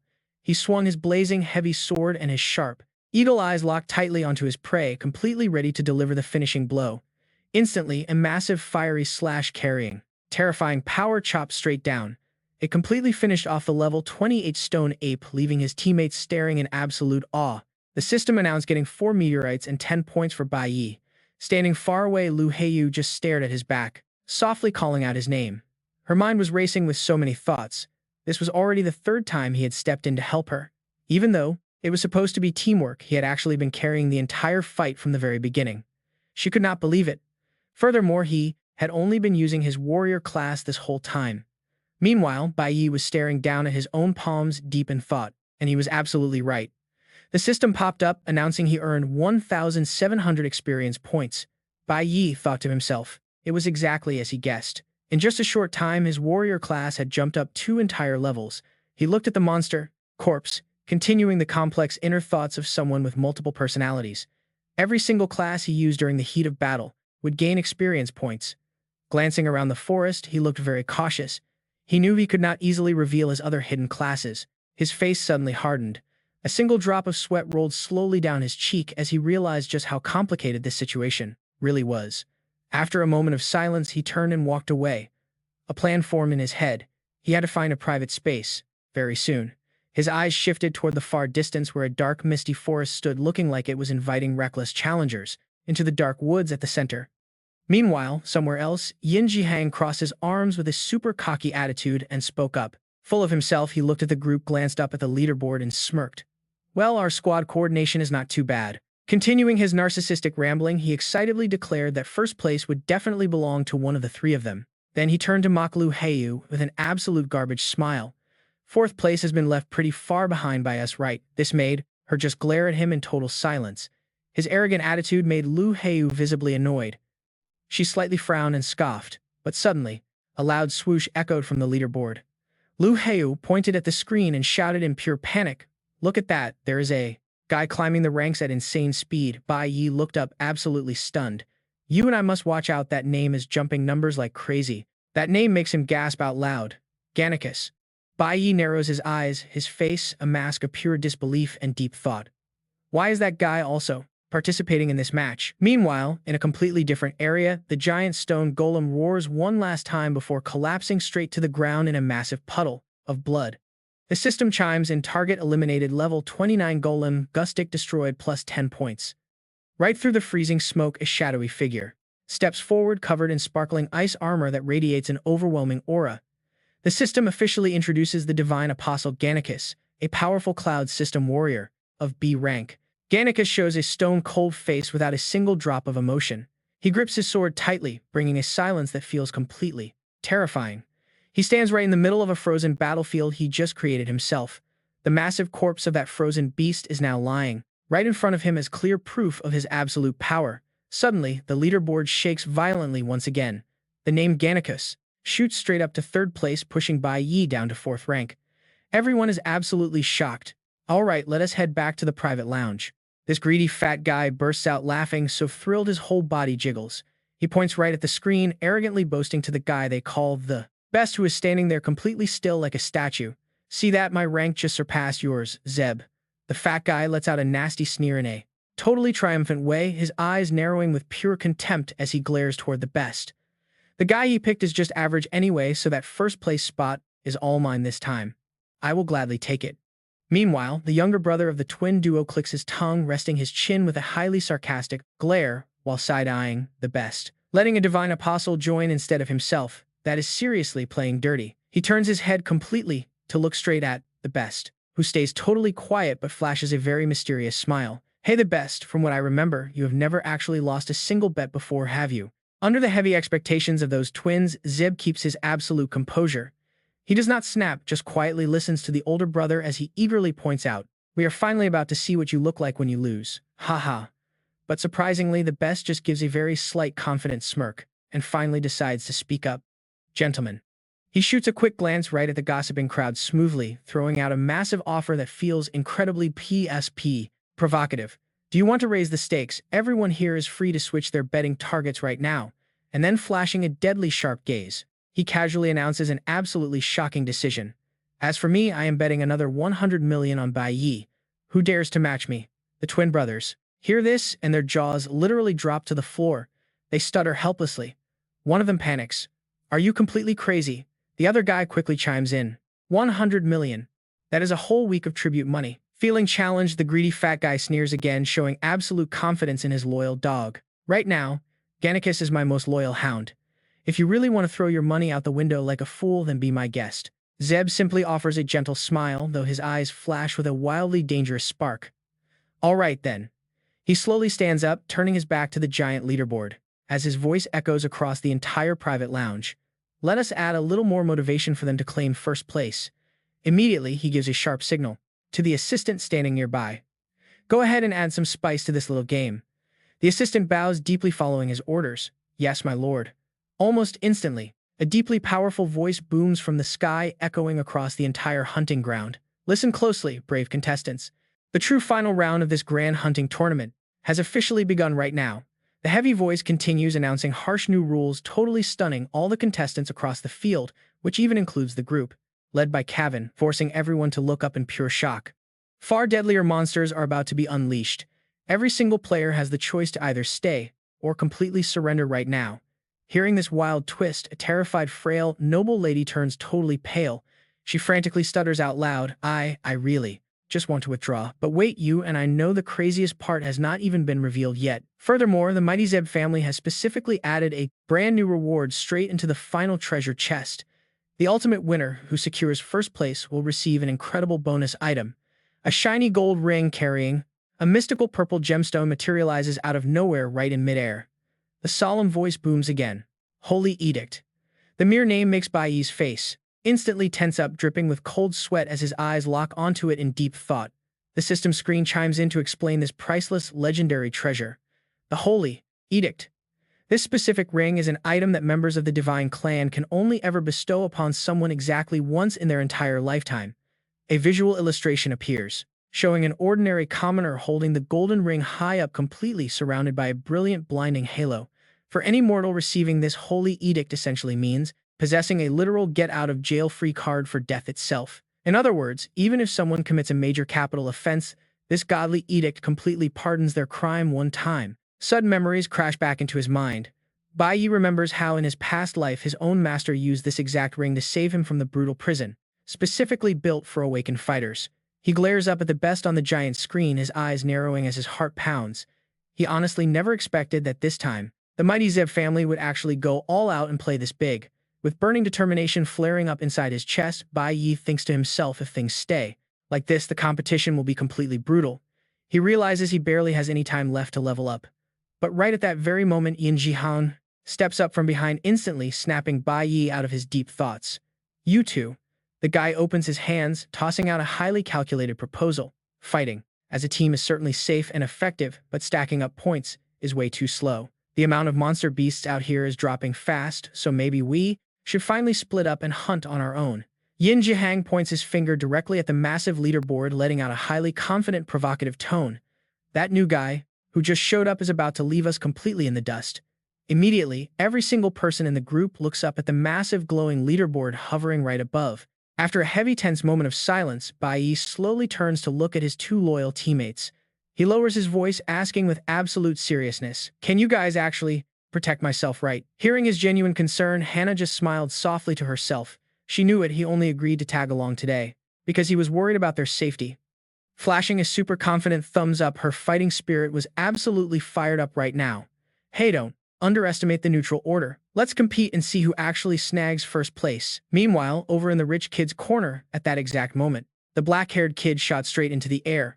A wild green aura exploded around him perfectly, prepping a lightning-fast strike right at that massive armor-plated beetle monster. Watching his personal attack dog fighting like an absolute maniac, the big guy Brock mentally roared, his face twisting up with pure savagery. That's right, just keep going. Tear those magical beasts to shreds for me. Brock's toxic orders kept echoing in his ears, constantly pushing him to dive deeper into the sea of monsters, slaughtering everything in sight. If you drop from first place, you better just die out there. For me, up in the VIP room, Brock burst into absolutely hysterical laughter. He pointed right at the giant screen, totally bragging to Zeb. Ha. Ha ha. See that I raise a real attack dog? He turned towards Zeb, who was sitting there with a totally stone-cold expression and kept throwing out straight insults. Zeb, you completely lost this. Just look at Bai Yi, the loser you picked. Suddenly, Bai Yi's camera feed completely bugged out with static, flickering like it was dead. Brock laughed even harder at this. Even his own team ditched him. What absolute trash. Ha ha ha. But get this. The static just got worse and worse. The screen suddenly flashed with this violently blinding light, and then boom, it just completely cut to black, leaving nothing but dead air, putting absolutely everyone in shock. Zeb narrowed his eyes, clearly sensing that something was seriously off about this whole setup. He muttered quietly. This sudden camera blackout sent the entire VIP room into total chaos. One of the wealthy elites immediately jumped up from his seat, yelling, why did his live stream just die? What is happening out there? But Zeb, he was completely unfazed, keeping his absolute cool. Staring right into that dead black monitor, he thought to himself, so you are finally about to show us what you can really do, huh? Spot on, deep in the forest's core, Bai Yi had actually smashed his tracking drone to pieces. The system then coldly announced Pro Livestream Feed has been completely destroyed. He purposely hiked straight into the central zone, a spot most players were way too terrified to even approach.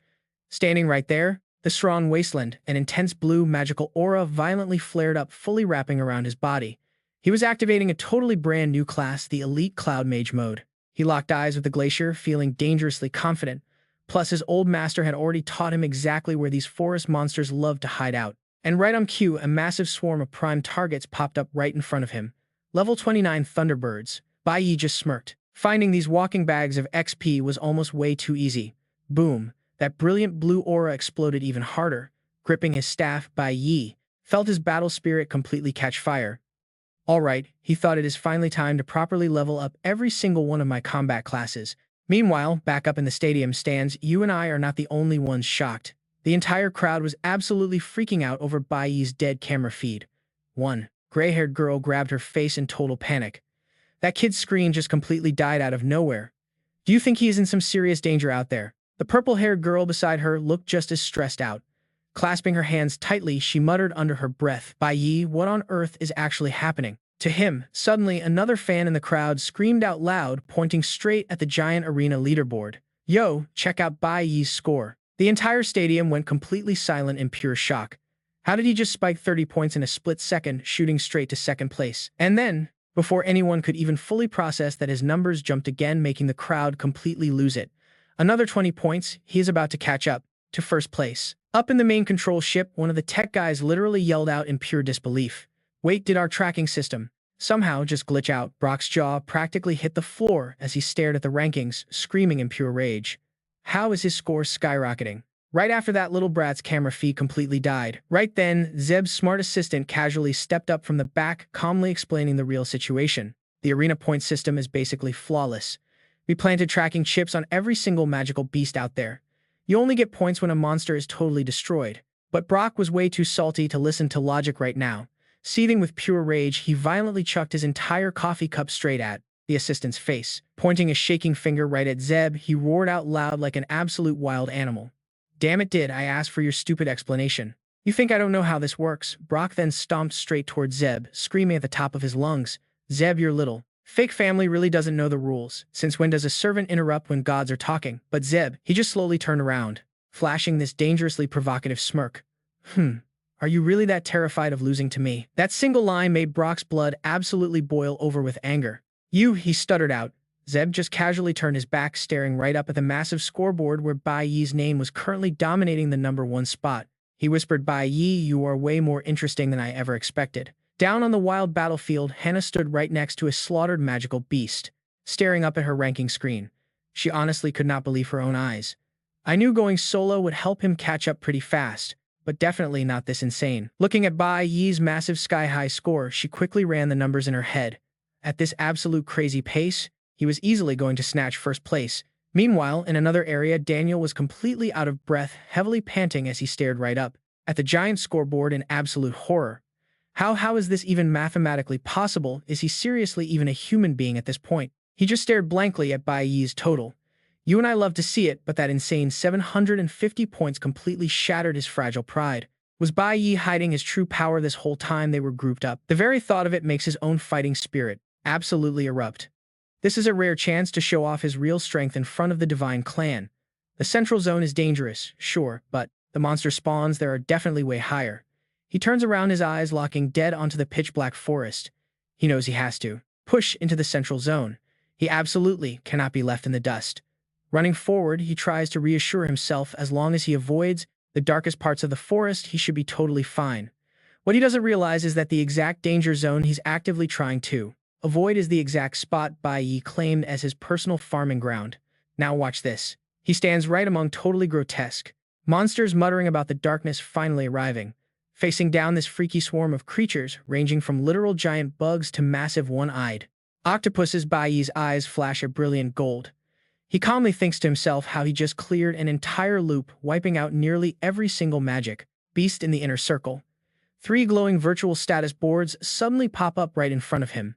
They display his insanely boosted stats across the board. Cloud Mage at level 25, Tier 2 status, a massive 400% power boost, speed sitting at 20 times 4, endurance hits 39 times 4, elemental strength soaring sky high, his base numbers, mental strength scaling up massive, atomic warrior class at level 27 rank C packing a 300% raw strength multiplier, speed and endurance stats absolutely skyrocketing beyond the 1,000 mark, critical chance multiplied by 3, solar elemental power hitting 141 times 3, plus his summoner class stats are keeping right on pace. Lotus Summoner at level 24. That brings a 350% boost. Durability, speed, and rest power all climbing by 3.5 multipliers. Elemental strength pushing forward flawlessly. He checks his achievements panel with a super satisfied smirk. All of his active job classes have leveled up a ton during this insane monster hunting spree. Who knows, he might even push his warrior class straight to B rank today. Bai Yi glances back at the freshly updated system interface, feeling completely accomplished. He mutters happily about successfully forming contracts with 2 brand new summoned beasts. He gives a gentle pat to the shoulder of his blue falcon, Shaolin, and throws a glance at the spiky ape. Time for strategy. The falcon will handle scouting, tracking down enemies, and mapping out the entire surrounding environment. If things get ugly, they jump into combat together. With the battle plan set, he looks up ready to give the order for the falcon to take flight. He tells Shaolin to scan the area for more magic beasts. But before the words even finish leaving his mouth, his pupils violently shrink. He flinches hard, letting out a sharp gasp of pure shock. An absolutely blinding, mind-shattering wave of agony slams into him instantly. He drops to one knee on the freezing ground, clutching his chest. His heart is hammering so fast it feels like it might explode. Sweat drips like crazy down his totally twisted, pained face. He grits his teeth, his eyes flashing with a sudden hit of extreme panic. Sure enough, it is this exact same feeling again. He forces himself to snap his head up. His razor-sharp gaze pierces right into the endless, suffocating darkness of the forest. He growls out every single word. "You are hiding right in here, aren't you?" Instantly, an insanely eerie, echoing voice bleeds straight out of the dead silence. It calls his name directly. "Are you the one summoning me?" It is Belphegor. A purely evil, twisted shadow slowly starts to manifest, physically. Glowing eyes and a terrifying ear-to-ear grin that looks absolutely demonic. He whispers in this deeply haunting tone. "Just let me lend you a helping hand." The demon's pale, sickly hand reaches out, holding a completely cursed heart. It is wrapped tight in this chaotic, multicolored surge of dark energy. His smile keeps that same treacherous, tricky vibe. "Just think of this as my little welcome gift to you." Even while facing down that raw power, Bai Yi keeps his guard all the way up, his eyes cut like daggers as he questions the demon. "Why exactly do you want to make a deal? What is the price?" The demon doesn't give a straight answer. Half his face hides in the pitch-black shadows, lips curling up into a highly suspicious, mocking chuckle. His pale lips twist into a chilling smirk as he drops a completely bone-chilling line. "Wait until you finally travel back to the past." Hearing that, Bai Yi's expression instantly hardens into stone. His narrow eyes are totally overflowing with intense, complicated calculations, yet he doesn't say a single word back. The demon's grin stretches even wider. It is a wildly satisfied smile, looking exactly like a predator watching its prey step into the perfect trap. In the blink of an eye, the demonic illusion completely shatters. Bai Yi snaps back to reality, his forehead totally drenched in sweat. A trace of shock still lingers on his face. He takes one massive deep breath and slowly stands up straight in the dead silent forest. Muttering to himself, his eyes suddenly flash with cold, razor-sharp focus and absolute hardcore determination. Looks like it is finally time to keep that promise we made. Now you and I need to check out the outside world. Over in the spectator zone, a viewer stares wide-eyed at the massive 750 points for Bai Yi. They gasp in shock. Nobody expected this massive hunting tournament to suddenly turn into a one-sided slaughter. The purple-haired teacher covers her face, beaming with a pride she cannot even begin to hide. Out of the current top 4, a whole 3 of them are students right from our very own Jiang nation. The male students cross their arms, totally buzzing with chatter. One clicks his tongue, super impressed but clearly confused. Bai Yi is an absolute beast, no doubt. But his live stream has been totally cut off this whole time. Honestly, we have zero clue how he is grinding up these insane points so fast. Hearing this, the pink-haired girl from the central faction immediately jumps right in to explain things. He probably pushed his way straight into the high-level central zone. Before we even left for this training trip, our central faction made sure we completely crammed all the rules about this hunting tournament. She recalls the intense combat footage while breaking it down for them. The truth is, the entire hunting ground is just way too massive. We cannot possibly see the whole map from out here, so the only real way we can track the action. Alright, you and I are about to witness something wild. Pro drones hover closely. A virtual screen projects a 3-circle map as the girl points. She breaks it down clearly. The whole hunting ground splits into 3 distinct zones. The basic hunting area sits right on the outer edge, the hard zone takes the middle, and the absolute core is the Blackbone Forest. Pointing directly at the screen displaying the safe grassy fields, the young girl continues her breakdown. The area we are looking at right now is exactly the basic hunting zone. The monsters spawning out here are fairly low level and their numbers are relatively small. The live stream feed suddenly shifts to show candidates pushing into a much darker, gloomier area. The girl analyzes it sharply, noting that once they push deeper into the zone, the monster levels will definitely spike way higher and naturally their numbers will completely multiply. Hearing all this, the teenage guy suddenly understands, nodding in agreement. So this is exactly how Bai Yi managed to rack up such a massive high score so incredibly fast. He must have already pushed straight into the deeper zones. That makes perfect sense. However, the pink-haired girl's expression suddenly turns completely serious. Her tone drops low. She warns that the central core area, the infamous Blackbone Forest, is a forbidden zone where absolutely no one should ever set foot. Rumor has it that place is completely cursed, and once you walk in, you are definitely never walking back out. The teenage guy breaks into a cold sweat, muttering in pure panic. Then why in the world did our vice captain head straight into that absolute nightmare of a place? While his friends are freaking out, the completely lost guy Dylan is currently shivering in the dark forest with his hands shoved in his pockets. He looks around the pitch-black woods, muttering in frustration. He originally just wanted to sneak into the inner circle to farm some extra monster points, but he wandered blindly and somehow ended up totally lost in this Blackbone Forest. Suddenly, the wandering Dylan stops right in his tracks. He hides in the bushes, cold sweat dripping down his temples. His eyes dart around with deep calculation, thinking hard. Cautiously, he peeks his head out. From the shadows, his eyes going wide. He stares at Bai Yi's back as the guy confidently strides forward, muttering in pure shock. Wait, Bai Yi, why? Is he here too? Does he actually want to go in there? Does he seriously not know how incredibly dangerous the Blackbone Forest is acting on? Pure impulse, Dylan quickly reaches out, almost calling his name. But he instantly freezes. His half-extended hand slowly drops right back down to his side. He completely crushes the thought of stopping him. His gaze sweeps over the virtual leaderboard, showing Bai Yi sitting comfortably right up at the number 1 spot with 750 points. He pulls his hand back entirely, his lips twitching into a smirk as he whispers, "This actually works out perfectly." A dark scheming smile forms fully on Dylan's face. His eyes gleam with pure malice. If that guy just disappears for good, the gaze of the gods will definitely focus on me so much easier. With that twisted thought, he shoves his hands into his pockets, standing casually by the gloomy forest edge. He coldly watches Bai Yi slowly get swallowed by the darkness, and honestly, you and I know he has zero intention of stopping him. Meanwhile, deep inside the Blackbone Forest, everything is drowned in a deadly dark purple haze. Bai Yi's small solitary figure paces alone through the deep winding dirt trail, but suddenly he completely stops right in his tracks.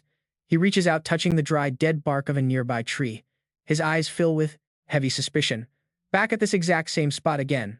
After carving that mark, he had walked perfectly straight the entire time. Bai Yi's finger gently traces the cross-circle symbol he had personally slashed into the bark earlier. His voice drips with growing frustration. He hadn't taken a single wrong turn, yet he still ended up right back here. Taking a step back, he scans the unbelievably creepy forest, barely missing the massive skulls scattered across the dirt. He clicks his tongue, coming to a grim conclusion. Is this some kind of ghost wall illusion? Under the faint moonlight piercing through the dark canopy, Bai Yi stands fearlessly surrounded by piles of white bones. He thinks critically, analyzing the situation. It looks like countless hunters from the past must have been permanently lost in this exact place. Did someone actually cast some kind of terrifyingly powerful magic spell around here? His broad back stands firmly, straight amidst the dry bones, radiating an incredibly intense aura. He looks up at the pitch-black sky above him seriously, asking himself one thing. Why on earth does this place have magic like this? What kind of dark secret is this black bone forest actually hiding? Meanwhile, back on the outside, the leaderboard suddenly goes absolutely crazy. The name Gaikus has rocketed up to the #1 spot with 830 points, shoving Bai Yi right down to second. The massive crowd instantly erupts into a buzzing frenzy. What is going on here? Why did Bai Yi's score completely freeze at 750? Over in another part of the hunting grounds, the fierce Captain Hazel stands hands on hips next to a gigantic dead monster. Just then, an out-of-breath Dylan comes running up, waving his arms and shouting loudly. Captain Hazel turns her head, her ponytail swaying sharply in the wind as her piercing eyes lock onto him. Have you seen Bai Yi anywhere? His score hasn't moved an inch in forever. Putting on an absolutely flawless act of total innocence, Dylan points his finger, replying incredibly smoothly. Yeah, I definitely saw him wandering around in the high-difficulty hunting zone a little while ago. I think he actually headed straight towards the central core area. Hearing this, Hazel's face instantly drains of all color. Her eyes go completely wide with absolute dread, shouting out in total panic. Tell me he didn't wander straight into the Blackbone Forest right at that exact terrifying moment on Bai Yi's personal tracking screen. The image starts glitching out violently. Harsh red and blue static lines slash across the display, completely obscuring his entire face from view. The screen distorts wildly before completely blacking out. In its place, a glaringly bright red border pops up, flashing a massive warning sign alongside the cold, heartless system message, connection lost. Even his name on the massive global leaderboard begins to violently flicker and glitch out with harsh static before slowly fading away completely. Honestly, you and I both know this is a total disaster. Back in the monitoring room, the teenage guy stares in pure stammering panic. Let's dive in. The purple-haired teacher stares at the screen. Bai Yi's score just vanished. Could he be? Terrified, she covers her mouth. Sweat drops, tears well up as she prays in total desperation.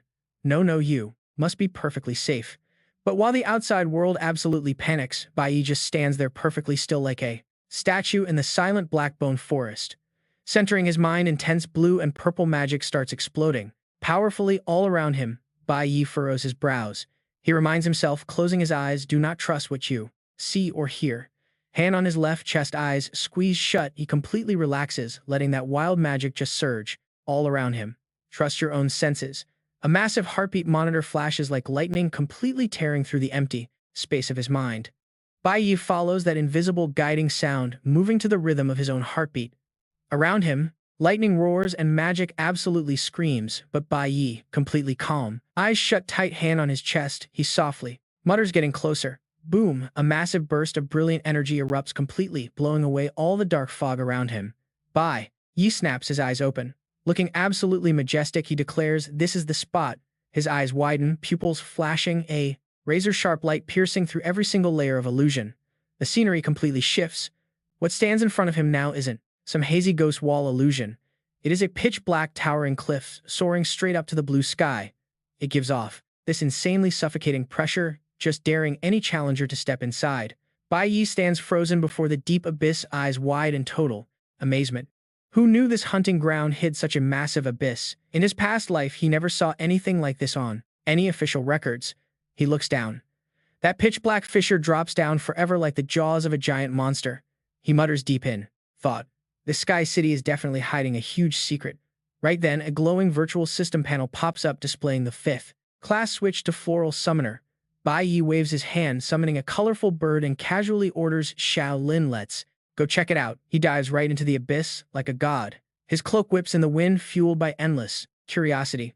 What exactly is hiding at the bottom of this abyss? In a flash, Bai Yi lands perfectly on the deep rocky floor. Right beside him, the magical bird obediently flaps its wings, staying super close to its master. He just casually strolls through the chaotic ruins of these giant stone pillars. "Look at this place with me." He scans the dark wasteland, wondering where exactly. Am I? Bai Yi's eyes suddenly sharpen. The pure instincts of a heavily experienced veteran hunter are practically screaming at him. Has this place seen a massive apocalyptic war? Suddenly creeping out from the eerie purple smoke right behind his back, a gigantic, terrifying shadow carrying a brutal weapon just looms over him. A deep, ghostly voice echoes from the underworld. "Who goes there?" Bai Yi flinches. A single drop of cold sweat dripping down his forehead. He shoots a quick glance backwards, getting defensive against this insanely unexpected pressure. Scanning the area, he realizes he is totally surrounded by a squad of fully armored phantom knights. They are radiating these deadly purple flames. Their stats pop up clear as day. Pillar Spirit, level 28. Hidden Spirit, 29. Emperor Spirit, 27. Every single one is a Class C monster, incredibly hard to kill. And the leader? The system is flashing bright red warnings for this guy.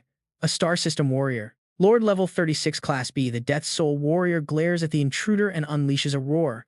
Who dares enter the forbidden ground? The Lord's face is just a freezing blue glow behind heavy iron armor.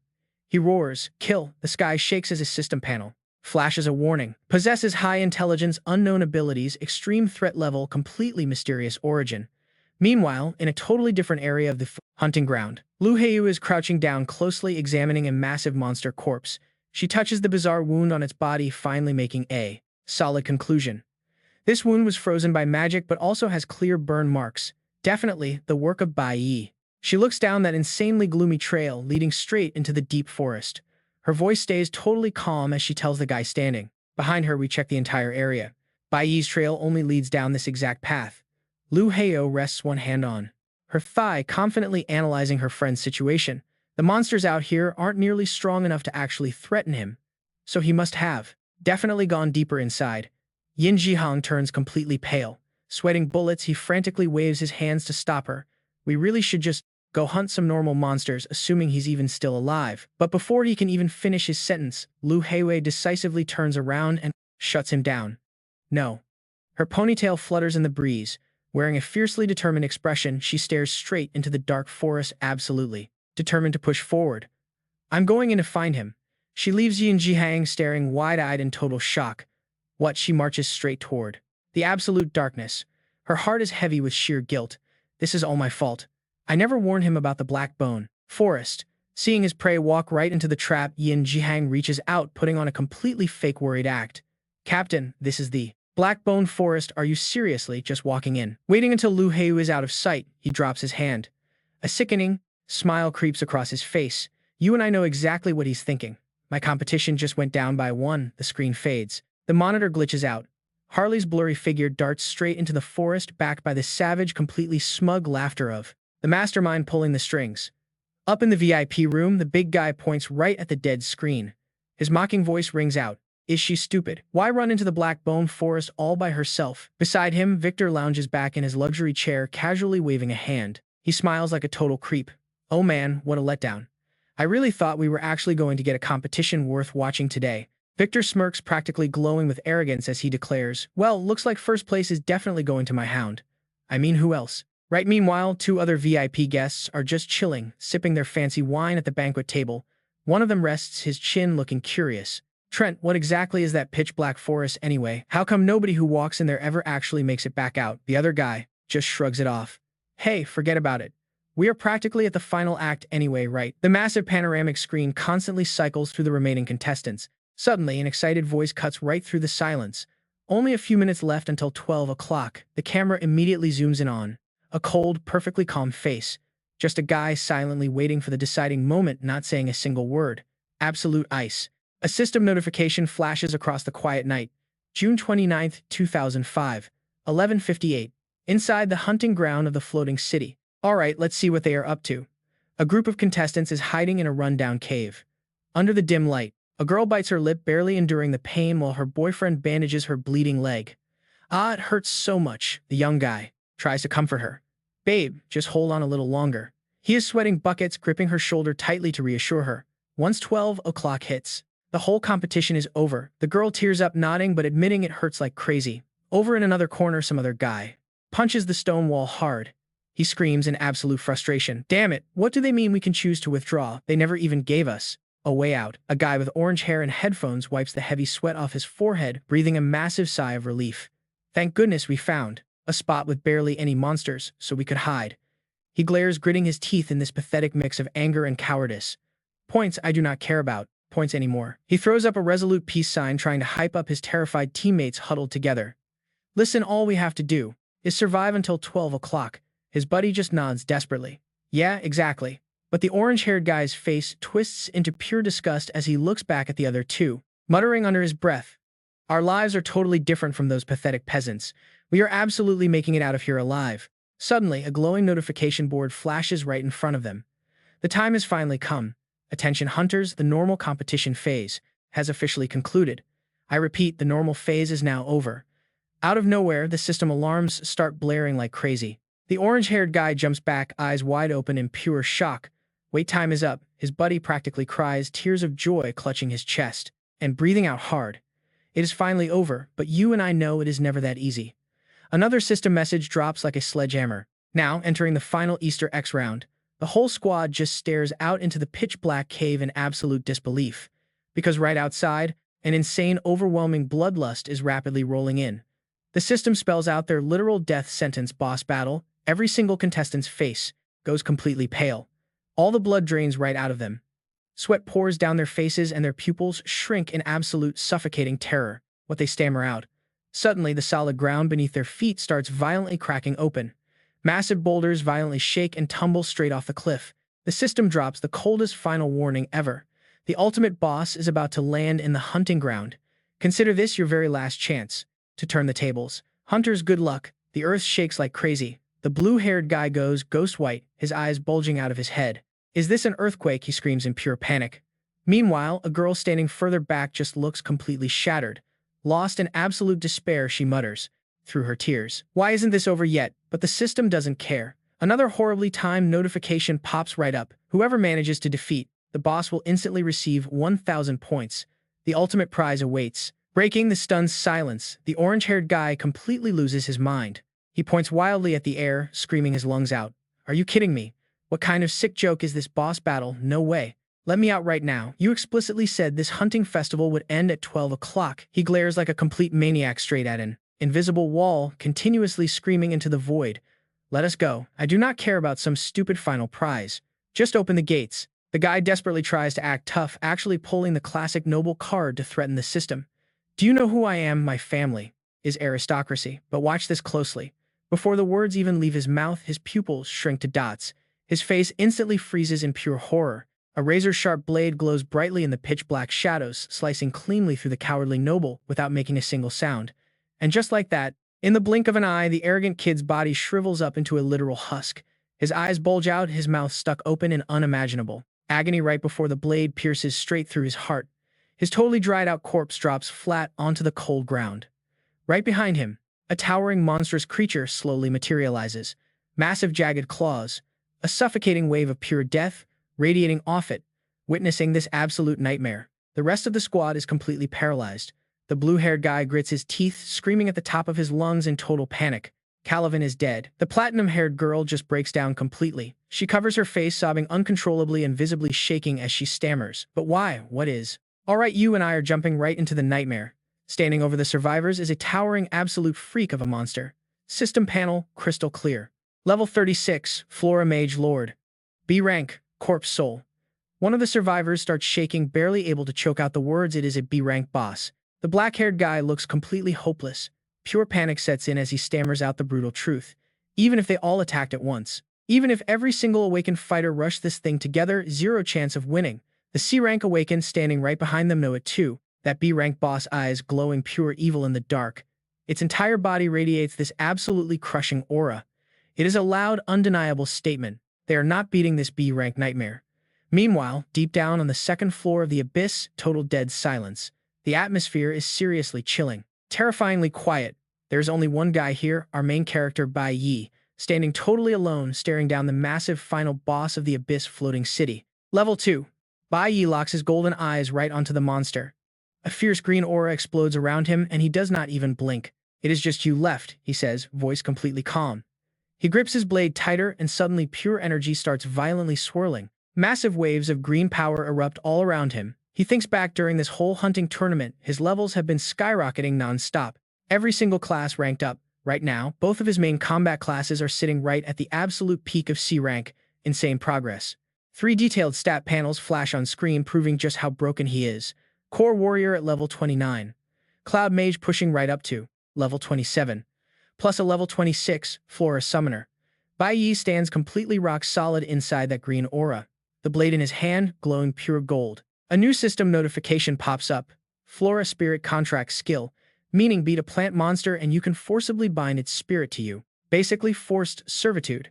Right now he is sitting at 5 out of 6 contracts completed. But wait, he realizes his base stats alone from just one class aren't enough. He raises those razor-sharp eyes glaring straight at the massive boss and its towering toxic purple aura. Still not enough to solo a B-rank threat like this. Not yet. Bai Yi readies his blade and steps up, eyes flashing with absolute battle lust. "But here's my real advantage," he smirks. "I have multiple classes." The Corpse Soul Lord hears this and instantly loses its mind, roaring out.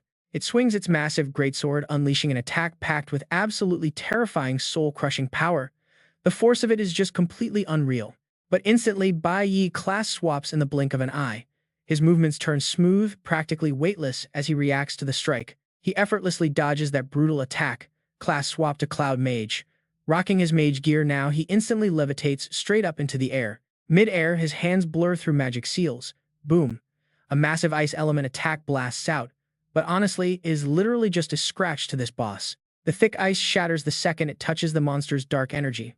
Total failure. The system pops up with a harsh, unfeeling message. Freeze failed. Bai Yi doesn't even flinch. He flips backward through the air, perfectly dodging the monster's vicious counterattack with insane style. Absolutely flawless reflexes. Suddenly, a blazing red aura wraps entirely around his body. The Death Lord's massive blade barely grazes past him. Missed by an inch, Bai Yi hits the class swap trigger yet again. This time, he's going in for a brutal face-to-face clash. Switch to Core Warrior, he swings his brightly glowing blade hard, putting everything into a block to completely stop the boss's earth-shattering strike. System confirmed. Parry successful. Bai Yi's face is locked in pure, unshakable focus. You can practically see the sparks flying from his eyes. He growls through his teeth. In that exact same split second, Bai Yi unleashes an insanely powerful counter-slash loaded with pure destructive core energy. He drives a critical blow directly into the Death Lord's massive chest. But wait, Bai Yi is not doing this alone. Suddenly, a brilliant panel flashes. Null Void Summon Beast. Pink Tear. He mutters under his breath with total confidence. His pet has grown insanely strong. That beast leveled up fast. Right now, it hits just as hard as any C-rank awakened fighter out there. The monster does not even have time to react. That savage slash completely paralyzes the boss, forcing a deafening, agonizing roar from its monstrous jaws. Under that terrifying force, the boss's ultra-hard dark armor literally cracks wide open. A massive, fatal blind spot. And here is where it gets wild. Bai Yi seizes the moment. He dashes in like an absolute ghost, aiming his blade right at that shattered armor crack. Gritting his teeth. "This is more than enough to close the gap between us," he shouts. He violently rips his sword out, triggering a massive bloody explosion. The giant beast wobbles on its feet, completely broken, before crashing hard into the ground. Boom system panel lights up with the ultimate victory. B-rank Corpse Soul boss eliminated. Bai Yi lowers his weapon, letting out a heavy sigh. But wait, 3 massive level-up alerts start flooding his vision. Core Warrior just hit level 30, Cloud Mage steps up to 28, and that is not all, his third class gets a massive boost too. Flora Summoner reaches 27. He wipes the sweat off his cheek. Looking totally exhausted but deeply satisfied, he mutters to himself, finally beat the guy. Taking down a monster way above his own level. Yeah, that was no joke. But he barely gets 3 seconds to catch his breath. Bai Yi grabs his blade and walks straight toward this massive, terrifying door covered in heavy iron chains. He thinks time to bust this open. The gate is finally cleared. But suddenly, he freezes in his tracks. His eyes go wide. Huh, he gasps, staring blankly ahead. A weird system panel starts violently flashing pure gold. Instantly, gravity just completely quits. Bai Yi's whole body gets violently yanked up into the air. He is floating inside a stunning galaxy of light. The system suddenly booms out. Elemental energy stacked, we are about to see something wild. Alright, let's go. Awakening complete. Bai Yi stares at his brilliantly glowing hands, his face showing total shock as he hesitates. Muttering, "Is the star element completely maxed out?" Right then, a blinding system notification for a brand new class pops up overlapping. The old stat panel of that boss monster, the soul-stealing corpse of Flower Tier Mage. It possesses actual intelligence, totally unknown abilities, an extreme danger level, and an unknown origin. Suddenly, every single one of his current class stat panels begins shining brightly, showing a massive power surge. Core System Warrior level 30 C rank and Cloud System Mage level 28 C rank. Next up is the panel. For his third stat, Flower System Summoner level 27 C rank featuring the Spirit Harmony contract skill. After defeating a Flower System monster, he can officially bind its soul to serve him. He is currently at 5 out of 6 contracts completed. While Bai Yi is super busy, with his epic awakening, the camera suddenly shifts to a massive futuristic city floating high above the clouds. A voice speaks up, echoing out. Have you ever heard about the floating city's deep mystery down there? An info panel pops up for the guild faction. God Division 6 Squad 8. The blue-haired guard starts whispering. I heard that inside this massive tower there is a totally hidden space, locking up tons of insanely powerful monsters. The brown-haired guy next to him just waves it off. How is that even possible? That is God Clan territory. The blue-haired guard crosses his arms, shutting his eyes to mock his partner. You have been listening to way too many bogus urban legends lately. The brown-haired guy points right at him, pouting as he fires back. If you do not believe it, whatever, you talk like you have actually been inside there yourself. But before he can even finish, a booming shout rings out, making both of them jump in terror. An info panel pops up, Captain of Squad 8. The older captain is absolutely glaring, his face dark with pure fury as he screams at them. Who gave you permission to chat while on duty? The two guards turn pale with fear. Sweating bullets, they immediately snap to attention, throwing up a stiff salute while trembling and stuttering out an apology. Sorry, Captain. The captain keeps his stern face, warning them. Our mission is to completely secure the eastern zone of the God Clan territory. Today is the Grand Hunting Festival, and there is absolutely zero room for even the tiniest mistake here. He aggressively points forward while his two subordinates just keep their heads bowed down in total shame and regret. Then he loudly scolds them. You two have been on the squad for 3 years, and you still lack the common sense of a rookie, the captain. Then glances over at a young guy with braided hair standing guard perfectly. His tone shifts to pure satisfaction. Look at Chris over there and learn how to do your jobs properly. But little does the captain know that model soldier Chris is currently staring right at the massive tower, smiling, with a super sketchy hidden agenda. The hidden space of the floating city, huh? Anyway, you and I are jumping back to the deep space. At the bottom of the abyss, red stars are glittering all around Bai Yi. The system panel is flashing nonstop. A brand new class is about to awaken. Boom, awakening. Successful star system mage unlocked. The young guy just stares blankly at the new notification. Level 1 E rank star system mage. His eyes are full of pure curiosity as he mutters, a red star system mage. Instantly, an image flashes through his mind, a guy wearing a sharp suit, casting a spell to summon 7 wolves. He quickly realizes, wait, this is the exact same class as Yin Jiqing. Bai Yi stands tall right in the middle of the ruins. Floating in front of him is his bright new class title panel, even though the text is completely glitched out and displaying upside down. But suddenly Bai Yi's pupils shrink sharply. A crazy multicolored beam of light starts flashing wildly inside his eyes. His breathing suddenly becomes super erratic and fast. His entire body starts violently shaking as his two hands tightly grip his chest in absolute unbearable agony. His vision starts blurring out, filled with crazy glitching colors, flashing nonstop, almost like his entire nervous system is literally short-circuiting. He grabs his shirt, cold sweat completely drenching his forehead, but his eyes still shine with this fierce resilience as he fights through the pain, growling through gritted teeth. This feeling is getting way more intense. Once the pain finally subsides, just a bit, Bai Yi looks up. With sharp, cold eyes, he stares right at a giant stone gate wrapped in heavy iron chains, muttering, with total, absolute certainty. It is definitely behind this door. He grips his blade, hilt hard, channeling power into his hands. A system info panel flashing green pops up as he shouts out switch. Instantly, a massive surge of fiery, blazing energy totally explodes. Fully wrapping around his body, his platinum blonde hair whips wildly in the wind and that familiar stat panel appears.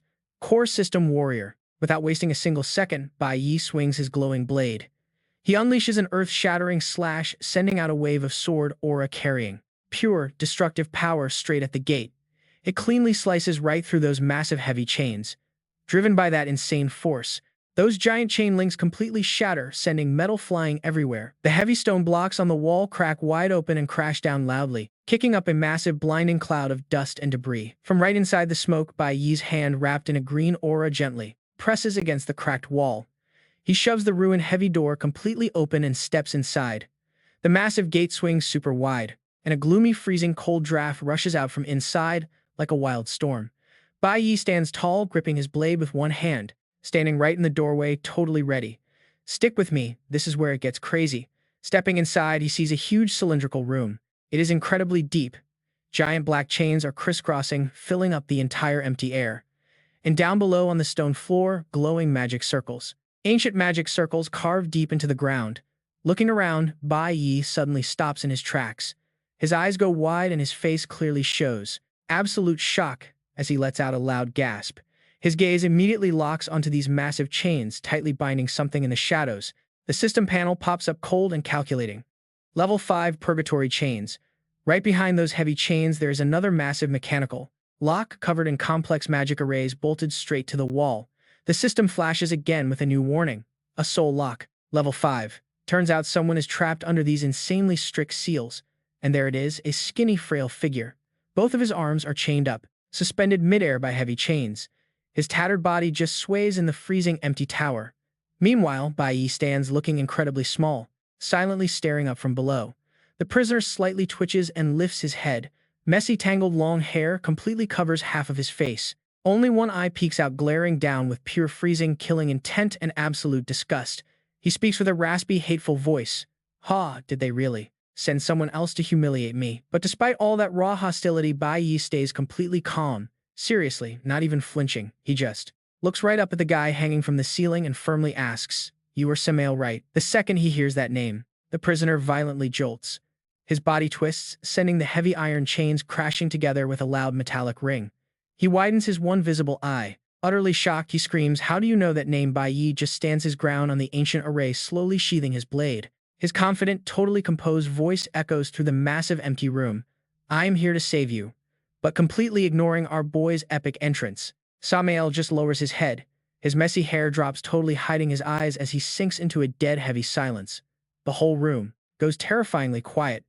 The only sound left is the freezing liquid dripping from the heavy chains dangling off the massive stone pillar. Suddenly, his survival instincts kick in.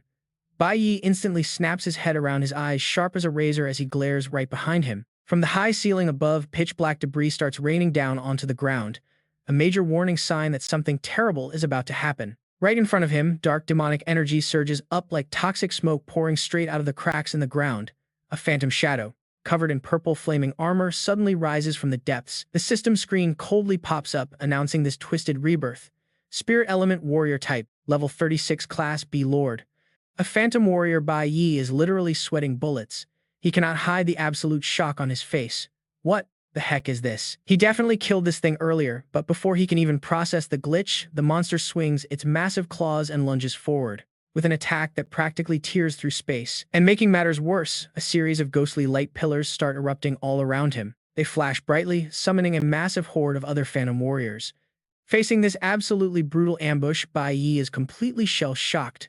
How are there this many of them, even right at Samael's stone pedestal? The ground totally cracks open and these monsters violently pour out, swarming up and completely surrounding the tower. In the blink of an eye, our boy is totally trapped inside a massive army of purple flaming armor. Pure, suffocating, killing intent everywhere. Then from the center of the formation, a colossal boss steps forward, crushing the room with its pressure. Spirit Element, Level 40, Lord Boss. Class B. The Phantom General. Its deep, demonic voice echoes out like a final death sentence. Anyone who steps into this forbidden domain will only find death. Bai Yi readies his blade, gritting his teeth as he evaluates this insanely tense situation. Okay, this is gonna be a serious problem. Watching our main character get completely swarmed by these monsters, Samael, who is still hanging above, suddenly throws his head back and bursts into maniacal laughter. Ha ha! He looks down with this incredibly mocking smirk, totally gloating. "You arrogant little brat. You practically threw yourself into the grave and lured every single one of them out here." But completely ignoring the grumpy prisoner's endless trash talk, Bai Yi just holds his guard and snaps back. "Cut the nonsense already. How do I get you out of those chains?" Samael just smirks. with this totally arrogant know-it-all attitude. Humph, you haven't even figured out where the key is and you still dare. Talk about saving me. Catching that subtle hint, Bai Yi frowns in deep thought.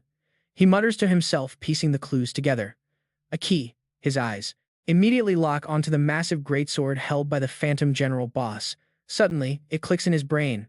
The exact size and shape of that colossal weapon is a perfect match. Taking a closer look at the raw energy radiating off the general, he spots the final deadly clue. Plus, all that massive power from before was pure spirit element energy.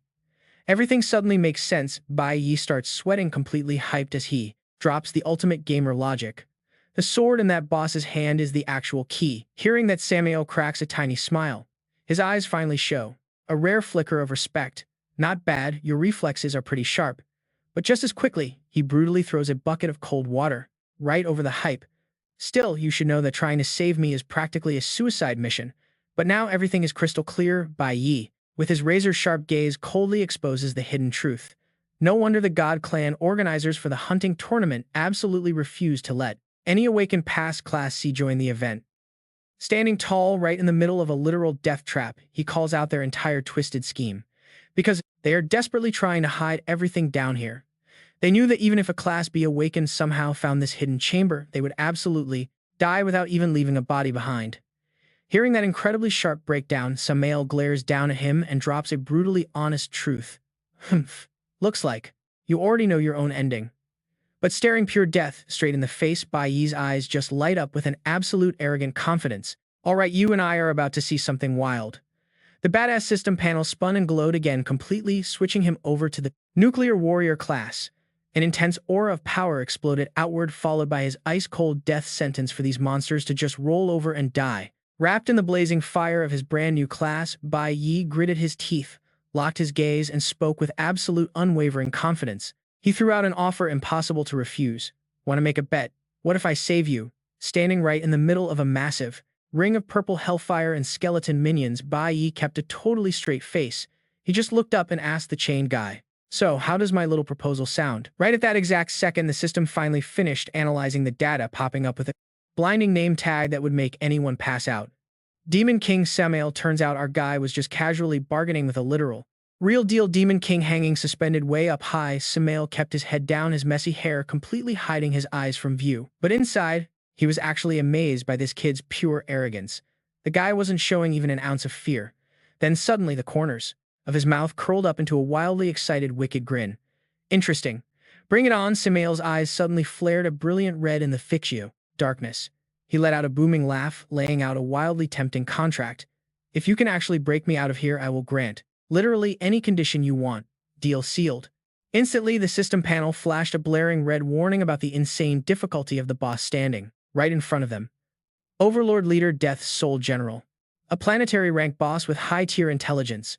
Threat level, completely unknown. It could not even be scanned. Yeah, this was no ordinary boss. Not giving the two any time to negotiate their terms, the massive Death Soul General, a level 40 menace, raised its massive greatsword high. It gathered a blinding purple energy, locking in to deliver a brutal, punishing strike. It swung that huge weapon straight down at Bai Yi, moving so fast it literally tore the surrounding air apart.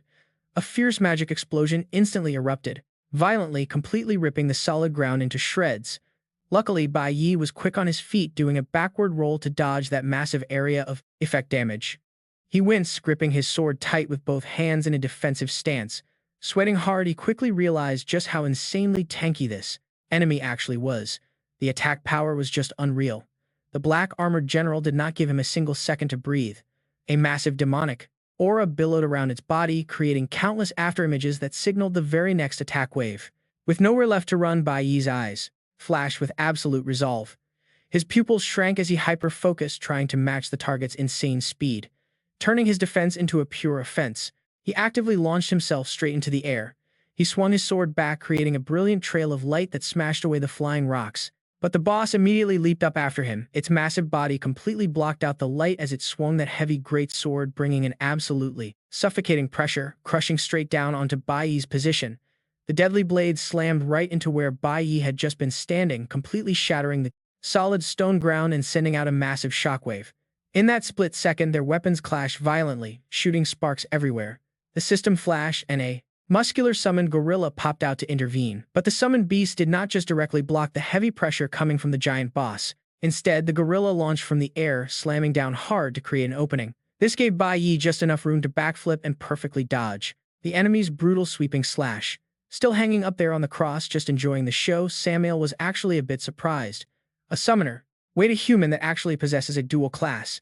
The Demon King narrowed his eyes, secretly nodding to himself as he acknowledged the pure skill of this kid risking his life to fight for him. His strength was honestly impressive, but that smirk didn't last very long. His eyes quickly scanned the endless sea of minions down below. Stick with me here, because Samael dropped a chilling reminder. What he is actually facing is the Death Spirit Legion. Back on the chaotic battlefield, Bai Yi started panting heavy.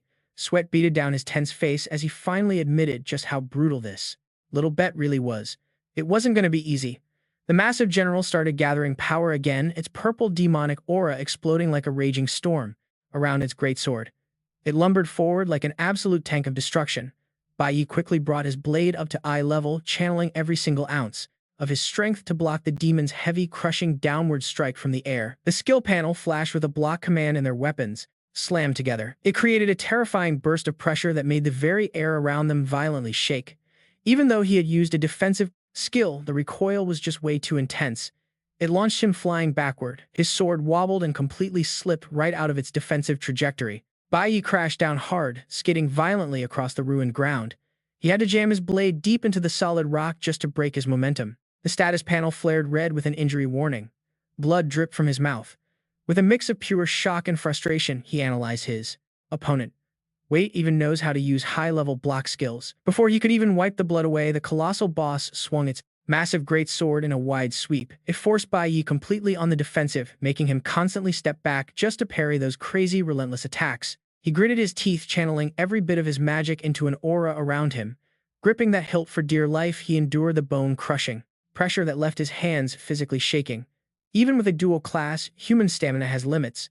Bai Yi grabbed his chest, coughing hard, face completely pale from the internal damage.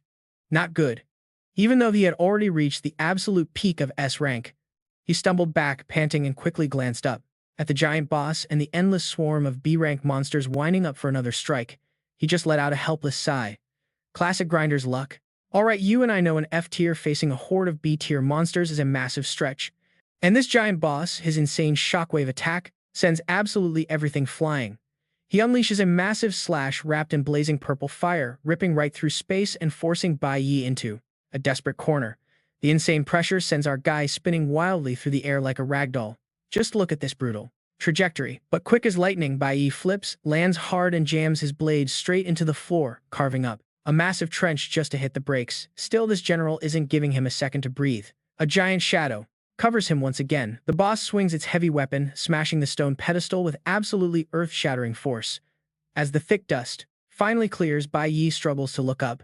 Blood drips from his mouth, but his eyes pure stubborn defiance mixed with serious rage. Meanwhile, across the battlefield, those black-armored lackeys are totally ganging up on him. Their weapons slash forward in a frenzy, violently crashing right into the monkey's physical defense wall, sending blood splattering everywhere. Seeing his pet Kong getting absolutely shredded to pieces, Bai Yi screams out in sheer panic. He frantically reaches forward, yelling at the top of his lungs like a parent calling their kid to come home. Instantly, a bright summoning light flashes. His pet recall skill activates right in the nick of time, successfully rescuing the muscular monkey from the general's brutal finishing strike. Safely retreating, Bai Yi hunches over, panting heavily. Clutching his fresh, painful wounds, he mutters under his breath, finally accepting the harsh truth. Every single one of these monsters is completely out of his league. Painful memories come rushing back. He remembers how violently they struggled earlier while farming. Taking down just one single dead soul warrior was enough to completely drain both his and Kong's energy. Gritting his teeth, he evaluates the enemy lineup in pure, utter despair, because right now he is staring down 10 black armored warriors, plus a commanding general with completely overwhelming power. In this totally desperate situation, that suspended Demon King uncle decides to be a comedian. He starts running his mouth with a sarcastic tone, pouring toxic insults straight into his ears about absolute power. Samael looks down at him, eyes full of half pity and half disgust, brutally dropping the cold, hard truth. The weak have zero hope here, but you and I both know the comeback king, Bai Yi, would never surrender that easily. He snaps his head up, eyes practically burning with fierce battle intent, and shoots back a defiant response about the true nature of this fight. Looking down from above, we see Bai Yi standing tall, completely surrounded by a towering horde of monsters closing in. His gaze locks onto that blazing purple fire general standing right in front of him. His tone shifts to absolute confidence. This was never meant to be a fight to the death. Suddenly, Bai Yi glares up at the empty sky and screams, out of command. Shaolin ambushed them from behind. Answering his desperate call, a totally blinding wave of magical energy suddenly explodes. The bird beast Shaolin spreads its gorgeous wings wide, instantly launching a massive preemptive strike right onto the monster horde. This glowing rain of razor-sharp feathers slices through the air, completely shredding the entire formation of those black-armored dead soul warriors. Caught completely off guard from above, a series of deafening explosions ring out. The lackeys panic and break formation while the purple flames around their bodies flicker wildly from the stunning impact. Catching this absolute golden opportunity, Bai Yi's pupils shrink and he immediately roars with pure excitement. This is it. The system window violently flashes red and his flash step skill triggers at absolutely insane speeds. Bai Yi's figure transforms into a literal lightning bolt tearing through the chaotic battlefield. With some seriously magical agility, he slips right past dozens of massive falling blades. Man, he is weaving through them as smooth as an eel dodging crocodiles. The second he slips behind the boss, the system goes crazy again. Time for his classic dirty tactics. As he switches to his Frost Mage class, Bai Yi's hands instantly glow with a freezing blue light. His ice creation skill violently surges, blasting a freezing beam straight into the general's massive great sword. A giant layer of thick ice rapidly spreads outward, completely freezing and sealing the boss's giant blade right in place. He proudly reads his opponent perfectly, completely exploiting their split second of hesitation. The giant boss suddenly stops dead in its tracks, struggling because its heavy weapon is totally frozen. Confident in his victory, he mutters his rapid calculations. Right now, the boss is entirely focused on breaking through that damn layer of ice. Not missing this absolute once-in-a-lifetime chance, he spins around, swinging his blazing magical sword high into the air. Pouring all his remaining strength into it, he screams, "Then take my absolute full power strike right now." Emitting a blinding flash that splits the night, Bai Yi's destructive blade slams straight into the side of the dead soul general. But completely contrary to his hopes of slicing the boss in half, a deafening metallic clang echoes out. The general's heavy armor is way too hard, violently pushing Bai Yi flying backward. He managed to block the attack, but the monster's glowing red eyes suddenly flash with a heavy sense of panic. It definitely realizes something is very wrong here. The key, validating the giant boss's worst fears, Bai Yi catches his balance after being knocked back and proudly continues his interrupted speech. Like I said before, the true nature of this fight, he does a totally graceful flip back, down onto the ground. Aiming his glowing sword straight at the blazing purple boss, he confidently declares it is absolutely not about killing each other. Dragging his voice out for absolute maximum drama, he points up. Suddenly, right up in the sky, the beast's summoning platform. All right, you and I are about to see a masterpiece of a diversion. The fighting here totally didn't matter. Bai Yi just tilted his head back and laughed out loud. It was all about the main objective. Whoever snatches that key point wins the entire match. The young guy victoriously laid out the ultimate golden rule known to all gamers. Right then, the giant hairy hand of the massive gorilla Kong Kong reached out from behind, tightly gripping the hilt of the glowing purple and pink greatsword. That weapon was the actual key. While that happened, the Death Soul soldier readied his blade, preparing to strike the giant ape and snatch the key for himself. But before he could even make a single move, the gorilla beat him to the punch, swiping the key while the Death Soul soldier watched in absolute shock. Seeing his ally secure the key, the smile on Bai Yi suddenly froze completely. His eyes widened in absolute shock, his entire face twisting up in pure horror, like something totally off script just happened. Out of nowhere, a massive purple magic slash violently ripped right through the air, instantly taking out the giant gorilla monster. While it stood there totally stunned, a cold bright red system warning screen immediately popped up, stating the summoned beast, Kong Kong, was dead, confirming the brutal end of the massive monster. Then stepping out from the thick foggy mist, the attacker finally showed himself. It was a dark knight covered in pitch-black armor, his purple cape fluttering wildly while heavy chains swung around him like some kind of nightmare. Glowing red eyes flashed from inside his helmet, bringing a spine-chilling warning straight from the abyss. Pure, absolute despair instantly hit them. The Dark Warrior stood there like a boss, coldly flicking his weapon as he watched Kong Kong's body slowly fade into shattered pixels right at his feet. Bai Yi stared with wide eyes, heavy sweat pouring down his forehead as he let out a loud gasp of shock. No way. Then a freezing voice echoed out. You seriously underestimated their actual power. At that exact Same moment, the system locked onto the enemy. Star Tier Warrior Supreme Boss Level 40 Rank B, the Death Soul General. And right then, the chain guy hanging above them finally spoke up, his eyes dead serious. These specific dead souls are on a completely different level compared to any of those magic beasts you fought before. Looking down from above, Lu Heiyu looked totally tiny, completely surrounded by 6 massive Death Soul Generals looming over him. Just to make things worse, the older guy dropped a huge bomb. They actually used to be my personal soldiers. Under all that suffocating pressure, cold sweat dripped from Lu Heiyu. He gripped his weapon tight, bracing his entire body to block the massive demon general closing in on him. The young guy gritted his teeth, his eyes turning razor sharp. He stayed totally silent, but his whole body was coiled up and ready to explode. Not even letting him catch a breath, the demon general swung its giant blade straight down, forcing Lu Heiyu to leap high into the air to dodge the lethal strike. Right in midair, a bright green teleport skill window suddenly flashed open and Lu Heiyu instantly dashed away like a phantom wind. Suddenly, another monster dropped down from above, violently swinging its massive blade right toward. Even with death literally inches from his face, Lu Heiyu stared straight at the hulking monster, managing to keep an absolutely terrifying level of calmness. His eyes darted around quickly, calculating an escape route. Showing off some insane flexibility, he did a wild flip right through the air, twisting his body to smoothly dodge that massive magic blast like an absolute pro. Hitting the very edge of their trap, Lu Heiyu dropped his center of gravity for a heavy landing, completely crushing the solid rock beneath him to break. Without missing a beat, he spun around, swinging his huge sword to unleash a blazing golden energy slash, crashing into the black-armored knight with violent sparks. But this wasn't a fairy tale. Before he could even pull his sword back, 2 more demon generals dashed out of the shadows, bringing their heavy weapons crashing down from both sides. In one quick moment of insane recoil, Lu Heiyu lost his grip. His hand loosened, and the heavy blade completely slipped out, almost flying away. Acting on pure instinct, he leaned in hard, stretching his arm to snatch the hilt right out of the air before it could get away. The second he secured his weapon again, Lu Heiyu spun around, slicing a perfectly smooth arc that formed a glowing light shield to block the next brutal follow-up strike from his enemies. Watching that absolute masterclass in survival, even the mysterious chained guy floating up above had to nod his head in pure respect. Your moves actually aren't half bad. A parry skill window flashed brightly as Lu Heiyu effortlessly deflected the massive weapon tip away. The chain guy kept on talking, basically acting like a professional sports commentator. It looks like your class development has completely reached its absolute maximum limit. His eyes locked on the fight, his tone carrying some real genuine praise. For a squishy, weak human, you really are a total, outstanding prodigy. But right after that rare compliment, the brutal reality of the situation hit hard. He quickly finished his thought. But here's the thing, you are fighting alone. Now stick with me here. Down below, 6 deadly weapons aimed right at the center where Bai Yi stood, while all of them moved as a perfect unit. The curse of getting jumped was real.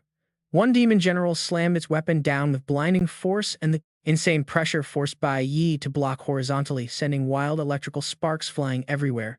The impact was so crazy heavy that it launched Bai Yi sliding backward. He dug both hands straight into the rocky ground, just to stop himself, while a brutal taunt echoed out. No matter how you look at it, you don't have a single chance of winning here. He dropped to one knee, panting heavily. Sweat drenched his forehead, but when he looked up, his eyes were still burning with that wild, unbroken defiance. The moment he heard the word team, Bai Yi's pupil suddenly shrank, and a glorious memory flashed through his mind, making him mutter quietly, "A team, huh? I actually used to have a team of my own." The flashback pulled. "All right, you and I are flashing back." Standing before the magnificent Divine Guild headquarters, our young MC coldly declared his stance. "I do not need a team. Going solo is more than enough." Cut to a luxurious room.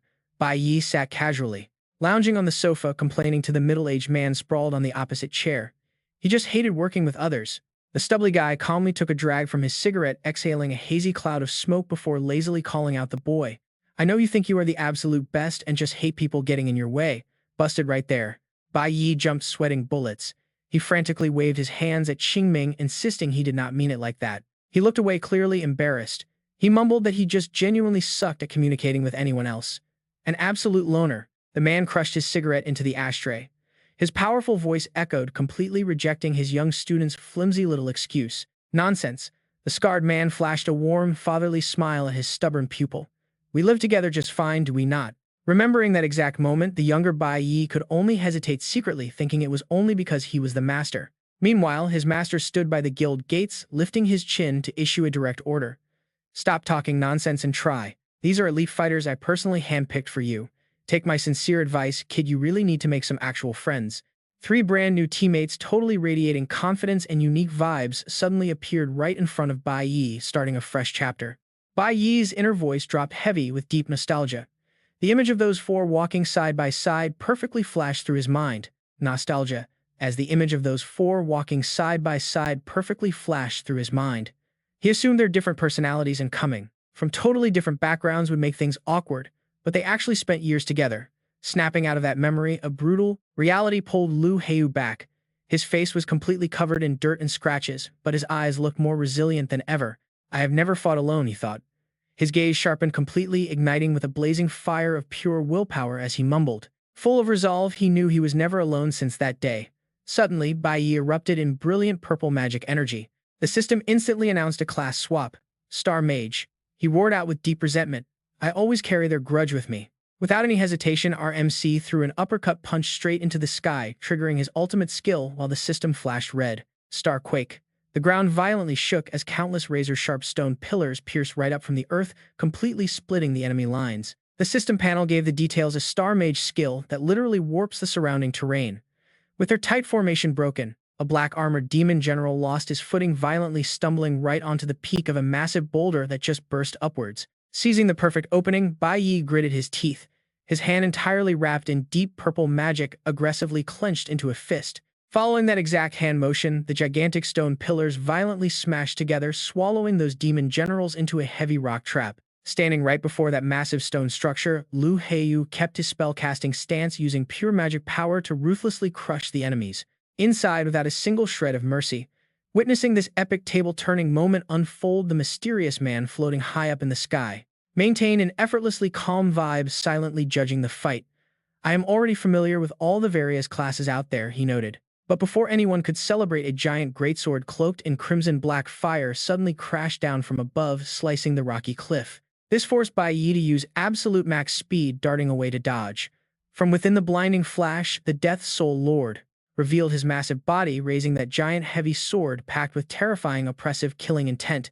Facing this extreme life or death danger, Bai Yi braced himself and charged. Gripping a razor-sharp dagger, his wild eyes burned with pure killing intent, ready to risk everything. A streak of bright red blood splattered wildly into the air, staining this brutal no-holds-barred death match with ultimate tragedy. But sadly, the power gap was just too huge.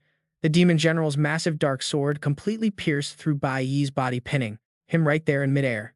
Bai Yi's head dropped, coughing up a huge mouthful of fresh blood. He smirked, whispering with heavy bitterness. A strike from a B-rank lord is seriously brutal. But here is what you and I did not see coming. His bleeding hand suddenly grabbed tight onto the hilt of his enemy's giant sword. Pure, unfiltered shock and a massive question mark clearly showed up on the demon general's armored face. Meanwhile, the chained older man floating above casually dropped another piece of combat theory. You can only rely on your weapon to actually split the ice. A freezing cold aura blasted from Bai Yi's hand quickly, spreading solid ice right up the enemy's arm. The system panel flashed bright, swapping classes again. Cloud Mage. He looked up, taunting. But right now you cannot split anything. Bai Yi roared, detonating his entire passive energy instantly, turning the surrounding space into a pure white, ultra-freezing zone. He unleashed his absolute max elemental power, Glacial World. The system panel simultaneously confirmed the epic, killing blow. Glacial World, a C-rank Cloud Mage skill using every ounce of elemental force to completely freeze the target. The success rate skyrocketed. That freezing ice violently latched onto the dark armored demon general, spreading so incredibly fast he was absolutely doomed. The monster roars in absolute panic. High above, the chained man watches this whole insane scene unfold. He is completely stunned. That kid. His sharp mind quickly analyzes this absolutely wild strategy. First, Bai Yi uses his Star Mage skill to push the mobs back perfectly, forcing a one-on-one fight. The older guy is just amazed. Bai Yi literally uses himself as bait, letting the enemy sword stab right into him. He took the hit in a safe spot. In that split second, the monster is stuck. He drops his mage class. He freezes the enemy solid. Bai Yi rushes in, raising his sword for a fatal strike. He aims for that frozen arm. The floating man whispers, fighting like that all alone. Right then, the system flashes a new class change. Core Warrior unlocked. The ultimate skill activates. Three-way severance. Bai Yi brings his heavy blade crashing down on the monster's frozen arm. The chained man watches in awe. This kid is literally fighting like an entire army. The system breaks down this broken skill. It pools all your power for one massive defense-ignoring strike. The catch: it leaves you completely drained afterward.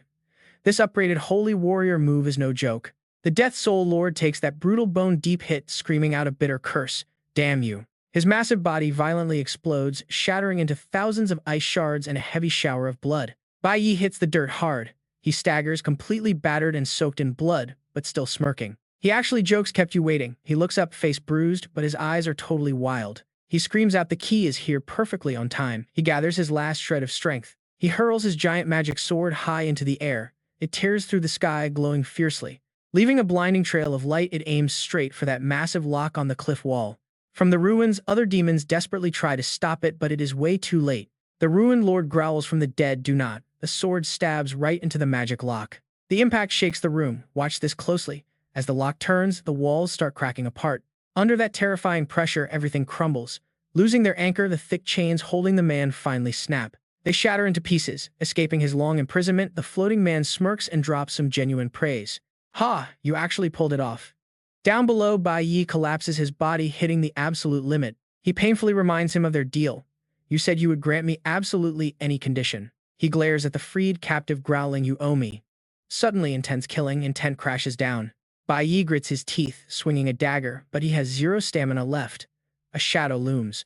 The Death Soul Lord appears behind him, grabbing and lifting his small body right into the air. Meanwhile, the remaining demons completely shatter the stone cage. Giant boulders explode and fly in every direction. Too weak to dodge, Bai Yi takes the hit, coughing up blood in pain. He lies flat. Looking up, he actually smiles in pure satisfaction. "Now it is your turn to keep your promise." The long-haired man stretches midair as Bai Yi demands, "Deal with this entire legion right now." Accepting the request, the man sneers. Humph. The heavy seals on his body violently shatter away. Swirling black magic tattoos are fully revealed. He arrogantly replies, "You did not even need to ask." Dark energy surges to his forehead. A wicked curved demon horn slowly grows, piercing the space. The tyrant awakens, thunder booms across the sky. His cold eyes lock on, declaring his deadly judgment. "I will not forgive a single traitor." Looking down like a literal god of destruction, he targets the ungrateful demons below. His eyes flash with lightning, and his massive killing intent crushes all resistance. With just one thought, a massive lightning pillar violently tears through the ceiling, crashing straight down. The destructive bolt hits its mark mercilessly, swallowing a black-armored lord into a sea of lightning. A deafening blast echoes out. "Stick with me here." This lightning ravages the ground, turning him to ash. The smoke clears. The demon horn tyrant descends, robes fluttering, carrying an overwhelming aura that silences everything. He glares at the monster, choking Bai Yi. Suddenly, he uses a technique and instantly vanishes. A split second later, he appears right before the monster, giving it a totally paralyzing demonic glare. The general panics, completely speechless. Then bam! A sickening crunch echoes out as the demon tyrant casually reaches out his bare hand and grabs it. He catches the massive greatsword's blade, instantly crushing any tiny sliver of hope the enemy had. With his long hair flowing, the demon tyrant unleashes a spinning kick. It hits like a meteor, blasting the black-armored demon general headfirst into the ground at terrifying speed. The absolute impact creates a shockwave. The whole area shakes, debris exploding everywhere like a massive bomb. "You and I need to watch this." Over in a safe corner, Bai Yi drops down. He clutches his bleeding chest, wound gasping for air while his eyes widen, totally hooked on this epic cleanup. The demon tyrant steps out of the smoke like a mountain. Blinding golden lightning arcs off his entire body, radiating an absolutely terrifying pressure. It literally suffocates people. Glancing up at the remaining Death Soul Lords floating there completely frozen, he speaks in a cold, arrogant voice. He says, "It seems you guys still have not realized." Defying death, one demon general dives down, swinging a ruthless axe straight at him. He does not even try to dodge. In a blink, the tyrant reaches up with a bare hand and easily catches that razor-sharp blade. Lightning instantly crackles around his palm. The tyrant flicks his arm, throwing the demon general skyward, and summons a massive lightning pillar straight down. It brutally punishes the guy blocking his path. After that, he tightly grips the remnant soul of the traitor right in his fist. Wild electric force violently crushes the dark mask, shattering it into shredded pieces. He roars out loud, finally finishing that interrupted sentence from earlier, about how badly they had actually messed up. Standing right in the middle of his former subordinates, furious purple lightning dances wildly all around, surrounding the tyrant like they are screaming for their master. His eyes flare with bloodshot rage, grinding out every single word with deep hatred. Traitors who bite the hand that fed them. Lightning strikes continuously. Each cruel punishment drops down, throwing the demon generals flying away like absolute trash, like broken toys.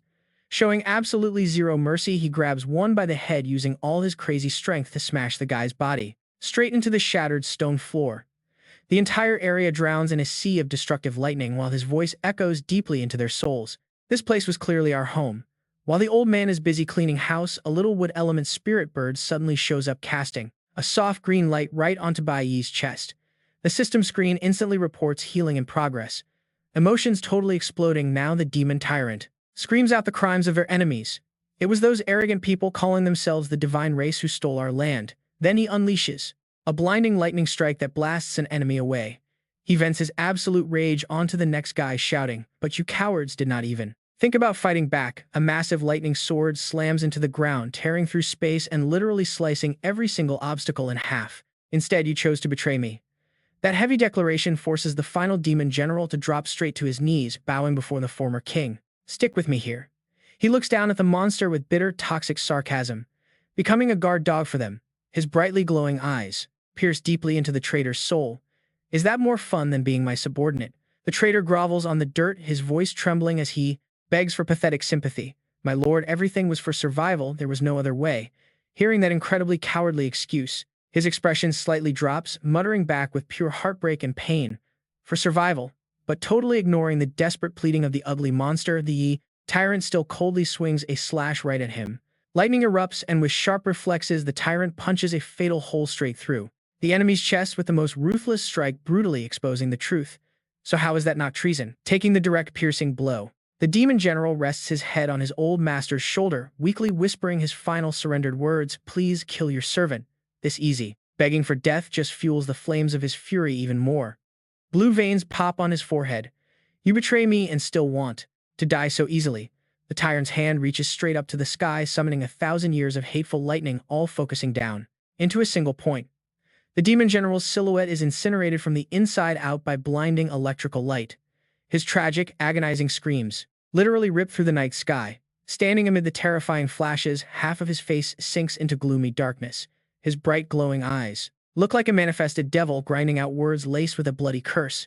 "I will not play games anymore." He waves his hand, creating beams of electric light sharp as blades roaring ruthlessly. "Piece by piece, I will shred your body to pieces." The unlucky demon general takes the full brunt of this rage, getting shocked until his outer armor blasts apart. His screams blend with the old king's angry curses, until the moment your blood runs dry. Underneath this horrible torture that is way beyond human endurance, the once arrogant lord is now just a ruined mess, weakly begging, "Please, please kill me, kill your servant." Suddenly, a totally unexpected shift happens right when the final killing lightning strike is about to fall. A wave of sword aura violently tears through the wind, bringing a giant question mark. An absolute shock to everyone watching. You and I did not see this coming.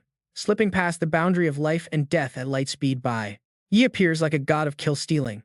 He swings his sword in a gorgeous arc, literally snatching the lord's life right in front of the tyrant. Securing the greatest kill-steal of the century, Bai Yi retracts his stance and glides away, looking so badass, leaving the demon general's body to shatter into ruined energy fragments behind him. The system instantly explodes with a dinging notification to celebrate this shameless display of perfect timing successfully. Eliminating the Death Soul General, followed by a massive reward.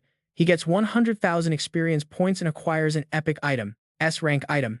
Communicator, Soul unlocked. Alright, you and I are about to see Bai Yi get seriously rich. But the tyrant above, absolutely furious. Not happy at all. He hovers there blazing with this terrifying lightning aura, glaring down at the bold kid who just stole his absolute prey. Daring to interrupt a demonic execution, those demonic eyes spark with lethal lightning. Pure intimidation. He roars with absolute rage. "Who do you think you actually are?" Under suffocating pressure that would instantly crush any normal person, Bai Yi simply looks up, his expression cold and completely unchanged. Sweat drips down his cheek, but those eyes stay strangely determined. Right at this moment, an old memory rushes back. The image of his master uncle. Wearing a sharp suit, the old man appears in his mind with wild instructions. "When you return to the past, find the 6 others. Then, release every single one of them." In his subconscious, Bai Yi floats opposite his master, completely bewildered. He asks back, "Wait, 6 other what?" The uncle strokes his chin, acting all mysterious. "Right, how should I put this?" The old man flashes a sly, demonic smile, pointing straight ahead. Right behind him, the massive dark shadows of 6 terrifyingly powerful entities. The pressure alone is insane. 6 other legendary great demon kings. Hearing this, Bai Yi freezes for 5 solid seconds, absolutely speechless. Why make a good obedient student go out and release ultimate demon kings? The master reaches out, pointing straight at Bai Yi's beating heart. He calmly explains, when that exact time comes, the heart I gave you will naturally sense them. Master and disciple face each other in the dark night. The old man just endlessly plants these wild, rebellious thoughts. They're just like you. They deeply hate those fake gods, so your goals are entirely aligned. It's a perfect match made in hell. The screen splits. Bai Yi's resolute face on one side, the uncle's crazy smile on the other. After you free every last one of them, let them become your ultimate god-slaying backup team. A crazy vision pops up, leaving him caught between crying and laughing. A true hero riding a dragon, fighting shoulder to shoulder with dark demon kings. The master's voice rings out, full of pure hype. Just thinking about it is thrilling, right? A hero and a demon king shaking hands. He laughs, clenching his fist. His eyes spark with sharp, bitter hatred. But that is all because those stupid, ugly gods brought it upon themselves. Let's overthrow them together. Remembering his ultimate goal, Bai Yi's eyes suddenly burn with fiery resolve. He silently finishes his master's sentence.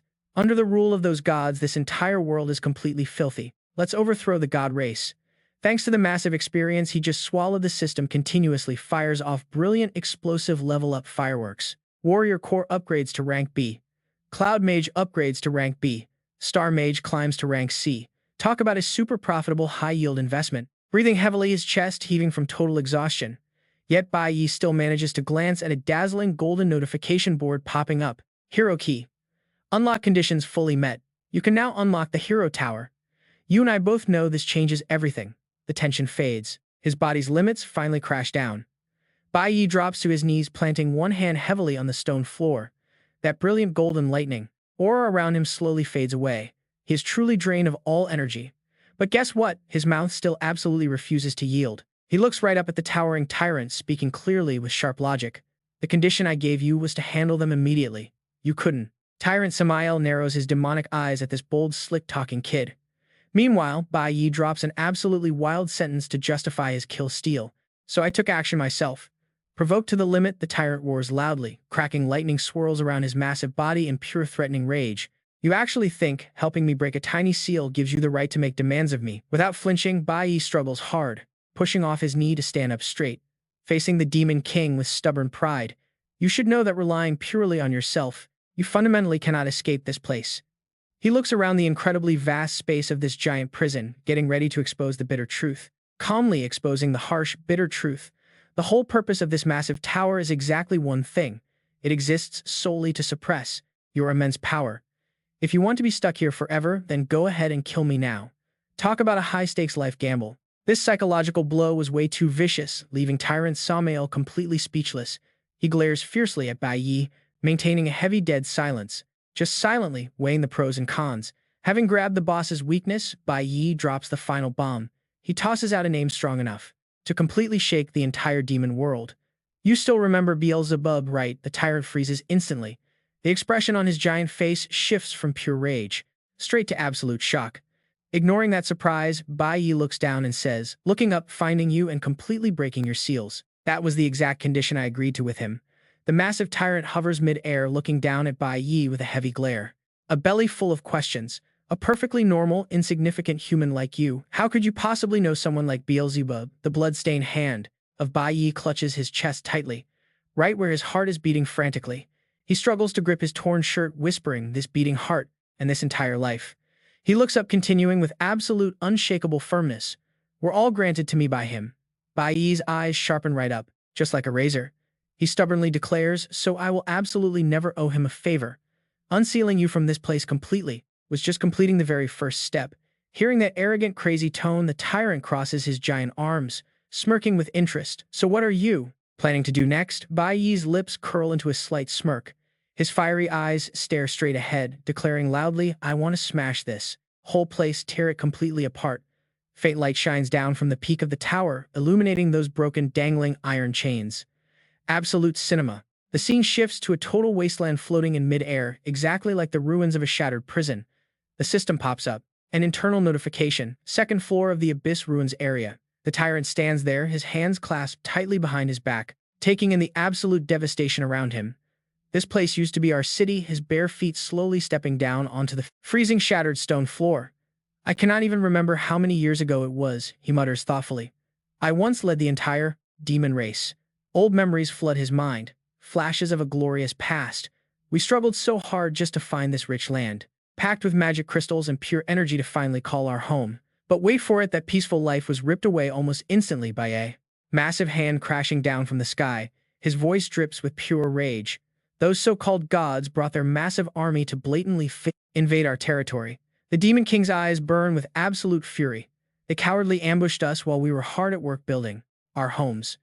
And after that, we see miserable demons chained by the neck, forced to bend their backs and use pickaxes to first mine magic crystals, their land stolen, an entire race reduced to nothing but slaves. Now, the image of a massive skyscraper connecting the abyss straight to the sky appears. They completely transformed this place into Sky City, a floating metropolis divided right down the middle into upper and lower levels. Just look at these gods partying and living in absolute luxury up top. That upper level is pure paradise built specifically for the sick entertainment and extreme pleasure of the god race. But down below, a total nightmare. Just dark prisons and the endless rattling of chains. This absolute bottom floor is exactly where they lock up the humans who actually dare to fight back along with his old subordinates. A massive glowing pink 5-pointed star barrier magic array lights up completely, blocking every single exit. Those gods set up a rock-solid seal on the upper level, trapping them in this hell forever. The Demon King stares bitterly at the exhausted slaves, tossing magic crystals straight into the blazing furnace. These enslaved people are literally worked to the bone, repeating the exact same brutal tasks day after day. Even more terrifying is the sight of skinny bodies being completely drained of their vitality while hanging on the chains. Some are even drained until they literally turn into stone or continuously suck drive energy. That floating city up in the clouds is just a cruel piece of proof, keeping Sky City flying high forever just to supply endless power for those rich jerks up top to enjoy. Samuel lowers his eyes, his voice heavy with pure hatred. These people clearly committed no crime, yet they suffer this extreme humiliation. Some are so miserable, they even forgot their own names. He turns his back, his posture screaming pure helplessness and total isolation. If those useless gods could have actually killed me, I would not be chained up here. I probably would have shared the exact same tragic fate as them. Glancing over the overworked demons, Bai Yi finally speaks up. Sky City, huh? You and I both know it. Perfectly pictures how this twisted world actually operates. Bai Yi's glare is sharp as a blade piercing the void. The superiors easily sit at the very top, looking down and trampling on the lives of everyone below them. He grits his teeth. Fairness. This messed up world never gave a single damn about fairness. Pushing the philosophy aside, Bai Yi snaps back to reality, staring straight at that massive energy machine and dropping his crazy plan. Look, if all of Sky City's power comes from this massive reactor, this gets super easy to handle. Hearing the kid speak so calmly, the depressed tyrant snaps his head back, giving him a massive look of pure confusion. Bai Yi, hands chilling in his pockets, calmly starts handing out orders like a total boss. You handle breaking those chains and free everyone on this floor, then smash that reactor. Meanwhile, I am heading upstairs to utterly destroy that barrier trapping you. The tyrant scoffs coldly, eyeing Bai Yi's skinny frame with serious doubt. Break the barrier. Just relying on your strength alone is not enough, kid. Those gods aren't dumb enough to design a seal that is easily shattered from the inside like that. Bai Yi just smirks, raising a super confident eyebrow. Whoever said I was flying solo here? His eyes flash with pure strategy. Before I even stepped into this hunting ground, my backup traps were already set. Everything is totally ready. His voice drops, absolutely dead serious.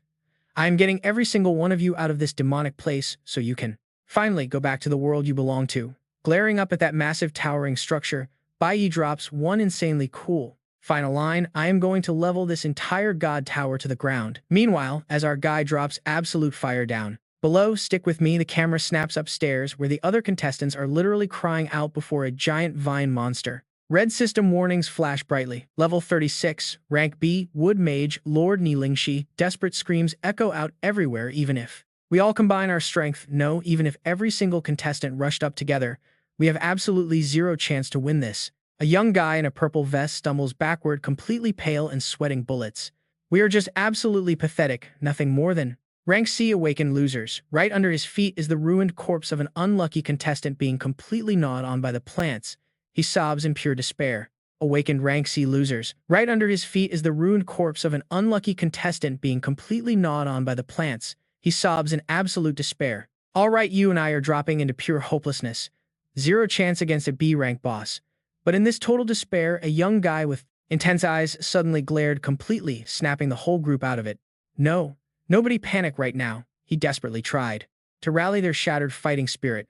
Listen, we can fight this thing together. If we coordinate, we might actually beat this boss. But opposite to that bravery, the kid in the purple suit was absolutely terrified, screaming at the crazy guy. You really think we are cheap, disposable trash like you? The coward was bawling snot and tears everywhere, screaming with a voice full of pure terror and absolute regret. We are high-class nobles from the elite private academy. If I knew it was this insanely dangerous, I wouldn't have come even if I died. Ignoring their pathetic arguments, the Wood Lord boss, a giant made of twisted roots, was casually enjoying its horrific meal. The cold system screen flashed, devouring, accompanied by the sickening crunching sounds of it aggressively chewing the crushed body of some unlucky contestant. The purple-suited coward pointed shakingly at the monster, panicking and screeching, "Just look at that freak of nature. Does that look like a normal monster to you?" He kept trembling and stumbling backward, his voice full of disgust for the poor. Why would we do this, joining this ridiculous tournament just for a little pocket change? That vile insult completely crossed the line, hitting the spearman's pride. He froze his back, radiating intense grief and absolute fury. For money, he whipped around, veins bulging on his forehead, gritting his teeth and screaming right in that fake noble's face. "Stop living in your own stupid delusions." His hands gripped the spear shaft so hard it physically shook, roaring out of pure frustration. We didn't volunteer for this death trap at all. Painful memories instantly flooded back to him.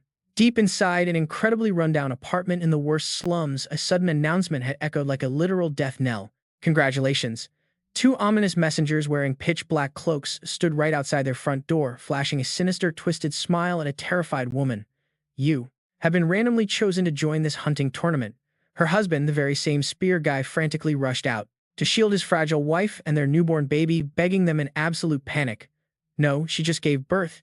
She is still nursing our infant. How is this even possible? Let me go instead of her, please." Answering this father's pure desperation was just the overwhelming oppressive shadow of absolute power coldly dropping a lethal threat.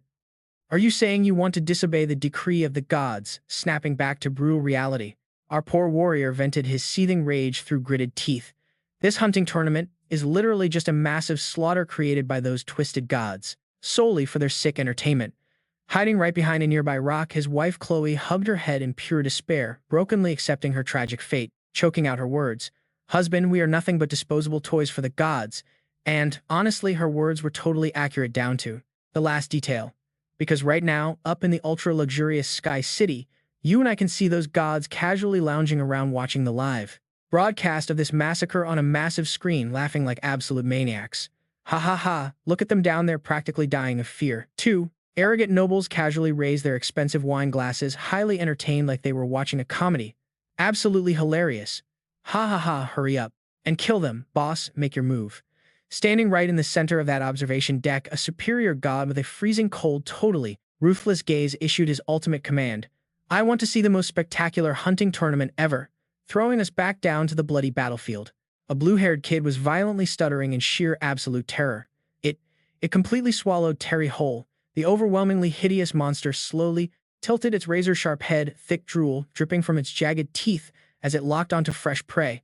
Someone in the panicked crowd desperately shouted, "It is looking directly at us." A violently crimson aura of death began pooling inside the monster's massive jaws, clearly signaling that a major, devastating attack was about to strike. The terrifying plant lord's bloodshot eyes glowed a menacing red, dropping a raspy voice that sounded straight out of actual hell. "I smell fresh blood." Feeling that suffocating, killing intent lock right onto her, the wife, hiding by the rock, was absolutely terrified, hugging her head tightly and shrinking back. Without a second of hesitation, the monster launched forward with wind-shattering speed, sending razor-sharp tentacles violently stabbing straight towards the defenseless woman. "Chloe." The husband screamed his lungs out completely, ignoring the insane danger, desperately throwing himself right in the line of fire to block his wife. A giant twisted root scythe pulsing with dark green energy slashed downward without a shred of mercy, sending fresh blood violently spraying through the air. The husband had used his own body as a human shield, taking the razor-sharp root straight through his chest, right in front of his wife's horrified eyes. The piercing force was insane, throwing him high into the air before his bloody body crashed down, like a broken, lifeless ragdoll. The wife's absolutely heart-wrenching scream ripped through the battlefield. Husband, forced to watch the person she loved most get slaughtered to save her. She completely froze like solid stone, clutching her chest as her lifeless, shattered eyes stared blankly ahead. Meanwhile, That pathetic coward in the purple suit just cowered against the rock beside her, frantically covering his mouth and sobbing wildly like an absolute piece of trash. Just pathetic. The massive suffocating shadow of the Wood Lord monster loomed overhead, totally blotting out their final ray of hope. While the dying husband's blood-soaked hand hung powerlessly against the freezing ground, a totally horrifying nightmare began unfolding right in front of poor Chloe's eyes. The monster's giant snout, dripping with sickening, sticky mucus, cracked wide open, preparing to swallow her completely whole. Lying there, dying in a massive pool of blood, the husband used his final fading breath, painfully reaching his trembling hand forward and whispering, "No." Suddenly, out of nowhere, a massive spike of ice tore through the air. It smashed right into the monster's face, making the beast howl in pure agony. A freezing figure suddenly appeared floating in midair. The system immediately triggered an absolute kill warning. It was a high-tier ice element skill. This warrior swooped down like a blur of blue lightning, tearing through the darkness with a level of ice magic that was just completely overwhelming. He stuck the landing perfectly. Unleashing a massive wave of energy, he completely blocked the brutal attack from those aggressive monster roots charging right at him. Standing like an absolute wall in front of the terrified wife, our mysterious savior completely crushed the enemy's pursuit without even breaking a single sweat. As the dust cleared, we finally saw him. Black hair, crazy handsome, and totally ice-cold. The system instantly chimed in, revealing his insanely high-ranking status. It was Carnicus, the chosen champion of the mighty Jin clan. Hiding behind a nearby rock, the guy in the purple suit watched with his jaw dropped. He started stuttering, realizing this was the #1 ranked player on the entire leaderboard. All the terrified contestants hiding in the back suddenly felt hope. They were literally crying tears of joy, screaming that they were saved. But completely ignoring all their cheering, Carnicus just stood there, refusing to even look back. His voice was pure ice. He told them their fate was sealed the moment they stepped into this war zone. Staring straight ahead, he delivered the harsh reality. Zero emotion in his tone. He declared that nobody gets out of this twisted game run by the gods. Suddenly, a furious, arrogant voice exploded from the tiny comm piece right inside his ear.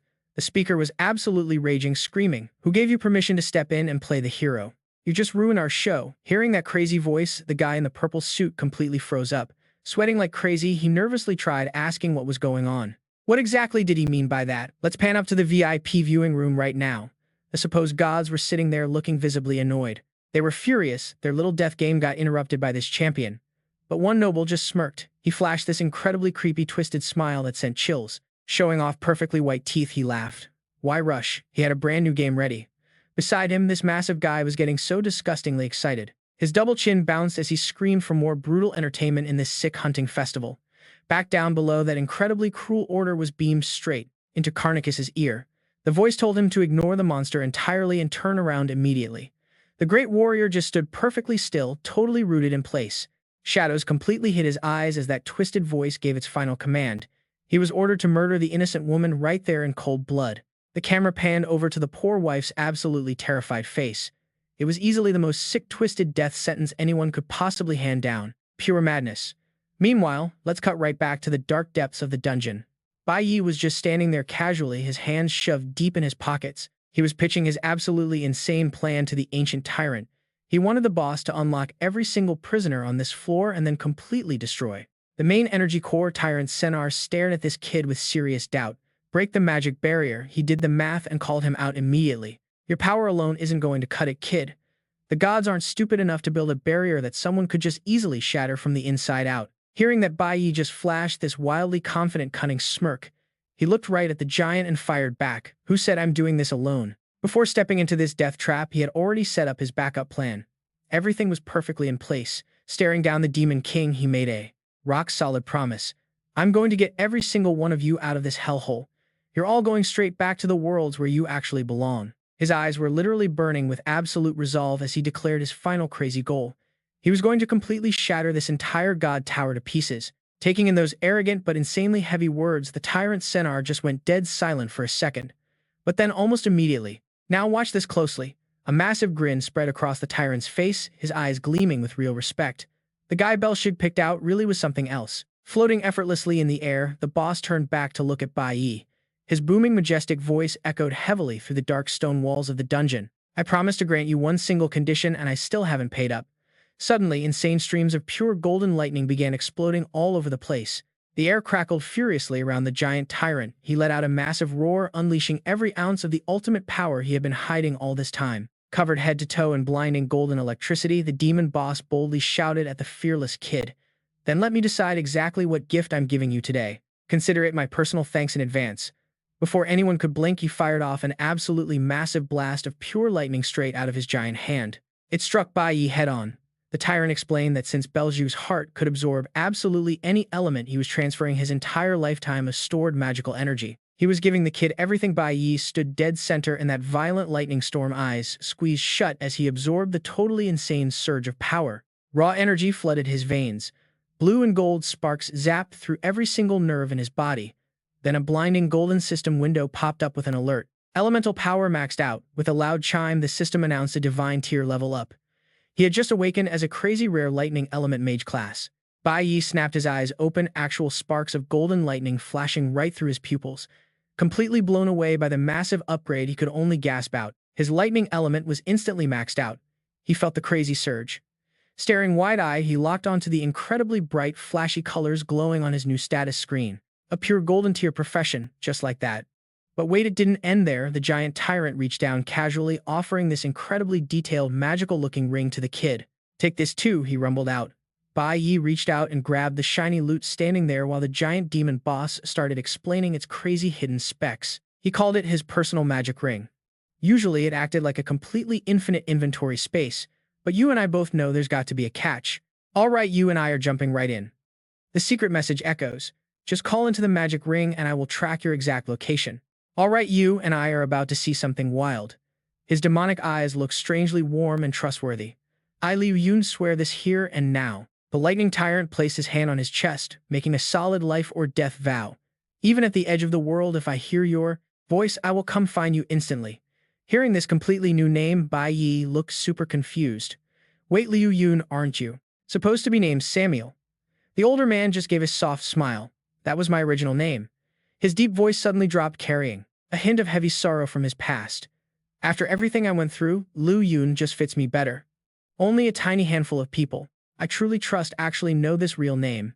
Realizing the heavy weight and absolute respect coming from an actual demon king, Bai Yi closed his eyes with a relieved smile. Got it, Liu Yun. Let us not waste time. Bai Yi worked the system, switching classes to summoner. Under his feet, a bright magic circle instantly lit up the floor. Bai Yi turned around quickly, giving strict orders to his partner. We are running out of time. I have to go up there now. Once the barrier breaks, you need to lead everyone out of here. A gorgeous emerald illusion bird flapped its huge wings right out of the circle, obediently waiting for his next command. Watching the back of this kid who was about to completely wreck everything, Liu Yun let out a massive laugh.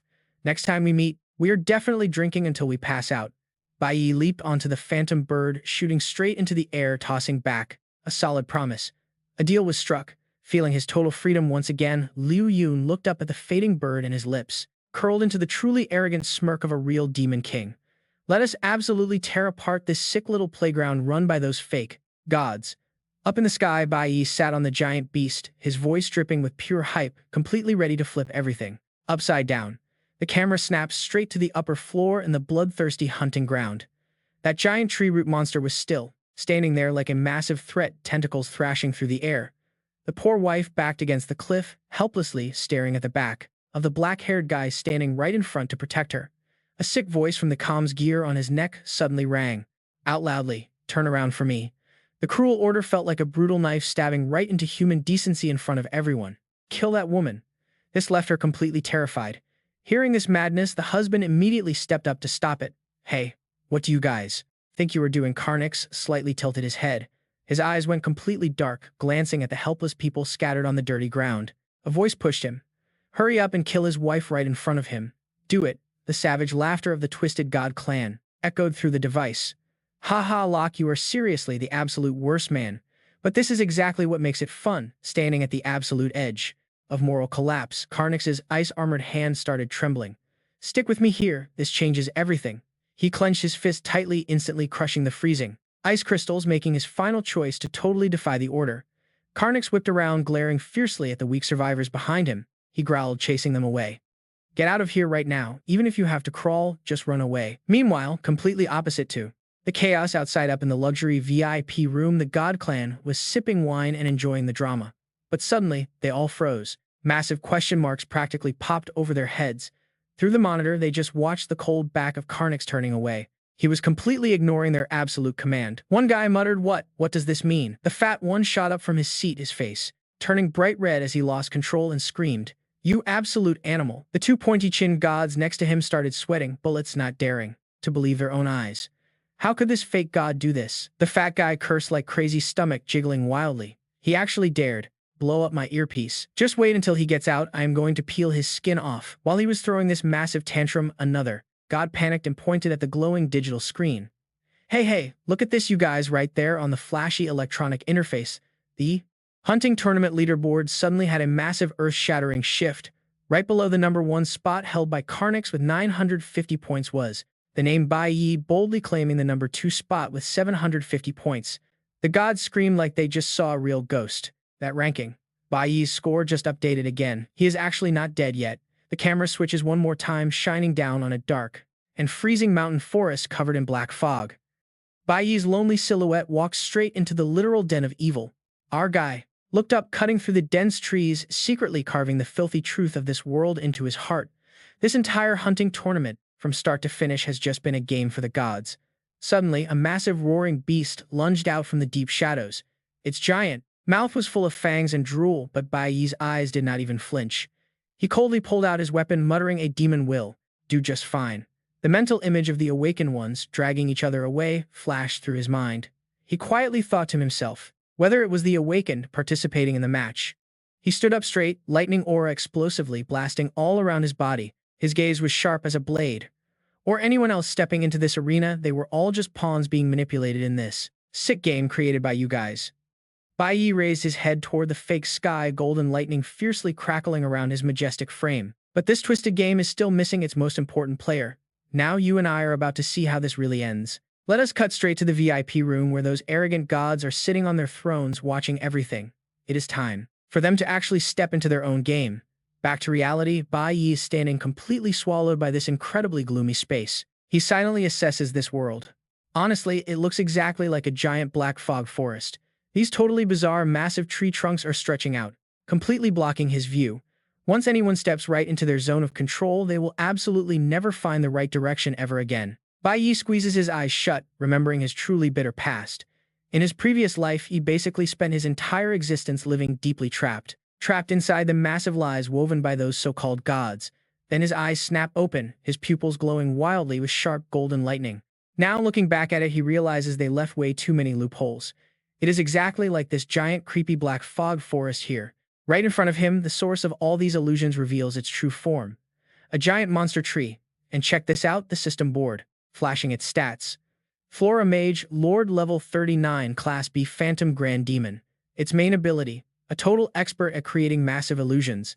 Get a close-up of this. All these metal tubes jammed right into its trunk, leaking this ridiculous green liquid, pumping raw power into it. Bai Yi just stares up at that mutated tree and calmly delivers his verdict. So you are the actual source of all this dark fog. He totally casually shoves his hands into his pockets, dropping a heavily sarcastic remark. Looks like you are just another absolutely pathetic tool, right? Just locked up right here by the gods to be used. But then out of nowhere, a super dark illusion from the past suddenly floods back in. We see the image of a young, panicked boy desperately shaking his little sister on a giant bed. "Xiao Yu, wake up. You gotta wake up." The little girl slowly opens her eyes, rubbing them sleepily. "Huh, brother, what is wrong?" The young boy's face is completely pale with absolute sheer panic. He grabs his little sister's hand and urges her. "Hurry up." He just yanks her out of bed and they run for their lives out of the room, following him closely. The two siblings literally hold their breath, hiding inside a dark closet. The second the door shuts, the little girl trembles and whispers, "Brother." The boy instantly covers her mouth, his face totally paralyzed with pure terror. He signals her not to make a single sound. But before he can even finish his warning, a truly creepy, deep demonic voice echoes from right outside. "Let me find you. Where are you, little brats hiding?" In that cramped dark space, heavy tears roll down the poor little girl's cheeks as she shivers uncontrollably. Then that massive demon, just totally dripping with pitch black aura, steps into view. He is gripping a massive heavy axe, looking absolutely terrifying. "Where did you hide?" The little girl's eyes go completely wide. Pure, utter terror hits her as she peeks through the tiny crack, silently screaming out, "Daddy!" And guys, the incredibly bloody scene outside is horrifying. Their father is collapsed right there, lying in a massive pool of blood across the luxurious floor. Absolute tears of pure, heavy despair spill down her face. She sobs in complete agony. Mom. Their mother's body is lying there too, her eyes still frozen in absolute sheer panic. A completely tragic fate collapsed with a fatal strike straight through her chest. Then a cold, sharp blade swings down ruthlessly, echoing with a truly painful scream. Ah no, wake up, please wake up right now. Lu Hei-yu hears that urgent voice pulling her right back to reality. She suddenly snaps awake from that deeply traumatic nightmare, still screaming her lungs out. Ah no, please. The scene instantly shifts right back to the intense hunting ground. Lu Hei-yu is heavily panting, resting right inside Bai Yi's arms. He actually reassures her super gently. You just fell straight into the dark fog's dream. But it is all fine now. She completely blankly calls out his name. Bai Yi. She is still super dazed with heavy drops of cold sweat running down her shocked face, still trying to process what happened. Holding Lu Hei-yu, Bai Yi gives a slight smile, his eyes intensely focused and perfectly steady. He stares straight ahead. His voice is calm but heavily loaded with absolute killer intent. It is over. Everything in this place is finally coming to an end right now. Up on the floating digital leaderboard, Lu Hei-yu's score just pops up. It is honestly a pretty modest little number, 250. But that makes the VIP room explode with crazy noise. One of the gods on his throne is cheerfully clapping and laughing. Oh, look at that. Her score finally showed up too. This game is insanely fun. The betting crowd is totally going to lose absolutely everything this time. He turns to his buddy, laughing with massive pure joy. This is way too fun. Everything is playing out exactly like the script you totally staged. The guy next to him totally adds fuel to the fire. Now even your little sacrifice refuses to listen to you anymore. Do you seriously still have the nerve to laugh? A fat god standing nearby goes totally silent, his face turning incredibly dark from the mockery. Pure anger hits his brain. He heavily clenches his fists and just screams, "Enough of this, I order you to activate the demon enhancement serum right now." And then, another god actually frowns, sounding genuinely worried. Enhancement. Wait, that stuff is way too dangerous. If we stimulate a Class B Lord like that, the consequences could be huge, but the fat guy just waves it off, his eyes bloodshot and completely violent. I do not care about winning anymore, I just want to watch those brats die a miserable death in there. Let us vote. There are 5 gods right here today. I want to see them try to survive. He literally growls, just glaring right at the screen with absolute bloodlust. Come on, you guys obviously want to see a much more brutally cruel performance. Right now, do you not? Those 2 laughing gods from earlier just shrug it off like it is absolutely nothing. Hey, if there is a good show, we obviously have to watch. Do you really not feel bad for your chosen player at all? The fat guy totally ignores the question, giving a cold order instead. Perfect, that is 3 votes already. Instantly, the giant pedestals right under the feet of those 3 gods split open, unleashing a crazy surge of energy.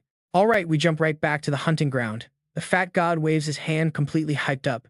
Release the beast. Let them get completely crushed. The other god just stays quiet, his eyes totally ice cold. Understood.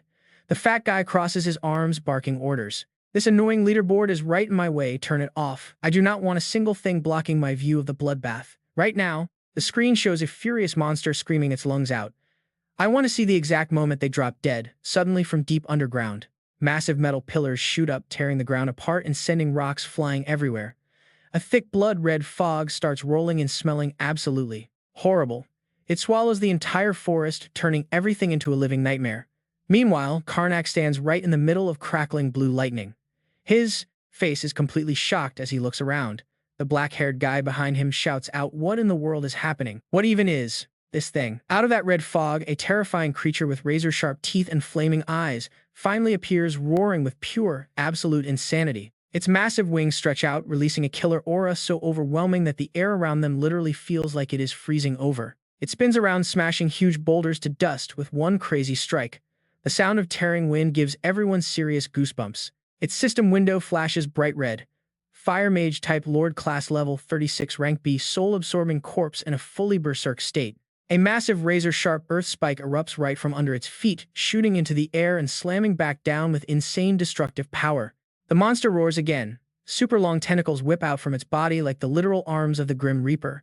Its total energy output explodes as streams of green energy rush right into it. Every single stat, attack, stamina, and elemental power shoots completely off the charts. The trees around it immediately start to wither, dying in a flash as it drains every last drop of life force from the area. Even the monster hordes nearby go crazy, tearing into each other just to survive the total chaos this one absolute beast is causing right now. Karnak braces himself. His entire body is wrapped in blue lightning, his eyes totally stressed out.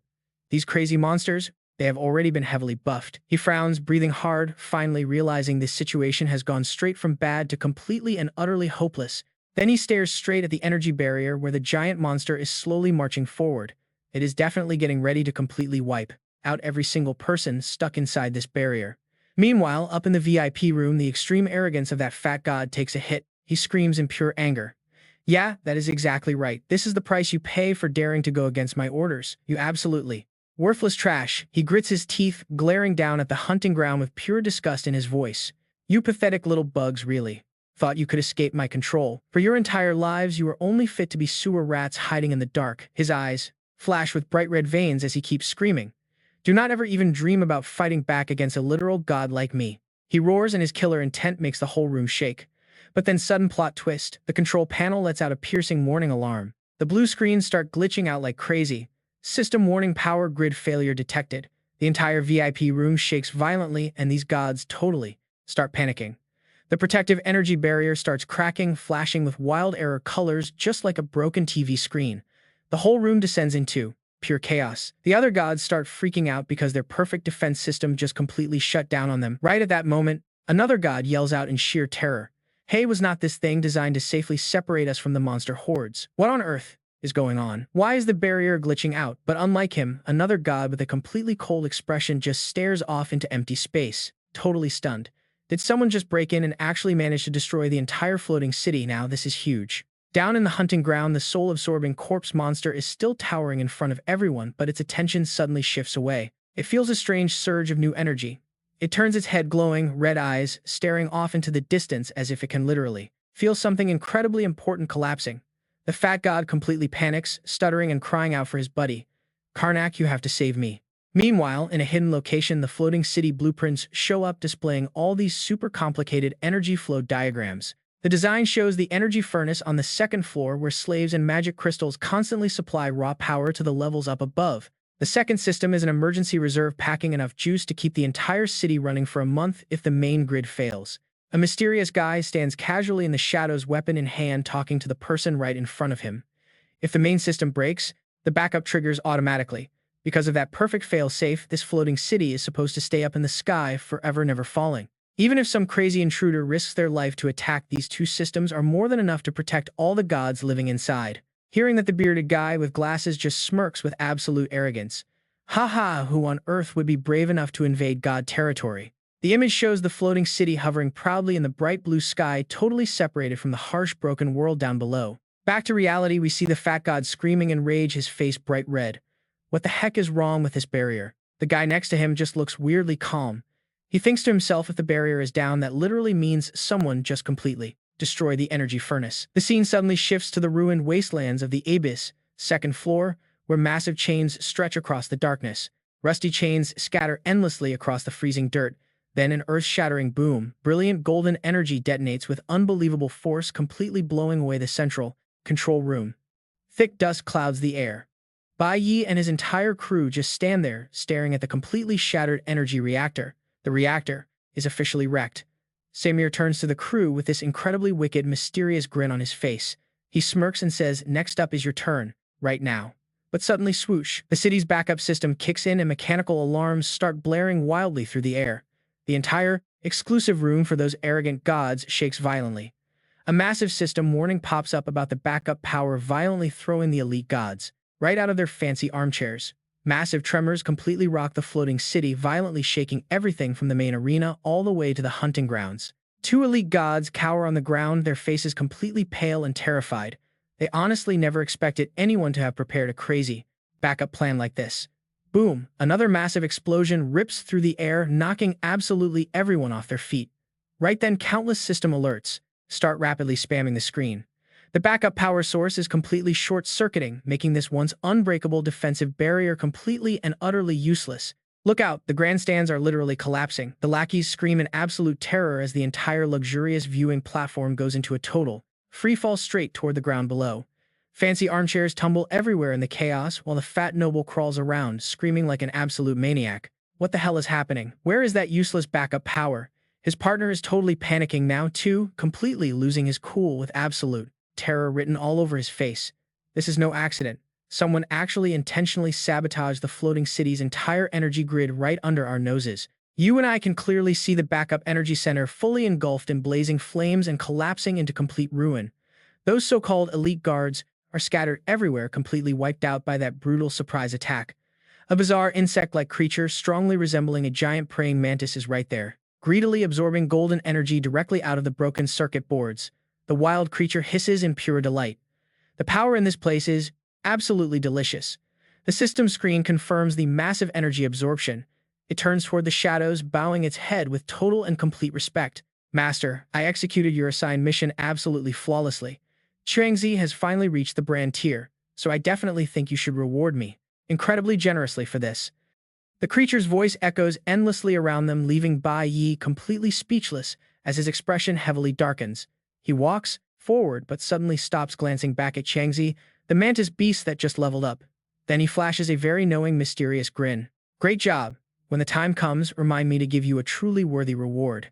He casually glances over at the recently defeated monster with pure ice in his voice. Don't get arrogant just yet. The single most important mission of all is still waiting for us just ahead. Chuangzi respectfully bows. Understood, Master. Meanwhile, Lu Heiyu just stands there, looking completely bewildered as the entire forest violently shakes around them. What on earth is happening right now? Everything in the area is totally spiraling out of control. The sky above them literally starts cracking wide open while all these bizarre little monsters completely lose their minds, howling and screeching in pure chaotic rage. And then suddenly that massive energy barrier trapping the hunting grounds vanishes completely into thin air. The few lucky survivors inside absolutely cannot hide their extreme joy. The barrier is finally down. Hurry, we can actually escape now. Without a single second of hesitation, they desperately start sprinting away from the lethal danger zone, cheering at the absolute top of their lungs. We're finally going to survive this. But meanwhile, over on the other side, that massive spirit-absorbing corpse monster suddenly rises up, its hulking muscular body looming right over those elite gods who crash down onto the dirt. The fat noble turns completely pale, trembling as he screams in absolute panic. Quickly signal the absolute nearest guild for immediate rescue backup. The terrifying beast unleashes a deafening roar. Its glowing red eyes lock instantly onto the fat guy, sending him sprinting away and shrieking wildly. Why? Why is this freaky thing only staring at me? Flailing his arms in pure, unadulterated terror, he frantically starts ordering his trembling guards standing nearby. You useless trash, help me kill it right now. Two of his guards are completely terrified, two hiding behind the broken chairs and frantically shouting out, Don't let that thing anywhere near the boss. If he gets hurt, every single one of us is totally dead meat. The beast doesn't hesitate for a second. It whips those razor-sharp iron chains right into the center of the chaotic crowd of terrified nobles. One guard desperately tries to hold his ground, bravely stepping in front of his boss. Even if this thing's level isn't super high, you still need to be extremely careful. Hearing this, the noble yells out in total confusion. Then the cloaked guard looks back with a deeply shaken expression on his face. Just look at this absolute mess. No matter how you slice it, there is only one logical explanation for this whole disaster. He takes a deep breath, his eyes narrowing thoughtfully. How long has it been since someone actually dared to stand up and violently fight the gods like this? Back down on the arena floor, the corpse monster is suddenly locked down tight by glowing magical chains. Its breathing grows super weak after taking that brutal hit. The fat noble instantly sees his opening, pointing his finger to the sky and screeching, Don't let it die fast. This incredibly pathetic animal almost killed me. He roars with absolute unfiltered cruelty in his eyes. I want this thing tortured slowly, bit by bit, until it finally drops, electrocuted right now. But right at that very moment, Bai Yi materializes directly behind the noble, watching the beast aggressively struggle against the high-voltage electricity. A sleek system screen pops up right in front of Bai Yi. Warrior core mode fully engaged. Gripping his sword tight, Bai Yi shoots the fat noble a perfectly mocking icy glare. Oh, you and I are just getting started. A violent blast of golden lightning smashes right into the monster, making it scream in absolute ear-piercing agony. Bai Yi stands there completely cold and judging this so-called powerful demon. Then we get a quick flashback to slaves wearing heavy collars, their faces twisted in pure pain, surrounded by arrogant elites. In the hands of this sick psycho, every single one of them became nothing more than his twisted, sadistic little toys. Meanwhile, back in the present, the fat guy completely shrinks back, screaming out in absolute despair. Oh yeah, keep blasting it. Bai Yi doesn't even flinch. Instead, his eyes start glowing with this deadly piercing green light. This monster is the absolute perfect proof of just how stupid and cruel your god clan really is.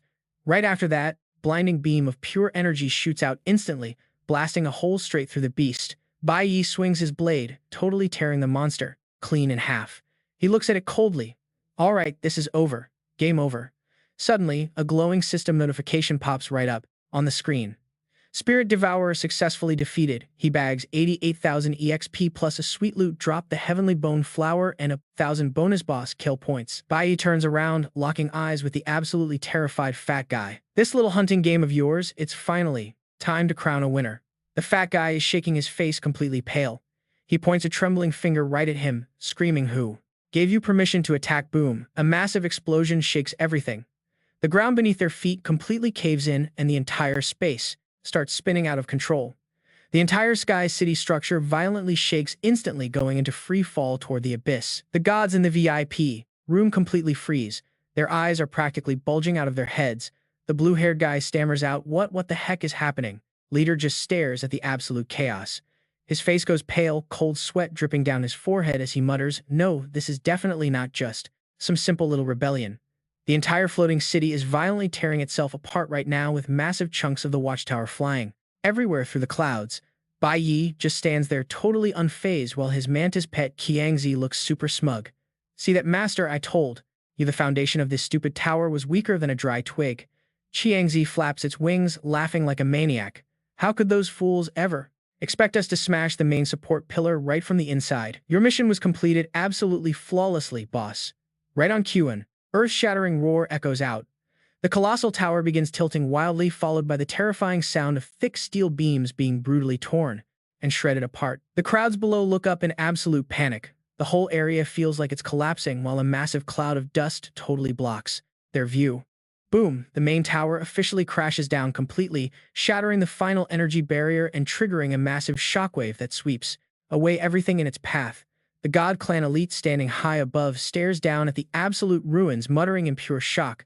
Those rebels did all this. Now watch closely. From inside the dust cloud, a massive wave of dark energy violently erupts. It brings this suffocating pressure as a giant shadow with torn wings and slick black scales finally reveals itself. It is a level 55 Demon Lord Cloud Dragon. Liu Yunlong Bai Yi stands right next to the giant dragon, his eyes literally glowing with lightning. This definitely isn't just some simple little rebellion anymore. He flashes a totally arrogant smirk. This is an official declaration of war against the God Clan's entire rule. The giant dragon furiously flaps its wings, its power sweeping across the space, blasting away absolutely everything in its path. That proud floating tower, yeah, it's just a twisted pile of scrap metal now, completely falling into the void. The gods up above look down in absolute pure terror. What the heck? Suddenly over the comms, a voice starts frantically screaming. "Squad 8, secure the backup power grids immediately. You need to figure out exactly what the hell is happening down there right now." AOE, the elite squad captain, quickly confirms the order. Then he turns right back to his elite unit and loudly barks out his command. "All troops get ready. Move out with me." The elite squad takes the order, quickly falling into formation, ready to dive straight into the heart of this absolute chaos. Down in the thick smoke, a dark shadow zips past faster than lightning. The God Clan soldiers only manage to see a black blur before pure, unfiltered panic hits them. What was that? The cloud dragon with its razor-sharp, terrifying eyes is staring right into their souls. Suddenly, a massive column of golden lightning violently strikes down from above, completely tearing the sky apart as it smashes right into the center of the battlefield. The fat guy points his shaking hand forward, stammering, "Davis, didn't you swear that the strongest monster in this place was only B rank?" The other guy is completely paralyzed, just staring blankly at the massive dragon currently dominating the entire sky. He's panicking inside, thinking, what the actual hell is that giant dragon? That is the exact same beast our ancestors threw everything at and still couldn't manage to kill. His eyes are practically shaking with absolute terror now. He stares at the monster, realizing the horrifying truth. This ancient nightmare has actually returned. Suddenly, a massive blast of golden lightning strikes the sacred monument, the glorious towering statue of the great Lord Catermos, completely. Their absolute biggest source of pride is blown completely to dust, while everyone watches in pure horror. The massive chunks start collapsing right on top of the crowd, making everyone run for their lives, screaming in terror.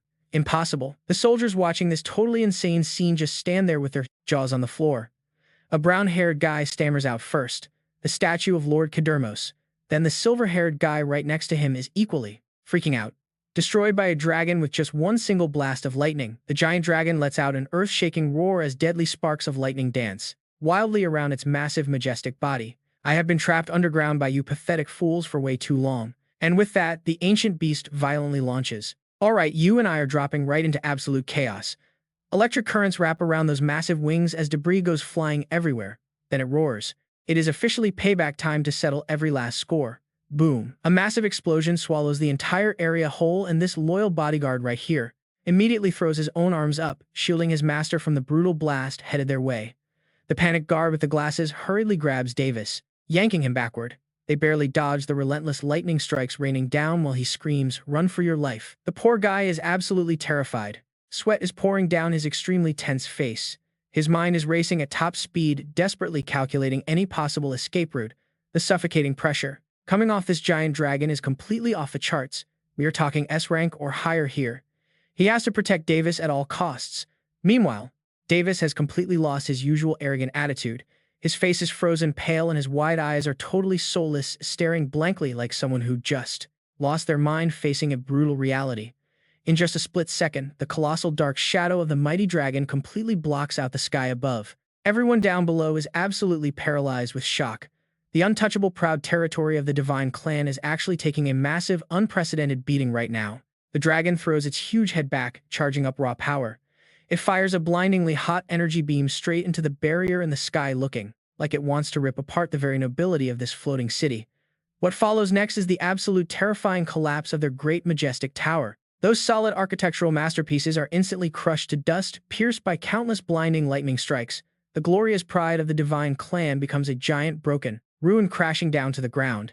Thick dust billows up into the air, signaling one bitter truth. Their untouchable home has been completely and utterly crushed. Right in the middle of that messy rubble, a blue-haired guy is so completely terrified that he just bursts into loud sobbing tears, screaming out. He is totally losing his mind in sheer panic. Shrinking down, he hugs his head tightly and dives straight behind the back of his poor coworker. He wails miserably, begging them to let him hide there. With tears filling his eyes, the guy stutters in absolute despair, looking completely ready to throw endless money away just to save his own skin. He yells, "Damn it, is there anyone out there who can kill that freaking monster dragon? I will pay 100 million right now." Hearing that completely absurd promise, his annoyed coworker frowns hard and shouts, throwing cold water on the idea. "Are you actually crazy? How on earth could anyone possibly defeat a monster like that?" They both look up in pure dread at the massive shadow. The dragon's overwhelming, terrifying form circles through the heavy clouds above them. Gritting his teeth, the guy whispers, "Unless the Divine Legion actually steps in themselves." Answering their pathetic trembling, the mighty dragon opens its blazing jaw. It lets out a majestic roar that practically tears their eardrums apart, violently shaking up the entire space around them. But wait, it actually gets worse. The magical seal shatters completely, and those giant, terrifying monsters that were locked away all suddenly flood out like a broken dam. The guards swing their weapons like absolute maniacs, screaming that the hunting ground beasts have broken loose. They yell to protect the Divine Clan at all costs. Right in the middle of this bloody chaos, the guard captain swings his heavy sword forward. Veins are visibly popping on his forehead as he screams for the defense squad to hold their battle formation. Over on the other side, through the dust, a purple-haired woman stumbles out of a totally jammed doorway. She leans hard against the cracked wall, coughing uncontrollably before darting her eyes around at the violently fleeing crowd. Her face is completely covered in dirt, but she still tries to keep her cool, asking if anyone got crushed by the falling debris. Right then, a super calm girl with gray hair steps right up beside her. She gives a light nod and says not to worry. Everyone standing around here is awakened, so they do not get hurt easily. Even so, a really heavy, mournful atmosphere is totally suffocating the lucky survivors. Right in the middle of all those scattered rocks, an animal-eared girl is sitting on the ground. She hugs her knees, sobbing her heart out. She just cannot stop the endless stream of tears falling down. Hiding her face in her wildly trembling hands, the girl breaks down completely and cries, "I just want to go home." That extremely traumatic escape totally broke her, making her lean onto her teammate's shoulder as she chokes back her sobs. She is drowning in regret now, swearing she never wants to set foot in this horrible place ever again. The guy sitting there gently wraps his arms around her to offer some comfort. His eyes look distant, absolutely filled with exhaustion, but he also sighs in major relief. At least they managed to survive, and somehow escape that nightmare hunting ground. Hearing his soft words, the girl just nods through her tears. Meanwhile, back at the epic center of destruction, where giant concrete slabs are violently crashing down. One by one, frantic screaming rings out again. Davis, hurry up and call the powerful divine legion. The incredibly panicked wealthy guy violently grabs his poor servant by the arm, shaking him like crazy. He demands to know when the divine legion is actually going to show up. He begs Davis to just say something. Completely ignoring those annoying, ear-piercing screams, Davis simply stands there, turning his back to them. With his hands calmly clasped behind him, he glares intensely at the crumbling stone walls. His sharp mind is already busy connecting the dots, destroying the divine territory, freeing the Demon King from the lowest floor. His eyes narrow with cold calculation. That usual annoying arrogance of his has fully been replaced by intense suspicion. This whole crazy incident was definitely a calculated sabotage targeting the entire upper class. No matter how you look at it, the rebel definitely infiltrated this tournament. Now here is the twist you and I have been waiting for. Over in a hidden corner, the heavy wind clears the dust, revealing a very familiar silhouette. Davis mutters under his breath, wondering who it actually is. Suddenly stepping right through that blurry dust, Bai Yi calmly lowers his hand from his face. Those sharp, cunning eyes of his are gleaming with his usual confidence. He casually points out the massive injuries covering Davis. High above them, the massive dragon Liu Yun hovers with its wings fully spread, proudly leading the freed monsters. Bai Yi looks straight up. He stares calmly. Get your allies out of here right now. The giant dragon lowers its gaze, staring down at this tiny but mysterious human. Its deep voice rumbles, coming with me. After causing such a massive disaster, the gods won't let this slide. Your trip down to the abyss will be exposed soon. Bai Yi just smirks, cracking a completely fearless, cunning smile in response. Relax. He turns his back to the beast, his jacket flapping wildly among all the falling debris. I have my own plans. From the second I joined this hunting tournament, I calculated every single move. Meeting you down in that abyss, that was just a pure coincidence. He glances down at those arrogant nobles from the God clan, running for their lives in absolute panic. His smile turns even darker. This God hunting game is truly just beginning. Next, he wipes his lip, his whole vibe completely overwhelming. This is exactly when my real revenge tour officially begins. Liu Yun laughs out loud, watching this guy with pure amusement. Ha, you really are an interesting human. I am finally starting to understand why Belphegor chose you. Completely ignoring the old dragon's praise, Bai Yi just tilts his head up, coldly rushing him. Cut the nonsense. Leave right now or the god army will catch you. Hearing about its sworn enemies, the dragon glares with furious bloodshot eyes, growling with absolute arrogance. Humph. What can the god army possibly do to me? It fully spreads its wings, soaring straight up into the gray sky, its voice echoing with heavy bloodlust. If I wasn't protecting my people today, I would gladly flip this entire floating city upside down with you. The giant dragon shoots a quick glance back at its twisted kin clinging tightly to its back, its anger mixing with deep sorrow. But they have already suffered way too much for my sake. Pushing off the thick dust clouds, the proud giant dragon and its followers fly away into the distance, leaving behind one echoing sentence. It really is time to leave. Liu Yun shoots incredibly high into the sky, piercing the thick clouds. Its powerful voice rolls down like literal thunder. Bai Yi, you finally let the demon clan see the true color of the sky again. The booming sound carries absolute joy. I, Liu Yun, will never forget this massive favor. I will always wait for your call. One day, leading a massive flock of monsters across the sky, the proud dragon roars out its final furious closing statement, aiming right at the symbol of the gods down below. Together we will completely overthrow their divine rule. You and I know he's plotting something huge. Standing among the ruins, Bai Yi watches the dragon fade away, his lips curling into a deeply confident smile. See you later, Liu Yun. Meanwhile, in another corner of the ruins, an invisible power suddenly strikes. The glowing red system panel flashes text right in front of us. Star Mage skill. An incredibly unlucky monster who hadn't even tasted a single second of freedom gets completely crushed to the ground by massive gravity, only having time to scream miserably. Roar. The source of that insane attack is a green-haired young guy. He reaches his hand forward, completely exhausting his magic power and yelling out loud. Super heavy pressure. After taking out the monster, the green-haired guy grabs his chest and coughs hard, his forehead dripping with sweat, quickly bowing down. With a hand on his chest, nervously checking on the terrified noble jerks hiding right behind his back. Are you two noble lords? Okay. The two nobles sigh in relief, eyes popping at the monster pace on the ground, voices still violently trembling because they simply cannot believe their eyes. The monster just died like that. It's actually dead. Snapping back to reality, one of them instantly kicks his cowardly partner right out of the way, lashing out in absolute anger. You useless trash. That monster almost jumped right onto me. Meanwhile, the other noble turns to the green-haired guy acting completely superior and praising him. "Hey kid, you actually did pretty good there." The green-haired guy sweats bullets, just awkwardly replying, "Thank you so much for the praise." The noble smooths out his expensive clothes, his face scrunching up, like he just swallowed a lemon, muttering bitterly about being utterly humiliated. "Making me lose face in front of a commoner like this. I totally lost my absolute dignity. This hunting tournament has caused way too many losses, while these fools are busy crying over their own fragile egos." The green-haired guy looks up at the massive hole blown right through the sky, dust drifting lazily, thinking in total exhaustion. Destroyed to this insane level, I seriously wonder if this floating city can even be rebuilt. At the exact same time, standing completely tall, amid the ruined smoke, Davis keeps his hands firmly behind his back, his expression completely cold and unchanged. The bodyguard, wearing glasses, quickly grabs a walkie-talkie, instantly trying to contact the surviving troops. The guard's finger presses down hard on the old device's button. Static noise sharply crackles right through the totally quiet space. Receiving the final update, the glasses guy turns to report the situation directly to Davis, using a totally flat robotic voice. All monsters in the area have now been officially cleared out. The giant dragon has finally flown past the Holy River border. The God Army has already begun their pursuit. Davis seriously doesn't even care about. But here is what you and I need to catch. Davis completely ignores the escaping dragon, his eyes sharp as literal knives. What about power? The radio in the guard's hand violently crackles again. Teammate reporting in. The backup power system has been fully restored.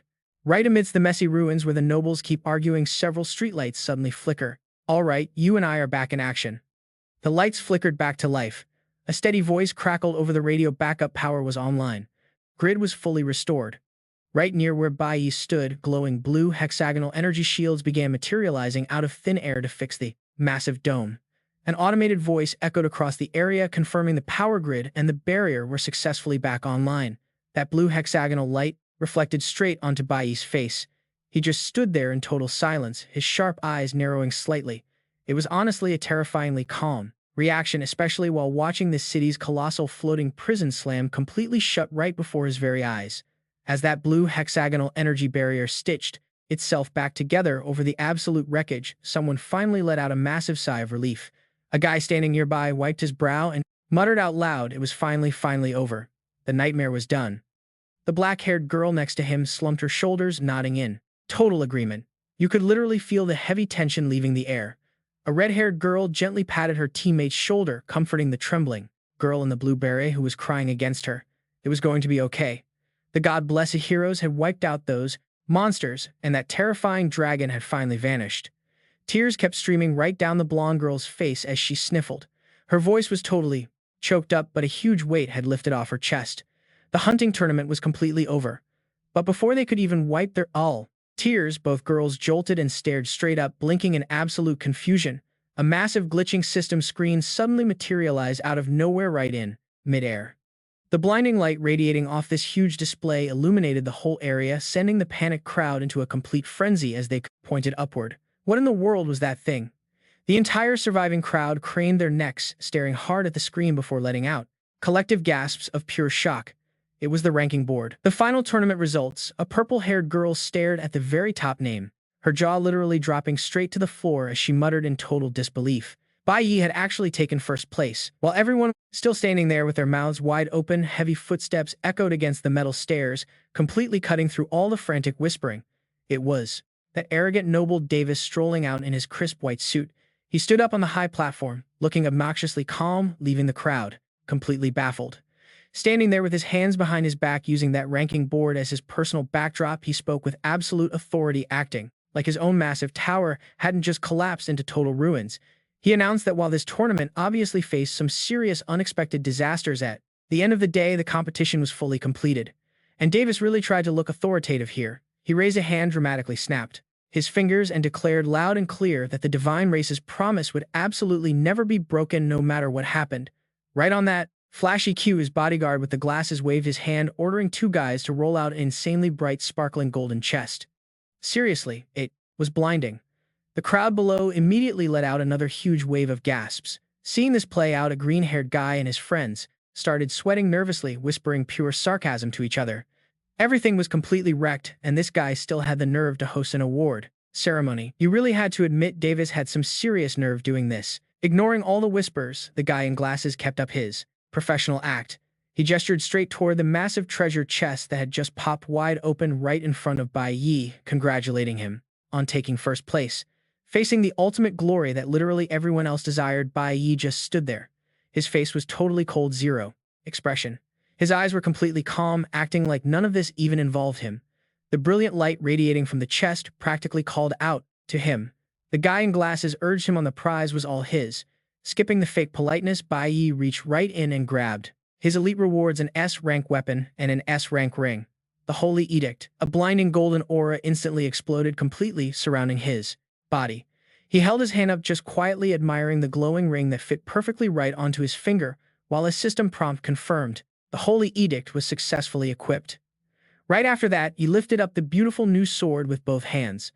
The blade was wrapped in these swirling trails of golden magic that looked absolutely unreal. Then, with one quick and decisive motion, Bai Yi flicked his wrist, casually swinging the blade through the air. His badass aura completely overwhelmed every single person standing in the crowd. Sure, he looked totally unfazed on the frest outside, but honestly, a quick flash of surprise actually crossed Bai Yi's mind as his eyes narrowed in deep thought. It was actually this exact weapon. Now here's where you and I need to pay attention, because the camera suddenly shifts over to the industrial power station area. Over there, a stern voice was reporting the main power grid had finally been brought back online. A commander in a black trench coat walked coldly past all the medical teams, giving first aid to the wounded, starting to hand out some new orders. The floating city had temporarily restored its basic operations, so he ordered his men to do another sweep for any remaining casualties. His soldiers instantly snapped to attention, shouting their confirmation before scattering to search around the main transformer platform, which was still sparking with leftover electricity. The commander stroked his chin, frowning deeply as he carefully analyzed the destroyed equipment. This was definitely the aftermath of a monster attack. But why in the world would monsters deliberately target the power grid? Was this really just some random monster invasion or something worse? Right then, his dreadlocked bodyguard ran a black gloved finger lightly over a perfectly smooth cut on a chunk of severed metal. Something wasn't adding up. He looked up, his sharp eyes immediately shooting down his boss's theory. No way, just take a closer look at this completely clean cut right over here. This was definitely the work of summoned beasts. That attack on the power grid, not a random glitch, but a highly calculated move. His eagle-sharp eyes narrow, piercing straight through the thick fog of chaos. You and I are about to witness absolute madness unfold here. He slowly stands up, staring at the massive steel skeleton of the Grand Tower. Now it is just a hollow, lifeless shell. He mutters to himself. Something is seriously wrong here. A massive secret hidden deep inside his mind finally slips out into the open. Amid his chaotic thoughts, he realizes something huge. In his past life, the Sky Tower never collapsed like this. Golden light suddenly flashes. The sword illuminates the entire space around him. In the distance, those two girls are still lingering, absolutely mesmerized by the glowing silhouette. Bai Yi stands there, radiating power with his prestigious reward. The short-haired orange girl frantically casts healing magic on her injured friend. She nods in pure awe. An S-rank weapon is literally a national treasure. This is the first time she has seen one, up close and personal. The black-haired girl next to her stares curiously at the glowing blade, muttering about how incredibly sharp it looks. Meanwhile, in another corner, the green-haired guy and his two goons stand with their arms crossed. Their faces are completely twisted with rage. They glare daggers at the reward podium, absolutely boiling with extreme jealousy. The guy's eyes are completely bloodshot, shooting sparks of pure frustration. He grinds his teeth together hard, bitterly cursing the name of the guy who stole his spotlight, Bai Yi. His mind angrily rewinds. Back to the hunting grounds, watching the dark monster collapse. He stews in bitter rage. All of this loot was supposed to be his. He remembers pouring every ounce of his strength into fighting that fiery beast, while the fat guy just stood back and barked orders, screaming at him to shock it, making all his hard work completely useless. He sulks. He was totally ready to deal the final blow to that Lord-tier monster. Wiping a fresh streak of blood from his lip, his face completely contorts into an ugly mask of anger. Furious. Yet you swooped in and completely stole my thunder. The memory of that white blur snatching the prey right under his nose, it makes him grind his teeth in pure hatred. Whether it was showing off for the divine race or grabbing the S-rank weapon. Snapping back to reality, the green-haired guy clenches his fists tight. He steps forward, his face completely clouded with deep, vengeful hatred. You ripped everything right out of my hands. Ignoring the fiery glares aimed at his back, Bai Yi casually stands there, spinning the hilt. Golden magic dances around the blade, perfectly highlighting his arrogant indifference. But wait, you and I can see his eyes suddenly shift focus. A flicker of genuine surprise crosses his gaze as he realizes the true origin of the item. He thinks to himself in utter disbelief. It is actually this exact weapon. Suddenly shattering the silence, Rock totally loses his mind, viciously kicking the unlucky black-haired kid in the back, cursing up a storm at him for being in the way. Damn it, he does not stop there, violently stomping all over the poor victim. Absolutely merciless. He kicks and howls like a total maniac. You idiot, why do you not just drop dead and get out of my sight? You literally hold a divine gold tier class, yet you could not even beat some useless trash who crawled out of the countryside. What did I just tell you? Rock keeps throwing heavy, brutal kicks down onto the defenseless kid, making an absolute mess of the floor. Blood everywhere. He snarls a dark threat about losing first place. The fat guy's eyes roll back, completely bloodshot and furious. His fierce face, like a literal demon screaming right into the loser's face. Just rot in there and die, you absolute piece of trash. Rock pants heavily. Sweating buckets and fuming, he curses nonstop, incredibly bitter over his lost cash. You useless garbage. You just made me lose an absolute fortune. 100 million down the drain. Right when the kid is about to be beaten half to death, Davis speaks calmly from the high platform. His voice is not loud, but the pressure is insane. Rock, stop it right now. The surrounding crowd stares wildly at the brutal scene, pure panic in their eyes. The brown-haired guy acts all high and mighty. People are watching us. Show at least a little bit of restraint. The fat guy freezes. He turns his head up to the high platform, fiercely growling the name of the guy barking orders. Davis. Dropping any initial respect, the enraged fat guy yanks the kid's hair straight back. Grinding his teeth, he boldly challenges the man up high. Look very closely. He is my exclusive, divinely blessed servant. Whether he lives or dies is entirely up to me. Still gripping his underling's hair, he points right at Davis, then jerks his chin toward Bai Yi, bitterly yelling. Relying on that country bumpkin and his cheap little tricks. Just to beat me. You really think that lets you step all over me? Drag into this drama? Bai Yi simply turns his head slightly. He shoots a cold, sharp glare at the fat guy, quietly muttering the name Rock Kim. The battered kid is wearing a heavy locking collar around his bruised neck. Rock keeps making total excuses for his pathetic failure. If this had been a fair, straight-up fight, how could that punk ever stand a chance against my Gannicus? Hearing those bitter jabs, Bai Yi's eyes suddenly flash with a clear hint of genuine amusement. He side-eyes the screaming man like he is watching a clown performing a cheap trick. Up above, the brown-haired Davis half closes his eyes in thought. His casual voice slowly repeats the name with heavy calculation. Gannicus. Not bothering to argue anymore, Davis begins lowering his massive standing platform down. Spreading his arms wide, he drops a bombshell decision that completely freezes the fat guy in his tracks. Then let us just have them fight. A direct match right here. Rock panics, blurting out in shock. Huh. With an absolutely undeniable face of pure authority, Davis prepares to speak. Watch this. His voice cuts the crowd. In the Divine Son's name, I demand one extra match. An awakened duel. Everyone's eyes instantly lock onto the battle lines. Davis points straight at the ruined rubble, shouting coldly. The two fighters stepping up by Yi and Gannicus. Davis's mouth twists into a super nasty smile.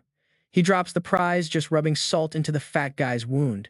The winner gets the 100 million I just won from Rock Kim. The crowd goes absolutely wild, hearing this insane decision. Two guys in suits stare in pure shock. Wait, what? A brunette girl frantically grabs her teammate's sleeve, completely terrified. An awakened duel, making Bai Yi and Gannicus fight one-on-one. Up on the platform, Davis turns away with his hands behind his back, flashing a dangerously twisted smile. He's sick with excitement. I am genuinely curious. Meanwhile, staring through the thick dust of the ruins, Davis locks his cold eyes onto the fearless kid standing below. The ruler's golden brown eyes narrow, trying to pierce right through his perfect mask. Just how much power are you hiding? Bai stays completely silent, looking relaxed as the wind whips his coat.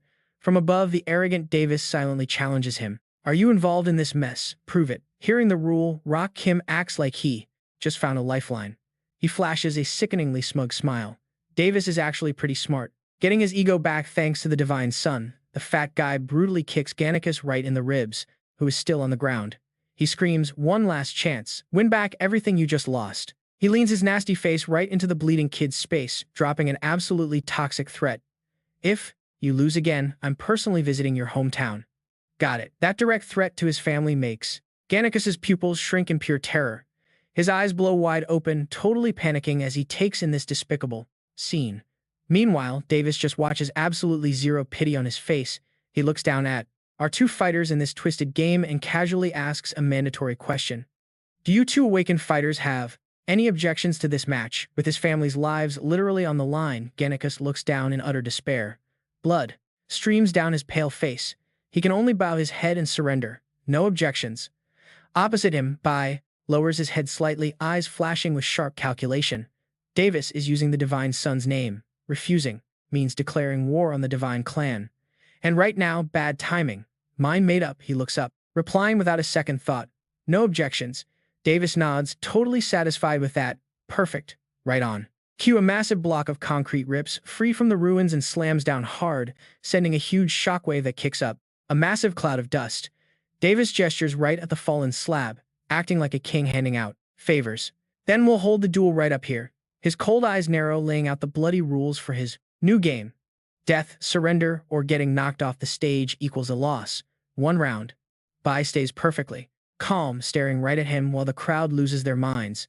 Are you kidding me? They're actually gonna fight right here? Lu Heiyu hides in the back, clutching her chest. She stares at his back, anxious, biting her lip. Bai Yi. As Bai walks past, Davis lowers his platform, speaking in a creepy tone. Right. Bai Yi. A lot happened in the Sky City today.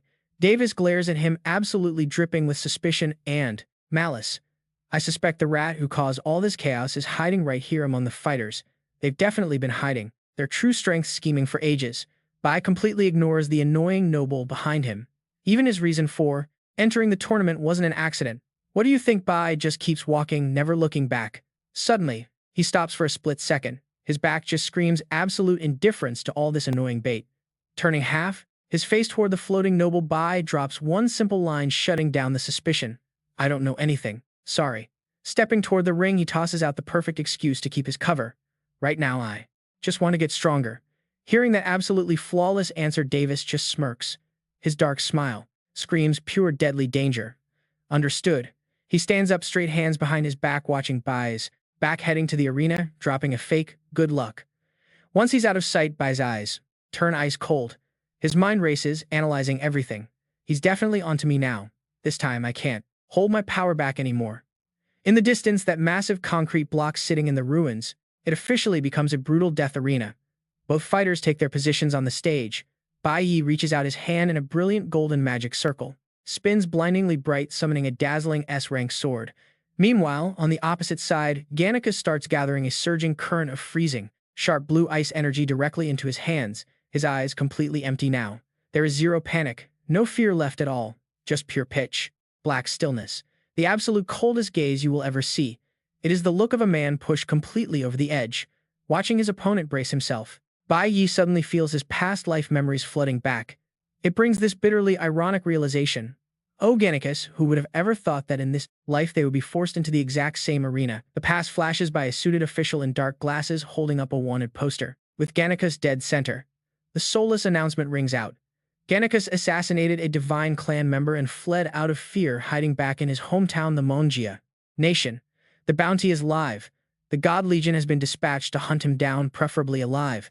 This incredibly cruel order echoes against the beautiful, strangely peaceful mountains and rivers of Monjia. But there is a catch. If the target puts up any kind of resistance, they are cleared for execution. Back in those past life memories, Bai Yi stands tall on a thatched roof wearing his full assassin cloak. His arrogant, freezing silhouette stares down at Gannicus, who's totally slumped over a wooden table below. Back then, the old Gannicus looks completely miserable. Unkempt beard, a single tear rolling down his cheek. He grips a liquor bottle and lets out a painful, bitter laugh. Wow, you guys got here incredibly fast. Bai Yi says absolutely nothing. He just holds up a glowing blue holographic map device right in front of him. His flat voice reveals the brutal truth. Everyone exclusively blessed by the Divine Clan has a tracker implanted deep inside their heart. Running away is completely pointless. Gannicus slams his liquor bottle hard onto the table. He looks totally defeated, like a man giving up, feeling utterly helpless yet somehow subtly relieved. Of course, in this entire world, nobody can ever truly escape from the tight grip of their divine hands. Suddenly, violent blue lightning bolts start surging. The electricity coils intensely around his arm, resting on the table, signaling a blood-soaked final battle to the very end. If death is absolutely certain past life, Gannicus decides to explode with his maximum potential. Blue lightning wraps entirely around his body alongside an ice-cold chain sword. He grinds his teeth. With extreme determination in his eyes, he forces out one final desperate sentence. If that is the case, dying right here at home is better. Facing that hopeless resistance, the Bai Yi of the past just stands towering over him like a descending god. The blade in his hand radiates a brilliantly fierce golden flame, totally ready to crush any foolish opposition. The scene suddenly shifts toward another equally brutal memory. Down in the pit, a massive dark green giant mantis is absolutely tuse, going crazy, ripping into its bloody prey. Above it, you can hear the wild, excited screaming of those despicable nobles. Rip it, bite it to death. Rock Kim and another overweight guy are just chilling there in floral shorts. Holding cold drinks in their hands, they laugh hysterically like complete maniacs, pointing down at the deathmatch below. Get up, you stupid trash. Right in the middle of their twisted fun, a subordinate bows respectfully and reports to the fat man. My Lord Bai Yi of the God Legion has successfully landed on the island. The guy just smirks, answering with his totally dismissive attitude. Got it. Oh, right. The fat man Rock Kim strokes a leaf in his hand, letting it drop with the most sickeningly twisted smile, showing zero respect for human life. Hey, do you want to place a little bet with me? Let us see who ends up losing their life. Later today, flashing back to that old deadly clash right there on the cracked barren ground. Two massive surges of power, one freezing blue, one bright gold, collide violently. The killing intent hits the sky, neither fighter backing down a single inch. Bai Yi coldly glides right past the icy defense of Gannicus. The memory echoes with pure twisted irony. When they faced off in their past lives, Bai Yi was the one standing squarely on the side of the gods. As a holy warrior of the God Legion, he watched Gannicus. The rebel's silhouette back then looked incredibly lonely and deeply tragic. Bai Yi quietly remembers it all. Gannicus was the hunted fugitive, the guy forced to stand completely opposite to the divine beings. A total outcast. Bai Yi lowers his eyes now. They carry this painful streak of late regret deeply buried since that previous lifetime. It really hits him hard. Back then, he never realized a terribly bitter truth. You and I can see it now, those disgusting smiles of the nobles perfectly overlapping. With the image of these two fighting to the death, he painfully understands that to those elites above, both of them were nothing but cheap entertainment. Just meaningless bugs meant to be stepped on for fun. Snapping back to the cruel reality of the crumbling concrete arena, Gannicus is now completely encased in spiked ice armor. His killer aura absolutely explodes. He is completely locked in, perfectly ready for a brand new battle to the death. Bai Yi swings his golden sword up into a fighting stance. His eyes flash with a mocking glare at their twisted fate.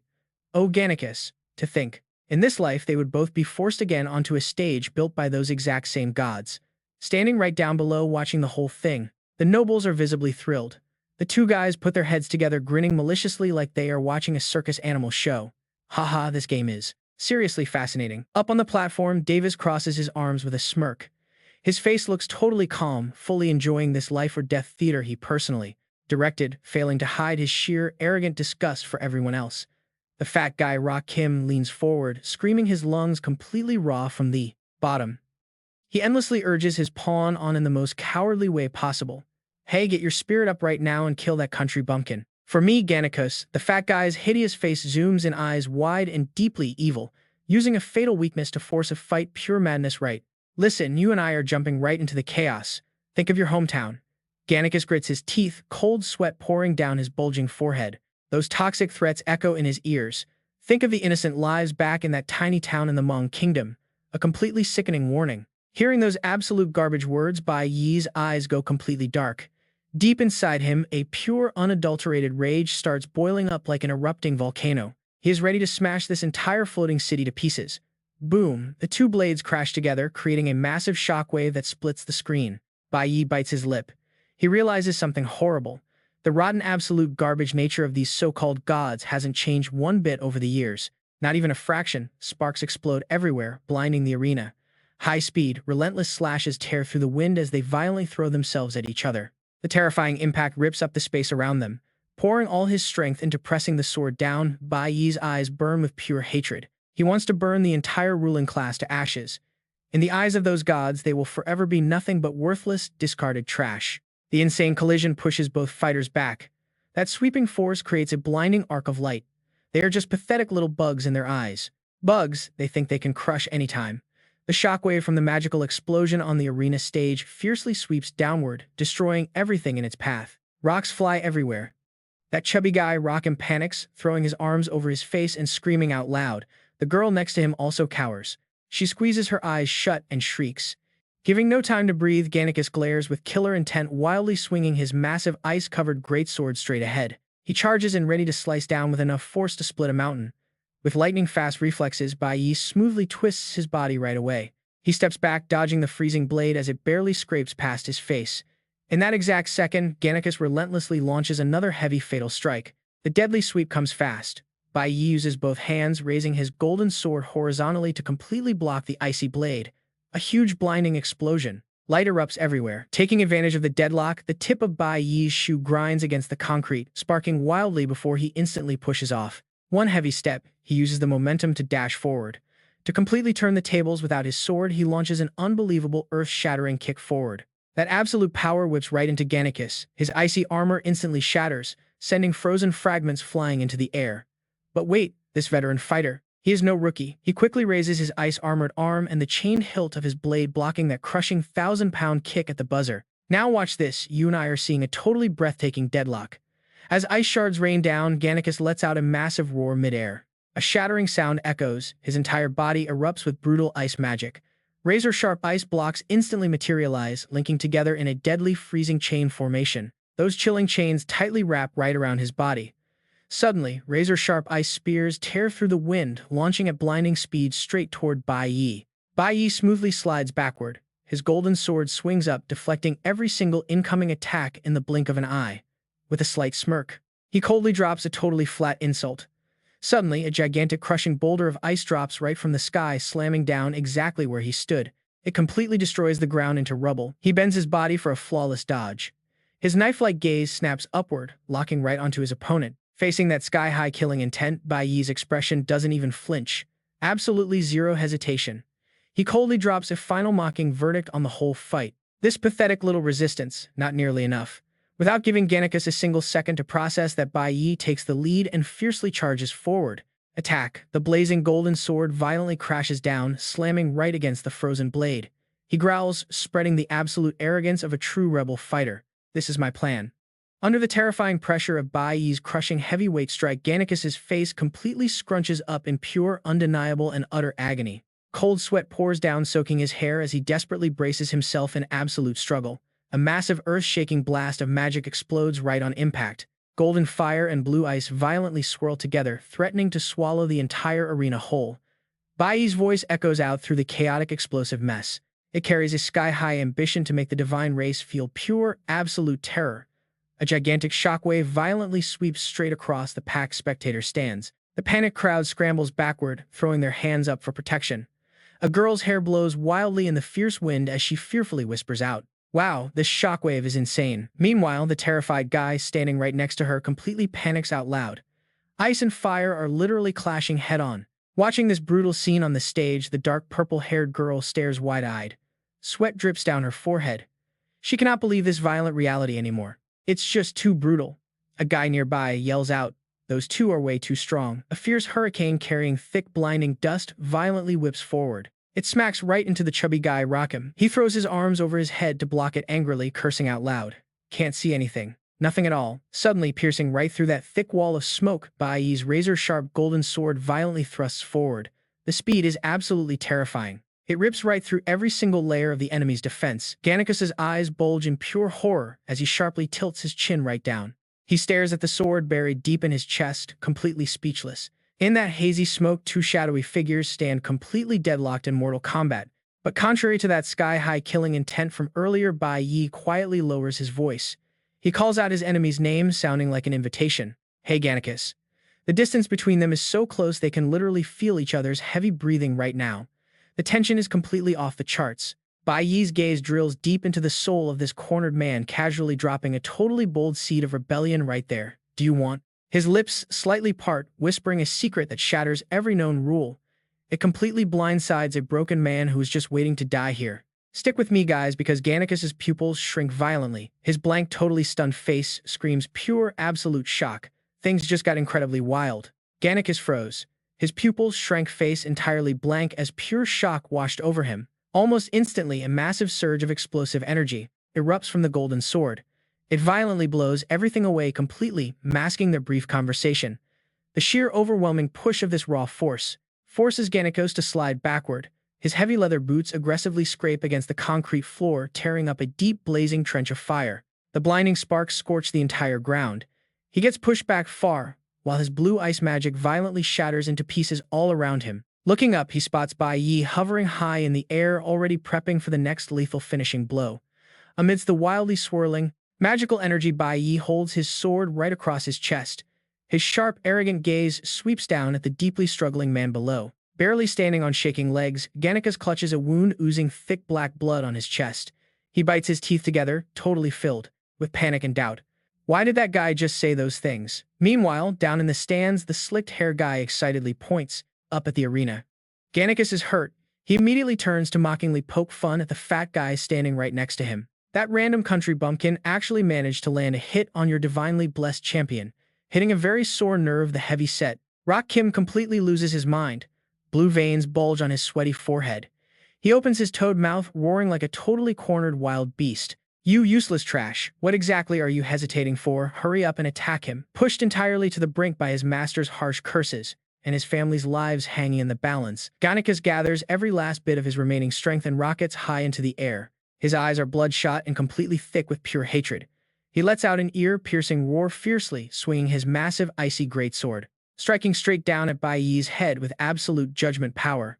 From afar, the deeply pathetic voice of Rock Kim echoes right into his eardrums as he watches his puppet risk everything. Yes, exactly like that. Kill him. But this totally desperate life-or-death attack is flawlessly countered. Bai Yi swings his golden blade upward, decisively blocking the massive strike with absolute ease. The intense clash violently echoes, sending a massive shockwave, shaking the entire space. Gannicus widens his eyes in sheer panic when he sees his own heavy weapon getting knocked wildly backward. Now you and I know what happens when you leave a fatal opening like that. Standing below in the rubble, Rock Kim furiously stomps his feet. He throws his arms out, screaming his lungs out in absolute despair and extreme bitterness. You cannot even be a miserable country bumpkin. Not too far away, the buzz-cut guy nervously watches the brutal match while dripping in cold sweat. He mutters his assessment. This is honestly the very first time I have seen Bai Yi risk his life fighting evenly against a divinely blessed warrior. His friend beside him flashes a faint grin, adding a highly practical reason. Well, at the end of the day, the grand prize is 100 million. Powerfully swinging the glowing golden sword in his hand, Bai Yi strikes down with everything. His eyes flash with determination and a bit of greed to perfectly sell the act. You could not spend this money in lifetimes. A deafening crash rings out as the golden blade chops straight down.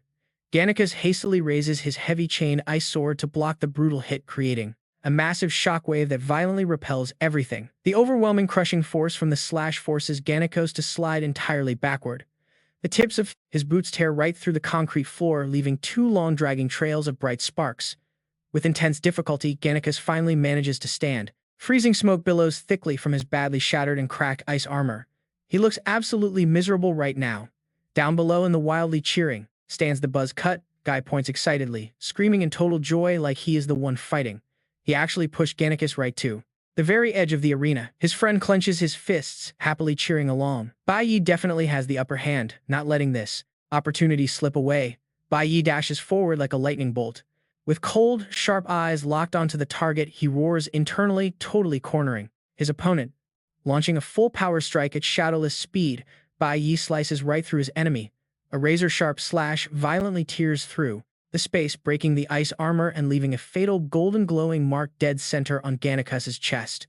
Watching from a distance, the heavy Rock Kim rolls his eyes back. His bloodshot eyes and completely twisted face freeze in pure shock. Is over. His lips tremble, hissing every bitter word. You black blood suddenly pours from the massive wound.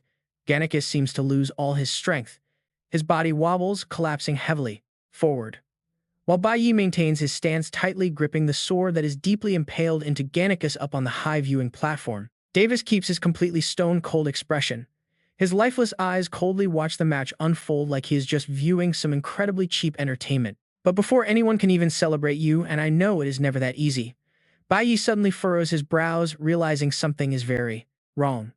This is not right. The collapsing body of Gannicus suddenly transforms into a completely transparent ice statue. A glowing system panel intensely flashes, warning of a triggered skill. White Ice Skeleton Warrior. Right at that exact moment, the real shadow of Gannicus suddenly violently tears through the space, jumping out from right behind the icy statue. A freezing deadly aura blows directly onto the back of Bai Yi's neck. The fatal strike approaches way too fast. Bai Yi's pupils shrink sharply. He wildly glances over his shoulder, clearly sensing the horrific blade of death rapidly swinging closer. With a roar that tears the wind, Gannicus channels every bit of his remaining strength into a devastating upward slash. This terrifying power, boom! Bai Yi gets launched straight into the air, completely losing his footing. The entire stadium holds their breath, eyes glued to the arena. The massive arena shakes. Bai Yi's tiny figure is launched into the air, hovering right on the edge of a deadly drop. And the crowd, they absolutely explode. A buzz-cut guy's eyes practically bulge out as he screams. Bai Yi is thrown out of the ring. Gannicus wins the match. Completely expected from someone blessed by the gods with a B-rank gold class. His buddy standing right next to him is just as hyped up. It's his first time seeing a real clone's skill in action. Meanwhile, a brown-haired guy just smirks, crossing his arms with this incredibly smug look. He drops a sarcastic compliment. Honestly, for Bai Yi, to even survive this long is wildly impressive.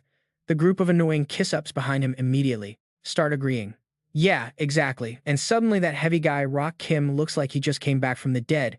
He grabs his sides and starts laughing like an absolute maniac, completely rubbing it in. Look, I told you so. But his ridiculous gloating smile doesn't actually last very long. Davis's eyes suddenly go completely dark. He stares sharply at the arena, cold and calculating. It's like he just noticed some kind of hidden trick. Wait for it, right on the edge where everyone thought he was falling. Bai Yi flips his body with absolutely insane agility and ridiculous perfect timing. He slams one hand down instantly, stopping his momentum, and lands perfectly back on the stage. The entire crowd goes completely silent in pure shock. Across from him, Gannicus is gasping for air. Blood is still dripping from his chest wound. He just lets his arms drop, looking totally drained, like a man completely out of hope. Bai Yi stands up, grabbing his chest to fake some pain, but inside, he is incredibly suspicious right now. Gannicus looks like he went all out, but during the actual fight, he kept actively avoiding any fatal hits, playing it way too safe. He even intentionally left himself wide open multiple times. Bai Yi looks deep into his opponent's eyes. They are way too calm for a death match. And that's when Bai Yi realizes the bitter truth behind this entire fake fight. Is Gannicus losing on purpose? Why would he even do that? While stuck in his messy thoughts, Bai Yi just stares forward and speaks up loudly. The guy, blessed by the gods, is clearly on another level. He takes it one step further. He actually just calmly throws away his own life with 3 words, saying he lost the fight entirely. Bai Yi looks down. Memories from his past life violently crash back into his mind, tearing at his heart. Back then, he just didn't understand. The flashback hits hard, their final battle from his past life. Bai Yi had pushed past his limits, swinging his glowing golden sword with everything he had. It was a hopeless struggle. Back then, Gannicus unleashed his ultimate white bone ice armor technique to counter every strike. Bai Yi just stares silently. He looks at that unyielding phantom memory. In that timeline, Bai Yi was literally leagues above Gannicus in pure level. But it didn't even matter. He rushed in like a madman. He launched fatal earth-shattering attacks that sliced through the air, yet he still could never fully take him down, never totally defeating him. That past version of Gannicus was covered in horrific wounds, but he stood completely straight, standing tall like an unbreakable mountain, blocking his enemies perfectly. Bai Yi bitterly realizes the truth. Gannicus never once planned on running away. He just stood there, ready to fight to the bitter end, fighting him until his very last breath. The ear-piercing sound of clashing weapons echoes across the entire battlefield. This insane death match just drags on, for hours. Right until sunset, the dying light paints the fiery sky of the Manhwa kingdom blood red. Bai Yi coldly stabs his massive sword straight into the dirt. He stands over the fully exhausted, collapsed body of Gannicus. Blood just keeps pouring freely from his massive wounds. Gannicus's eyes are completely glazed over, but he looks strangely peaceful. And Bai Yi, he was so foolishly arrogant back then, thinking he had won, thinking he finally found a fatal opening to take him down. But right as he turns around to haul the body away, a loud noise hits. A massive ship horn blasts from the distant harbor, echoing loudly in his ears.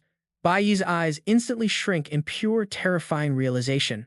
A brutal truth completely shatters his mind. It wasn't until he heard that final echoing farewell horn that everything finally made sense to him. He realized the entire picture. The peaceful harbor of the Manhwa kingdom slowly fades into the distance under the quiet, darkening afternoon sky. Now you and I see the real reason he risked everything to run home. On that ship leaving the docks, mothers and wives are crying, holding each other, sobbing as they frantically escape the grip of death. He was just trying to evacuate his family to keep them completely safe. Safe from the gods' ruthless order to wipe out absolutely everyone. Bai Yi's face completely freezes. Deep regret and raw bitterness explode in his veins, dragging out that insane bloody battle from sunrise to sunset. It was all just to buy enough time for his people to finally escape, for his entire hometown to get out alive. Gannicus closes his eyes tight, taking his final breath right there on his beloved home soil. He embraces death, peacefully knowing his family made it out safely. Bam, back to reality. That tragic phantom memory overlaps right over the present, overlapping directly onto Gannicus as he lies on the arena floor just waiting to die. His voice is heavy with total resignation. Kill me now. Bai Yi grips his sword, hilt a massive lump in his throat. From the very beginning, every single move was for his family. No more hesitation. Bai Yi grits his teeth, raising his glowing golden sword high and drives it straight down into his rival's chest. An absolute blinding light rips through the darkness. It marks the tragic epic end of a hero who was completely powerless against the crushing boot of the gods. Gannicus just lies there on the freezing ground. His face is completely covered in blood and dirt, but he actually smiles. A perfectly peaceful smile, like he's finally free, like the insane burden of his cursed fate has lifted. Standing tall in the middle of this totally destroyed arena, Bai Yi aggressively rips his golden fiery blade from his opponent's neck. And right then, Gannicus speaks with his dying, completely willing breath. Admit it, you won this battle. Past life memories suddenly flood back, colliding with reality. The vivid image of Bai Yi appears, standing there in his Legion uniform. He coldly taps the comms device on his ear, reporting the mission status with absolutely zero emotion. Report. Target Gannicus eliminated. Down on the cold ground, a lifeless body lies still. His wide, dead eyes stare blankly into space surrounded by the shattered pieces of his ruined ice armor. Snapping back to reality, Gannicus stumbles. He clutches his blood-soaked chest, his eyes wide with absolute shock. As he realizes the true purpose behind that supposedly fatal strike, he thinks to himself, he didn't kill me. He only made me lose my awakened powers. Plus, he completely destroyed the tracker planted inside my heart. Suddenly, fragmented memories from his past life start to surface. Gannicus sits completely dazed on a sun-drenched beach, gazing up as a lone figure rows a boat away into the distance. He asks himself in total despair why a cold, wanted poster flashes on screen, exposing the tragic backstory of a man pushed to the absolute edge. Meet Gannicus, officially the strongest awakened fighter in the entire Manhwa kingdom. But behind the title, at home, he takes care of a disabled mother and a younger sister. She accidentally injured a member of the elite divine race Lakim, forcing her to flee and instantly become a wanted heretic. Under a blood-red sunset, Bai Yi's silhouette from his past life stands perfectly straight. He's totally lying to himself, hiding behind the cold, absolute authority of the divine race. He resisted arrest, which gives me full authorization to handle him myself, Bai Yi claims. Bai Yi slightly turns his head back. His somber eyes hide a deep, unspeakable pain as he drops a truly heartbreaking line. Unlike me, you actually managed to protect your mother. Leaving all those strict rules behind, he turns and walks down the endless coastline. He leaves the condemned heretic with one single path to survival. Keep living, Gannicus. You still have a family out there. So run as far away as you can. Escape this cruel world and hide somewhere the divine race can never ever find you. Memories clash with reality on the ruined arena floor. Bai Yi's eyes lock firmly onto his defeated opponent as he silently repeats that exact same advice in his mind. Keep living, Gannicus, except this time his face radiates pure, arrogant confidence. You and I know exactly what that subtle, ambitious smirk means: total rebellion. In this life, let's build a new world where we will never ever have to run away again. Meanwhile, over in a completely different area, a patrol squad from the Divine Legion is currently surrounding and investigating a massive monster corpse which is completely flattened against the cracked earth. Meanwhile, back at the main gathering center, a slick-haired divine race official pushes up his glasses. He stands before the terrified crowd, loudly delivering completely empty fake words of comfort. This year's Grand Hunting Tournament certainly experienced quite a few unexpected tragic incidents, he claims loudly. But please rest assured, everyone, absolutely everything, remains entirely under the divine race's control. He smoothly extends his arm, pointing toward the massive double doors behind him while flashing a ridiculously fake, generous smile to welcome the guests. Right this way is the Davis family's premium buffet restaurant. Please go ahead and enjoy. The heavy doors swing open, revealing a ridiculously luxurious restaurant. We're talking giant lobsters, roasted chicken, and premium tiered cakes, scattered all around a gorgeous fountain. It's a massive contrast to the bloody, brutal battlefield happening right outside those walls. That brown-haired guy who was practically begging for his life earlier, his eyes light up as he greedily grabs a massive basket of giant king crabs, laughing like an absolute maniac. Back in the Jiang Nation, only high-level national officials get to eat food like this. I'm definitely crushing 20 of these bad boys today. Meanwhile, a dark purple-haired woman leisurely strolls right past the extravagant rows of tables. Glancing around the gold-plated dining area, she silently notes the insane wealth gap here. Hard to believe the outside is completely destroyed. Yet this fancy restaurant and all its food are perfectly untouched. The divine race's interior architecture is just unbelievably, almost illogically sturdy. Over at a table right by the window, a group of awakened fighters are casually hanging out, cutting into cake and sipping red wine using pure luxury to erase the nightmare they just survived. Suddenly, the camera shifts to that fat jerk Rock Kim, absolutely devouring a huge steak like a wild animal. The orange-haired girl sitting nearby throws a massive side eye, glaring straight at the guy, who's completely ruining the elegant vibe of the room. And hunching over right behind this fat guy, it's none other than Gannicus. He's still wearing that brutal slave collar around his neck, obediently standing there, forced to endure his humiliating status as a lowly servant. Rock Kim reaches back with a slice of cake.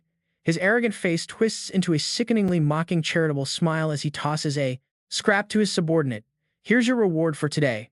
He smirks smugly and pats his chest. "Your performance at the very end wasn't too bad. You actually helped me win back 100 million. Standing behind him, Gannicus slowly reaches out both hands, bowing his head to humbly accept the food. "It's what I'm supposed to do," he replies. But the second Gannicus's fingers touch the plate, Rock Kim maliciously drops his hand. The cake smashes into the floor instantly. Bright red jam splatters everywhere, looking absolutely disgusting. Suddenly, the tension in the entire room seems to freeze. "You and I know exactly what's coming." Rock Kim rests his chin, his tone turning completely dark as he threatens him. "But do you have any idea what you did wrong?" Gannicus stands perfectly still. Dark shadows completely cover half of his intense face, his eyes flashing with an extreme, deeply repressed hatred. Yet he's totally powerless to fight back. Then, faster than a flash of lightning, a massive rough hand violently swings up ruthlessly, grabbing Gannicus by his messy hair and yanking his head completely backward. The heavy guy shoves his sinister face right against Gannicus, hissing through his teeth with absolute arrogance. "You actually dared to disobey the direct orders of me, and you even had the absolute guts to destroy the communication device. Huh. Do you seriously think that someone from a great divine race like me could ever make a mistake?" Without even waiting for an answer, the guy ruthlessly forces Gannicus down, slamming his head with a mind-numbing strike right into the floor, shoving his face into the smashed cake scattered everywhere. Gannicus grits his teeth, lying flat against the freezing cold tiles, fresh blood seeping out and mixing with the messy cake jammed all over his face. From high above, the despicable noble's voice just continues echoing down, like a cruel finishing knife strike. "Remember this well, because this is the very last time."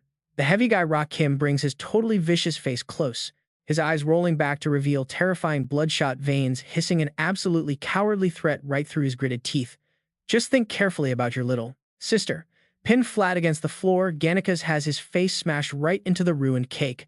His eyes snap completely wide open, his pupils shrinking back, revealing his intense resentment, massive bitterness, and absolute despair, but his body remains totally powerless to even fight back. Right at the exact moment the humiliation hits its absolute peak, slow footsteps start echoing through the room. Bai Yi steps forward with a cold and totally arrogant presence, walking into the middle of the luxurious banquet hall, silently watching Gannicus being forced to kneel right under the heels of the nobles. His deep amber eyes are perfectly calm, like a bottomless lake, showing absolutely zero pity or even a hint of anger, just quietly taking in every single bit of the ruling class's totally disgusting behavior. "Now you and I are about to see something wild." The green-haired guy flips his attitude instantly. He walks over holding a glass of red wine, a fake flattering smile plastered completely on his face. "Congratulations to you, Bai Yi." He raises his glass. The Bai Lingsheng family guy puts on a caring face like they are blood brothers, loudly kissing up. "You actually managed to grab the first place spot. I am honestly so proud of you."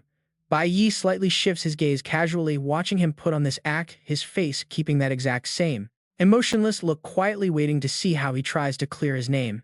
Next, seeing Bai Yi acting completely indifferent, the green-haired guy starts sweating, bullets frantically making up an absolutely perfect excuse to cover up his own pathetic cowardice for abandoning his team earlier. The vice captain probably did not even know the Black Mist Forest was actually that dangerous, so when he saw you walking right in, he did not call you back. On the outside, he pretends to defend his boss, but in reality his eyes are darting around nervously, his green pupils shrinking down to hide his deep guilt and scheming heart. Seeing this, Bai Yi instantly plays the good friend role, giving a forced smile with a highly moral excuse. "I am fine either way, but Lu Heiyu and you have been classmates for years, not to mention you two are actual comrades, on the exact same team." He clinks his red wine against the guy's glass, making a sharp ringing sound, and warns him with a very serious expression. "If she ever wants to go into a dangerous place like that again, please make sure you hold her back." Then he quietly brings his wine glass right up for a sip, casually glancing at his teammate who is desperately playing the good guy in front of him. Seeing Bai Yi actually drink the wine, the green-haired guy instantly breaks into a smug smile, his eyes narrowing with pure cunning. That is an absolute given. Of course, classmates definitely need to help each other out. The two of them stand side by side on the stairs looking right down at the massive banquet while the green-haired guy keeps running his mouth with a smug, flattering tone. Wow, today's grand hunting tournament really brought out so many incredibly strong participants. Suddenly down in the hall, the heavy guy Rock Kim stands with his hands on his hips, sticking out his fat belly, laughing wildly and yelling out loud, totally cutting off all the polite chatter. Why don't I just go ahead and pick a divinely blessed person? That arrogant announcement instantly grabs the attention of the entire luxurious restaurant. Everyone jumps in absolute shock, looking around in a total daze. With extreme disbelief, a massive exclamation mark practically floating right over their heads. The green-haired guy, who was just casually joking around, completely freezes up tight, cold sweat breaking out as his eyes bulge in absolute disbelief, muttering a divinely blessed person. Lu Heiyu and the female pope next to him also drop their jaws in shock, eyes darting around wildly, totally stunned by the sudden decision from the heavy noble. Over at the high society tables, the people politely eating their meals completely freeze and stare in pure shock. Every single person locks their eyes straight onto the heavy guy, Rock Kim, who is now the total center of attention. Standing dead quiet on the high balcony, Bai Yi's eyes flash with deep biting sarcasm. He quietly analyzes the totally rotten hierarchy of this heavily class-divided world right now. If you actually were to rank every status in this world from top to bottom, stick with me here, a massive distant scene appears in his mind, totally blocking out the entire sky, proving that those 5 gods are definitely the ones sitting at the absolute highest peak of the world, and ranked right below those 5 gods. Bai Yi's cold gaze sweeps right over the gorgeous, incredibly flashy outfits of the arrogant nobles down in the banquet hall, which actually are the direct bloodlines of the divine race, also known around here as first-tier nobles, totaling only about 100 people in all. The silhouettes of powerful human warriors appear, looking totally tragic as he continues, fully exposing the brutal truth, while a divinely blessed person is placed right into the ranks of second-tier nobles. That is literally the absolute highest status an ordinary human can ever hope to reach. Aside from the divine race itself, the green-haired guy's steady voice drifts into his ears, pushing that fake greatness even further. The entire, alright, you and I are diving right back in. The god blessed in this world, super rare. Everyone scrambles for it like absolute maniacs. But here is the catch. There are only 2 ways to become one. Bloody memories suddenly flash through Bai Yi's mind, memories of putting his own life on the absolute line. The first method is exactly what he did in his past life: go all out, join the divine army, and rack up some massive battle achievements. Only then could someone become truly blessed. Suddenly, that heavy-set guy Rock Kim lifts his face. His eyes are burning with a serious intensity. He glares straight ahead. A bitter unspoken rule hits Bai Yi hard. You see, every single god clan has the absolute right to handpick one awakened. They pick someone they actually like to be their lifelong guard. Being chosen by the Ming Kanchi means earning the total respect of the divine race. It means receiving that one and only divine blessing medal. Meanwhile, Bai Yi takes his sweet time casually strolling down the grand staircase. He heads directly toward Rock Kim. Every single eye in the banquet hall instantly locks onto the white-haired teenager making his way down. Jealous whispers completely erupt across the room. Did that divine noble really set his sights on Bai Yi? Oh my goodness, could it actually be true? Does he seriously want to make Bai Yi his chosen god blessed? Standing up on the high podium, the green-haired guy watches this whole scene unfold. His face completely twists up. His bloodshot eyes are practically burning with insane hatred as he grits his teeth and hisses out in pure anger. How could this even happen? He already got so much, and that is still not enough. Now he gets to snatch this ultimate supreme glory too. Completely ignoring all the ridiculous jealousy and loud cheers around him, Bai Yi finally comes to a dead stop right in front of the heavy-set Rock Kim. His cold, sharp eyes stare right through this guy, who is completely drunk on his own fake power. Bai Yi bitterly thinks back to his previous life. Everyone always believed that becoming a guard for the God clan was an unmatched, absolute honor. Bai Yi shifts his sharp gaze away for a second. He looks straight at Rock Kim and his incredibly creepy, twisted smile.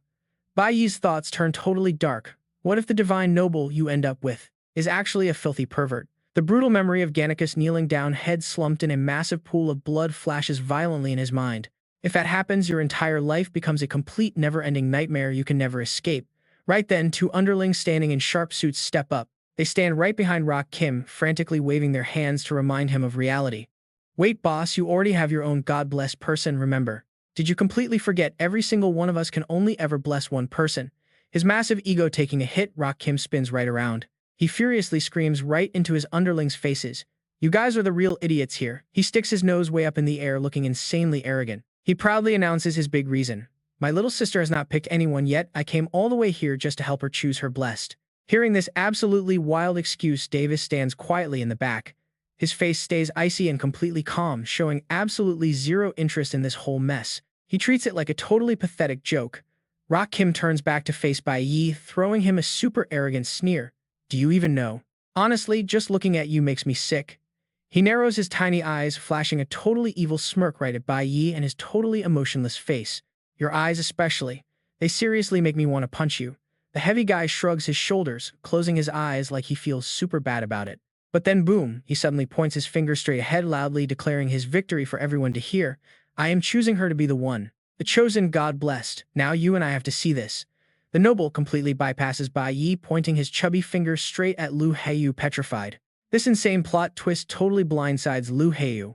Cold sweat starts pouring down her face. She practically violently shakes as she takes a slow step backward. She just stands there looking completely shattered and lost. Rock Kim keeps his finger locked on her, his face looking super aggressive as he yells out. Let me make this clear, I am picking her for the blessing. Lu Heyu is absolutely terrified now, her eyes darting around the room in pure panic. She cannot even believe this total disaster just dropped right on her head. The crowd in the back finally catches on and wild whispers break out everywhere. Wait, he actually picked Lu Heyu and not Bai Yi. What the heck is going on? The brown-haired guy slaps his hands together, suddenly figuring it out. Oh, I get it now. He is choosing someone for his little sister. The two guys standing next to him immediately nod along. Yeah, that makes sense. Picking a female awakened to guard a young girl is definitely way more convenient, so that is his master plan. While the crowd is nodding and agreeing, the blonde girl standing next to Alice is literally shaking. She clenches her fists super tight, her eyes filling up with desperate tears. She begs in absolute complete despair. No way. Alice grips her own tiny hands so hard her knuckles turn white. She is practically vibrating with sheer terror. While Rock Kim just stands there acting like an arrogant predator, Alice actually steps right up to him. She lets out a tiny sob and finally speaks. She calls out to her older brother. Taking a massive deep breath, Alice tries to hide her shaking. She bravely speaks up to reject this deadly favor. I do not want a God blessed right now, I really do not need one. But before she can even finish her sentence, a loud slap echoes out. A brutal smack totally shatters the silence of the hall. Alice gets hit so insanely hard, her head whips to the side. A dark red handprint appears, right on her cheek. Everyone watching completely freezes in pure terror. The fancy polite vibe is totally dead. Rock Kim stands there, hands on his hips, eyes totally dark and incredibly cruel. He glares right down at the crying little girl, spitting out every single word with insane, terrifying pressure. Say that one more time. I dare you. His giant face leans in extremely close, his sick, twisted smile spreading absolute horror. Do you need one or not? Alice desperately grabs onto her own swollen red cheek. Tears are pouring down her face as she lowers her head, totally surrendering in bitter humiliation. I need one. He looks incredibly satisfied. Feeding off that fear, the fat guy pats Alice's head, laughing like she's a puppy. That's a good girl, you're all grown up. It's a total disgrace that you don't even have a single guard yet. His lackeys in the back nudge each other, laughing and mocking her. You and I both know the truth here. Ha, this guy isn't looking for his sister's guard. He's clearly just picking out his own toy for tonight. Shifting their target, the thugs cross their arms and look Lu Heyu up and down. Got to say, their creepy evaluation is spot on. Rock's choice actually isn't bad. The girl is pretty cute. It's just a shame that all of us already picked our divinely blessed targets. Holding on to her last shred of dignity, Lu Heyu gathers every ounce of courage. She stands up completely straight, talking back to the noble. I appreciate your kindness, Lord Rock Kim. The despicable guy just stares, totally confused by her polite tone. She bows slightly, instantly making up an excuse. It's her only chance to escape. But I am actually still in school, and I need to go back. I want to use my own effort to join the Divine Guild. Then I will continuously improve my own strength. Lu Heiyu's eyes suddenly light up with absolute unwavering determination. She clearly and boldly declares her ultimate ambition. One day I am going to use my own power to become a truly blessed one. Rock's face instantly darkens. He is completely speechless. But the second her brave declaration echoes across the silent room, everything shifts. The dark purple-haired girl down below suddenly remembers something and gasps. Oh, that's right, Lu Heiyu is actually a student at our academy. Before she can even finish, a teammate calls out from a distance, their voice shaking with pure anxiety. But that incredibly firm rejection It makes the nasty smile completely vanish from Rock Kim's face. His expression turns pitch black, thick veins popping on his forehead from pure rage. You brats clearly don't understand the absolute laws of the divine race. Did you seriously think I was just negotiating with you? He glares with wide bloodshot eyes, screaming like an absolute madman over being opposed. This is divine territory, and I am a divine noble. What the hell do you think my words mean in a place like this? Matching their master's explosive wrath, the heavily armored guards step up. They violently smash their spear shafts down onto the polished marble floor. The heavy booming sound echoes rhythmically, completely dripping with a deadly threat. That spine-chilling warning makes Lu Heiyu flinch hard. Her stubborn expression cracks the second she realizes she just provoked an actual bloodthirsty monster. Rock Kim stares dead into Lu Heiyu's eyes. He dictates her entire fate with the absolute crushing power of his status. I have chosen you. You will be my divinely blessed. The fat noble's smile twists into something darker and sicker than ever before. He looks exactly like a demon. He is totally savoring his prey's absolute despair. All you have to do is kneel and thank me. But amidst this chaotic, suffocating tension, Bai Yi just stands there with his back turned. The overhead lights cast heavy shadows, hiding the entire top half of his face in darkness. It's cold. He is silently radiating a truly suffocating, killing intent. Lu Heiyu bites her lip hard, cold sweat dripping down her trembling forehead. She looks around completely helpless, whispering two bitter words in absolute defeat. But seeing her hesitate, the blue-haired guy standing right next to her, he immediately turns to advise her, his voice reeking of pure cowardice. He's right, Lu Heiyu. Becoming a divine blessed one is a supreme glory. You really need to just accept your place. Sweating nervously, he leans into her ear, whispering his cowardly blame right onto the actual victim. Acting like this right now is just totally unreasonable. You and I are watching her so-called teammates completely turn their backs on her. They actually want the victim to bow to brute force. Bai Yi stays perfectly still in the shadows, the darkness hiding his absolute disgust. The surrounding nobles take this perfect chance to mock them. A guy with middle-parted hair laughs mockingly. Man, these pathetic commoners are hilarious, daring to speak to the divine race like that. His buddy chimes in totally arrogant. Meanwhile, in a dark corner, the little girl Alice is trembling. She clutches the curtains tight. Her tiny body curls up, eyes squeezed shut. She is way too terrified to even make a single sound. Standing above, Davis casually holds a glass of red wine on the stairs. His cold eyes look down at this cheap drama. He clearly doesn't plan to intervene. Back down in the banquet hall, the divine race guards suddenly move. They aim their razor-sharp spears directly at Lu Heiyu and her group. They form a tight, overwhelming circle, actively threatening their lives. The suffocating, deadly pressure causes the purple-haired girl to break out in cold sweat. She steps back, mumbling in absolute blinding panic. No. No. Collapsed on the ground, Gannicus grits his teeth, desperately pushing up with his hands. He struggles to stand up, swallowing a truly bitter pill. When facing the divine nobles, they literally do not matter at all. Complete trash. Stab. A metal fork pierces right into a piece of cake, the dry sound shattering the deadly silence. Rock Kim brings his massive body forward. His giant shadow completely swallows Lu Heiyu, who stands there looking impossibly small and totally helpless. He slowly raises the fork to her face. The food dangles from the metal tines as a disgusting, perverted smile stretches across his face. He fakes a gentle, highly threatening whisper. Don't worry. Just be a good little guard for my sister. Shoving the cake right up to her lips, he raises his eyebrows, radiating absolutely sickening vibes. I promise I will treat you exactly like family. Yeah, right. Lu Heiyu's eyes widen in pure disgust, cold sweat completely drenching her skin. Her whole body freezes stiff from absolute terror. But wait for it. Suddenly, a blinding flash of green magic explodes violently, tearing through the room. It rips right through the luxurious banquet hall. A shadow dashes past like pure lightning. Moving at wind-tearing speeds, someone cuts straight between them. Rock Kim's eyes bulge in sheer shock. That sick smile instantly freezes on his face. His sluggish brain just barely registers what's actually happening. All right, you and I are about to see the elite's rules get shattered. Bai Yi's face emerges from that blinding green aura, his eyes burning with absolute rage and killing intent. He roars his declaration of war. I am coming, now a fist totally packed with violent green magic energy heads straight for Rock Kim's face with mountain-shattering force. A sickening crunch absolutely echoes across the massive hall. This insanely heavy blow violently launches the noble's huge body, flying right up into the air. Bai Yi stands his ground like a mountain. Every word he spits out completely breaks their twisted laws, destroying their rules. The dark purple-haired girl is absolutely terrified, eyes wide open, jaw dropping in pure horror at this completely insane act of punching a god right in the face. The green-haired guy and the noble beside him are frozen completely in place. Color drains from their pale faces as they witness this ultimate act of total rebellion. Lu Heiyu is completely stunned and utterly speechless. The green-haired guy's eyes tremble violently, sinking into pure fear over Bai Yi's completely ruthless brutality. As the heavy dust finally clears up, Bai Yi pulls his fist back.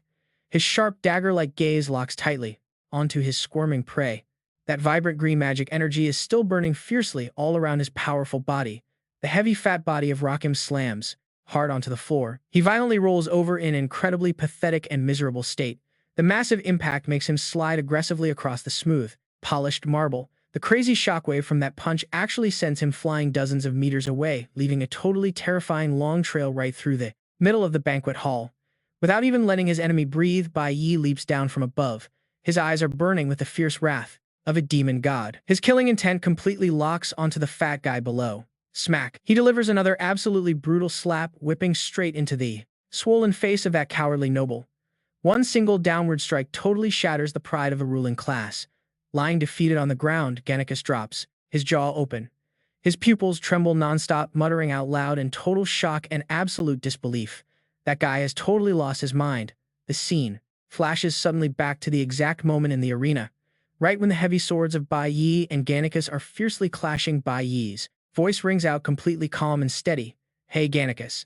The cold, piercing eyes of Bai Yi, filled with wild ambition, stare intensely right down at Gannicus. He drops a fateful question that finally unties all those years of endless humiliation. "Do you want to absolutely end Rakim?" Lying flat on the floor, Gannicus opens his bloodshot eyes wide. His pupils shrink back, showing utter and complete shock.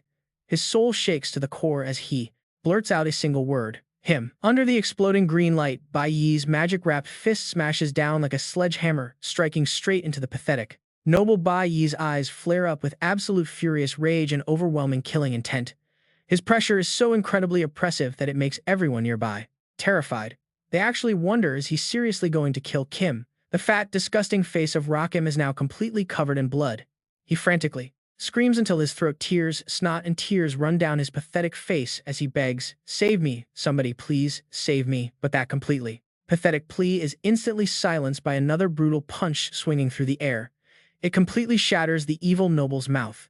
Without showing even a single ounce of mercy, Bai Yi ruthlessly pins his opponent right to the floor. He unleashes an endless storm of rapid punches, raining down the absolute most brutal punishments straight onto his enemy's bruised face. He coldly reaches down and firmly grabs the bleeding fat guy's heavy collar, violently yanking him upward. His right fist aggressively bulges with intensely glowing green magic, completely ready to deliver another absolutely fatal strike. Standing far away from the carnage, Lu Heiyu covers his mouth in pure shock. His eyes widen wildly as he stares blankly at this truly terrifying scene, muttering his savior's name in awe. Bai Yi. History will forever remember this incredibly bloody moment. June 28, 2005.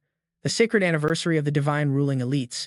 This was the day a crazy chain of earth-shattering events happened back to back, completely shaking the entire world. It all started when the supreme symbol of ultimate power crumbled and shattered into the sea of clouds. The floating sky city entirely fell. Following that, a deep, pitch-black abyss gate tore wide. Open demons from the abyss escaped. And the finishing touch to this chaotic masterpiece was the absolute most satisfying direct revenge ever. The violent assault on the elite gods. Now you and I are jumping right back to the current reality. This violent assault against the ruling gods is insane. Just as Bai Yi's brutal fist is about to violently crash down, that green-haired guy suddenly reaches his arm out, casting a powerful earth element spell. Tough, rugged stone bands instantly shoot straight up from the solid ground. They tightly wrap around Bai Yi's fiercely glowing magic arm, completely forcing him to finally halt. Immediately, the heavy armored guards take this lucky chance to rush in. They use their extremely sharp spears to forcefully pin Bai Yi down to the hard floor, completely stopping him from moving anymore. Despite this, looking down, his enemy's fresh blood is still heavily splattered across his cheek. Bai Yi thinks to himself, a totally ruthless ambition has been ignited. Pure vengeance against the gods. He raises his incredibly sharp amber eyes, burning with an absolutely unquenchable fire of rebellion. This is honestly only just the beginning. The cold, chilling sound of heavy metal friction suddenly echoes out loud. The exact same hands that just violently beat down a noble ruler are now locked tight in heavy cuffs right behind his back. Watching everything from afar, the incredibly elegant Davis gently swirls his red wine. He frowns in complete confusion. Why did he suddenly do something so insanely reckless, his eyes sharply narrow. A slight suspicion creeps right into the dark mind of this scheming man. It is actually a bit strange. The armed guards have completely subdued Bai Yi. One of them looks up respectfully directly, asking the divine son, standing on the high podium, with crossed arms. Lord Davis, how exactly should we handle this guy? Davis casually swirls his wine. His voice is perfectly cold and does not carry even the slightest pity for the restrained man. Take him to the cell first. His totally emotionless face radiates an absolute aura of authority. Absolute authority was declared. Any crime committed within the divine territory had to be judged directly by the Grand Inquisitor himself, no exceptions. Hearing that exact title, the purple-haired girl broke into a cold sweat. She covered her mouth in absolute sheer panic, gasping out loud. The Grand Inquisitor, usually just being sent to him, meant a guaranteed prison sentence of 4 years or more. Actually, if convicted of a commoner insulting the divine race, it could mean the death penalty. Meanwhile, 2 sycophants in suits stood nearby, laughing with smug satisfaction. They mocked him endlessly. A commoner daring to strike a divine. That was unheard of. His life was officially over. Ignoring all the chaotic fear and panic in the room, Davis decisively turned his back and walked away. Seeing this, the cold-eyed man in the suit firmly ended the drama. He announced tonight's banquet was officially over and ordered everyone back to their quarters. The aggressive guards raised their weapons, closing in. They forced Bai Yi to move, shouting loudly. Over on the cold marble floor, that fat guy Rocky lay flat on his back, completely unconscious. Blood was pouring out of his nose and mouth. A panicked guard desperately ordered the healers to rush over immediately. Watching Bai Yi being dragged away into the distance, the green-haired guy crossed his arms with a triumphant smirk, silently mocking him. What a brilliant move, only to be completely destroyed by your own hands. His eyes gleamed with deep contempt for the guy who dared to outshine him and steal the grand prize. This time you have thoroughly and permanently severed your own future. Hazel hurriedly stepped forward, her eyes filled with intense worry as she watched Bai Yi being escorted away by the heavily armed guards. Her voice trembled. Bai Yi, what are you going to do now? Hearing that familiar voice, Bai Yi just slightly turned his head, giving her a completely calm, unshaken look.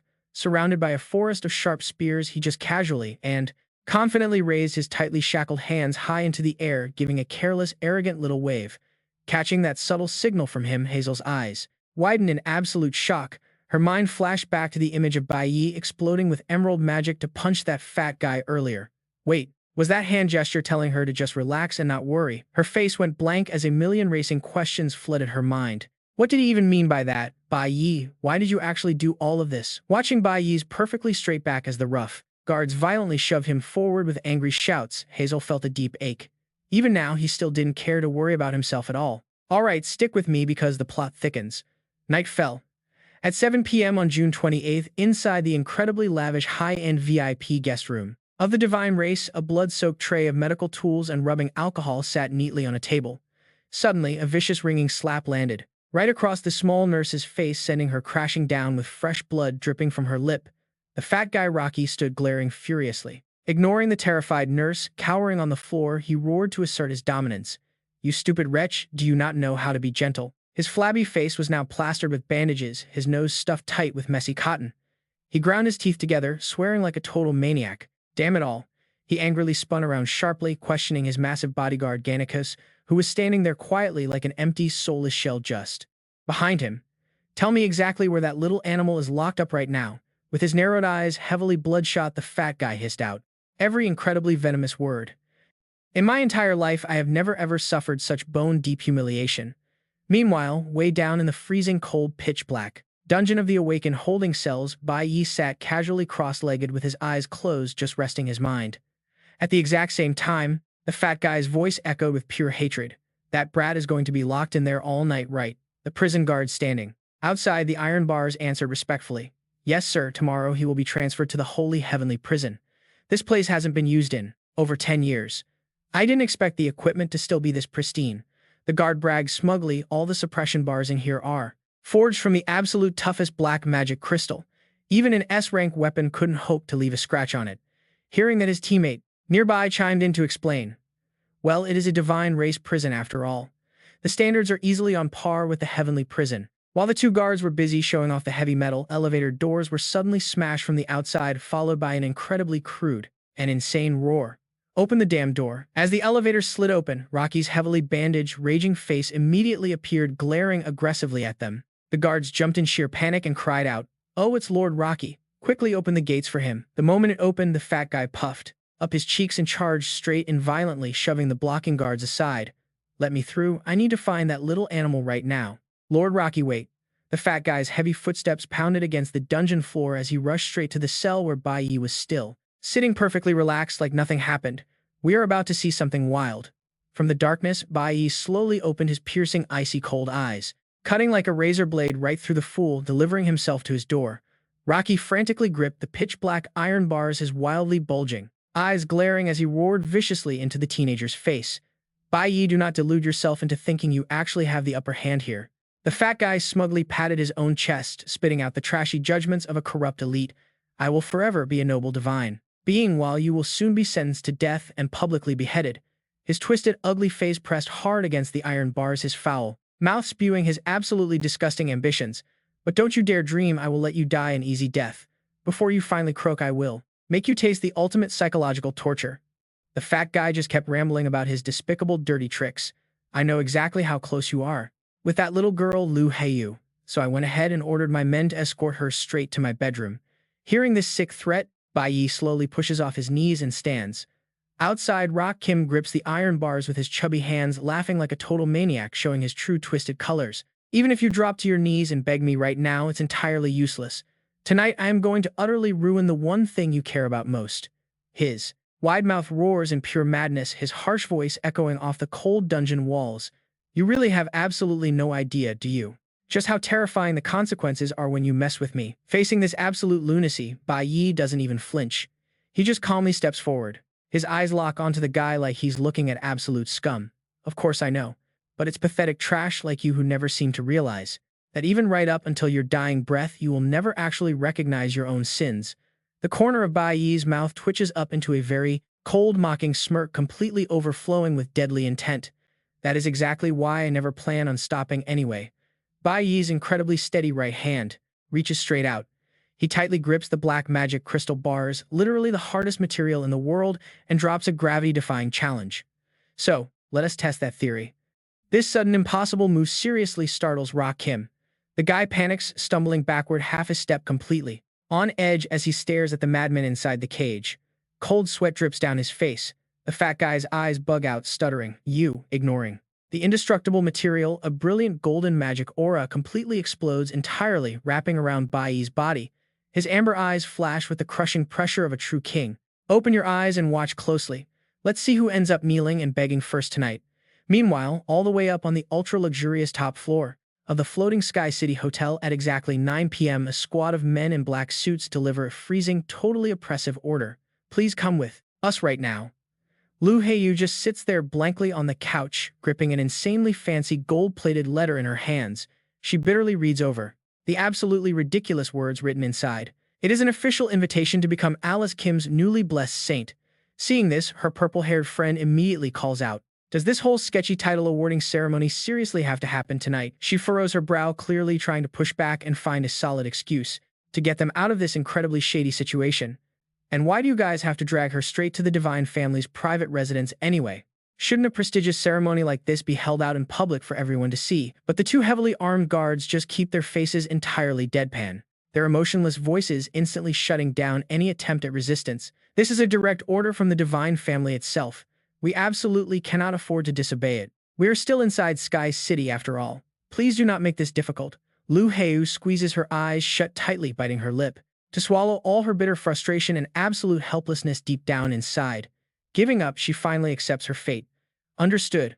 I will go with you." Seeing her friend actually cave and walk away, the purple-haired girl quickly calls after her. But honestly, her words just reek of that cowardly, brainwashed obedience. "Lu Heiyu, if you try running away now, things will escalate way beyond what anyone can fix." Hearing this, Lu Heiyu just slightly glances back, forcing a brave face to reassure her terrified friend, even knowing she's literally walking into a bloody lion's den. "Don't worry. I'll figure out a way to clear things up with her." Alright, let's see what's actually waiting for her. Meanwhile, over at the ultra-luxurious east courtyard of the Zebes family estate, cold moonlight shines down on the divine family's private guest house, practically warning everyone that tonight is going to be pure chaos. Under the heavy escort of the two suited bodyguards, Lu Heiyu is finally dragged right up to a heavily secured closed door. One of the stone-faced guards coldly gestures forward. "This is the place Please go inside. But the second that heavy door slams shut behind her, she realizes something is very wrong. There is no Lady Alice anywhere. Instead, the totally repulsive Rock Kim is casually lounging on the sofa. He drops his sickeningly creepy greeting right off the bat. You finally made it.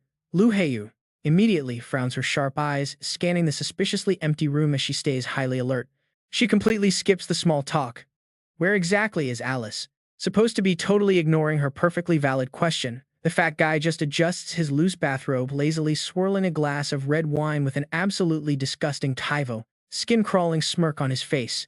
As Alice's new divinely blessed candidate, it's only natural that her big brother gets to thoroughly inspect you first. Just to see if you actually have what it takes. He casually tosses a pair of dice onto the floor right next to some scattered women's lingerie, leaving them completely exposed as he drops an incredibly cheap pickup line. Listen, an opportunity like this doesn't just come around every day. His swollen, flabby face, entirely wrapped up in medical bandages, tilts up with absolutely zero shame. Serve a divine family well tonight and you'll be set for life. He bursts into laughter, fully revealing his totally rotten intentions by painting this fake glorious fantasy where her whole family magically benefits. But Lu Heiyu isn't about to let him hallucinate for another single second. She instantly fires back, every single word dropping like sharp absolute ice. The only reason I came all the way here tonight was to tell you people to your faces that I absolutely refuse to take on the role of the divinely blessed. Instantly, the cocky smile on the fat guy's lips completely vanishes. His heavy face hardens into a mask of purely fake disappointment. And here I thought you were actually a smart girl, he mutters. He slowly takes another sip of his wine, trying to mask the deeply vicious look flashing in his eyes. Do you really want to defy the gods? His bloodshot, utterly unhinged eyes lock onto the small girl's reflection. He practically growls, dropping a heavy, terrifying death threat right in her face. Any idiot bold enough to actually oppose the divine family without a single exception ends up dying a very miserable death. A cold bead of sweat slowly slides right down her pale cheek. Lu Heiyu presses her lips together in dead silence. You can literally see the pure panic setting in as she fully realizes she just walks straight into a trap. Knowing you just can't reason with this kind of sick psycho, she immediately spins on her heels to leave, tossing back one final freezing warning. All right, you and I are about to witness absolute madness. She coldly says her goodbyes. But before Lu Heiyu can even take 3 steps, the fat guy grabs a glass and smashes it directly into his own head. Glass shatters everywhere. Red wine and fresh blood go flying across the room. Despite his face bleeding completely out of control, he just looks up with this absolutely devilish smirk. His eyes roll back, glaring at her like a predator watching a trapped prey. Then he points right at Lu Heiyu. He starts laughing like a complete maniac while loudly framing her, claiming she tried to assassinate the deity clan and after failing is now planning to run away. Such a dirty trick. This guy is literally playing the victim while being the attacker. Lu Heiyu spins around, her eyes wide open in absolute shock. The sheer audacity of this guy is totally beyond imagination. Wiping the fresh blood right off his face, a fat noble casually flicks a sharp glass shard from his hand, coldly ordering his loyal minion to capture her. The second that command drops, the black-haired guard, who had been standing totally still like a statue, blinks right into existence directly behind Lu Heiyu. His eyes flash with brutal magic, instantly draining the color from her face. Without warning, he swings, a massive hand completely wrapped in freezing, bone-chilling ice magic. It tears through the air, heading straight for the girl. But with absolutely insane reflexes, Lu Heiyu spins fast, throwing her arms up to block the strike. These two massive powers crash together, triggering a blinding explosion of pure light, right in the center of the room. Giving her zero time to recover, the guard gathers his power again. He prepares a devastating heavy punch packed with overwhelming, lethal killing intent. The explosive punch lands hard, violently, knocking Lu Heiyu backward. She slides wildly across the floor, digging both of her feet deeply into the ground, completely shredding the carpet just to stay standing. But instantly, a massive wave of sharp, giant ice spikes erupts from the floor, piercing upward with a deafening shatter. They lock together, forming an absolute inescapable freezing prison. Trapped tightly inside this dangerous cage of brutal ice, Lu Heiyu stumbles, totally unable to stand her ground. Cold sweat pours down her face. She has completely lost the advantage here, quickly grabbing onto her numb, stinging arm. Gritting her teeth, she assesses this terrible situation. This is really bad. The injuries she took earlier today still have not fully healed. Desperation fills her eyes as she watches the guards slowly step out of the freezing fog. The heavy pressure he is giving off is just way too intense. On top of that, this god-blessed fighter's power level completely outranks hers. Winning a head-on fight right now is literally impossible. the guard's face, is hidden in the freezing shadows. His dark voice echoes through the room like the Grim Reaper delivering a final sentence. If she dares to leave now, she will be labeled a traitor fleeing a failed assassination attempt. From this day forward, the entire world will be hunting her down. This toxic threat hits her fatal weak point perfectly. Lu Heiyu's pupils shrink in pure terror, and every single drop of blood totally drains from her pale face. Hearing his cruel final words, every student and teacher traveling with her will also be dragged into this mess. Forced right into a corner, and listening to these ruthless threats, Lu Heiyu tries to scream out in total desperation. What kind of nonsense are you even talking about? You saw everything. You know for a fact I did absolutely nothing. But answering her desperate cries, a horribly savage laugh echoes from the back. It is deeply disgusting. He is taking maximum pleasure from someone else's pain. The fat noble Rakim brags about his twisted master plan like a massive glorious victory. He proudly claims that every single person within a 1-kilometer radius of this entire villa has already been chased far away. They were all too terrified to even ask questions, just blindly following orders. He leans his swollen, heavily bruised face in incredibly close to her, with a seriously challenging tone, asking if she knows exactly why. Without waiting for her response, he smugly and arrogantly explains it all himself, spitting out a shameless fact. When the deity clan speaks, nobody dares to doubt them, absolutely nobody dares to ignore their strict commands. Because right here, he is the law. Lu Heiyu's face turns completely pale with sheer horror as she listens to him proudly flex his absolute authority. He says whatever he claims happened here is officially what happened here. And he does not stop there. He arrogantly tosses out a twisted, sickening favor, telling her she should actually be thanking her good friend Bai Yi. He takes another slow sip of his red wine while his creepy eyes lecherously scan her whole body before dropping his sick reason. He chose to target her specifically because she and Bai Yi are so incredibly close. Hearing this, Lu Heiyu drops her head, her chest tightening like it is being crushed as he keeps analyzing them. He can clearly see that Bai Yi really cares about her, and she obviously cares about him too. Then he drops a chilling sentence, fully exposing his insanely dark ambition, declaring he absolutely must have her. Suddenly, his expression twists into extreme madness. His voice totally breaks from the heavy hatred he is holding, vowing to completely ruin her no matter the cost. He starts furiously rambling in pure anger, heavily triggered by the bitter humiliation that Bai Yi had caused him earlier. Just a bunch of lowly country peasants who got lucky enough to step inside the deity clan's sacred territory, actually thinking they could sit at the exact same table as him. The burning image of Bai Yi's fiery amber eyes flashes in his mind, making him even more insanely furious, calling him a worthless stinking ant who actually dared to say he would make this noble regret everything. His pupils shrink down tight from sick pleasure. Now watch this sick twist. A brutal smile spreads wide across his heavily wounded face. He starts laughing out loud in total triumph as he happily reveals the horrible fate awaiting Bai Yi. He is currently locked up inside the dark magic crystal prison. Soon, he will be transferred to the heavenly dungeon to face every single type of torture before finally being executed. Watching the creepy noble step closer, Lu Heiyu screams out in panic, desperately trying to keep some final distance between them. Stay away from me. In that moment of complete despair, a blinding, flashing yellow electric aura suddenly explodes. Right inside the palm of her hand, tiny, powerful lightning bolts start dancing wildly. Her eyes lock in with absolute determination as her eyes harden with absolute defiance. I'd rather die than let you have me, she spat. Seeing the standoff, the bodyguard coldly clenched his fists, stepping up to intervene. Lu Heiyu panicked, screaming at him to stay back. But Rock Kim didn't even flinch at her desperate resistance. Instead, he dropped a truly sickening psychological bomb on her. I will ruin you first, and then make you helplessly watch Bai Yi get executed. The creep actually stuck his filthy tongue out, moving in to perform his absolutely disgusting act of mental torture. But wait. Right at that exact second, a glowing purple magic circle suddenly materialized out of nowhere, slamming straight into the fat guy's face before he could even react.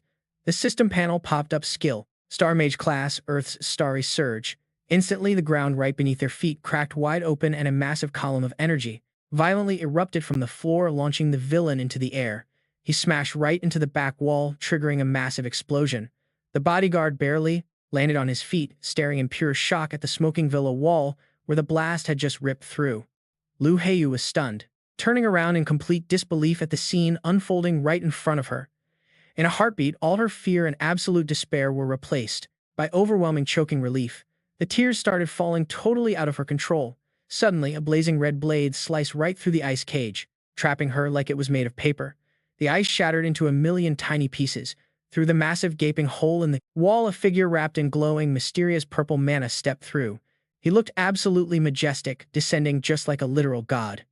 It was Bai Yi. His white hair fluttered gently in the wind. Every single step he took felt impossibly heavy, carrying massive pressure as he walked straight into the absolute center of the chaos. Meanwhile, that fat scumbag scrambled up from the devastating hit, coughing violently, looking completely pathetic as his mouth stammered uncontrollably, completely speechless from pure shock. How is this even possible? The black magic crystal prison is completely indestructible. The fat villain, panic, covering his bloody mouth with his hand. Trembling with absolute terror, he practically shrieked, "How the hell did you manage to escape?" Facing his total meltdown, Bai Yi just calmly stared him down. His voice dripped with absolute freezing contempt when he finally spoke. "Rock Kim, you are never going to know. But alright, you and I need to see how he pulled this off. Let's rewind the clock back to the time 8:28 p.m. that very same night, right before Rock Kim visited the prison. Inside the awakened holding cell, Bai Yi was still, just chilling on his beast's skin mat, completely silent. He was meticulously drawing these insanely complex ancient symbols onto a piece of paper. The steady scratching sound of his pen echoed through the dead quiet room. Meanwhile, right outside the door, the two guards were starting to get incredibly bored. One of them let out a massive sigh. "Man, I really hope that divine race jerk doesn't show up here, causing late-night trouble." The other guard completely agreed, bringing up a pretty real concern. "He keeps making a racket. Honestly, I'm a little worried he might actually find a way to break out." But his partner immediately brushed off the fear with a scoff. "Don't even sweat it," the guy said, absolutely overflowing with unearned confidence about their supposed foolproof security system. "Zero chance. This cell is locked down with 3 heavy layers of doors, and every single one of them is made of pure black magic crystal. Plus, they've got the two of us standing guard right here. So yeah," fueled by that dangerously blind arrogance, the guard practically guaranteed that nobody could ever break out. But ironically, it was Rock Kim's own massive ego that ended up handing Bai Yi the absolute, most flawless setup for his entire escape plan. Over in a completely different building, Rock Kim was barking orders at his men. "All of you, get the hell out of here. I don't want to see a single soul within a 1-kilometer radius." His lackeys didn't dare argue obediently, scrambling to follow orders after his terrifying power-tripping scream of "Did you hear me?" Meanwhile, outside his door, something totally unexpected was creeping in. A weird creature. It was a massive cloaked shadow bug hiding right there, stealthily beaming a psychic message straight back to its master. "My lord and master." He just sent all his bodyguards completely away. Suddenly, the bug dropped its invisibility, dropping down to reveal a glowing ruby pendant. Right through telepathy, the bug asked Bai Yi, "Should I crush the pendant so you can teleport over here right now?"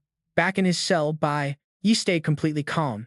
Gently tracing the magic talisman in his hand, he replied, "Stand by. Wait just a little longer. If I leave the prison, I can't stay gone for long." His eyes went deadly sharp, perfectly calculating his next move. "Because of that, I have to strike at absolute perfect moment." And here is where we find out the insane secret behind his legendary prison break. It was all about those twin teleportation pendants.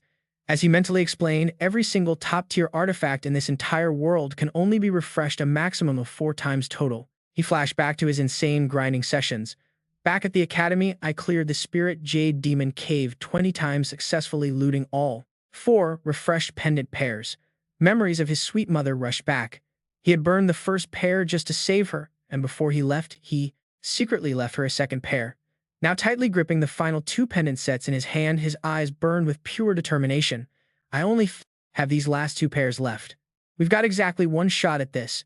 His thumb gently brushed over the red thread, and his inner voice turned dangerously ice cold. "I have to end him as fast as physically possible." Snapping back to the present moment, the very last chunks of ice shattered around them. Bai Yi gently rested his hand onto Lu Heiyu's shoulder. His voice was surprisingly warm as he spoke. "Just relax," he gently told the completely stunned girl. "Everything is going to be all right now." Lu Heiyu slowly looked up at the man who had just pulled her from the absolute, hanging by a thread. She couldn't speak. "Now you and I know this gets wild." She glanced at the ruins, then stared at the guy standing right in front of her, asking in absolute shock, "Why are you here?" Bai Yi just quickly glanced at the fat guy who was sprawled out on the ground, dropping a short but totally badass response. "I came to kill someone." Hearing that, Rock Kim, who was trying to get up, turned pale and stuttered like crazy. "A joke? What kind of joke is this? How the hell did you get out?" In a total panic, he quickly hid behind his bodyguard, glaring at Bai Yi and screaming like an absolute maniac. "Hey Gannicus, hurry up and kill this punk for me." He kept yelling, even using the bodyguard's family as a threat. If you don't, I'll make sure your whole family dies a horrible death. But the bodyguard Gannicus just stood there totally frozen, completely ignoring the fat guy's ridiculous cheering. That's right. Just like that. You already beat him once before. The guy kept up his delusional power trip, pointing wildly. This little brat is no match for you at all. Show him how fierce Rock Kim can be, completely tuning out all that screaming. Bai Yi just silently stared straight at Gannicus. A surge of intense purple magic started swirling right around his body. The bodyguard, Gannicus, finally spoke up, but his words weren't aimed at Bai Yi as an attack. It was a loaded question. Hey, that promise of yours from the arena, you'll still keep it, right? Bai Yi stayed completely silent, but his rock-solid gaze was all the answer needed. Suddenly, Gannicus unleashed his full magic power. A brilliant blue ice armor instantly encased his entire body, and then he made a seriously unbelievable request. Use everything you've got and knock me out. In that split second, both Lu Heo and Bai Yi were a little surprised. The ice armor was fully formed, giving off a terrifying freezing aura. Gannicus repeated his request one more time, his eyes full of total trust. Rock Kim froze. For a few seconds, his brain completely unable to process what was happening. Then he just screamed out in absolute rage and sheer panic. Hey Gannicus, are you out of your mind? What arena? What promise? What the hell did you two talk about? Completely ignoring the fat guy's loud existence, Bai Yi just gave a slight, perfectly understanding smile. He calmly responded to Gannicus's heavy request right before unleashing his finishing move with a seriously powerful name. Understood. At that exact moment, a glowing red system notification popped up. Star Earth Dragon Fist. As soon as the words left his mouth, an earth-shattering punch carrying the power of the stars smashed straight into Gannicus, sending him flying backward like an actual cannonball, knocking him out cold on the spot. Seeing his absolute most loyal bodyguard get taken down with just a single strike, the fat guy's already ugly face twisted into an even more pathetic mask of pure terror. Stumbling as he tried to run for his life, he kept screaming and cursing in ultimate frustration. You piece of trash, that bastard. Gannicus dared to betray me, damn it, you deserve to die. Even while scrambling away like a coward, he still didn't forget to drop a totally stupid threat. Just wait until I get back, I'll slaughter your whole village. Not even the dogs will survive. Meanwhile, Bai Yi just quietly raised his hand, prepping for an epic send-off. Now watch closely with me. Suddenly, the ground beneath Rock Kim's feet shook violently. Massive pillars of solid earth erupted right out of the ground, completely blocking off his only escape route. The fat guy violently flinched, spinning around inside this sudden trap, jaw wide open, having no clue what was happening. Before he could even process it, Bai Yi whispered his skill name like a grim judgment straight from hell, Star Earth Dragon Prison. Instantly, even more thick stone pillars shot up right behind him, completely locking the fat guy inside a totally impenetrable prison of solid rock. Now backed into a tight corner, he started screaming hopelessly, desperately grasping at any tiny shred of delusional hope he could find. Damn it, wait, hold on. That's right, the security team. His voice cracked as he screamed for the exact same people he'd chased away. Security, where the hell is my security team? Where are you hiding? The guards are coming for you. Hearing those totally brainless cries for help, Bai Yi just tilted his head with a sarcastic smirk. The security team. He gently blew the magic smoke right off his fingertips, taking his sweet time, reminding this absolute brainless moron standing right in front of him. Did you forget everyone within a 1-kilometer radius? Didn't you personally kick them all out? The memory of this arrogant fat guy waving off his own subordinates flashed back like a hilarious cosmic joke. Talk about karma, this backfire couldn't possibly be any more perfect. I went out of my way to chase everyone out of a 1-kilometer radius of this mansion. They didn't dare ask why and just obediently followed orders. Do you know why? His own words from the past now felt like a brutal slap right across his chubby face. Because when a celestial speaks, no one dares to doubt them and no one dares to disobey. Right here, you and I can see Rock Kim finally realizing he dug his own grave. Cold sweat poured down him like rain, his eyes bulging in pure absolute terror. Not even bothering with his shivering, pathetic prey, Bai Yi turned over to Lu Heo, his voice suddenly growing softer and gentler than ever before. Lu Heo. He looked straight at her, his gaze completely sincere but totally resolute. Everything that's about to happen next has nothing to do with you at all. You don't know a single thing. With that said, he cast another skill, Star Earth Dragon Wall, instantly creating a hazy barrier of energy, blocking Lu Heo from the main stage, then added smoothly, and you didn't see a thing either. Lu Heo could only stare. All right, you and I are watching sheer panic right now. Trapped behind a magic wall, Rock Kim stares at Bai Yi's back, stammering. He begs with a trembling voice, wait, just wait a minute. He looks at the teenager in front of him like he's a literal monster. Sweat and tears stream down his severely bruised face. What are you even going to do? Bai Yi just gives him a slow, cold glance. A chilling smile flashes across Bai Yi's lips. What do I want to do? Aren't you the one who knows best? He slowly raises a single finger, declaring his absolute authority like a judging god. The brutal execution for the divine race begins right now. In extreme panic, Rock Kim hastily pulls out a piece of paper, desperately trying to use it as his final protective charm. Don't kill me, backup is coming. Little did he know this exact secret order only proves his disgusting crimes even more. The isolated building is empty and terrifyingly quiet.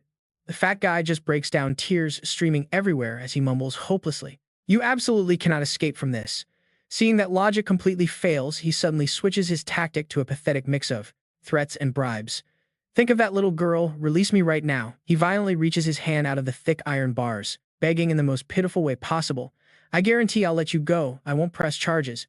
I can literally give you anything you want. Facing those cowardly pleas, Bai Yi just stares back with a terrifying heavy silence. His cold eyes are absolutely shining with pure disgust. I'll give you all the wealth you want. Ignoring him, Bai Yi just gently lifts his hand up. A surge of purple magic completely cuts off the fat guy's annoying nonsense. The scene shifts back inside the dark holding cage. Bai Yi doesn't even bother wasting words. He just lightly swings his hand, unleashing a brutal blade aura made of glowing purple magic. The strike slashes straight through the iron bars and slices right into Rock Kim. Fresh blood spatters everywhere. A bright red trail shoots into the air. The fat guy's severed arm literally flies upward, while a massive question mark flashes right inside his confused mind. It takes a few seconds for Rock Kim's slow brain to process anything. He finally looks down at his stump, which is violently spraying blood. His face looks completely dumbfounded as he mutters in shock. Right then, the memory of his shameless, smug face, casually eating an apple, flashes in Bai Yi's mind. That despicable, superior smirk. But harsh reality is about to hit him way harder. Bai Yi coldly raises two fingers as sharp magic violently surges. He delivers his bland, terrifying judgment. This next strike right here is for Lu Heyu. Finally, the heaven-piercing pain registers in his brain. The fat guy falls backward, tightly grabbing onto his bleeding severed arm and screaming out loud. He howls like a slaughtered pig. He panics desperately, dragging his ruined body backward, completely drenched in sweat while begging. Ah, stop. But right beneath the floorboards, the system coldly announces that the Earth Spike skill has just been fully activated. Instantly, a massive razor-sharp stone hand violently erupts from underground, piercing straight upward and completely crushing his leg. While he stammers and begs so pitifully, please, please spare me, the sickening sound of his shattering bones is completely drowned out by Rock Kim's lung-tearing screams.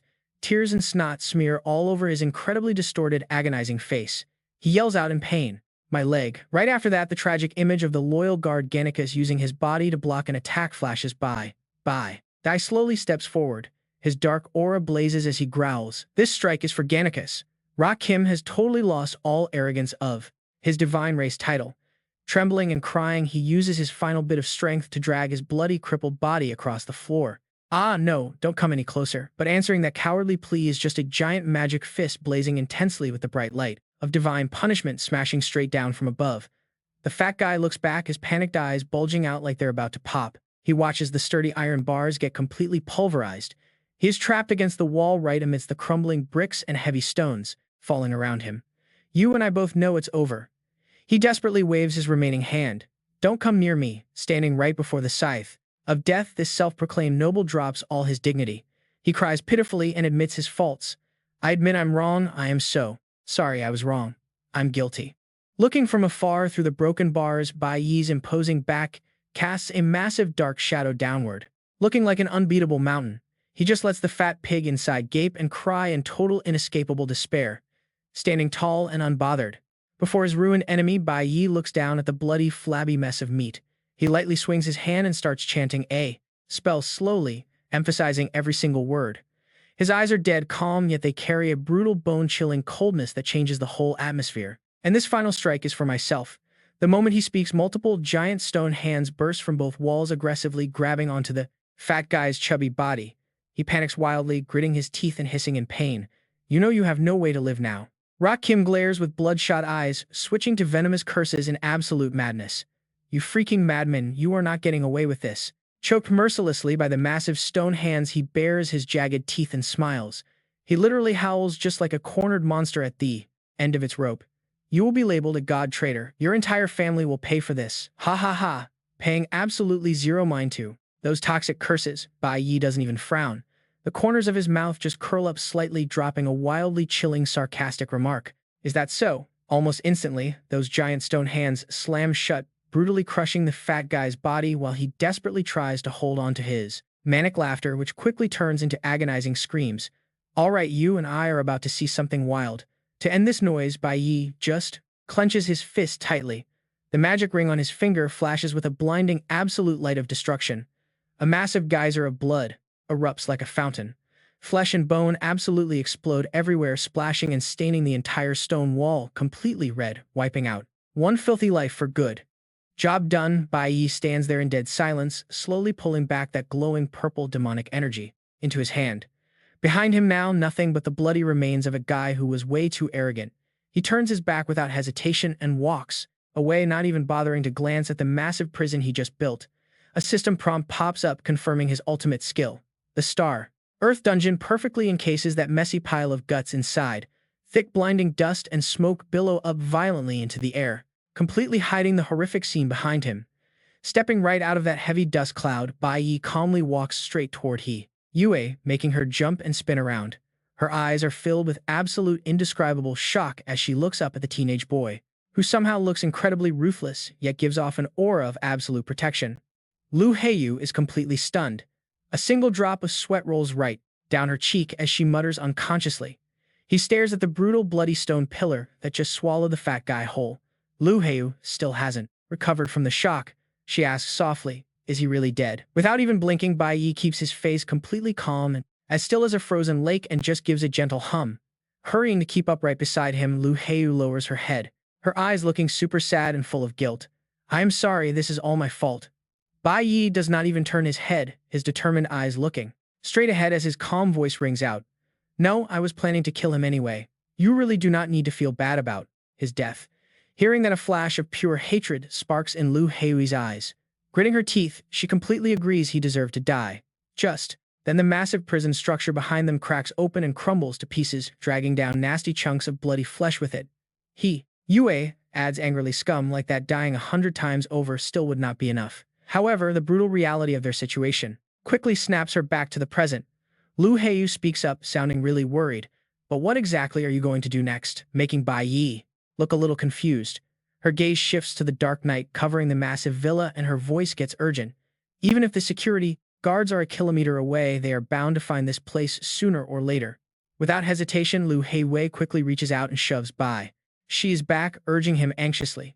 You need to run and hide. She forces him toward the door. Pure determination is plastered all over her face.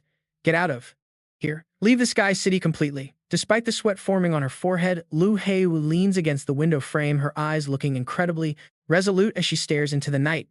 I will help distract everyone and draw their attention, maybe buy you a little more time to make your escape. She turns back to him, her voice sounding bitter but totally sincere as she tries to reassure herself. Yeah, you are so incredibly strong. Leaving this place will be a breeze for you. Not letting this silly girl play out this dramatic solo act any longer, Bai Yi reaches his hand out, giving her shoulder a gentle but firm pat to stop her. He looks straight into Lu Heiyu's totally panicked eyes and flashes a faint, confident smile. Relax, I am going to be just fine. Right outside the window, hidden in the shadows of the luxurious villa, the silhouette of a perfect scapegoat has just entered his crosshairs. Bai Yi casually continues, someone else is going to take the blame for all of this. Those mysterious words make Lu Heiyu freeze in her tracks. Her pupils widen slightly, completely failing to understand what this master manipulator standing before her is actually plotting. Now here is where you and I need to pay attention.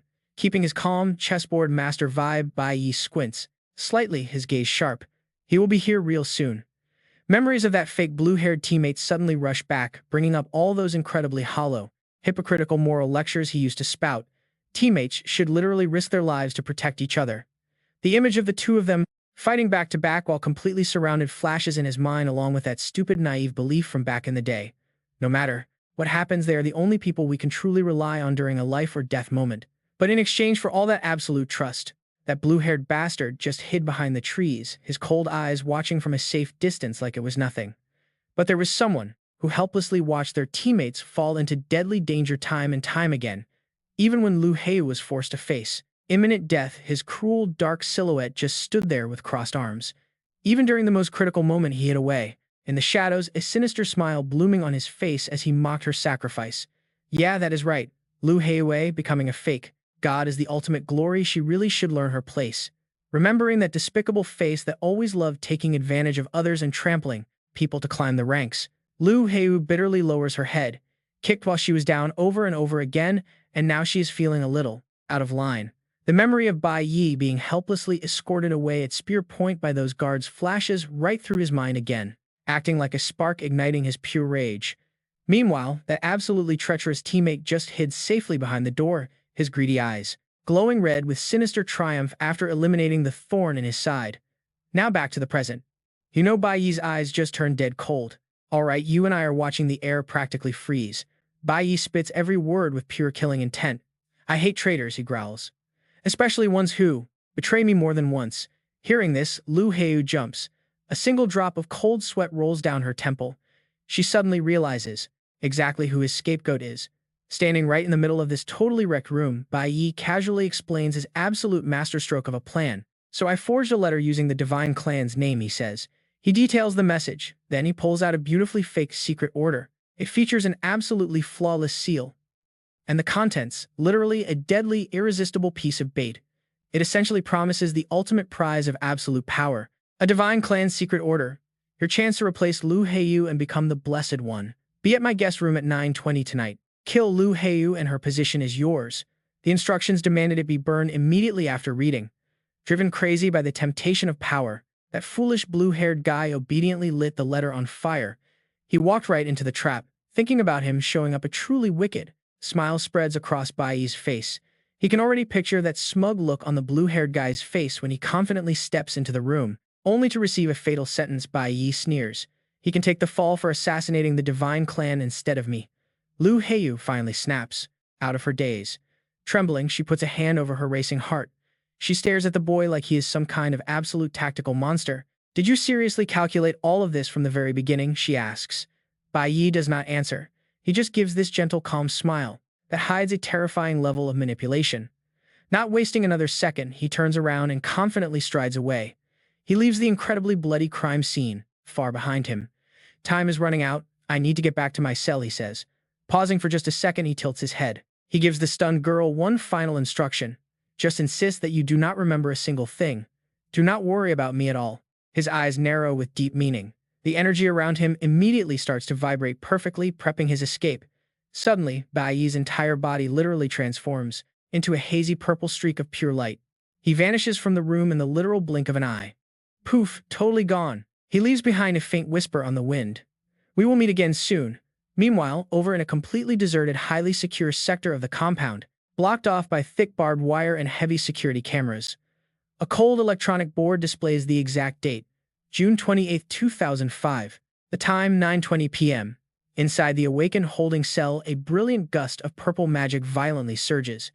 It glows super brightly in the dark. Bai Yi's silhouette instantly tears through space.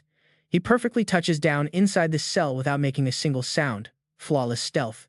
And then right away, a massive weird bird beast pokes its head out.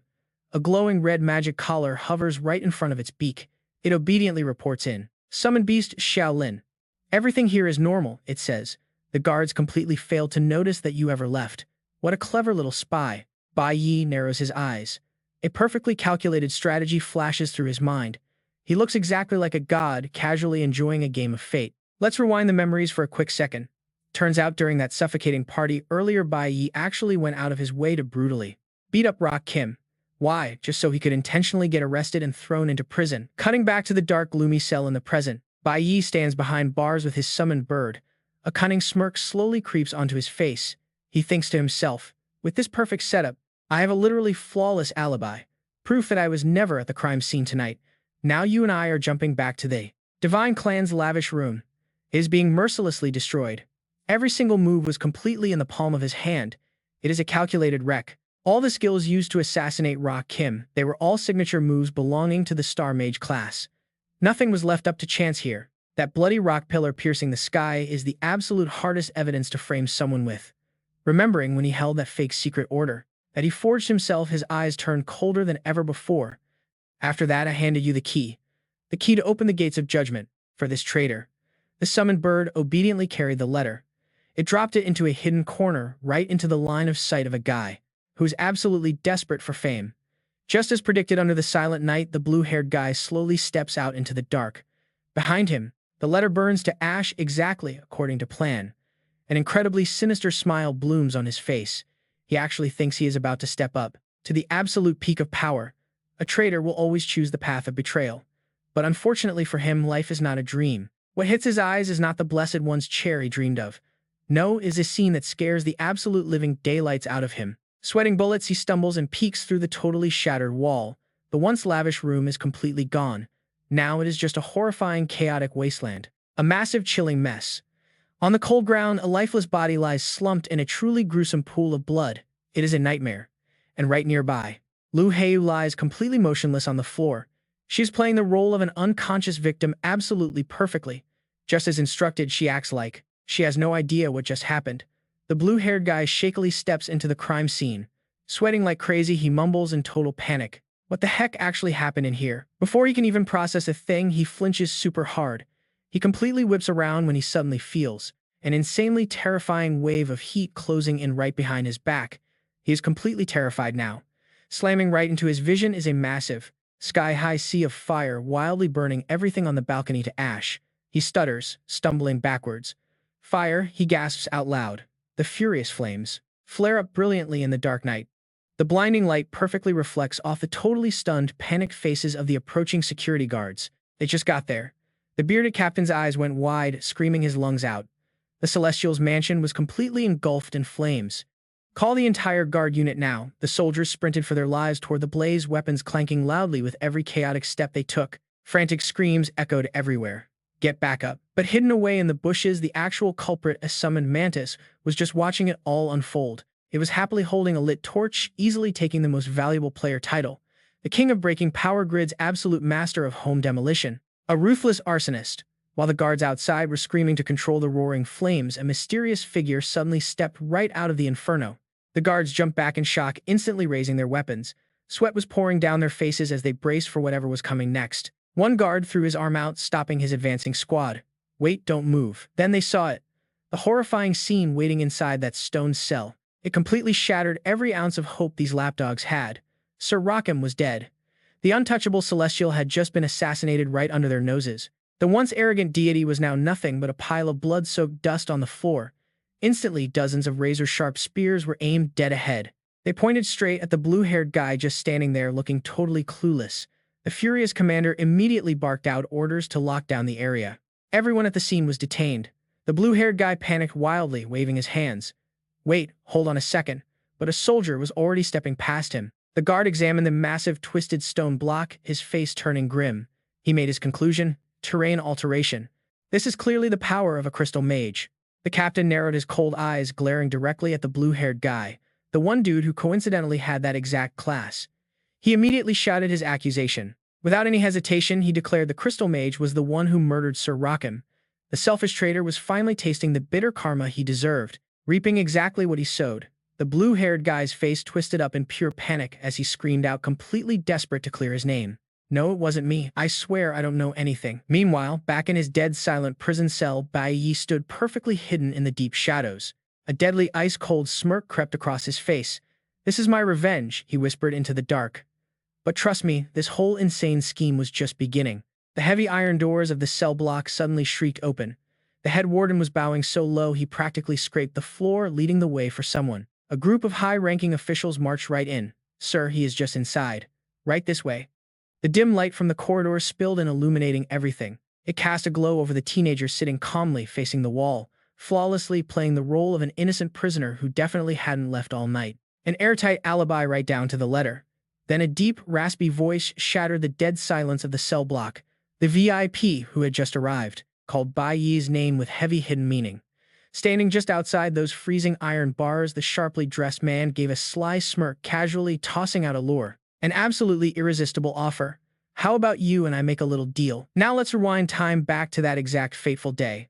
The defining moment of everything. June 28th, 2005. The grand anniversary festival of the divine race. The bustling, vibrant city streets instantly became the twisted backdrop for an absolute nightmare scenario. A stage for pure, unhinged madness. A massive chain of world-shattering events kicked off one after another. The entire globe was left totally paralyzed by the front pages. Every single newspaper headline was screaming the same hot-breaking news. The terrifying words were printed in bold: Sky City has completely collapsed. The Abyssal Demon Dragon has escaped. Meanwhile, at another chaotic crime scene, a squad of inspectors could only stare blankly at a razor-sharp, blood-soaked crystal spike.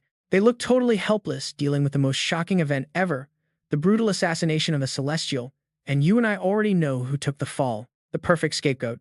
The blue-haired guy was pale as a ghost, thrashing around in pure despair, while guards locked his arms tight. The prime suspect caught right in the act, escorted straight to the ultimate lockup, Heaven's Prison. The crime scene was an absolute mess of chaos and confusion. The official logs were tight, noting every detail. Nobody was left out. That night, 2 other people were at the scene, the Divine Apostle and a female victim. But oh, what a crazy coincidence this was. The female victim clutched her head, playing the traumatized survivor flawlessly. An absolute masterclass in silencing witnesses. Both of them swore up and down that the extreme trauma made them completely forget every single thing that happened that night. Convenient, right? The Divine Apostle, the guy who was actually supposed to take the blame, also found himself facing the music. The judge's cold voice echoed through the room. The Divine Apostle failed his guarding duties. He is hereby stripped of his sacred title and will face full judgment. But right then, the blonde girl threw her hand up to stop the trial. Hold on a minute. Flexing the absolute authority of someone with celestial blood, she pointed right at the injured bodyguard with zero hesitation. I want him. He is going to be my new Divine Apostle. A completely shameless magic trick by the elites, and it worked flawlessly. It was ridiculously corrupt, but because another deity had just officially claimed him as their apostle, he was instantly cleared of all charges. Just like that, the scene then shifts to a massive, incredibly intimidating fortress looming against the skyline, the Holy River Awakener Prison. This stronghold was hiding the final perfect puzzle piece to this master plan. And get this, there was also someone else inside. A guy who got dragged into Heaven's Prison for publicly beating the absolute pulp out of a Celestial. And who was this absolute madman? None other than Bai Yi, walking covered in heavy iron chains, yet his vibe was unbelievably chill and totally unfazed. The young teenager looked ridiculously small standing out there, right beneath the massive imposing scales of justice. It was June 30th, 2005. He was standing there calmly, awaiting judgment from the Grand High Priest. The spectators in the stands could only shake their heads in pure pity. A brilliant genius who kicked the wrong hornet's nest. Man, what a complete waste. Bai Yi is definitely not walking away from this one. His black-haired friend looked down, her eyes completely filled with heartbreak and terrifying anxiety as she whispered, Bai Yi. But right in the middle of this intense trial, Bai Yi kept his head down, eyes shut tight, patiently absorbing the harsh, screaming accusations. The judge's gavel slams down. Defendant Bai Yi. Listen up, you and I are about to witness a crazy trial. On June 28th, during a Sky City banquet, the old high priest stands at the podium. Documents in hand, he loudly declares the charges. Unprovoked assault against the descendant of the divine Rakim, leaving him severely injured and comatose. According to Chapter 1, Article 8 of the Awakened Management Laws, and Chapter 3, Article 7, you are guilty of attacking the divine clan using your awakened powers right in front of normal, powerless citizens. Therefore, this court sentences you to prison. The wind blows, making his hair fly wildly. Bai Yi just looks up, his calm eyes showing zero trace of fear. Facing this procedural question, do you have any objections to this ruling? It turns out everything leading up to this moment was playing right into his hands, not a single step off the chessboard. The memory flashes back, exactly 2 days prior to this trial, late night June 28, 2005. Inside the awakened holding cell, a massive big shot stands under the flickering torchlight, repeating his exact proposition. Bai Yi, how about we make a little deal? The brown-haired man looks dead serious, throwing out a supposed lifeline that absolutely reeks of straight-up manipulation. Join the Davis family. Work for me? His eyes stare down from above at the guy huddled on the cold floor, dropping some sweet temptations. You will walk out of here a free man tonight, but wait for it. In the dark, Bai Yi just slowly bows his head. He acts totally obedient, but that hidden smile is dripping with pure sarcasm. I appreciate your kindness, sir. He then very slowly looks up through the iron bars, totally faking this humble inferiority complex. But with my low power level, I am afraid I cannot handle such a heavy responsibility. The guy outside instantly shuts that down. He exposes this fake modesty right away with a super cautious kind of praise. No, your abilities are incredibly powerful. To pull off something this massive right under the noses of the divine clan, his eyes narrow sharply.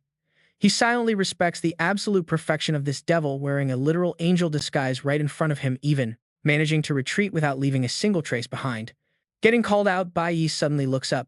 His razor-sharp gaze completely rips through the gloomy darkness. He casually tosses back a freezing cold response.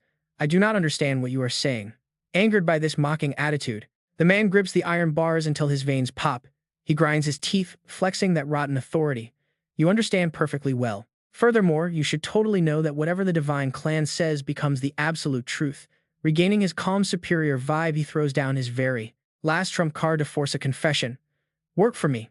As for the whole Sky City incident, from now on, nobody will ever investigate you again. But in response to that threat, disguised as a favor, Bai Yi just tilts his head slightly.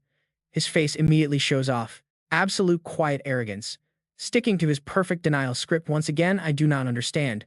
Bisu stands there, swallowed up by the heavy dark shadows of the prison hallway. His profile reveals some serious deep calculation, like he faintly guessed the crazy scheme of the guy across from him. He blinks, hiding his surprise, then mutters under his breath with hidden meaning. Understood. Glancing through those cold iron prison bars one more time, the teenager's back is still sitting there completely calm like a rippleless lake. He lets out a soft sigh. It seems his lips actually curl into an amused smile, secretly praising this incredibly stubborn chess piece. It is not quite time for us to cooperate yet. The flashback, finally, closes and the brutal reality of the trial reappears. The majestic booming voice of the old high priest echoes throughout the massive grand hall once again. Do you have any objections to this ruling? Under the crushing weight of absolute authority, Bai Yi just stays on his knees, bowing down. His shackled hands obediently play the role of a guy accepting his grim fate. None. But how could this wild play possibly end this easily? Now you and I are about to see the real plot twist. Suddenly, the glasses guy from the divine faction sharply interrupts. The Davis family formally objects. Amidst the pure shock of the observing crowd, Lin Feng casually struts right up to the podium, handing over an official envelope before making a crystal-clear declaration. Bai Yi was invited to Sky City by the Davis family. Kicking off this shamelessly flipped magic trick, he pushes up his glasses, turning the victim into the villain instantly. During the banquet, Rakim suddenly made an entirely unprovoked and reckless attack on Bai Yi, the first-place winner. He covers half his face, intentionally emphasizing the sheer baseness of that supposedly noble divine clan member, noting he even maliciously ordered his divine servant Gannis to attack Bai Yi. The smooth defense argument just keeps rolling right out quickly, weaving an absolutely flawless scenario of false accusations. Caught in a desperate situation, Bai Yi only made a defensive move, which unfortunately led to Rakim unexpectedly falling into a deep coma. Wrapping up this manipulative speech, he reaches his hand out toward Bai Yi, citing completely undeniable and crystal-clear legal rules. According to Chapter 10 of the Awakened Management Laws, his actions fall entirely under the strict category of legitimate self-defense. The bodyguard respectfully places the envelope right onto the desk, dropping one final decisive hammer blow to completely force the hand of the judge. This is the testimony provided by the Davis family, along with hard evidence from the actual scene. The old high priest frowns deeply when he realizes the interference of a much bigger power. But these pieces of evidence should have been presented before the court trial started. Lin Feng pushes up his glasses instantly, shutting him down with heavy oppressive words, using the threatening authority of a massive superior force. This is evidence submitted personally by Lord Davis himself. I hope the high priest will at least review it before giving any final answers. Standing right in the center of this underground power struggle vortex, Bai Yi just carelessly glances at these dogs biting each other. The frame. All right, you and I are watching a ruined city flash by carrying the endless ambition of the hidden Lord Davis as he ponders. Standing tall amid the destruction, Davis casually spits out a truly cruel fact. The actual truth of this broken world really does not matter at all anymore. Back at the trial, the old priest scratches his head, sweating bullets, finally grasping the rotten rules of survival here. Whatever the gods declare, that becomes the absolute truth. Deep down, Lord Davis's gaze holds a crazy level of expectation while looking right at Bai Yi. This world has been a pile of garbage for so long now. But you actually showed me a glimmer of hope. A massive stone wall crumbles perfectly, symbolizing the intense desire to completely overthrow the old system, destroying the ruins just to start fresh. His eyes are firm and calculating, acting like he already holds the entire future right in the palm of his hand. Bai Yi, one day we will work together. A loud wooden gavel slams down hard on the floor table, ending this ridiculous farce of fake justice. The head priest formally announces the final verdict, saving the exact pawn protected by a massive power. The awakened one from Bai Yi is found innocent and released. Almost immediately, the heavy iron handcuffs completely shatter into pieces, clattering against the ground and restoring his freedom. The guards on both sides obediently step back to clear a path, coldly letting him know you are free to go. The giant courthouse doors slowly swing open and bright blinding light pours in to welcome the boy's confident steps. Up in the stands, his friends totally explode with extreme joy, jumping up and loudly cheering. This is awesome. Bai Yi avoids prison and we can all head home together. The dark-haired girl tears up, clutching her chest and breathing a huge sigh of relief like a massive weight dropped. Thank goodness. But get this. Right in the middle of that celebration, Bai Yi actually frowns, his mind stuck on unused schemes. The original plan was to use a divine edict to wipe out the charges, never expecting things to go this smoothly. Now watch this. Suddenly, the sloppy sound of flip-flops echoes out brutally, shattering whatever serious mood was left. A guy wearing a loud floral shirt comes rushing in like a maniac, completely ignoring the panicking guards chasing him down. They warn him this is the high priest's peak, but it is useless. The guards sweat helplessly, quickly convincing each other to back off against his pure rogue energy. Just let it go, nobody could stop this guy anyway. The floral shirt man proudly marches straight forward, looming right behind Bai Yi like a literal mountain. He just stands there looking at Bai Yi, raising his voice in his super casual, playful tone. Hey, are you that Bai Yi kid? Bai Yi glances over his face, showing a massive question mark at the arrival of this absolute weirdo. Then Bai Yi's eyes suddenly tremble violently. A distant memory bursts open in his mind, making him completely stunned, thinking he could never imagine this in his wildest dreams. The floral shirt guy crosses his arms, laughing heartily like he hit the jackpot. You were the one who beat that god to a total pulp, right? Bai Yi's pupils shrink sharply, a mess of mixed emotions swirling wildly in his sharp eyes. All sinister plots are put on hold. In this life, meeting his master for the first time, and it happens to be right here.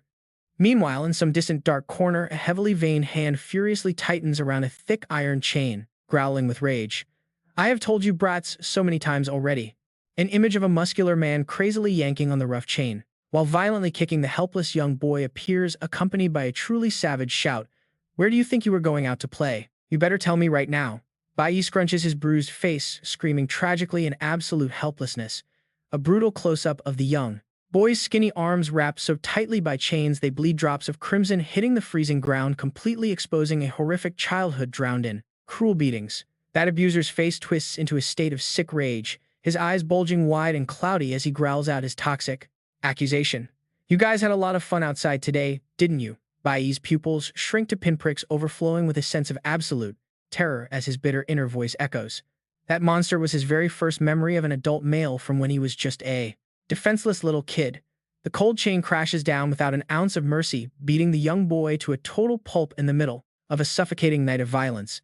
The tyrant strains his neck, mouth wide open, spewing horrifying sounds exactly like a bloodthirsty wild beast roaring. But the tragedy definitely does not stop there.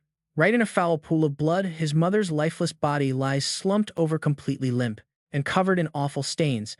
That soul-tearing pain morphs into towering sky-high hatred.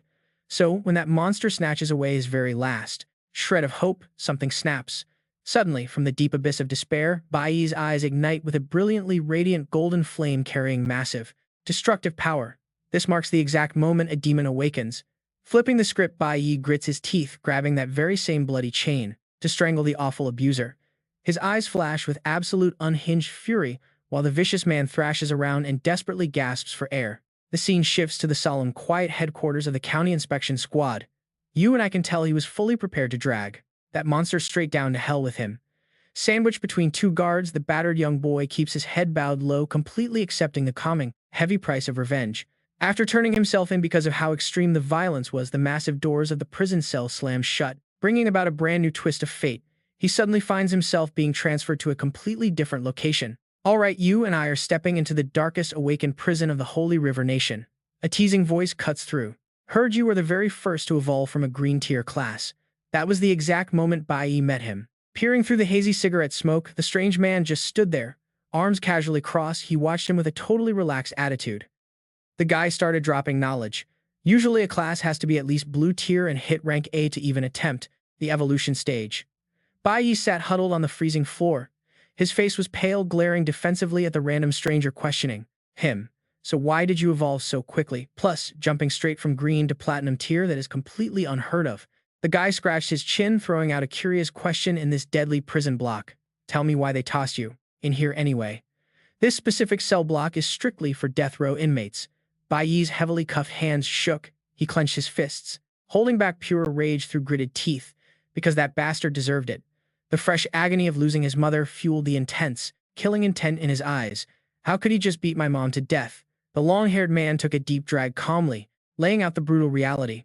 So you actually killed your own biological father with your bare hands just to get revenge for her. That sentence hit like a thunderbolt. Bai Yi snapped his head up in shock, eyes totally guarded. I literally never even said. It was him who I killed. How do you know that? Instantly breaking the heavy tension, the weirdo grabbed his head, bursting into loud laughter, totally dropping his dangerous vibe. Ha ha, my bad. I am not actually a criminal. He casually used his cheap slipper to crush his cigarette on the floor, whining like a total goofball. The warden just said if I wanted to sneak in here, I absolutely had to wear the exact same prison uniform as you guys. He opened his arms wide with a massive, friendly grin, properly introducing himself. I am Dong Yang, the current chief of the 6th Guild out in the Holy River Nation. Look, you are already stuck on death row. Dong Yang extended his massive hand right in front of Bai Yi, offering a crazy lifeline. Why not just join my squad, come out and roll with me instead? An ironic twist of fate for our guy. In his past life, Dong Yang gave him absolutely zero choice. The man simply dragged him right out of that heavenly prison. The flashback fades out. Back to reality by the Grand Pavilion gate, blue veins practically popped on Bai Yi's tense hand. He scowled hard at this obnoxiously loud guy following him around. Completely ignoring the hostile vibe, Dong Yang slung an arm around Bai Yi's shoulder. He cheerfully pointed at an approaching young man. Let me introduce you. This kid is the very same Bai Yi I was telling you about. Take good care of him. You and I are about to see how this guild changes him. It was the start of his chaotic life alongside this total weirdo. A red-haired guy walked up looking absolutely exhausted by his boss's random antics. Captain of the 6th Guild's first squad, Shi Shan. He let out a massive sigh. Boss, are you seriously taking on disciples again? Then he turned toward Bai Yi. All right then. I guess you are my new junior brother from now on. Standing next to his smugly grinning self-proclaimed master, Bai Yi relentlessly poured cold water on the whole idea. I am absolutely not his disciple. A brutal slap smacked right between Bai Yi's shoulder blades, sending him stumbling forward. Dong Yang just laughed it off loudly and barked out, hurry up and show your junior brother the ropes around our guild. Without a single warning, Shan palmed Bai Yi's head and literally dragged him away, totally ignoring his annoyed struggles. Let's go, junior. Bai Yi groaned in pure defeat. I already said I am not. The view cuts to a massive stone training arena where crazy figures are violently swinging weapons and clashing in brutal combat. Suddenly, a shout echoed across the yard. The guild master stood, crossing his arms right at the edge of the field. The 8th squad captain He Hu frowned hard, strictly complaining to Dong Yang. I genuinely think that kid does not belong here in the 6th Guild. His sharp gaze dropped down to the gasping teenager, totally collapsed flat on the dirt with his wooden practice sword tossed aside. It has been 2 whole months. He has not spoken to anyone. Plus, his current skill level is a total joke for someone supposedly holding a platinum-tier holy warrior title. Bai Yi kneeled heavily on the floor, his entire body covered in dark bruises, while He Hu's annoyed voice echoed nearby. You know well enough. Plenty of guys cannot handle a harsh military environment. Add his criminal record on top of that. Honestly, as of right now, the team is getting pretty sick of him. Dong Yang completely ignored the rant, his eyes staring off with a really heavy look. You know what? In this entire world, I have only met 3 people who could naturally skip tiers and evolve. He slightly turned to his teammate, his voice dropping low to reveal a brutal truth. Without a single exception, every one of them survived absolute soul-crushing tragedies back in their childhood. Watching Bai Yi's lonely figure quietly picking up the shattered training sword, Dong Yang softly explained. The kid refuses to speak because he literally cannot trust a single soul. You and I know how that feels. The image of Bai Yi getting smashed into the dirt flashed through his mind. He just could not let it go. Pinned flat against the floor by his opponent, his bloodied face shows pure confusion. You see, it is because, right now, he has zero idea what he is even fighting for. Smoke swirls around, hiding half of Dong Yang's face as he quietly analyzes the kid's pain. People who suffer massive mental trauma usually have zero clue how to pick themselves back up. Heavy rain pours down over the dark, freezing training ground, matching the cold emptiness inside the young boy's heart. Staring into the massive downpour, the older man clicks his tongue, exhaling smoke along with a Huge expectation. If this kid ever finds a real purpose, watch out. The small boy stands silently in the rain, gripping his sword suddenly, looking fiercely unbreakable. If he wakes up, his future will be absolutely legendary. This memory marks the beginning of his incredibly long past life. Back then, Bai Yi lived a completely dull, uneventful life inside of that quiet guild. He still remembers when his flashy master secretly handed him a sandwich, flashing a huge grin and saying, "I sneaked an extra piece just for you." You were still a growing boy, right? Back then, the young kid just quietly chewed his food. His bruised face stayed totally ice cold, but honestly, his frozen heart was finally starting to melt. Even while slaughtering massive monsters alongside his team, his mind stayed trapped in total darkness. He still could not figure out what he was actually fighting for. Meanwhile, behind his back, the nasty whispers from his own teammates constantly surrounded him. Why does the captain treat this guy so well? One annoyed team member with a bandage on his face frowned and complained bitterly. He just blindly rushes in to kill everything alone. He understands absolutely nothing about actual teamwork. The guy next to him just laughed, trying to hide his own terrible skills. Come on, when you are that overpowered, you do not even need teamwork. The teammate sighed heavily and closed his eyes. But right then, Bai Yi was thinking he would just drift blindly through the rest of his pathetic life.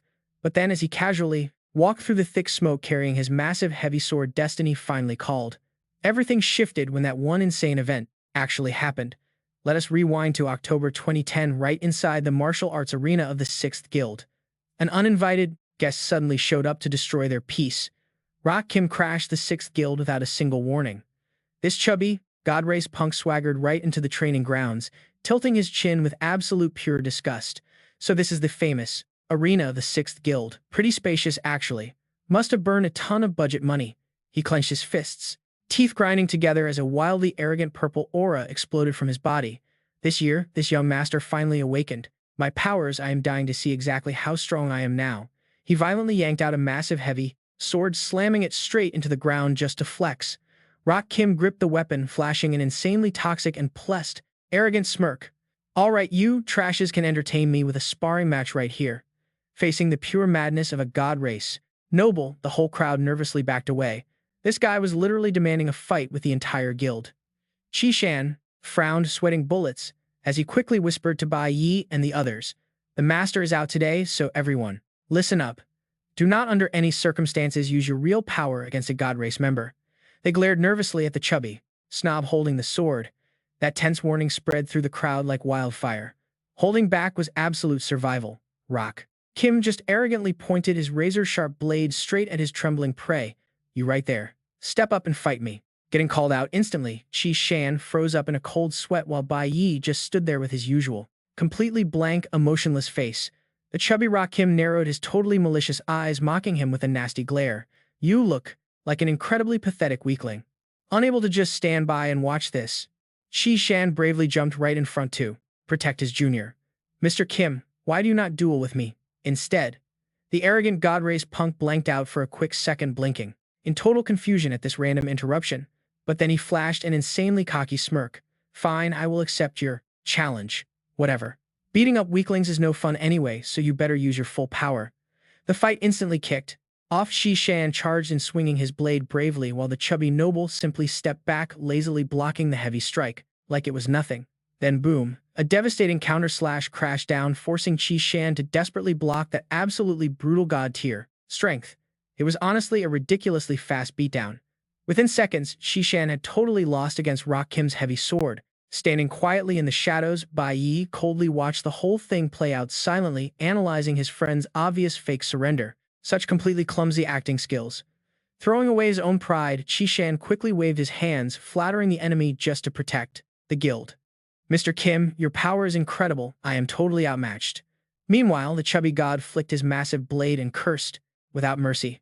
Absolute trash. Still hungry for a beatdown, Rock pointed his blade right at them. You are next. All right, you and I are about to see something wild. Ignoring all rules, a devastating punch smashes into another member's face. Pure, insane violence. This whole thing is disguised as a friendly match. The madman wildly swings his weapon around, slashing everywhere and knocking the mercenaries down in a completely brutal and arrogant way. Right in the middle of this total chaos, Bai Yi just stands perfectly still like an ice statue. His cold, sharp eyes show not a single flicker of emotion while watching his own teammates get absolutely crushed. The reality of the situation hits hard. The other members of Guild Number 6 are getting taken down by him one by one. A teammate falls tragically under his brutal attacks. After playing around enough, Heavy Guy angrily points his sword straight ahead, frowning as he complains out loud. Hey, why are all of you guys just so incredibly weak? Not even one person here can last 2 rounds against me. A blood-soaked team member forces a polite smile to somehow soothe his absolute rage. I lost too, you truly are a genius warrior. But in exchange for that kind patience, the fat guy just ruthlessly slashes his blade straight down onto the shoulder of the teammate who just surrendered. He completely crosses the final line of what was supposed to be a friendly match. Watching their teammate get slashed to pieces right before their eyes, Qi Shan and Hei Su widen their eyes in pure horror. They are sweating profusely, but nobody dares to utter a single word of complaint. Blood splatters absolutely everywhere, accompanied by terrifying screams of pain. Meanwhile, the Divine Clan noble just sneers in complete contempt. Is this really worthy of being called the absolute strongest guild? He tilts his face up to the sky, raining down some seriously harsh and bitter insults. Turns out you are all just pure trash. His blood-stained sword points straight at the faces of the trembling men standing in front of him. He shouts loudly, threatening them. I need to let the Davis family see exactly what is wrong with the useless garbage they have been raising. With their pride being completely trampled mercilessly, Qi Shan bites his teeth so hard they bleed. Sweat pours down his face. His eyes are filled with absolute burning rage, but his hands just hang there in total helplessness. The cold, sharp blade swings up, tearing right through the wind. The fat guy prepares to land another incredibly cruel blow, directly onto the defeated victim. Stick with me here. Right at that absolute life or death moment, a figure boldly steps forward. Bai Yi stands there and he coldly uses his own sword to completely block the devil's weapon. The young man looks up with eyes as incredibly sharp as a razor, and then he deeply speaks a sentence that chills right to the bone. Let me be your opponent. This bold declaration sparks an absolutely spectacular overthrow that rings out. It was his very first time feeling this kind of pure, burning rage since getting out of prison. The fat guy's face completely twists up from pure fury. The blades clash, sending wild sparks flying everywhere. Everything happens as fast as a lightning flash, which is exactly why Bai Yi needs less than a single round. Rakim's giant heavy sword falls straight down, stabbing deep into the solid stone floor. Bai Yi stands tall and completely unfazed, pointing his sword right at the fallen noble, having utterly defeated him. The fat guy falls flat on his back, his face turning ghostly pale.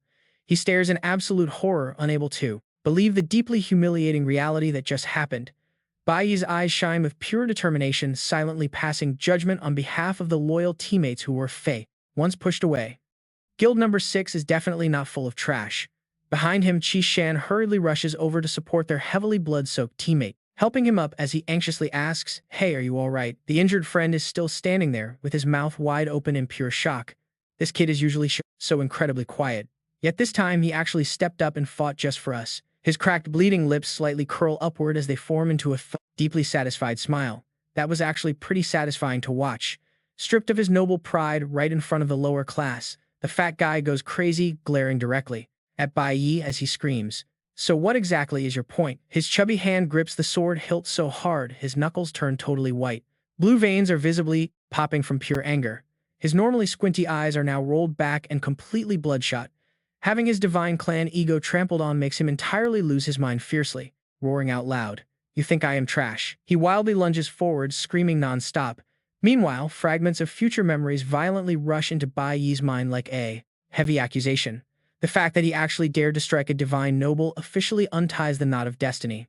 Right after that moment, Bai Yi experiences his very first real encounter with the dark truth of this world. Suddenly, the noble reaches out and grabs the tip of the blade, leaving Bai Yi completely confused. He doesn't understand what is happening. And then snap, the shattered sword violently clatters down onto the freezing stone floor. It is the ultimate proof of an absolute rebellion that pushes way beyond all natural laws. Then the incredibly cruel reality immediately hits. A whole wall of razor-sharp spears from the Divine Clan's royal guards is brutally aimed straight at him from every single direction, completely trapping Bai Yi in a deadly corner. Seeing his junior brother about to die, a teammate screams at the top of his lungs to give a command. Bai Yi, hurry up and go, warn the master. The scene cuts to a lonely figure standing right behind a set of freezing iron bars. It appears once again as the narrator's voice echoes with pure sarcasm and heavy resignation. And just like that, he gets tossed right back into the heavenly prison. Bai Yi lowers his face into the deep darkness. His messy hair perfectly hides his absolute overwhelming feeling of helplessness. But right at the exact moment he truly thinks that he is completely trapped here forever, with zero chance of escape, the massive, heavy iron door suddenly swings wide open. A royal guard just casually walks right in carrying a completely unexpected judgment. Insanely enough, Bai Yi is actually being released directly on the spot, and it comes right along with a totally soulless announcement. You are free to go. Stepping back into a loud, brightly lit reality, the dazzling lights hit his eyes. What he sees next is a scene that is the complete, absolute opposite of a dark prison cell. Guild number 6 has actually gone out of their way to throw a special welcome-back cleansing party just for him. He sweeps his razor-sharp gaze right across the wildly cheering crowd, raising their glasses. His sharp instincts immediately kick in, making Bai Yi frown. Where exactly did he go? You and I might be wondering the same thing. He stands silently amidst the chaotic crowd, a bad feeling creeping in as he looks around. But their master is nowhere to be seen. Qi-Shan walks over with a forced smile, dropping an explanation that sounds completely reasonable but absolutely reeks of a lie. He says their master took a sudden mission and will not be back for a month. All the guild members suddenly stand up together. They cheerfully raise their foaming beer mugs high into the air, cheering loudly to celebrate. Let us all toast to Bai Yi returning home safely. Cheers. But as he slowly lifts his own glass, Bai Yi's eyes immediately darken. The sharp instincts of someone who has survived countless life or death battles tell him something is seriously wrong. Deep down, he can sharply sense the hidden truth. His lifeless expression, reflecting in the rippling drink, exposes their massive collective cover-up. Every single person in this guild hall right now is secretly hiding something from him while trying to act completely normal. Face totally red from all the alcohol, Qi-Shan looks toward his teammates and drunkenly jokes around. He tells them they absolutely better not get blackout drunk tonight. Then he proudly pats his chest, masking his nervous panic. My tolerance is amazing, he brags. An empty cup rolls across the wood, spilling bitter yellow liquid over the table. It signals their final layer of deception, entirely shattering. After enough drinks, Bai Yi finally pries their mouths open to demand the actual truth. Qi-Shan completely hangs his head in pure defeat. Pain and helplessness wash over his face as he grits his teeth, spitting out the harsh reality. Those absolute bastards from the divine race are deliberately trying to force you into a corner to die. Gripping his glass until his veins pop, Qi-Shan violently shakes as he breaks down the death sentence hanging over his head. If Bai Yi faces the divine tribunal again, he will never have any chance to stay with the 6th Guild Division ever again. His entire future would lose every single ounce of hope, with his broad shoulders trembling uncontrollably right now. Qi-Shan chokes back tears, revealing their great master's true intentions with a heavily broken voice. Our master has honestly always wanted more than anything else in this world to see you proudly stand tall with your head held high again. He desperately wants to see you become incredibly successful.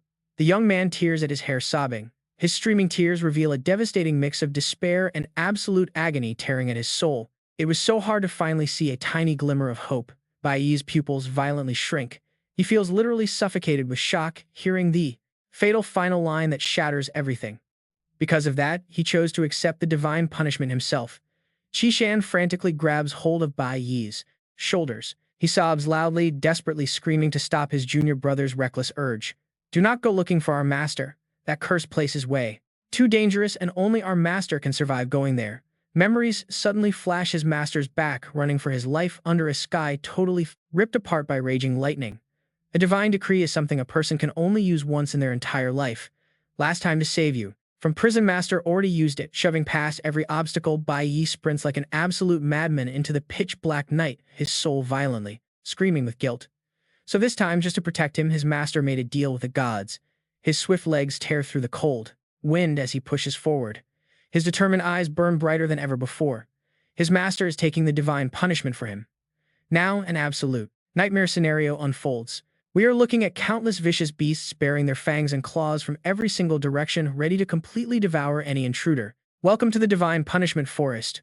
Without hesitating for even a second, Bai Yi dives straight into the monster horde, dodging massive blood-stained jaws. He wants to accept the divine penalty, meaning he must slaughter his way through alone, crossing this entire deadly forest, absolutely swarming with terrifying mutated beasts.